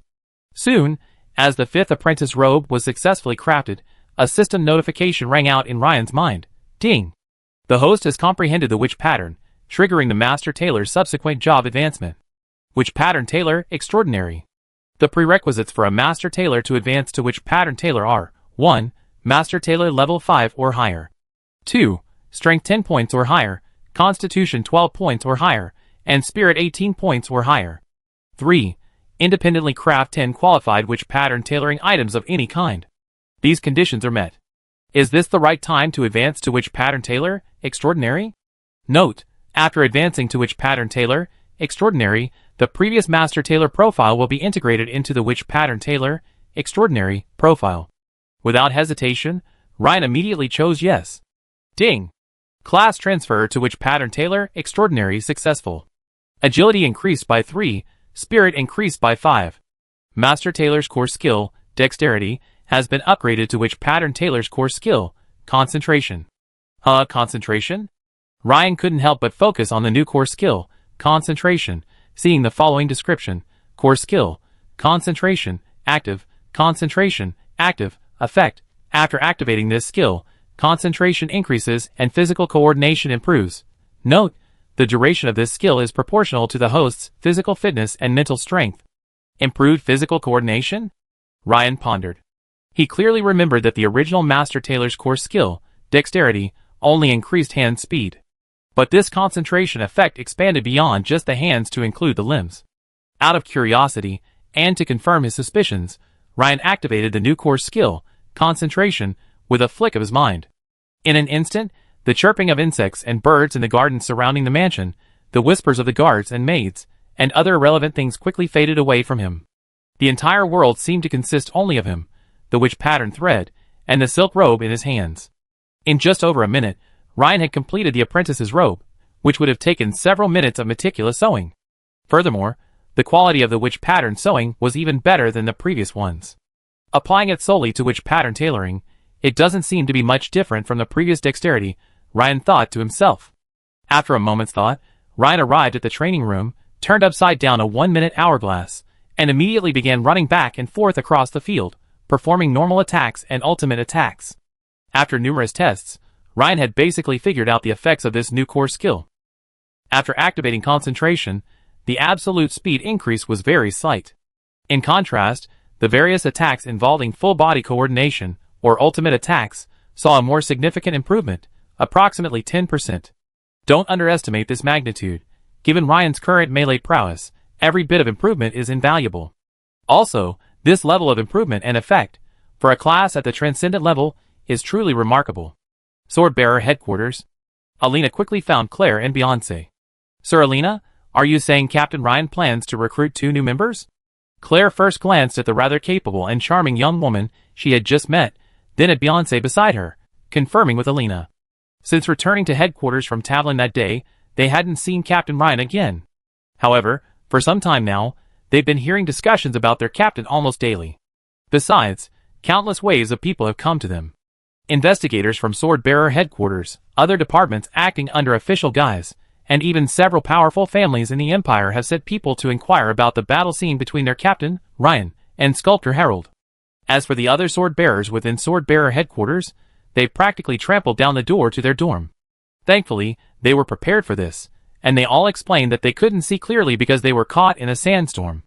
Yes, Miss Claire, Alina smiled and nodded. Alina looked at the two striking young women before her, and couldn't help but sigh. Although Lord Ryan's strength was advancing with each passing day, his aesthetic standards for recruiting remained the same. Any female team member must be young, beautiful, and unique. Are you sure you want us two to handle this? If word gets out that Captain Ryan is recruiting, I'm afraid the number of applicants will exceed 50, maybe even over 100. And what are the recruitment criteria? Beyoncé suddenly asked from the side.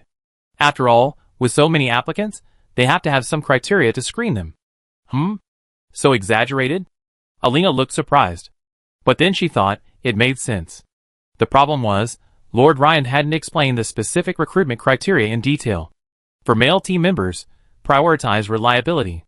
Ideally, someone whose background you know well, and who has a calm personality, Alina said after a moment's thought. The members of Munster, such as Nilo, Angus, and Derry, all have relatively calm personalities. As for the female team members, they should be young, beautiful, and distinctive. Shouldn't they be strong? Claire's eyes widened, seeming surprised by this criterion. Yes, or perhaps we should consider it from the perspective of supporting Captain Ryan in battle? Beyoncé frowned, slightly puzzled. Do you think you're strong enough? Alina, naturally understanding the implication, said after a moment's thought. Alina's words immediately reminded the two of them of the battle in Tavlin Town. After using a second-level magical defense scroll, the two of them became paralyzed. Claire and Beyoncé were speechless for a moment. Chapter 395. For the next few days, Ryan immersed himself completely in witch weave tailoring. Audrey and Alicia, though curious about Ryan's sudden obsession with witch weave tailoring, dared not interrupt him, keeping their doubts to themselves. As his experience points for crafting the apprentice robe began to decrease, Ryan considered visiting Jacqueline again to inquire about more advanced witch weave tailoring blueprints. But on second thought, he felt it wasn't a good idea. After all, his rate of improvement was too alarming. And before long, he might ask Jacqueline for the blueprints again. Rather than that, he might as well go directly to the resource exchange. Sure enough, Ryan spent 100 contribution points at the resource exchange and obtained a new witch weave tailoring blueprint, the Purity robe. Compared to the apprentice robe, this Purity robe was more difficult to craft, but also of higher quality, barely reaching the level of an intermediate witchcraft item. The classification of magical props into different levels is not only tied to the number of zero-level spells, their practicality and power, but also involves considerations like crafting difficulty and material rarity, making it a complex matter. In general, this evaluation is similar to the 5-dimensional diagram Ryan had seen in his previous life. In addition, Ryan discovered that after acquiring his new core skill, Focus, he found it particularly effective when learning new witchcraft tailoring patterns. After activating Focus, his thinking became clearer, and his sewing was as if divinely guided. Some things that previously required guidance from others were now understood by Ryan, with a brief moment of reflection. After several attempts, a system prompt sounded. You have crafted the intermediate level witchcraft item, the Clean Robe. Your comprehension has improved. You have mastered a new skill, the Clean Robe. Your skill in crafting the Clean Robe has been improved, adding 10 experience points. You have successfully crafted an intermediate level witchcraft item, the Clean Robe. Your witchcraft tailoring class experience points have increased by 103. Inside Ryan's new mansion. Anna, try it. Ryan handed Anna a white wizard robe. Anna's pretty face was clearly filled with joy. She looked at Ryan with her large, beautiful eyes and said, Ryan, is this for me? Yes, this is the first intermediate level witchcraft item I've completed, the Clean Robe, Ryan introduced with a smile. As long as you inject even a tiny bit of mental energy, it will trigger 2 level 0 spells, dust removal and decontamination, keeping the robe clean and tidy at all times. When Anna put it on, she discovered that not only did the 2 level 0 spells imbued on the robe work very well, but the entire robe of cleanliness also fit perfectly. Hey Ryan, how did you know my size? Well, after all, I've measured it, Ryan said, spreading his palm. Rain's words immediately made Anna blush. She gently punched Ryan's chest, and then the two of them engaged in some playful banter. Knock, knock. Just then, there was a knock on the study door. Rain knew who it was with a quick sense of presence. Come in. This time, Alina was accompanied by Tadia, dressed in the imposing uniform of a major general. The two men first looked at Anna with a rosy face, then looked at each other's white robes with wrinkles on them, and couldn't help but blushing. This, Lord Ryan, is too much. In broad daylight. In the study. Ryan, you go ahead and get busy. The experienced looks of the two young women immediately made Anna even more shy. After a quick nod, she quickly left the study. Ahem, both of you, please take a seat. Ryan coughed, masking his embarrassment. Sir Ryan, I've come to discuss a situation with you. The Durham family has stated that their previous actions against you were entirely Greenwood's personal actions. Now, even the butler, Owen, has been fired. They've offered to compensate you for your losses. Headquarters would like me to ask for your opinion on this matter. Headquarters' opinion is my opinion. Ryan thought for a moment, and said something politically correct. Through his understanding over time, he naturally understood the complex relationships involving conservatives and reformists, the demands of the various powerful families in the empire, and other deeper factors. Even the Durham family has an imperial guardian behind them. Of course, this doesn't mean the matter is over. It's simply that the time hasn't come yet. From another perspective, even if Ryan wanted to engage head-on now, he would need to possess the strength to overpower the guardian known as Storm Cloud. Otherwise, he would be a laughingstock and overestimating his own abilities. As for the Imperial Guardian's inability to intervene, there are prerequisites. You've already targeted another family, so it's natural that it would be considered a provocation against the Imperial Guardian. It's only natural for them to take action against you. Furthermore, Ryan believed he might have to contend with more than just the Durham family. As a centuries-old Imperial family, their network of connections was complex and intricate, so Ryan had to consider their connections both behind and beyond. And now, he was considered a member of the Imperial Reformists, part of the Swordbearer headquarters. This meant his decisions would be expanded, and he naturally had to respect the opinions of General Augustus and Marshal Alfred. Sir Ryan, thank you for your understanding and support of the headquarters. We will strive to maximize your interests, Tadia said with a smile. She naturally understood Ryan's meaning. Clearly, this powerful Sir Ryan had a clear understanding of the situation. While this forced the conservatives to make concessions in many areas, it wouldn't be a major setback. By the way, Your Excellency Tadia, I'd like to ask how the Durham family explained their attack on me. And what about that butler Owen? Since he's been expelled from the Durham family, can we find him? At this point, Major General Tadia gave Ryan a peculiar look and said, well, according to them, Greenwood thought your female companion was particularly beautiful, which led to a conflict. Ryan was slightly taken aback by this. Then he let out a silent laugh. As expected, the Durham family wouldn't tell the truth. They concealed the fact that Anna was an elf. So does this mean they haven't given up yet? Or is there some other reason? Perhaps a reluctance to implicate someone behind the scenes? As for that butler, Owen, we've been investigating these past 2 days, and discovered he seems to have vanished. He's been missing since leaving the Durham family mansion. We suspect he's no longer in this world. Ryan nodded. As expected, for such a powerful imperial family, it's difficult to find obvious flaws. By the way, what about the noble court and the Isolder school where Harold is a member? Ryan thought for a moment and asked. The noble court has been dealt with. The young judge was deceived by some individuals, and has been demoted. As for the Isolder school, headquarters has sent a letter of inquiry. They suggest that Harold was also deceived and a victim. He's also a victim? Ryan asked, raising an eyebrow. Well, as a large school, the influence we can exert on it from headquarters is relatively limited. Even if we mobilize our high-level connections to suppress it, as long as it doesn't betray the Empire, logically speaking, it won't suffer much loss. Furthermore, if we do so, it might intensify their resentment towards Lord Ryan, leading them to resort to covert means against you. Of course, our current approach doesn't guarantee they won't resort to covert means, but the likelihood is lower. As for you, if you're out and about lately, you should exercise caution. If you're in the Imperial capital, there's generally nothing to worry about. Ryan nodded in understanding. Large schools have relatively complete wizarding heritages, strong overall strength, and even boast epic-level powerhouses at the level of Imperial Guardians.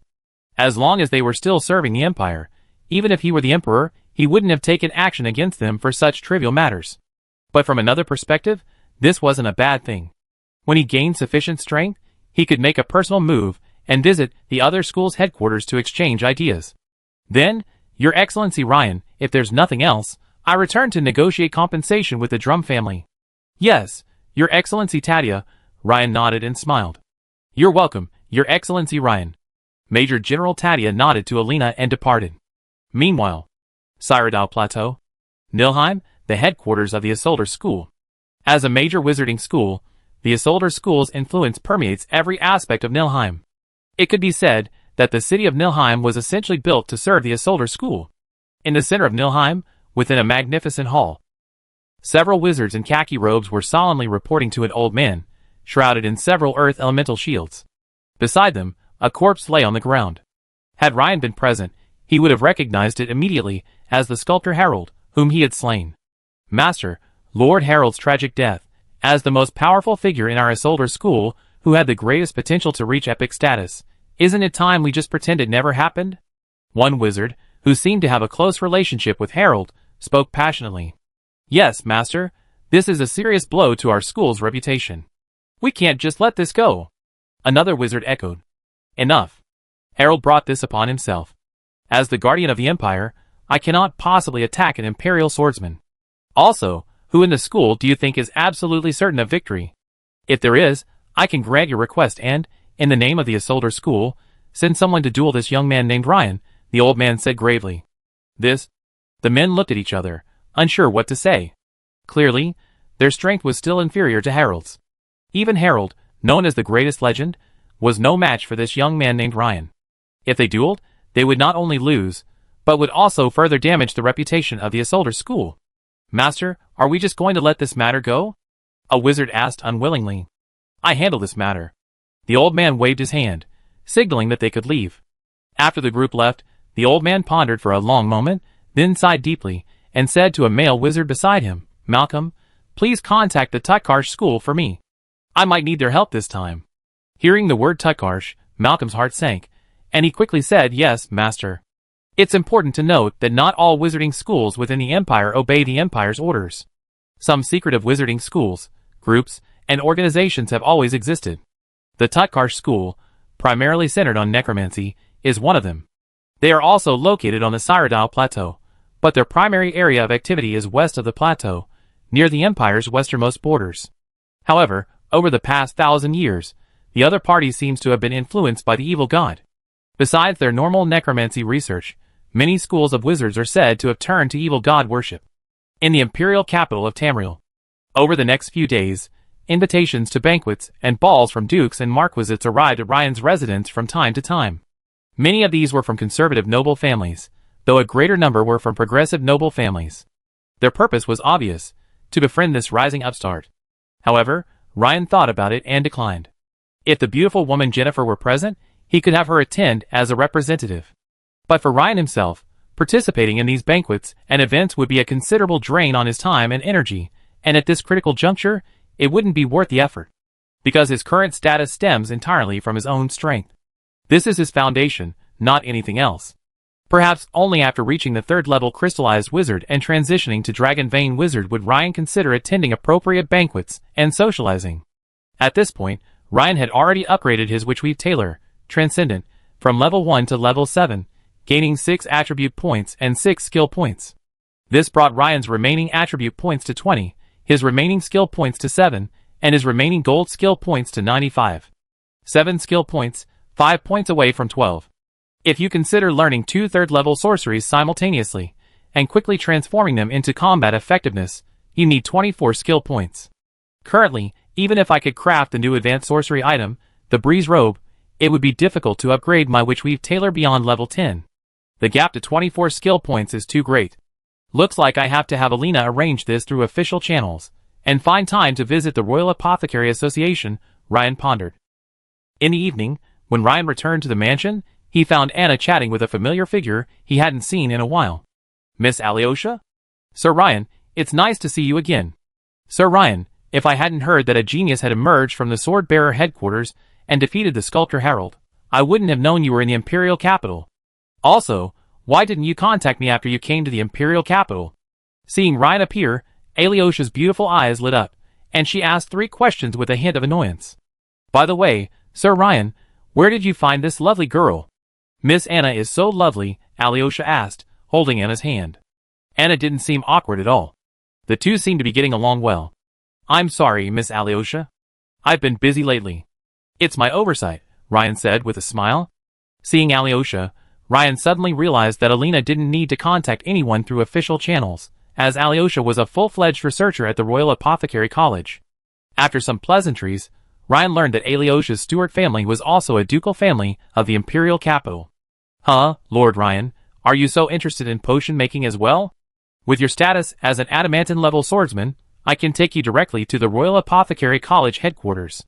Alyosha readily agreed to Ryan's request. How about tomorrow? I take you to the headquarters this afternoon, and in the evening, you and Miss Anna can come to my place for dinner. I think my father would be very happy to meet you, Alyosha invited. Thank you, Miss Alyosha. Okay, that's a bother. I haven't seen Special Envoy Javier in a while, so I owe him a visit. Ryan thought for a moment, then smiled and nodded in agreement. The next afternoon, Ryan followed Alyosha to the headquarters of the Royal Apothecary Association, located on the second ring road of the imperial capital. After checking the sword-bearer's credentials and passing through the heavy oak door, Ryan's eyes were greeted by more than 10 stone sculptures of human figures over 3 meters tall. Sir Ryan, these are all famous apothecary masters in the association's history. That's the herbal cultivation room, and that's the laboratory, Alyosha said, pointing to the two most eye-catching, quaint, multi-storied buildings on either side. Sir Ryan, which would you like to visit first? How about we go to the laboratory first? Ryan said after a moment's thought. Compared to herbal cultivation, Ryan believed potion making might be more relevant to his future career change. Okay, Sir Ryan, let's go see my mentor, Master Cabrera. Okay. Soon, the two arrived at the door of a second-floor laboratory. The door was ajar, and through the crack, Ryan could clearly see a vast laboratory inside, resembling a lecture hall from his past life. 7 or 8 pharmacists in robes were working on several long tables. At the back of the laboratory, in a private room separated by clear glass, an elderly man with a white goatee was concentrating on preparing a potion, holding a dropper and a beaker. Sir Ryan, the instructor seems to be crafting an advanced potion. Let's go and take a look, Alyosha said excitedly. Advanced potion? This immediately reminded Ryan of something. He had taken an advanced potion when he entered the transcendental realm. Could it be that this Master Cabrera was crafting that potion? Ryan's eyebrows raised, intrigued. He quickly followed Alyosha, stopping a few meters outside the glass wall and observing closely. Sir Ryan, this is the Shadow Leopard Potion. Instructor, Alyosha whispered. A few minutes later, a system notification suddenly appeared. Ding! The host has been detected engaging in potion making, triggering the subsequent class advancement from Breaking Bad, Transcendental, to Potion Master, Legendary. Prerequisites for the Potion Master, Legendary, class advancement are 1. Level 5 or higher in a Transcendental Potion-related profession. 2. Spirit level 30 or higher. 3rd, master the creation of 3 or more advanced potions. The current requirements are not met. Potion Master, Legendary, job transfer failed. Seeing the system prompt before him, Ryan couldn't help but laugh. Finally, I've received the follow-up job transfer information. It wasn't easy, Ryan sighed inwardly.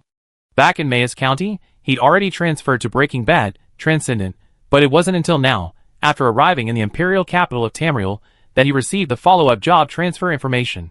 However, the recipes for these 3 or more advanced potions might be difficult to come up with. But as long as I have the job transfer information, I'm not in a rush for another day or two.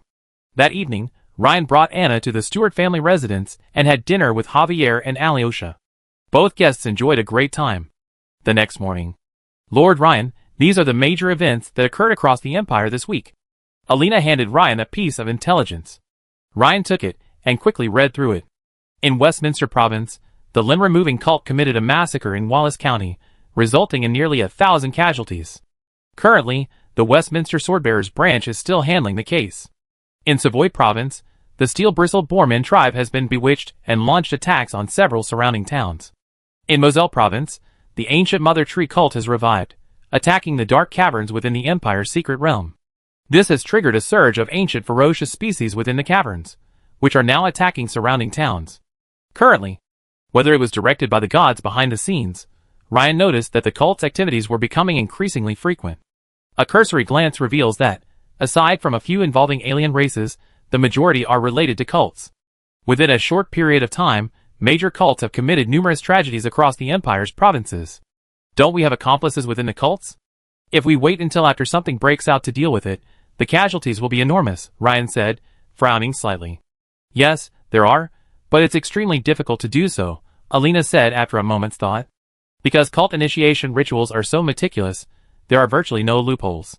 Not to mention the mind-bending sorcery alone, there are more than one stage to overcome, similar to the effects of Truth Serum. Additionally, there are other constraints.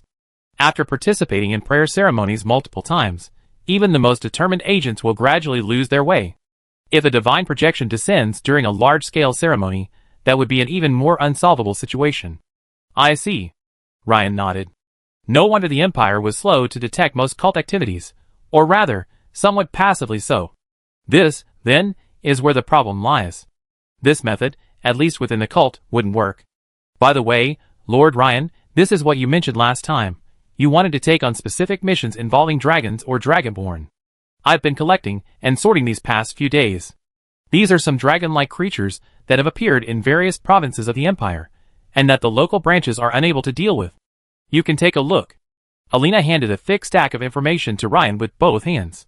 At the top are the dragon-like creatures you've chosen, considered the most powerful. However, I think you might consider the second and third ranked dragon-like creatures, Alina said tactfully. Chapter 396. Thank you, Ryan said with a smile, taking the information. Lava Fire Dragon Hermaids? Ryan immediately saw the first-ranked dragon-killing mission. He immediately understood why Alina had suggested he consider the later missions instead of the first one. Because the word fire dragon carries a lot of meaning.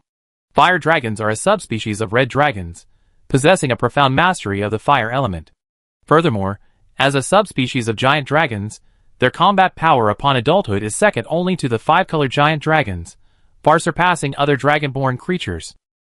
Adolescent dragons, they inhabit the Blade Crater in Mosul Province. A team of adamantine-level swordsmen at headquarters have failed their mission. Reports indicate they have reached peak legendary power. Especially in a volcanic environment, their combat power is comparable to that of epics, and their intelligence is impressive, making it difficult to lure them into a trap. Ryan immediately began to read the details. Seeing that Ryan didn't seem to be scrolling further, instead focusing with great interest on the first-ranked Lava Dragon mission, Alina's brows furrowed slightly, wondering if she had just said something wrong, provoking Lord Ryan instead. After a moment's hesitation, Alina added tactfully, Lord Ryan, the fire dragon's breath is incredibly powerful. The intense heat will instantly melt most metals.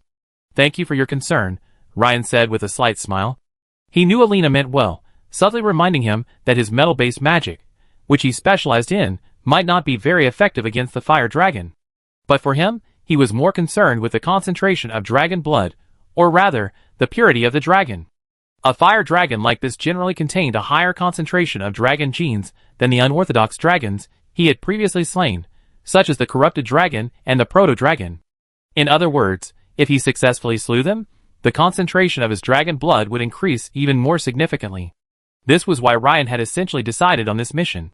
However, since the purge of the Sword-Bearer headquarters was nearing completion but not yet complete, Ryan, despite having made his choice, had no intention of accepting the mission immediately.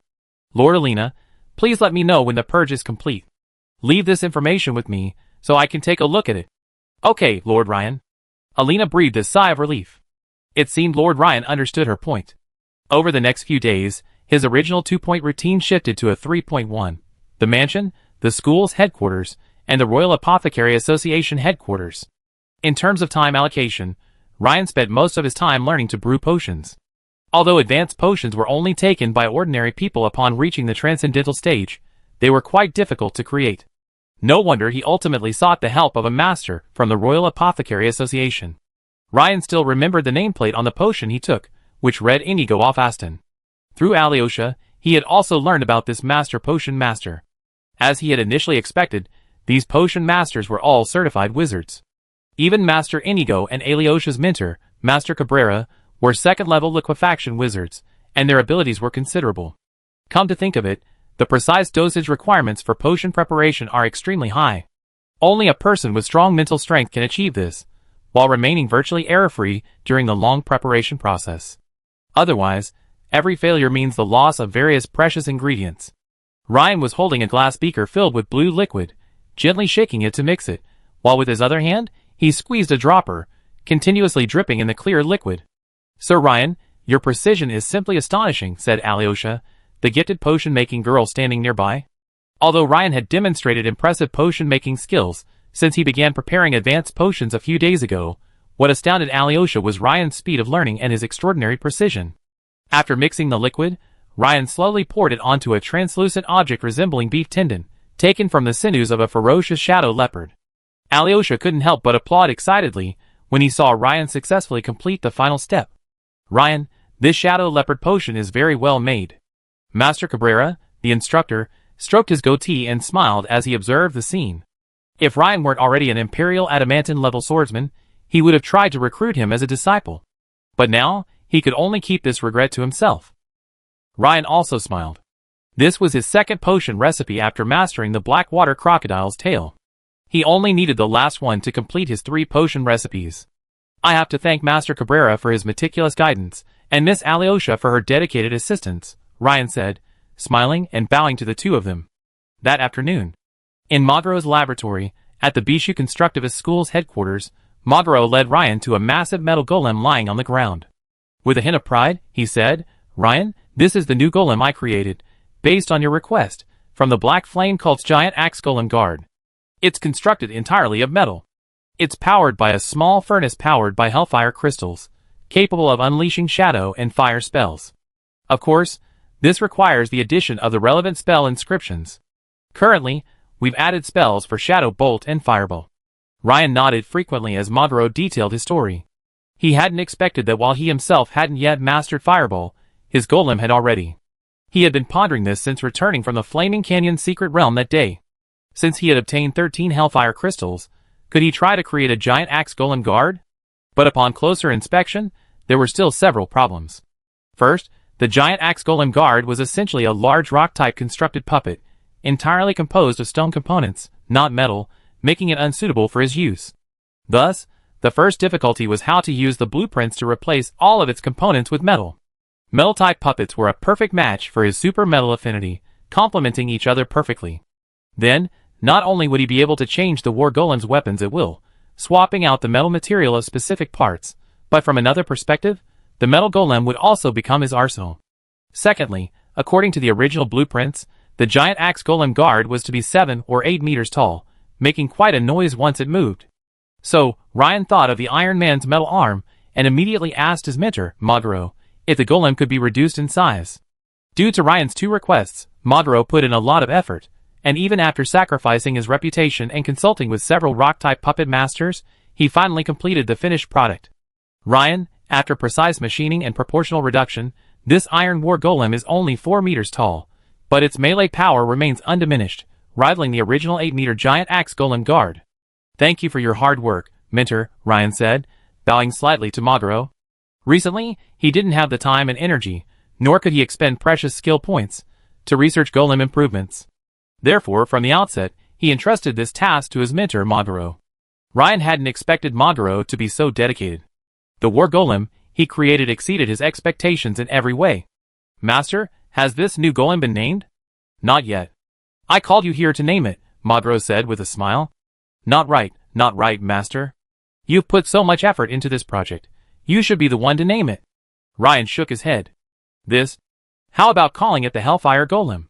The Hellfire Crystal, its source of power, is a truly rare commodity." "All right. Let's call it the Hellfire Golem," Ryan said, smiling and nodding. 2 more days passed. Inside the Royal Apothecary Association headquarters.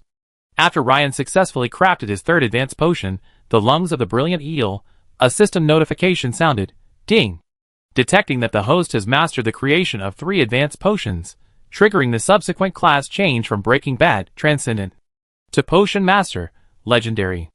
Potion Master, Legendary, class requirements are 1. Level 5 or higher in a Transcendent level potion-related profession. 2. Spirit 30 or higher. 3. Mastery of the creation of 3 or more advanced potions. All conditions currently met. Yes/no to completing the class change to Potion Master, Legendary. Note: the class change to Potion Master, Legendary, will overwrite the class change to Breaking Bad, Transcendent. Ryan took one look and chose yes without hesitation. Ding! Class change successful. Potion Master, Legendary, class change successfully completed. Increase Constitution by 3, Agility by 2, and Spirit by 5. Gain the Potion Master, Legendary, Core Skill, Potion Mastery Level 1 Passive. Potion Mastery Level 1, Passive. Due to your years of dedicated research into potion making, your potion success rate is slightly increased. Additionally, the effects of all prepared potions are further enhanced. Note: if you prepare a poison, the difficulty of removing it with an antidote or spells, like abolition, will be slightly increased. This new core skill, Potion Mastery, is essentially an upgraded version of the original Breaking Bad, Transcendent, core skill, Deadly Poison, expanding from poison to all transcendent potions. Also, Breaking Bad's other original skill, Poison Resistance, was long ago integrated into the mutant dragon bloodline, so it's not really lost, Ryan mused. That afternoon, when Ryan returned to the mansion, he received a small surprise. On his desk lay a brown wooden box, containing 3 soul crystals. This was the beautiful woman Jennifer, who had just sent it by airship. The sight of the soul crystals moved Ryan deeply. Clearly, a large reason Jennifer stayed in Munster was to leverage her status as a shareholder of the Axon auction house to help him collect some items, including soul crystals. Thankfully, with Lager and the Ice Claw Bear mercenaries by Jennifer's side, and with the Duke of Munster and Admiral Edward's care, their safety wasn't guaranteed, but at least it was fairly guaranteed. Knock, knock. At that moment, a knock on the study door interrupted Ryan's thoughts. Come in. Alina walked into the study with a smile, holding a deed in her hand. Lord Ryan, the compensation from the Durham family has arrived. It amounts to a manor in the suburbs of the imperial capital, plus 200,000 imperial gold coins. Alina couldn't help but gasp as she spoke. At her salary, she would have to save for 273 years, even without food or drink, to come up with that sum. And then, there was the suburban manor. She had visited the manor in person. It covered nearly 20 acres, and was beautiful. According to Tamriel's market conditions, it was worth at least 100,000 gold coins. However, Ryan wasn't particularly moved by the sum. Instead, he flipped through the deed, a thoughtful expression on his face. Lord Ryan, please help me put this manor up for sale, and remit the 200,000 imperial gold coins to Jennifer, Ryan said after a while. Okay, Lord Ryan. But are you really not going to go see that manor? It's a bit out in the country. Even if I dared to live there, my family's safety wouldn't be guaranteed. Ryan shook his head. Okay, Lord Ryan, I'd do it right away, Alina said, a look of realization on her face. After Alina left, Ryan picked up the 3 soul crystals and absorbed them through the system. A few seconds later, Ryan glanced at the system panel. Spirit, 98, 85% liquefaction. 3 soul crystals, a 3% increase. This is probably partly due to my daily practice of the 2nd level of the Iron Heart Advanced Meditation. Otherwise, the soul crystals alone wouldn't have achieved even 3% of the effect. Ryan thought to himself, raising an eyebrow. Meanwhile, in a deep underground cave at the westernmost edge of the Cyrodiil Plateau, numerous figures in black robes, their chests tattooed with various skulls or spiders, bustled back and forth. This was the headquarters of the esoteric school of necromancy Tutkarsh. Deep within the caverns, in a spacious, sprawling grotto, a black-robed wizard with disheveled hair was sewing something at a massive table. From a distance, a massive, deformed creature lay prominently on the table. The upper half of this deformed creature was a powerful, giant-like muscular man, while the lower half was that of a giant venomous scorpion, the two seemingly forcibly joined together by some form of sorcery. Although only the upper half of the muscular man remained, his torso measured over 1.5 meters in length. Judging by his rugged facial features and stone-like muscular structure, he resembled a legendary Breton warrior. At this moment, the black-robed wizard bent slightly, gripping a large sewing needle gleaming with a rich black magical aura. He swung it up and down, sewing the flesh and skin where they met. Master Staven, the sect leader wishes you to come over. At this moment, a young man in apprentice robes appeared at the doorway and bowed. The black-robed wizard named Staven naturally heard the messenger's words. But he didn't react, remaining completely absorbed in sewing the deformed creature in his hands. The apprentice wizard who had delivered the message, observing this scene, showed no sign of concern and continued to stand respectfully at the doorway. He knew full well that the Master Staven before him was a top-tier expert in his own sect. Decades ago, the other party was a wizard at the pinnacle of the 3rd-level crystallization realm, particularly skilled in creating mutated undead creatures and proficient in curses and shadow magic. His current strength is even more unfathomable. After about 10 minutes, Staven finally put down his sewing tools and slowly turned around. Beneath his disheveled hair lay a pair of bloodshot, almost paranoid eyes, as if they hadn't rested for a long time. Yet, the madness and paranoia within them made it possible for outsiders to sense the owner's unwavering pursuit. "Let's go!" "Yes, Master Staven. The sect leader awaits you in the laboratory. Please follow me." Soon, Staven followed the wizard apprentice attendant to a magnificent underground hall with ceilings over 10 meters high. An unusually tall, bloated man in a black robe, hunched over a long table covered with lab equipment, was conducting an experiment. However, when Staven appeared at the doorway, the black-robed man immediately noticed. He turned his head, revealing a pale, bloodless face hidden beneath his hood. However, as he approached Staven, the most shocking thing was his lower body. Although the majority of his lower body was covered by the black robe, the exposed area, where his ankles should be, now revealed 4 pairs of spider-like arthropods. No wonder he appeared bloated. That was because his lower body was no longer that of a normal human, but had transformed into the teardrop-shaped abdomen of a spider. But judging by the faintly intense and sinister aura emanating from him, he was actually an epic-level powerhouse, on the level of a Dawn Wizard. "Staven, it seems your strength has improved again. It looks like you soon have a chance to become a Dawn Wizard." The other man looked at Staven twice, a smile on his face. The experiment still failed. Staven shook his head, seemingly disagreeing with the words of Graham, the leader of the Tutkarsh sect. "It's okay. If it really doesn't work out, you can choose to follow my path and perform the Spider God prayer ritual to seek help. This can be considered a shortcut to becoming a 4th-level Dawn Wizard." Graham smiled a pale smile, reassuring him. "Okay, if it doesn't work out, I consider it." Staven glanced at the other man, nodded, and said, "By the way, I asked you to come here this time because I want you to kill an adamantine-level swordsman from the Dragon Empire." Graham got down to business. "I've been busy with experiments lately.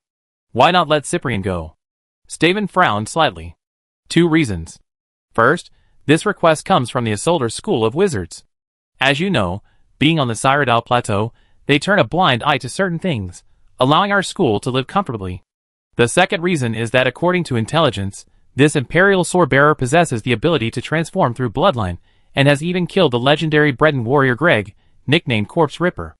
I know about your recent experiments. Although you've obtained the remains of a legendary Breton warrior, compatibility issues have been bothering you. Since this Imperial Swordbearer was able to kill Greg, Corpse Ripper, and is even more powerful than your current corpse, perhaps his body will help you resolve the compatibility issue." Hearing this, Staven's bloodshot eyes immediately lifted, gazing at the Tutkarsh school leader before him. "All right. Give me a day. I forcibly fused this Stitch monster, and then we set off." Staven agreed after a moment's thought. "Well, here's his information. His combat power seems to have increased significantly after his transformation. You can take this bottle of Spider God's blood." Graham handed over a blood-red test tube emitting a hazy, sorcerous aura. "I understand." After a moment's hesitation, Staven reached out and took the bottle of Spider God's blood. Staven knew that once he consumed the Spider God's blood, while his strength would skyrocket, and he would most likely achieve the long-awaited status of a Dawn Wizard, it would also mean a choice from which he could no longer turn back.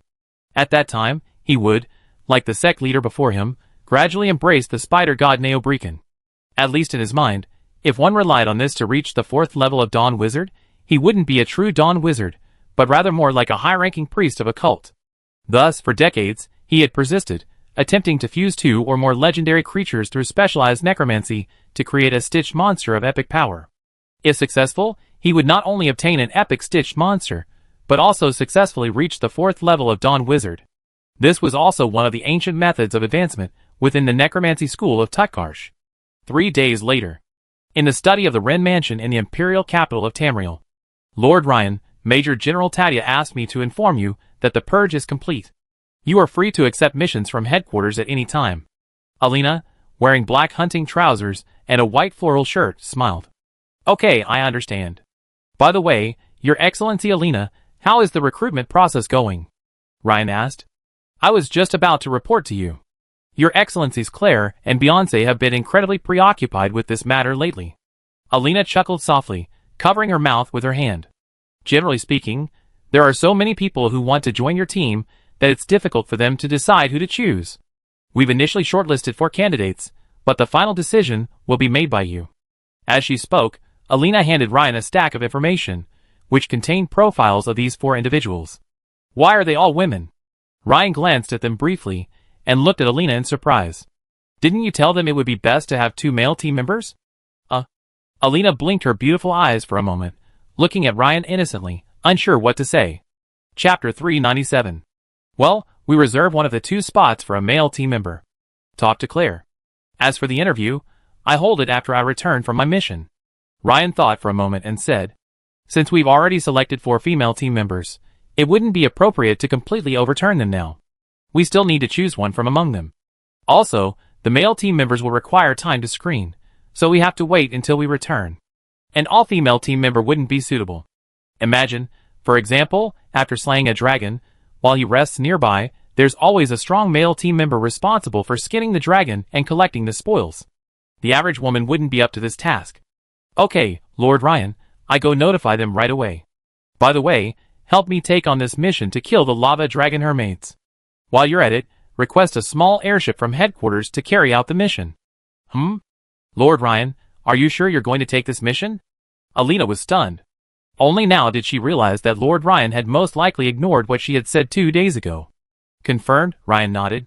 Yes, Lord Ryan, Alina nodded. Although Alina longed to say more, she knew her place clearly. Now that she had made all the necessary suggestions, she simply followed orders, not continued to suggest or question the commander's decision. Based on past battle records, Alina had reason to believe that Lord Ryan must have made the above decision with a high degree of confidence.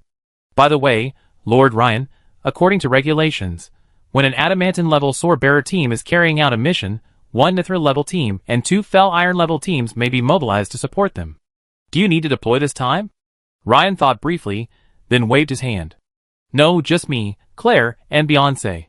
Considering this was his first mission after the purge, he didn't want to draw too much attention to his whereabouts.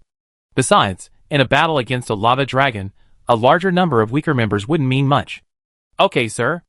After Alina left, Ryan pondered for a moment before heading to the Academy's headquarters. Entering Magro's laboratory, Ryan saw Magro dusting his hands and gulping down 2 long gulps of liquor, apparently having just completed the final modifications to the Hellfire Golem. Audrey and Alicia, standing nearby, were performing the final polishing. Instructor, is the final modification complete? Ryan had originally planned to check on the progress before heading out on a mission, but he didn't expect Instructor Magro's progress to exceed his expectations. It's just finished. You arrived just in time. We can test it now, Magro said.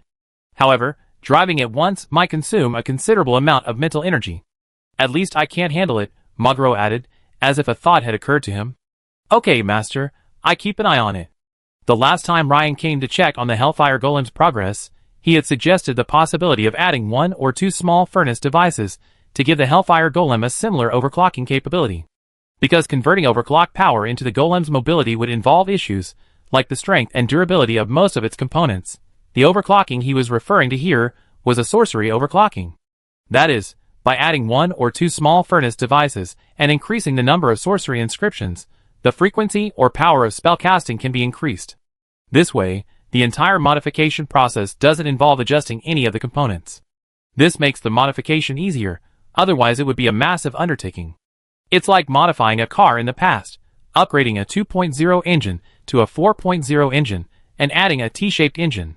The body structure, brakes, and everything else would need to be adjusted accordingly, making it incredibly difficult. But if you simply feel the exhaust isn't impressive enough and want to double the volume, that's much easier. Just modify the exhaust. No! Add 2 more speakers. Lord Ryan. Seeing Ryan approach, Audrey and Alicia saluted. Lord Ryan. Seeing Ryan now, the usually fiery Alicia showed a touch of restraint, no longer as unbridled as before. After all, after witnessing Ryan's strength, any normal person would be in awe of him. Ryan nodded slightly at the 2 women and said, "Thank you for your hard work." As the incantation rang out, Ryan gently pointed, and a thumb-thick, earth-yellow beam of light shone upon the Hellfire Golem before him. It was a level 4 activation spell. Ryan was also shocked to discover that driving this Hellfire Golem consumed 5 times as much mental power as a mid-level combat puppet. Quantifying it using the mental power provided by the system, it was approximately 50 points. This was nearly half of his 98 points of mental power. No wonder. Normally, driving a golem in battle required a level 3 crystallized wizard. After all, a golem represented a combat power comparable to that of a legendary. Of course, if one possesses a high metal affinity or higher, a wizard at the peak of level 2 liquefaction could barely attempt it. For someone with a super metal affinity like Ryan, the control threshold is naturally lowered even further, but this is nearing its limit. After all, a wizard can't expend the vast majority of their mental energy on puppets. During battle, they must retain a considerable amount of mental energy to counter enemy attacks and cast other spells. This is also why wizards of the Bishio Constructivist school can't simply overwhelm the enemy with a mountain of combat puppets. Because the greater the number of puppets, the greater the mental energy consumed. Rather, it's better to use that mental energy to control more powerful puppets. When the heavy, 4-meter-tall Hellfire Golem stood up, a surge of energy emanated from its body. Boom, boom, boom. Thanks to the intermediate control core installed within the golem, Ryan only needed to issue simple commands, such as attack, and the Hellfire Golem would automatically lock onto its target and launch a combined attack. Attack the iron target ahead, Ryan commanded. At this moment, the Hellfire Golem charged at the target, seemingly having determined that it could shatter it with a single blow. Stop! Unleash your magical attack. What Ryan most wanted to see was, of course, the Hellfire Golem's magical attack capabilities. The two thick breastplates on the golem's chest suddenly opened, revealing two dark cannon barrels. Immediately, a strong, red, and black magical aura began to flicker within the barrels. Boom! Boom! Boom! The fireballs were fired roughly every 2 seconds. If you add them all up, that's a fireball or shadow arrow fired every second, trailing brilliant flames as they blasted towards the Iron Man target. As the smoke cleared, the Iron Man was reduced to a glowing, steaming mass of slag. Such power. Audrey and Alicia, standing by, gasped in amazement. If this had struck them, they wouldn't have lasted more than 3 seconds, becoming nothing more than a target. Defend. After witnessing the Hellfire Golem's magical attack, Ryan gave the order to defend. A flash of red light flashed across the golem's surface, and a shield-like red energy shield appeared, lingering around it. This is a flame shield, a level 1 defense against magic, explained Madro. By the way, Ryan, you can try the overclocking effect, Madro said with a mysterious smile. Okay, master. Overclocking attack. Ryan gave the order. A low roar erupted from the Hellfire Golem's interior, and it suddenly accelerated. It felt like an Alto engine, suddenly transformed into a Ferrari's large displacement, naturally aspirated engine with a single throttle push. Swish, swish, swish. This time, the two dark barrels on the golem's chest instantly began to attack with increasing speed. Fireballs and shadow arrows, fired at a rate of 0.5 seconds each, crisscrossed towards the target, like the machine guns of a past life. Audrey and Alicia exchanged a stunned glance. Hush. If only I could have a golem like this someday, I wouldn't even need to look for a mate, Alicia said, her eyes wide with envy. Alicia, perhaps you could talk to Lord Ryan. He might even give you one.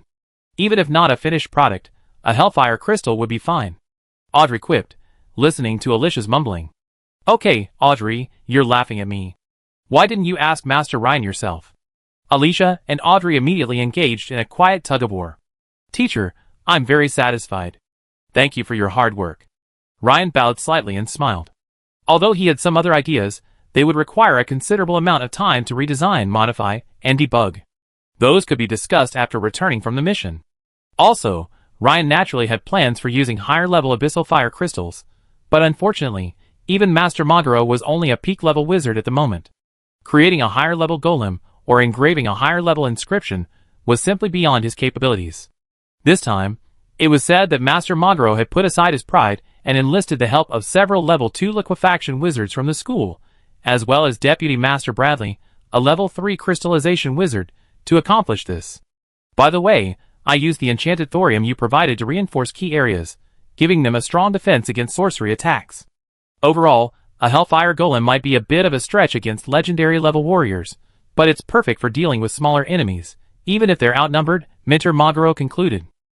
One more thing. I've installed a self-destruct device in the Hellfire Crystal Furnace. In case of emergency, 3 small furnaces will explode simultaneously, with incredible power. I think this could be a killer weapon for you if necessary. What do you think? Of course, Mentor. Thank you for your hard work. At that moment, Ryan felt that choosing Magro as his mentor had been a truly wise choice. Although Magro's strength wasn't great, his treatment of his disciple was impeccable. Master, I take this Hellfire Golem with me. I have a mission coming up soon, which will be a good opportunity to test it in combat, Ryan said, offering his leave. Okay. After the combat test, if there's anything you need to improve, please let me know as soon as possible, Magro said with a smile. Meanwhile, in a valley in the southeast corner of the imperial capital of Tamriel, on the outskirts of the city, it bordered a small town called Lowit, considered the outermost edge of the imperial capital. In a picturesque manor house, 7 or 8 men in various robes were busy surrounding an elderly man in wizard robes. This appeared to be a secret base of some organization. At this moment, a middle-aged man in a gray robe, following the elder's instructions, hurried along the winding cobblestone path west of the manor. After 100 meters, he saw an unusually hidden cave. The gray-robed middle-aged man didn't rush in. Instead, he bowed slightly at the cave entrance and spoke loudly, Lord Staven, we've received the latest news. Our target has just accepted a mission at the Sword-Bearer headquarters. If nothing unexpected happens, they should be leaving the imperial capital Tamriel soon. Oh! What mission exactly? Staven, meditating in the cave with his eyes closed, asked calmly. Beside him stood a massive, rock-like figure, his lower body a strange, gigantic scorpion. It was Staven's legendary stitched monster, the Scorpion Man. Behind the Scorpion Man stood several towering, corpse-stinking ghouls, their massive, sharp claws betraying their unusual identities. These were Staven's elite undead. Claw ghouls, far more powerful than ordinary plague ghouls, and even more so than those rot ghouls. Staven himself didn't need to hide in the cave shrouded in magical obscurations, but because this place was close to the imperial capital of Tamriel, and the undead servants he had brought with him were constantly emitting unique energy fluctuations, he chose to remain in the caves. The mission they accepted is to slay the lava fire dragon Hermades, the middle-aged man who came to report said with a serious expression. Although his strength was far from that of other dragons, he had heard of fire dragons. It was said that even compared to true dragons, their strength was only slightly inferior. Any concrete information? Staven, hearing this in the cave, suddenly opened his eyes, a breathtaking light flashing across his eyes. The bloodshot veins that had once covered his eyes had long since vanished, seemingly due to a break from the relentless experiments during the journey, allowing him to rest well. Yes, we're ready. The middle-aged man cautiously entered and respectfully handed a sheaf of information to Staven. Then, with a hint of fear, he glanced at the terrifying undead creature behind Staven and quickly retreated from the cave. After receiving the information, Staven carefully examined the mission information for the lava fire dragon Hermades. After a moment, he closed his eyes and pondered. The fact that they accepted this mission suggests they are confident, or perhaps even certain, that they can slay this lava fire dragon Hermades. But even I have less than a 40% chance of winning against this lava dragon. There are 2 possibilities. One is that they possess some special weapon against dragons. The other is that your intelligence is wrong. They are far more powerful than you previously reported. After saying this, Staven fixed his gaze on the man before him with a stern gaze. Instantly, a cold sweat broke out on the forehead of the first-level wizard who had come to report. After all, there are countless cases where intelligence omissions have led to mission failures, and this situation is the most criticized by operatives. Lord Staven, please calm down. I will report immediately. Please wait. As the wizard hurried away, less than 3 minutes later, the old man from the manor hurried over. Judging from his aura, the man's strength was approximately at the early stage of the 3rd-level crystallization, and he was probably the person in charge of this place. Sir Staven, we've repeatedly verified the enemy's intelligence, and it seems to be true. Are you saying that even Sir Harold the sculptor wasn't able to unleash his full might? I'm afraid so. Staven nodded. Previously, after examining a crystal documenting the battle between Ryan and Harold in the town of Tavlin, Staven concluded that Ryan, while formidable, was no match for him. He judged that if he faced Ryan, he had a roughly 70% chance of winning. As for Harold's title of the greatest legend, in his eyes, it was more of a boast, especially since he belonged to the Isolderized school. Don't forget, the Isolderized school and their Tutkar school are both located on the Cyrodiil Plateau. He was naturally aware of the strength of these Earth-focused wizards. When he became famous, this Harold was just a rising star. Sir Staven, what if I dispatch 2 more Black Blade Assassin Kings to work with you? The old man said after a moment's thought. Not enough. Besides, I'm not used to cooperation. Staven shook his head, rejecting the old man's proposal. So what do you mean? The old man's face darkened. I need something. With it, I have a better chance of winning. What is it? The iron-backed necromancer breastplate. What? The old man's eyes widened, and he gasped. As a third-level crystallized wizard, he had certainly heard of this item. The problem was, it was currently sealed within Cologne Cathedral, making it nearly impossible to obtain. At least for him, there was no way. I needed to strengthen the undead under my command. Only then can my victory rate exceed 70%. You may consider it on your own. If you don't blame me if the mission fails. With that, Staven closed his eyes and continued meditating. The old man pondered in silence. After a while, the old man said, Sir Staven, I must contact the higher-ups immediately regarding this matter. Please continue your preparations. I take my leave now. 1 hour later. The news that Staven wanted the iron-back undead breastplate had been reported to a conservative leader. Go ahead, a dignified, white-haired old man behind the desk said after a moment's thought. But the Duke's iron-back undead breastplate is currently sealed within Cologne Cathedral. If we send someone to steal it, it will probably take at least 2 weeks. It's simply impossible. A middle-aged man in aristocratic hunting attire nearby couldn't help but look astonished. If we want to obtain it within half a day, there's no other way except to mobilize our undercover agents. I'm afraid this would mean the dismissal of a bishop-level undercover agent. The sealed artifact was lost, and someone within the church must bear responsibility. It's too late to replace someone now. Besides, who do you think could offer a higher chance of success than Staven? The Duke said gravely. But isn't this a huge loss? Another man frowned. After all, placing a bishop-level undercover agent in the goddess church is no easy task, requiring over a decade of sustained attention and support. This direct loss is a real pain, even for them. Everyone, I believe you've all seen the information on Ryan. If nothing is done, I don't want to see another Alfred emerge. The Duke glanced around and said expressionlessly. The room instantly fell silent upon hearing these words. The others pondered for a moment, then nodded in agreement. Okay, I agree. Me too. In less than half a day, a one-piece breastplate resembling the kind worn by ancient Spartak warriors arrived at Staven's cave. The breastplate was dark in color, intricately inscribed on its surface. As Staven grasped it, it shimmered with a rich, magical aura. Very well, I need half a day. But Sir Staven, the destination has already been set. The middle-aged wizard, who had delivered the breastplate, looked embarrassed. Prepare me the fastest flying mount. Staven waved his hand, saying nothing more. Staven first cast a silencing spell, then donned the breastplate on his stitched-together monster, Scorpion Man. The iron-backed necromancer's breastplate, originally noticeably too small, now fit perfectly. As a low incantation echoed, dense shadow energy began to converge on the Scorpion Man from all directions. Ah! The Breton warrior with a stern face and muscles like rock let out a painful roar from the Scorpion Man's upper body. This was the process of the iron-backed necromancer in the breastplate infusing the Scorpion Man with its unyielding will and surging shadow energy. Once completed, the Scorpion Man's strength would be increased by approximately 30%. This was the value of the iron-backed necromancer's breastplate. His Scorpion Man was the result of the forcible fusion of two legends. Although his strength had reached the peak of legendary power, due to this forced fusion, even the slightest lack of coordination could be easily detected and exploited in battles with top-tier warriors. But with the iron-backed necromancer's breastplate, things were different. With the addition of the iron-backed undead's will, his Scorpion Man would not only reach perfection, but his strength would be further enhanced. More importantly, if, through fierce battle, the three elements were to merge perfectly into one, perhaps he would be able to reach the level he had longed for. Chapter 398. That afternoon, Ryan returned to Sword-Bearer headquarters. Lord Ryan, your airship is ready and ready to depart at any time. Your Excellencies, Claire and Beyoncé, are already waiting for you at the headquarters airship dock. Alina hurried out of the office and reported to Ryan. Very well, Your Excellency, Alina. Thank you for your hard work. Ryan nodded and smiled. The Sword-Bearer headquarters had its own airship dock, which was very convenient. Especially for this case, his Hellfire Golem, weighing over 10 tons, was very easy to transport over long distances. It could simply be placed in the airship's hold.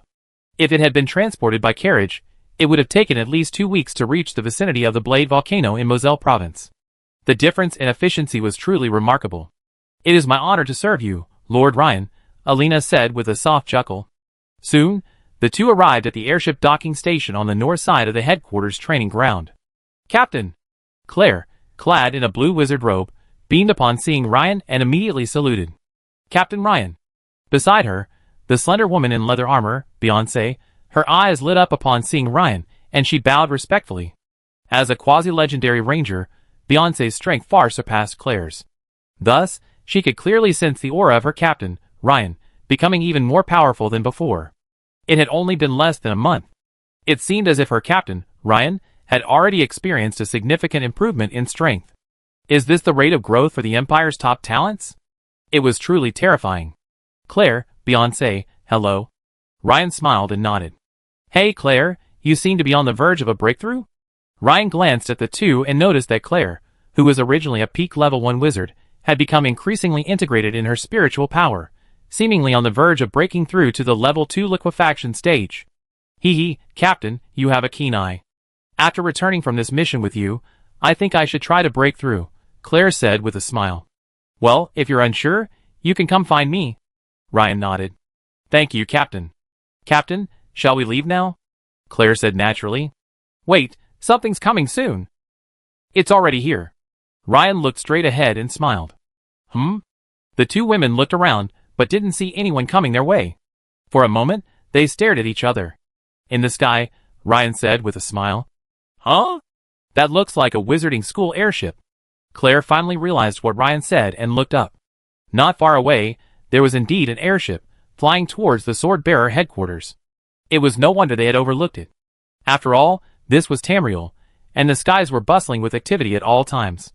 With large airship docking stations in the east, south, west, and north, plus those belonging to specialized agencies and top families, there were at least a dozen airships floating in the sky at any given moment. It was easy to overlook a single airship in the sky. However, this only intensified the two women's curiosity. After all, what kind of thing required an airship to transport? Soon, as the Academy's airship landed, Alina hurried forward and quickly coordinated. A massive, cloth-covered object, grunting and groaning, was carried aboard the departing Sword-Bearer headquarters airship by over 20 sturdy guards. Is this a puppet? Claire asked, her beautiful eyes widening as she observed its outline and the faintly visible parts. Beyoncé also watched the scene with considerable surprise. After all, she thought her captain was already formidable enough. But this time, he had brought along a clearly formidable metal puppet. I remember not being so cautious the last time we went on a mission to kill the Venom Dragon.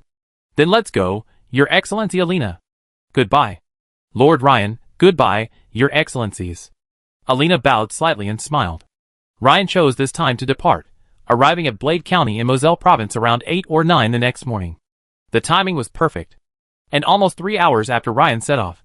In a valley manor on the outskirts of the imperial capital of Tamriel, adjacent to the town of Leward. Several middle-aged men in robes looked anxious. It's almost evening. Why hasn't Lord Staven finished yet? Yes, sir, if this drags on, I'm afraid it will be too late. Another middle-aged man frowned, looking at the old man in the center of the room. Should we hurry him along? No. The elderly wizard in charge thought for a moment, and shook his head.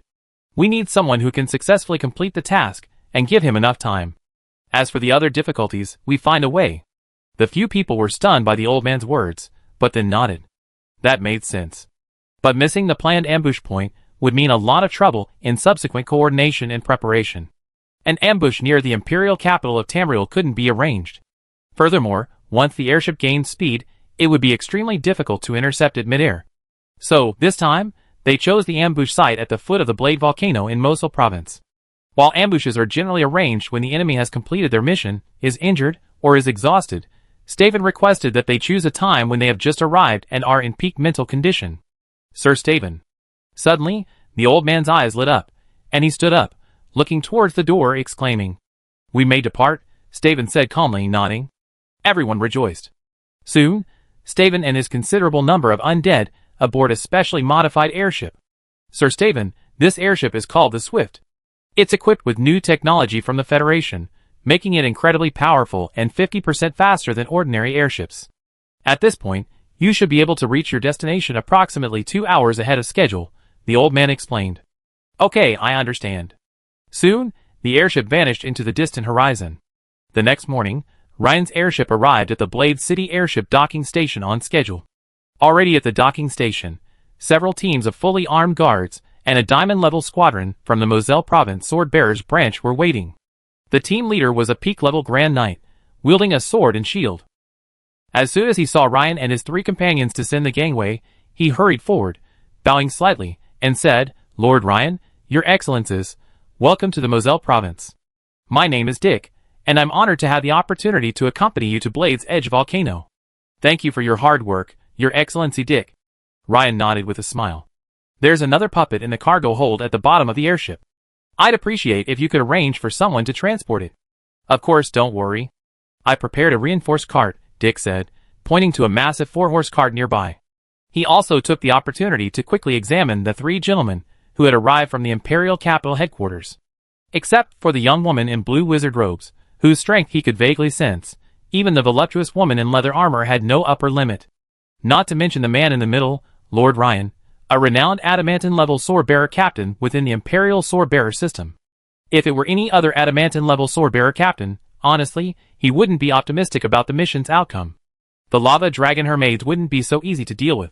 But this man before him? That was a different story.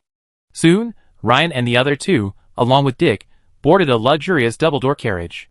The tarpaulin-covered Hellfire Golem was also loaded onto a cart by dozens of guards. A group of dozens of people left the city gates and headed towards Blade Volcano. "Lord Dick, what's the situation in Moselle Province like lately?" "Alas, Lord Ryan, with all sorts of cults popping up like mushrooms after rain lately, coupled with the occasional strange incidents in various places, our Moselle Province Swordbearer branch is already overwhelmed." Speaking of this, Dick couldn't help but sigh. After some small talk, the carriage returned to calm. About 2 hours later, a massive active volcano, still emitting plumes of black smoke, appeared before everyone's eyes. The volcano looked quite majestic and steep. Standing abruptly amidst the plains, it towered like a sword blade. No wonder it was named Blade Volcano. At this moment, Ryan suddenly opened his eyes and said to the 2 women beside him, "Claire, Beyoncé, be vigilant. If you can't, tear open the defense scroll and ensure your own safety." Ryan's words immediately sent a chill through the 2 women. "Captain, what do you mean?" Beyoncé said, her face grim. "You know, even the legendary sculptor Harold died at the hands of his own captain. How dare someone launch another attack? Isn't that possible?" "Be careful," Ryan said, without saying anything. Just now, a vague sense of threat flashed through his mind. When he mobilized the blood feathers in the sky to observe, he found nothing, seemingly because the other party was extremely well hidden. "Okay, Captain Ryan." The 2 women exchanged a look, their faces solemn. Dick, standing nearby, assumed Ryan was specifically reminding his 2 teammates about the upcoming battle with the lava dragon. That was true. If I were Lord Ryan, I would naturally take good care of such a young, beautiful, and unique beauty. At this moment, the team had advanced another few hundred meters, and Ryan suddenly smiled. There was indeed something wrong up ahead. "Sir Dick, it looks like we have a guest." As Ryan spoke, he secretly observed the subtle expressions of the sword-bearing captain of the Moselle Province. "What?" Dick's pupil shrank. He glanced at Ryan's expression, knowing he wasn't joking. "Everyone, alert." Dick quickly jumped off the carriage. "Captain, this Dick." Claire, having experienced the incident with Mia, was quite cautious. She glanced at Dick as he exited the carriage, wanting to speak but stopping herself. "It's probably not an enemy spies," Ryan said, shaking his head. With his perception approaching that of a peak level 2 liquefaction wizard, Ryan could use factors invisible to ordinary people, like blood flow and heartbeat, to aid his judgment. He was almost certain that Captain Dick before him wasn't an enemy spies. "Let's get off too." "They can't handle the enemy right now," Ryan said, getting up and getting off the carriage. The 2 women naturally followed suit. At this moment, looking down from the sky, one could clearly see 7 or 8 gray lines in the dense forest on both sides, converging in all directions and rushing towards the convoy where he was currently standing. A few seconds later, many trees in the dense forest on either side of the convoy began to shake violently and quickly fell, as if being mowed by a mowing machine. Swish, swish, swish. The sound of a sharp blade slashing grew louder. Swoosh, swoosh. Several tall, gray shadows shot out of the dense forest on either side of the convoy at breakneck speed, accompanied by the stench of corpses. "Watch out both ways!" Dick shouted. The members of his squad, commanding the guards, began to quickly deploy their defenses around Ryan's carriage. Swish. At that moment, a warhorse at the front of the convoy, seemingly blocking the gray shadow's attack path, was ripped open and instantly cut into several pieces. Other directions weren't so lucky. In seconds, the guards were sliced into thin slices by the claw ghoul's nearly half-meter-long claws. Even Dick could only barely fend off the next one, but at least 7 or 8 claw ghouls attacked from multiple directions. This caused everyone present to look anxiously at Ryan and the other two, who had just disembarked from the carriage. Claw ghouls. The gray shadow's paws allowed Claire to clearly see their appearance. As a knowledgeable wizard, she explained in astonishment. And 6 at once. This special type of ghoul is extremely powerful and extremely rare. In terms of combat power, it's roughly at the level of a peak Grand Knight. But the problem is, the presence of this type of ghoul means there's a high probability of a controller behind it, such as a high-level wizard specializing in necromancy. Captain, this is a claw ghoul. The enemy is likely a high-level wizard specializing in necromancy, Claire said, her face grim. Oh, a necromancer? Ryan asked, his brow raised. Faced with the crowd's hopeful gazes, Ryan didn't hesitate, quickly chanting the incantation of reanimation. With a flick of his finger, a beam of ochre light, the thickness of a thumb, shot towards the veiled Hellfire Golem. A low, mechanical roar emanated from within the veil.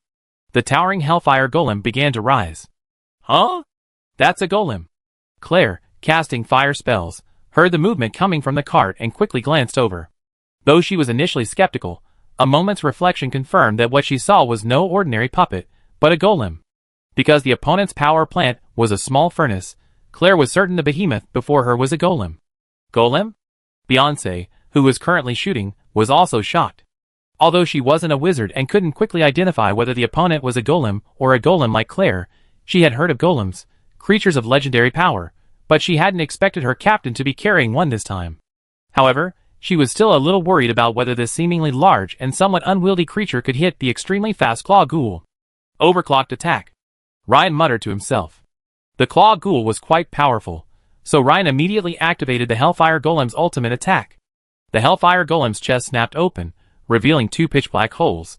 Then, like a Gatling gun, it went into rapid-fire mode, flashing red and black light. Bang! Bang! A dense barrage of red fireballs and black shadow bolts, trailing long flames, like a torrential hailstorm, swiftly descended upon a claw ghoul directly ahead. Boom! Boom! Boom! Although a single fireball could only slightly injure a claw ghoul, it was no match for the rapid fire. The claw ghoul withstood the attack for 3 seconds, then, after taking 6 fireballs and shadow bolts, was abruptly severed in half. Look out, Captain, behind us! Seeing their comrades slain, several other claw ghouls launched attacks from behind and to the left of the Hellfire Golem, seemingly intending to destroy it with a close-quarters attack. Sizzle! Sparks flew. A fierce claw strike from a claw ghoul barely left a half-inch scratch on the Hellfire Golem's hardened adamantium forearm. Bang! Then, the Hellfire Golem delivered a powerful punch, sending the opponent flying nearly 4 or 5 meters into the air. Immediately, the Hellfire Golem unleashed a barrage of Gatling-style fireballs and shadow bolts. Bang! Boom! Boom! The claw ghoul, left with nowhere to dodge, was instantly blasted to pieces.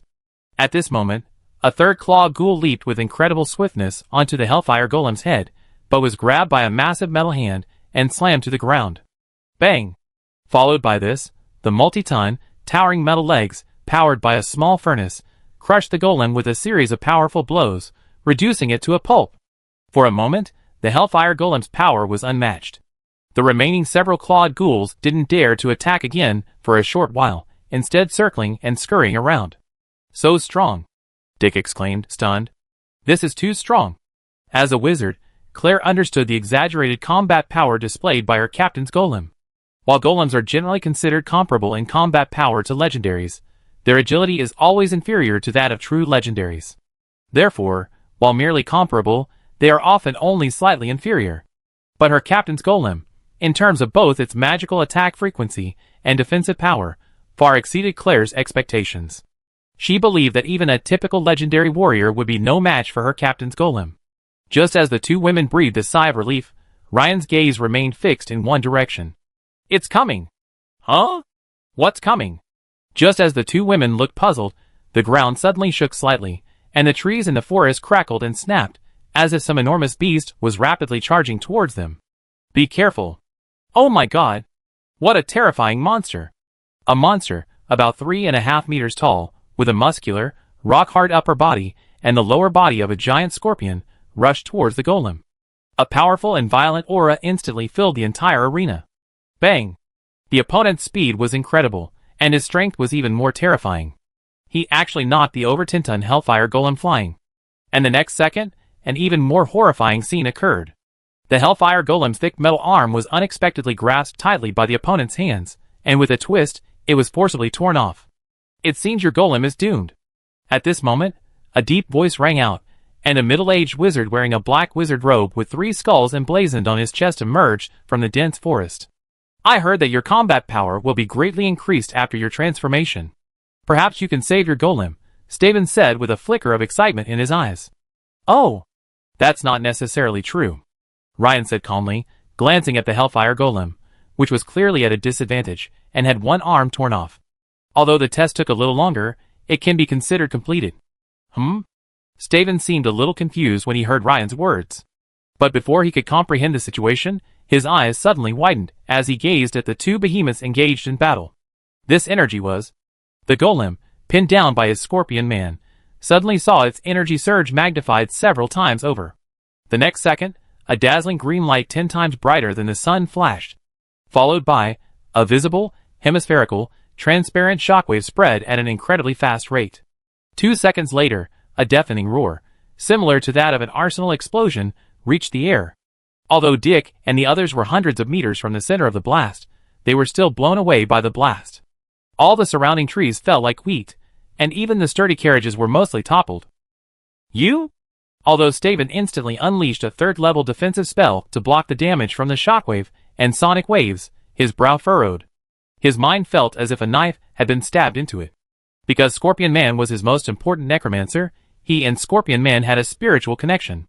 But Scorpion Man's sudden death caught Staven off guard and caused him a powerful mental backlash. Bang! A charred corpse, the size of a water tank, crashed down between Ryan and Staven. On the surface of the charred remains, a dark metal breastplate with intricate patterns could still be vaguely seen. Looks like I won't need to transform anymore, Ryan said, gazing at Staven and smiling. Although this Hellfire Golem had cost Ryan a fortune in rare metals, he didn't feel any regret for having used self-destruction to directly kill a peak-level necromancer. In terms of heartache, the other party felt far more distressed than he did. Damn it! Do you know what you've done? Staven glanced at the charred corpse, his eyes instantly reddening. The Scorpion Man, in whom he had placed such high hopes, along with his iron-backed necromancer breastplate, had been destroyed by the golem's self-detonation. This, along with it, destroyed his long-cherished chance to ascend to the Dawn Wizard through the orthodox necromancer path. This left him with no other choice. Meanwhile, dozens of miles away, beneath the Blade Crater, nearly 1,000 meters below the scorching magma, a massive creature lay immersed in what appeared to be a deep sleep. Suddenly, its massive, previously closed eyes flickered open, its enormous, vertical pupils gazing in the direction of the explosion. As if sensing something, it began to straighten its body. On! As it spread its massive fleshy wings covered in red scales, a giant beast resembling the red dragon Ryan had seen let out a resounding roar. Then, flapping its enormous wings, it leaped from the lava and charged straight toward the crater above. Chapter 399. Staven, his eyes red, pulled out the test tube emitting a red, magical glow from his bosom. Though he hesitated briefly, he uncorked it the next second, tilted his head back, and gulped down the contents. Just as Ryan was about to seize the opportunity to attack, he suddenly saw the black-robed figure before him, clutching his head in agony and screaming. Graham! You bastard! You actually... In an instant, Staven realized he had been deceived. The spider god's blood he had consumed contained a trace of the will, or perhaps the spiritual imprint, of the otherworldly evil god Neobrican. The other party had borrowed his body to achieve the saint's advent. This was a cross-dimensional advent, possible only under specific conditions, and more advanced than projection. And he had likely become the vessel for the other party's advent. Clearly Graham, the head of the Tutkarsh school, had acted as Neobrican's accomplice. Moreover, the other party must have been planning this whole thing for a long time. He had previously been so absorbed in his experiments that he hadn't given the other party much opportunity. Yet, this time, he had taken the drug on his own initiative. Meanwhile, far away on the Cyrodiil Plateau, in a spacious underground hall at the Tutkarsh school's headquarters, while conducting an experiment, the tall Graham's hand suddenly trembled. An excessive amount of reagent dripped into the beaker, and instantly, a puff of black smoke rose. The experiment had failed. Such a low-level mistake would have been simply impossible for a 4th-level Dawn Wizard. And yet, it happened just like that. However, Graham's expression showed no trace of anger. Instead, a faint smile appeared. Suddenly, a disjointed voice, seemingly from afar, entered his mind. Container intake praise. You've waited until now to take it. I admire your willpower and talent, but unfortunately, your body is the best vessel available. Staven, this is your fate. Graham's deep voice echoed through the empty hall. At this moment, looking back at Staven, standing before Ryan at the foot of the Blade Volcano, he roared in agony for a few words, and then his voice underwent a dramatic change, from a normal human male voice to a booming, muffled, inhuman tone. At the same time, a powerful and profound evil aura, centered around him, instantly permeated the entire venue. The surviving guards had barely recovered from the earth-shattering explosion, but in an instant, they felt a sense of impending disaster. It was like a staggering old man watching a speeding carriage hurtling toward him. It was like being an ordinary seashoreman suddenly faced by a massive tsunami, tens of meters high. A feeling of utter helplessness and bewilderment filled his heart. Even Dick, a supreme knight, seemed to have lost most of his courage at this moment. He could barely swing his knight's sword, and his booted legs felt incredibly heavy. This is the aura of the evil god. Dick shuddered in horror. The evil god has descended, Beyoncé said gravely. Her morale was sinking, but a glance at her captain, Ryan, standing a few meters in front of her with a calm expression, forced her to muster the courage to continue fighting. Captain! Claire trembled. Anyone could hear the tension and fear in Claire's voice. She hadn't expected the situation to be so turbulent. When she first saw those powerful claw ghouls, she'd anticipated a fierce battle, but her captain, Ryan's golem, still surprised her. However, when the enemy's legendary stitched monster appeared, her heart sank again. But to her surprise, the golem had a trump card. An unparalleled self-destruct. But now, facing the arrival of the evil god, the situation that had previously favored them was reversed. Ryan naturally understood that Claire was asking him whether to retreat quickly before the enemy fully arrived. Stand back a little, grab the sorcery scrolls, and protect yourselves. Leave this to me. Ryan didn't turn around, his face fixed on the black-robed figure undergoing a drastic transformation. The figure seemed to have lost himself, his eyes rolled back, and he seemed to float in the air. His body underwent a drastic transformation, expanding rapidly like a balloon. A pair of sharp, razor-sharp limbs sprouted from his lower body, piercing the ground with a single movement. As for his upper body, aside from expanding several times, there were no significant changes, barely maintaining its human form. Only his hands transformed into a pair of sharp, serrated blades. Ryan noticed that his eyes seemed to be gradually regaining clarity, though the look was completely different from before. Staven. A good vessel. Ryan heard the other person whisper. Staven? Is he referring to the original owner of this body? Looking at the other person's nearly 10-meter-tall figure and the powerful aura that far surpassed the legendary level, Ryan couldn't help but sigh and murmured softly, Alas, I've always wanted to be a wizard, but close combat is inevitable. Instantly, Ryan's form began to undergo a dramatic transformation. He knew that facing this being was beyond the capabilities of his current wizard, a late-stage, second-level liquefied wizard, even with his highest wizard talent. A few seconds later, a ferocious dragon man, even taller than the spider demon possessed by the evil god, appeared before everyone. The surging and violent aura instantly dissipated the evil god's terrifying aura, bringing everyone around to their senses, their faces filled with surprise. A sense of joy at having escaped death surged in everyone's hearts. At this moment, the evil god Neobrican, who had been observing the new body, also noticed the changes in Ryan's form not far away. He hadn't expected that a tiny insect he once dismissed as negligible would suddenly become something he had to take seriously. Huh? Interesting. Mortal, I give you a chance to submit to me. Gods have tried to recruit me before, and you're not the first, Ryan, in his Dragon King form, said calmly. Neobrican instantly understood Ryan's meaning. Very well, your life will end in agony and death. Swish. The opponent's 4 pairs of limbs bent slightly, and with the swiftness of a dragonfly skimming the water, his massive form vanished from the spot. Clang. Sparks flew. When the opponent reappeared, it was suddenly right in front of Ryan. With its sharp right forelimb, it leaped down towards Ryan's head, but was firmly blocked by Ryan's massive dragon claw. The next moment, the opponent's left forelimb also joined the fray, and dozens of silver arcs flashed. Ding ding dang dang. Staven, possessed by the evil god, and Ryan, in his Dragon King form, engaged in fierce combat. Two massive, blurry figures rampaged through the nearby forest, sending a powerful wind gusting up. Though the trees weren't directly hit, the resulting gusts had already flattened them in droves. The ground, like a minefield, erupted with explosive sounds, bang, bang, bang. Followed by this, pits of varying sizes appeared. Clearly, this wasn't the ground exploding, but rather the two men's speed, resulting in a delayed burst of force each time they landed.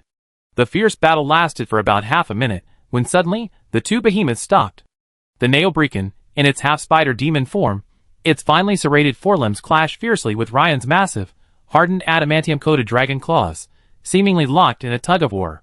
Both Staven's chitinous forelimbs and Ryan's dragon claws emitted subtle squeezing sounds. After a few seconds, both sides seemed to exert force simultaneously. The Neobrican, in its half-spider demon form, was flung back over 10 meters, while Ryan's sturdy, dragon-human lower limbs instantly gave way, sinking over half a meter into the ground. Excellent bloodline transformation, but your stamina must be nearing its limit. And I've only just finished warming up. Oh! Are you finished warming up? I've only just begun, Ryan said, adding a point to his spirit stat. Instantly, a surge of heat powerfully pumped from his heart, and his body, which had just felt a little tired, was instantly restored to peak condition. Ever since his last battle with Hela, the goddess of the underworld, Ryan had found his rhetoric quite effective. Of course, the fundamental reason lay in the god's superiority. Faced with provocations from what they considered mere ants, they often flew into a rage. And this naturally worked to Ryan's advantage. Mortal, your arrogance will lead you to ruin. Neobrican naturally didn't believe what Ryan said, but instead felt a deep sense of offense. Earth-shattering pierce. As if realizing that melee attacks wouldn't be enough to harm Ryan anytime soon, Neobrican, in his half-spider demon form, raised his forelimbs heavily. Suddenly, a row of 3 sharp spikes, 4 or 5 meters tall, erupted from the ground in front of him. Like waves, they barreled towards Ryan. Ryan didn't passively defend himself. Instead, he unfurled his fleshy wings for the first time and flapped them vigorously. Perhaps, this is the end of your road. Hadn't finished his words, Ryan appeared in front of Neobrican, now in his half-spider demon form, in a flash. He swung down with his dragon claws, coated in hardened adamantium. Bang! Caught off guard, Neobrican barely raised his forelimbs to cross them across his chest to block, but was instantly sent flying by Ryan's charged claws. But the mid-air opponent quickly adjusted himself and resumed the melee with the pursuing Ryan. On!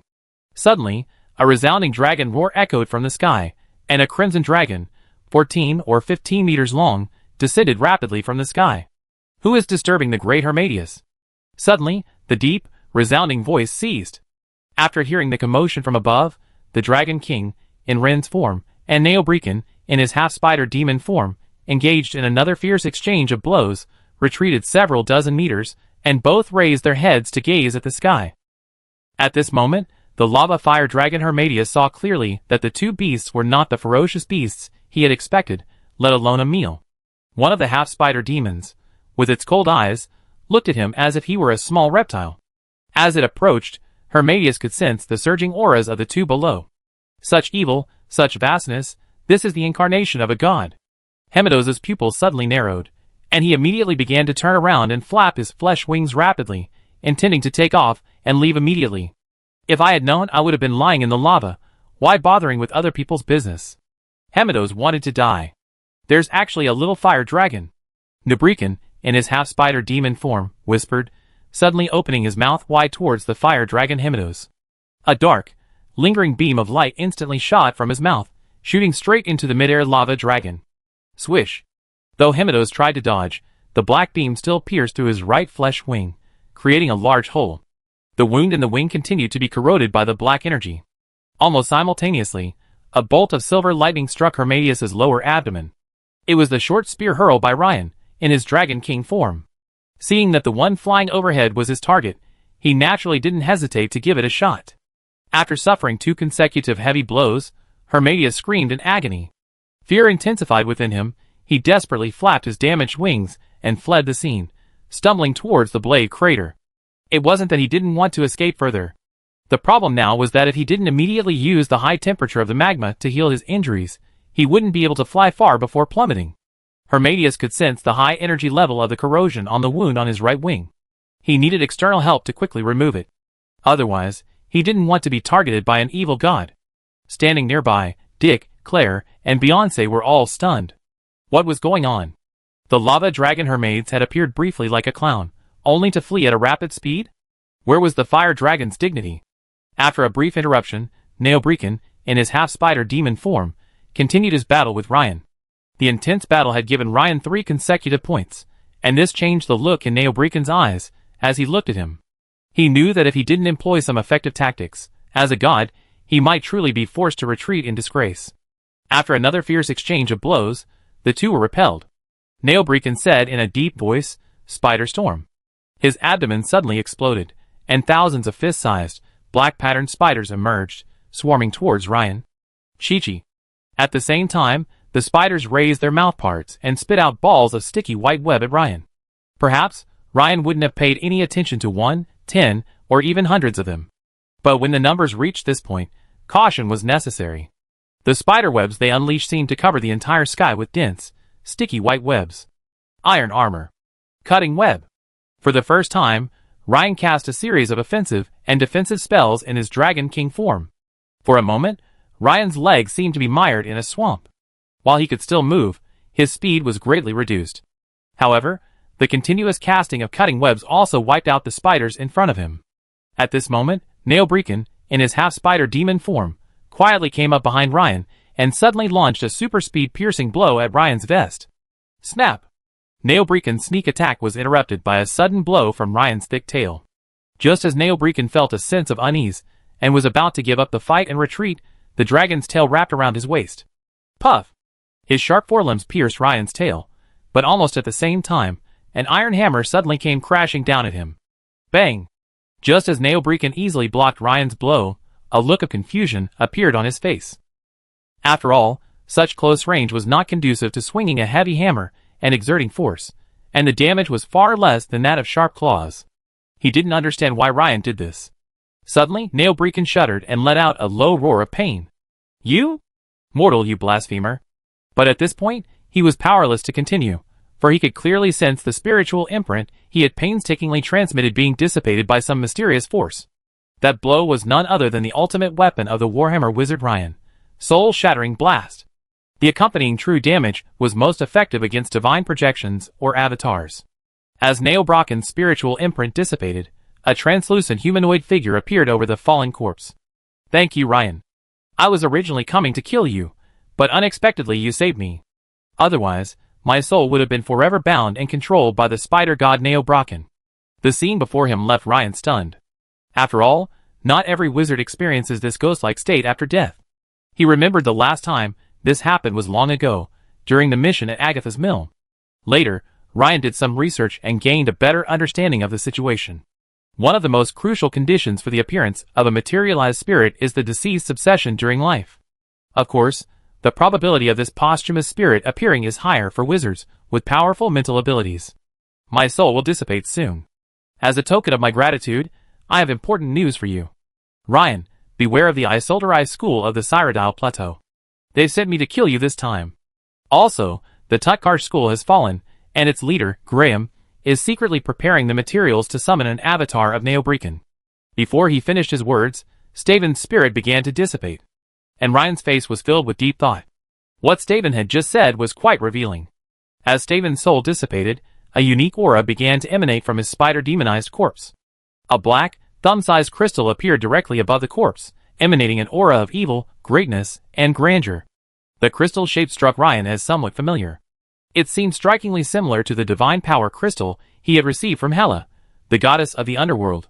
This sense of déjà vu stirred a lingering feeling in Ryan's heart. Could this be Neobrican's divine power crystal? Because divine power crystals were so precious, coveted by even epic-level powerhouses, Ryan naturally didn't want to make them public. As Ryan reached out and grasped the dark crystal, a system notification sounded. Ding! Detected a divine power crystal that can enhance the liquefaction of spiritual power. Accelerate absorption? Note: system absorption removes impurities and allows for complete absorption all at once. Sure enough. Seeing the system notification, Ryan was overjoyed. Originally, His purpose for coming to Blade Volcano was to slay the lava fire dragon, and he had never expected such an unexpected gain. After a moment's thought, Ryan decided to absorb it immediately. The longer such good things are kept, the more trouble they become, and the more likely they are to cause accidents. This was the case with Harold's Divine Power Crystal. It ultimately benefited him. As for the evil aura attached to it, Ryan remained unfazed. In addition, a few days ago, after reaching level 7 in witchcraft tailoring, he discovered that he still had over 13,000 contribution points left in his school, so he redeemed it for the 3rd level metal-based sorcery, Steel Armor. In other words, he currently had 2 3rd-level metal-based sorceries available for his 3rd-level talent spells, the Offensive Thorn Ball, and the Defensive Steel Armor. So, Ryan chose yes without hesitation.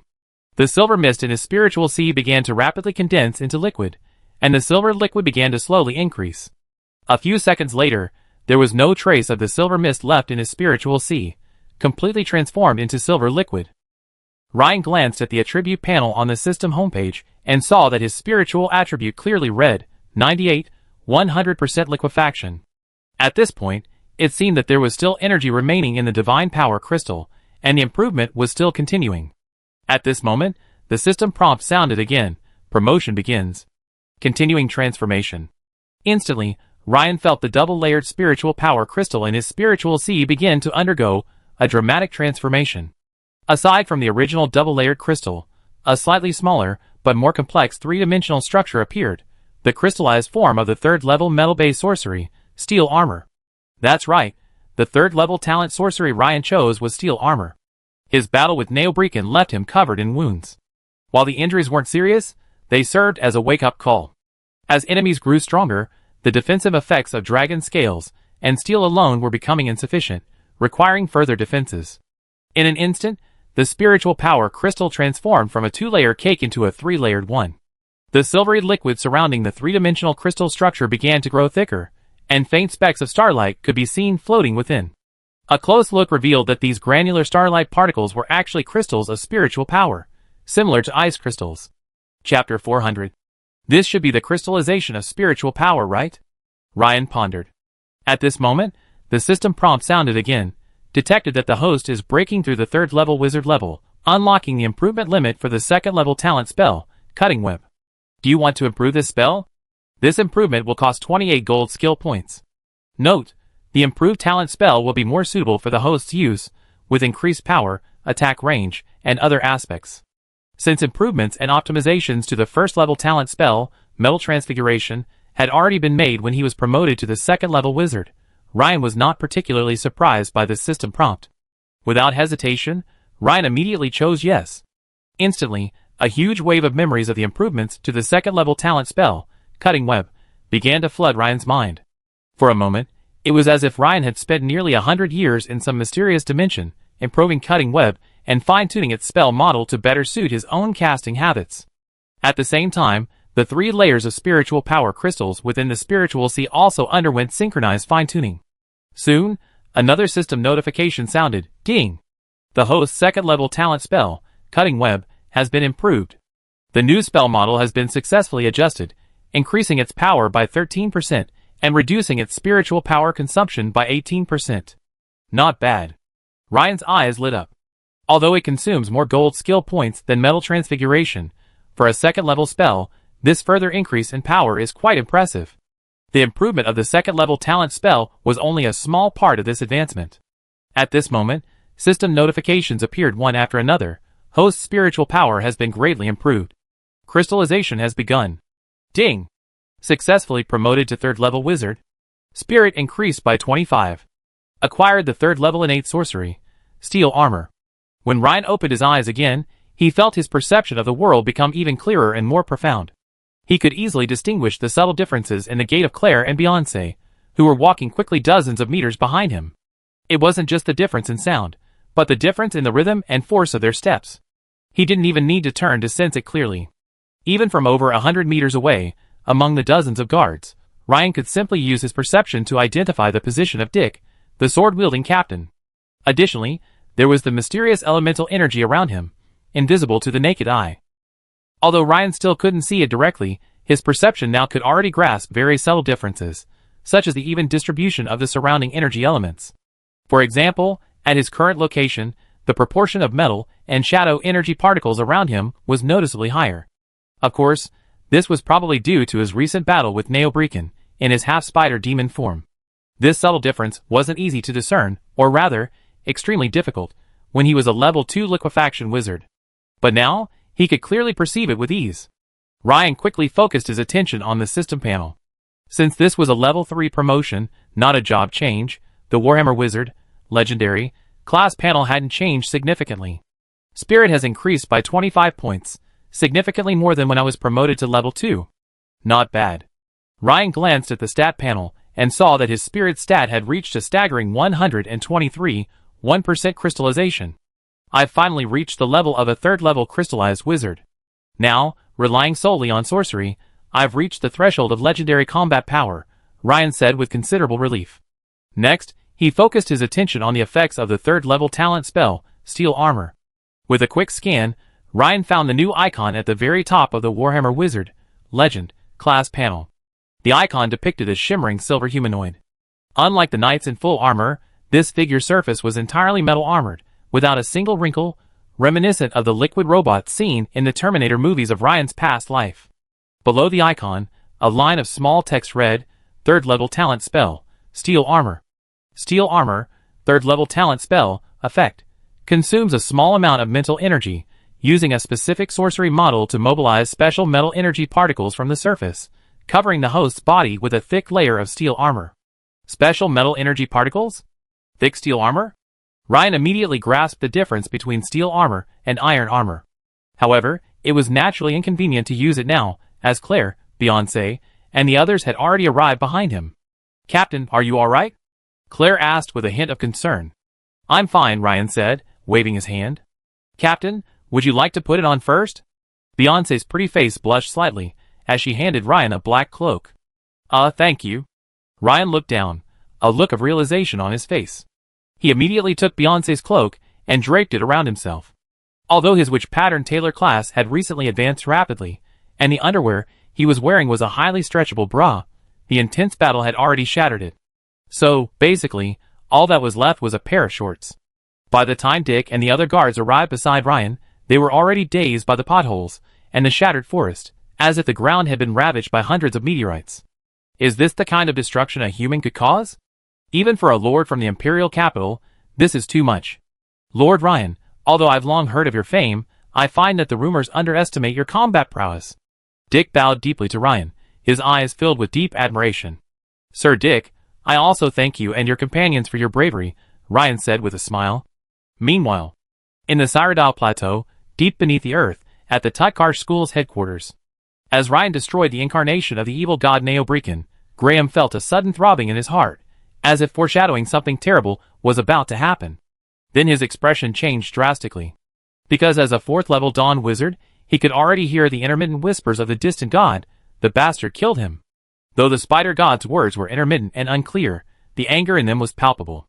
Graham quickly realized that something had happened to his spider god's avatar. How is this possible? Failed? If the Staven mission failed, that's possible, but my lord's avatar had clearly descended successfully before.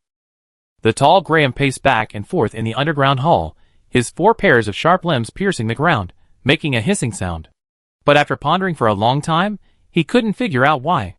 Could it be that my lord's avatar was defeated upon its arrival? But even the Imperial Guardians wouldn't necessarily be able to defeat my lord's descended avatar, right? With Staven as a vessel, my lord's avatar's power must have reached epic proportions. Even if an Imperial Guardian were nearby, retreat would be a sure thing. But judging by my lord's angry tone just now, the avatar must have been completely annihilated. This? Graham frowned. Sword Blade Volcano, at the foot of the mountain. Witnessing fellow sword-bearer Lord Ryan's incredible combat prowess, capable of slaying the descending incarnation of the evil god, Dick and the other sword-bearers of Mosul province felt proud. After a short rest, they headed towards Sword Blade Volcano with their morale boosted.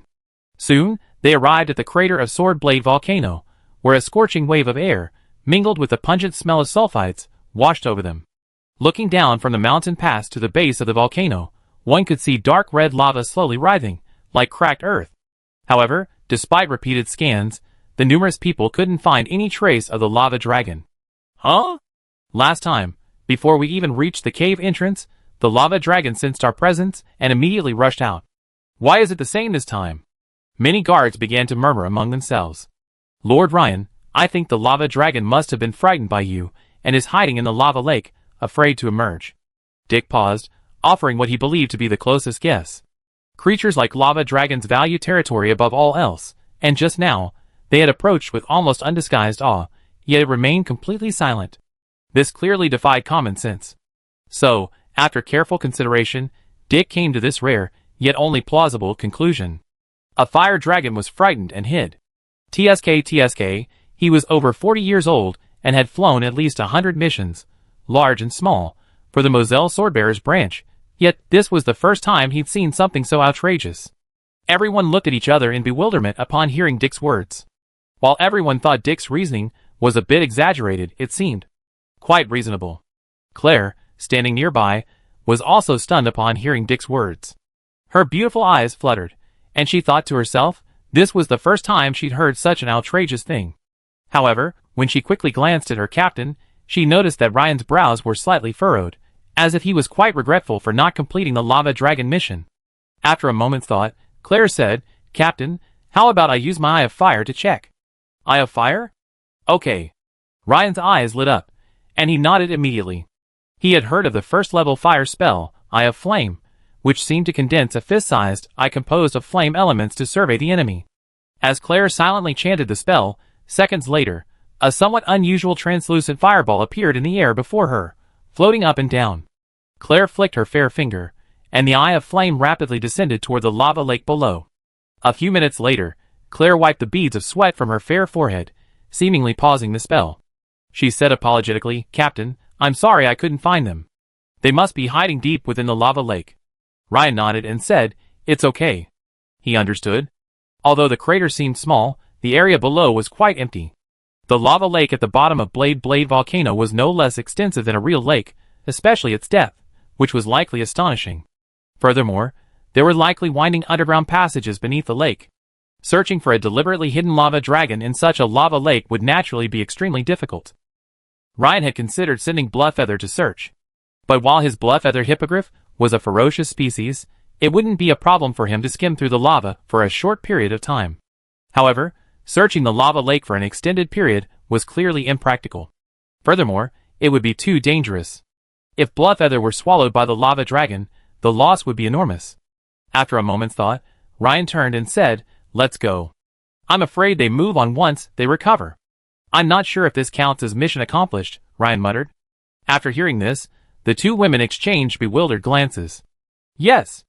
After all, the lava dragon's danger had been eliminated. It was simply that their captain had chosen not to kill it. At this moment, Beyoncé waved at Dick and said, Sir Dick, send someone to observe the area below the mountain for a while. If the lava dragon her maids leaves, report to headquarters. Yes, Miss Beyoncé, Dick said, his face suddenly understanding Beyoncé's intention. Although Ryan hadn't killed the lava dragon her mates, he wasn't feeling down. On the contrary, he was in a good mood on the return trip. Because his gains far exceeded his expectations, he successfully advanced to the third-level crystallized wizard. This was something he hadn't anticipated before his arrival. Ryan had originally thought it would take him several months to reach that level. As for the lava dragon, whether or not to kill, it wasn't really his particular concern. A full half hour after Ryan and his group left, several fist-sized red firebirds suddenly emerged from the lava lake, soaring into the sky and surveying the surroundings several times. Then, a massive creature slowly and cautiously emerged from the lava lake within the Blade Volcano. As if out of caution, the lava fire dragon Hermadius quietly flew to the crater and stopped. After watching Ryan and his group leave from afar, he let out a long sigh. What a terrifying human. Even the incarnation of a god was defeated by him. It seems we can't stay in this Blade Volcano anymore. Once my wounds heal, I have to find a new habitat. Hermadius's pupils flickered. A few hours later, on the return airship, Ryan was alone in his luxurious cabin, lost in thought. I'd now completed 2 of the prerequisites for becoming a Dragon Vein Wizard. Now, the last one remains, the Dragon's Blood Essence. Previously, Ryan had tried the blood essence of the Proto-Dragon Courageous in the Frost Tundra, but the system didn't approve. This was why Ryan didn't care much for the lava fire dragon Hermadius. According to historical records, fire dragons aren't considered giant dragons, and even the top subdragon species are merely subdragon species. If you think about it carefully, the prerequisite for changing jobs is clearly stated: a complete set of dragon blood essence. The key words are complete and dragon. This is a bit troublesome, but the Dragon Knight reserve selections will begin in the next 2 weeks. Perhaps soon, I'd be able to come into contact with a real dragon, Ryan mused. After all, if I can't even come into contact with a dragon, there's no way I ever get a complete dragon blood essence. It's perfect. I can go to the academy these next few days to earn some contribution points and exchange them for the 3rd level of Iron Heart. It would be best if I could also exchange them for the 3rd level metal sorcery, Iron Fist. However, at 14,000 contribution points, it's unlikely I'd be able to obtain it in such a short time. After all, opportunities like the Flaming Gorge Secret Realm don't always come along. The next afternoon, when Ryan returned to the Swordbearer headquarters in the imperial capital of Tamriel, Alina immediately received a message from the airship berthing staff. Lord Ryan, the mission went smoothly. Alina, dressed in black straight-leg pants and a white patterned long-sleeved shirt, arrived quickly, a smile on her face. However, she swallowed the rest of her words as soon as she opened her mouth. A quick glance around revealed that the heavy golem hadn't returned, and she hadn't seen any trophies related to the lava dragon. So Alina, with her high emotional intelligence, immediately fell silent. This was the first time she could recall witnessing the young Lord Ryan fail a mission. When Alina's questioning gaze crossed her side, Claire shook her head and offered, "Lord Alina, although we didn't kill the lava dragon Hermades this time, I don't think we can say the mission has failed. Because that lava dragon, Hermadius, has been avoiding the captain, hiding deep within the lava lake, never daring to surface." Avoiding Lord Ryan?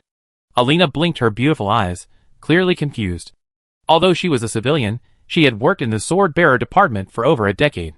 Alina naturally knew that all ferocious species were highly territorial, often risking their lives to defend their territory, let alone a fire dragon like Hermadius. "Yes." Claire nodded emphatically. "Sir Alina, you've arrived just in time. Perhaps you should contact Major General Tadia immediately." Ryan smiled and nodded upon seeing Alina. "We encountered something along the way. Although we didn't kill the lava dragon this time, we did encounter the incarnation of the evil god." "What?" Alina's beautiful eyes widened, and she exclaimed in shock, her hand covering her mouth. "Now, that incarnation of the evil god. The captain has already eliminated that evil god," Beyoncé said at the right moment. "Lord Raylan, I will contact Major General Tadia immediately. Please wait." Alina hurried away in her 5 or 6 centimeter high heels. "By the way, Lord Raylan, I have an important matter. Miss Anna had an emergency yesterday, and said she had to return to Ferdinand Forest. This is the letter Miss Anna left for you." Alina suddenly remembered something and turned back, handing the letter to Raylan. "Huh? So urgent? After all, I've only been gone for 2 days, and Anna can't wait any longer?" Raylan's heart skipped a beat. He immediately opened the envelope and began to read. Alina hurried off again, heading to report to Major General Tadia. At this moment, Claire seemed to notice something. She looked up at Alina as she retreated, her gaze lingering for a moment on the slightly curved, round curves of her skirt. She thought to herself, this young, part-time liaison for their captain is quite charming. By the way, Beyoncé, did you know this was Captain Ryan's former full-time liaison in Munster? Claire pouted at Alina as she left, whispering to her companion, Beyoncé, who was standing beside her. Beyoncé glanced at Alina's slender figure as she retreated, then glanced at Claire. She immediately understood what her bestie meant and shook her head, saying, "Not really. With your strength and status, you can find anyone you want." "It's hard to say. Many nobles have peculiar fetishes," Claire retorted, hands on her hips and chest puffed out. "Beyoncé, think about it from another perspective. Just think about how difficult it would be to transfer a civilian woman from a sword-bearer branch in a lower province to the imperial capital headquarters. You know how difficult it would be, right?" "Well," Claire's words left Beyoncé silent for a moment. Indeed, the difficulty was extraordinary. Even if the head of the sword-bearer branch stepped in, it would be difficult to coordinate. Besides, if their captain simply needed a contact, there would be at least dozens of young female secretaries waiting in line at headquarters for them to choose from. Why bother transferring someone from the branch? Could it be that our captain really doesn't like young women, but prefers young women? But the fact that they went to such lengths to transfer someone from a lower-level branch doesn't mean their captain is quite devoted. At this moment, Ryan, standing by, naturally had no time to dwell on the gossip surrounding his two teammates. He simply read the contents of the letter intently, Dear Ryan, Aunt Delana was severely injured by followers of the ancient Mother Tree cult while on a mission. I must return immediately. I will return to the Imperial capital after Aunt Delana recovers. Ryan felt a sense of relief upon hearing this. So it was Ms. Delana who was injured. No wonder. But the Mother Tree cult? Ryan immediately thought of the place where he and Archbishop Rudolph of the Goddess Church had slain the flesh tree spirit. That place seemed to be an ancient temple of the Mother Tree cult. It seems the situation is getting worse. Even Ferdinand Forrest, home to the elves, has been attacked by the cult. But later, I can have Alina look up information about the Mother Tree cult. After the Dragon Knight Reserve selection, I might consider a trip to Ferdinand Forrest, Ryan thought to himself. Only 7 or 8 minutes later, Alina returned, accompanied by a female Major General, Tadia. Sir Ryan, welcome back. General Augustus is waiting for you in the conference room, Tadia said with a faint smile. She nodded to Claire, and the other two. Okay. Let's go then, Ryan nodded. As expected, the Sword-Bearer headquarters took news of the gods very seriously. Soon, the three of them were ushered into a small, confidential meeting room where strict security measures were in place. Ryan noticed that the hallway, floor, and surrounding walls of the conference room were covered in patterns of magical arrays. Clearly, this was similar to the secret room he had previously encountered in Marne province. However, the arrays in this headquarters room appeared more complex. Sir Ryan, this room has been enshrined with multiple anti-eavesdropping and anti-spying arrays, effectively blocking any prying eyes. The true names of some gods may be mentioned with caution, Tadia explained. Ryan nodded, indicating understanding. Meanwhile, General Augustus, whom Ryan had met twice before, was already seated at one side of the conference room, looking at him with a smile.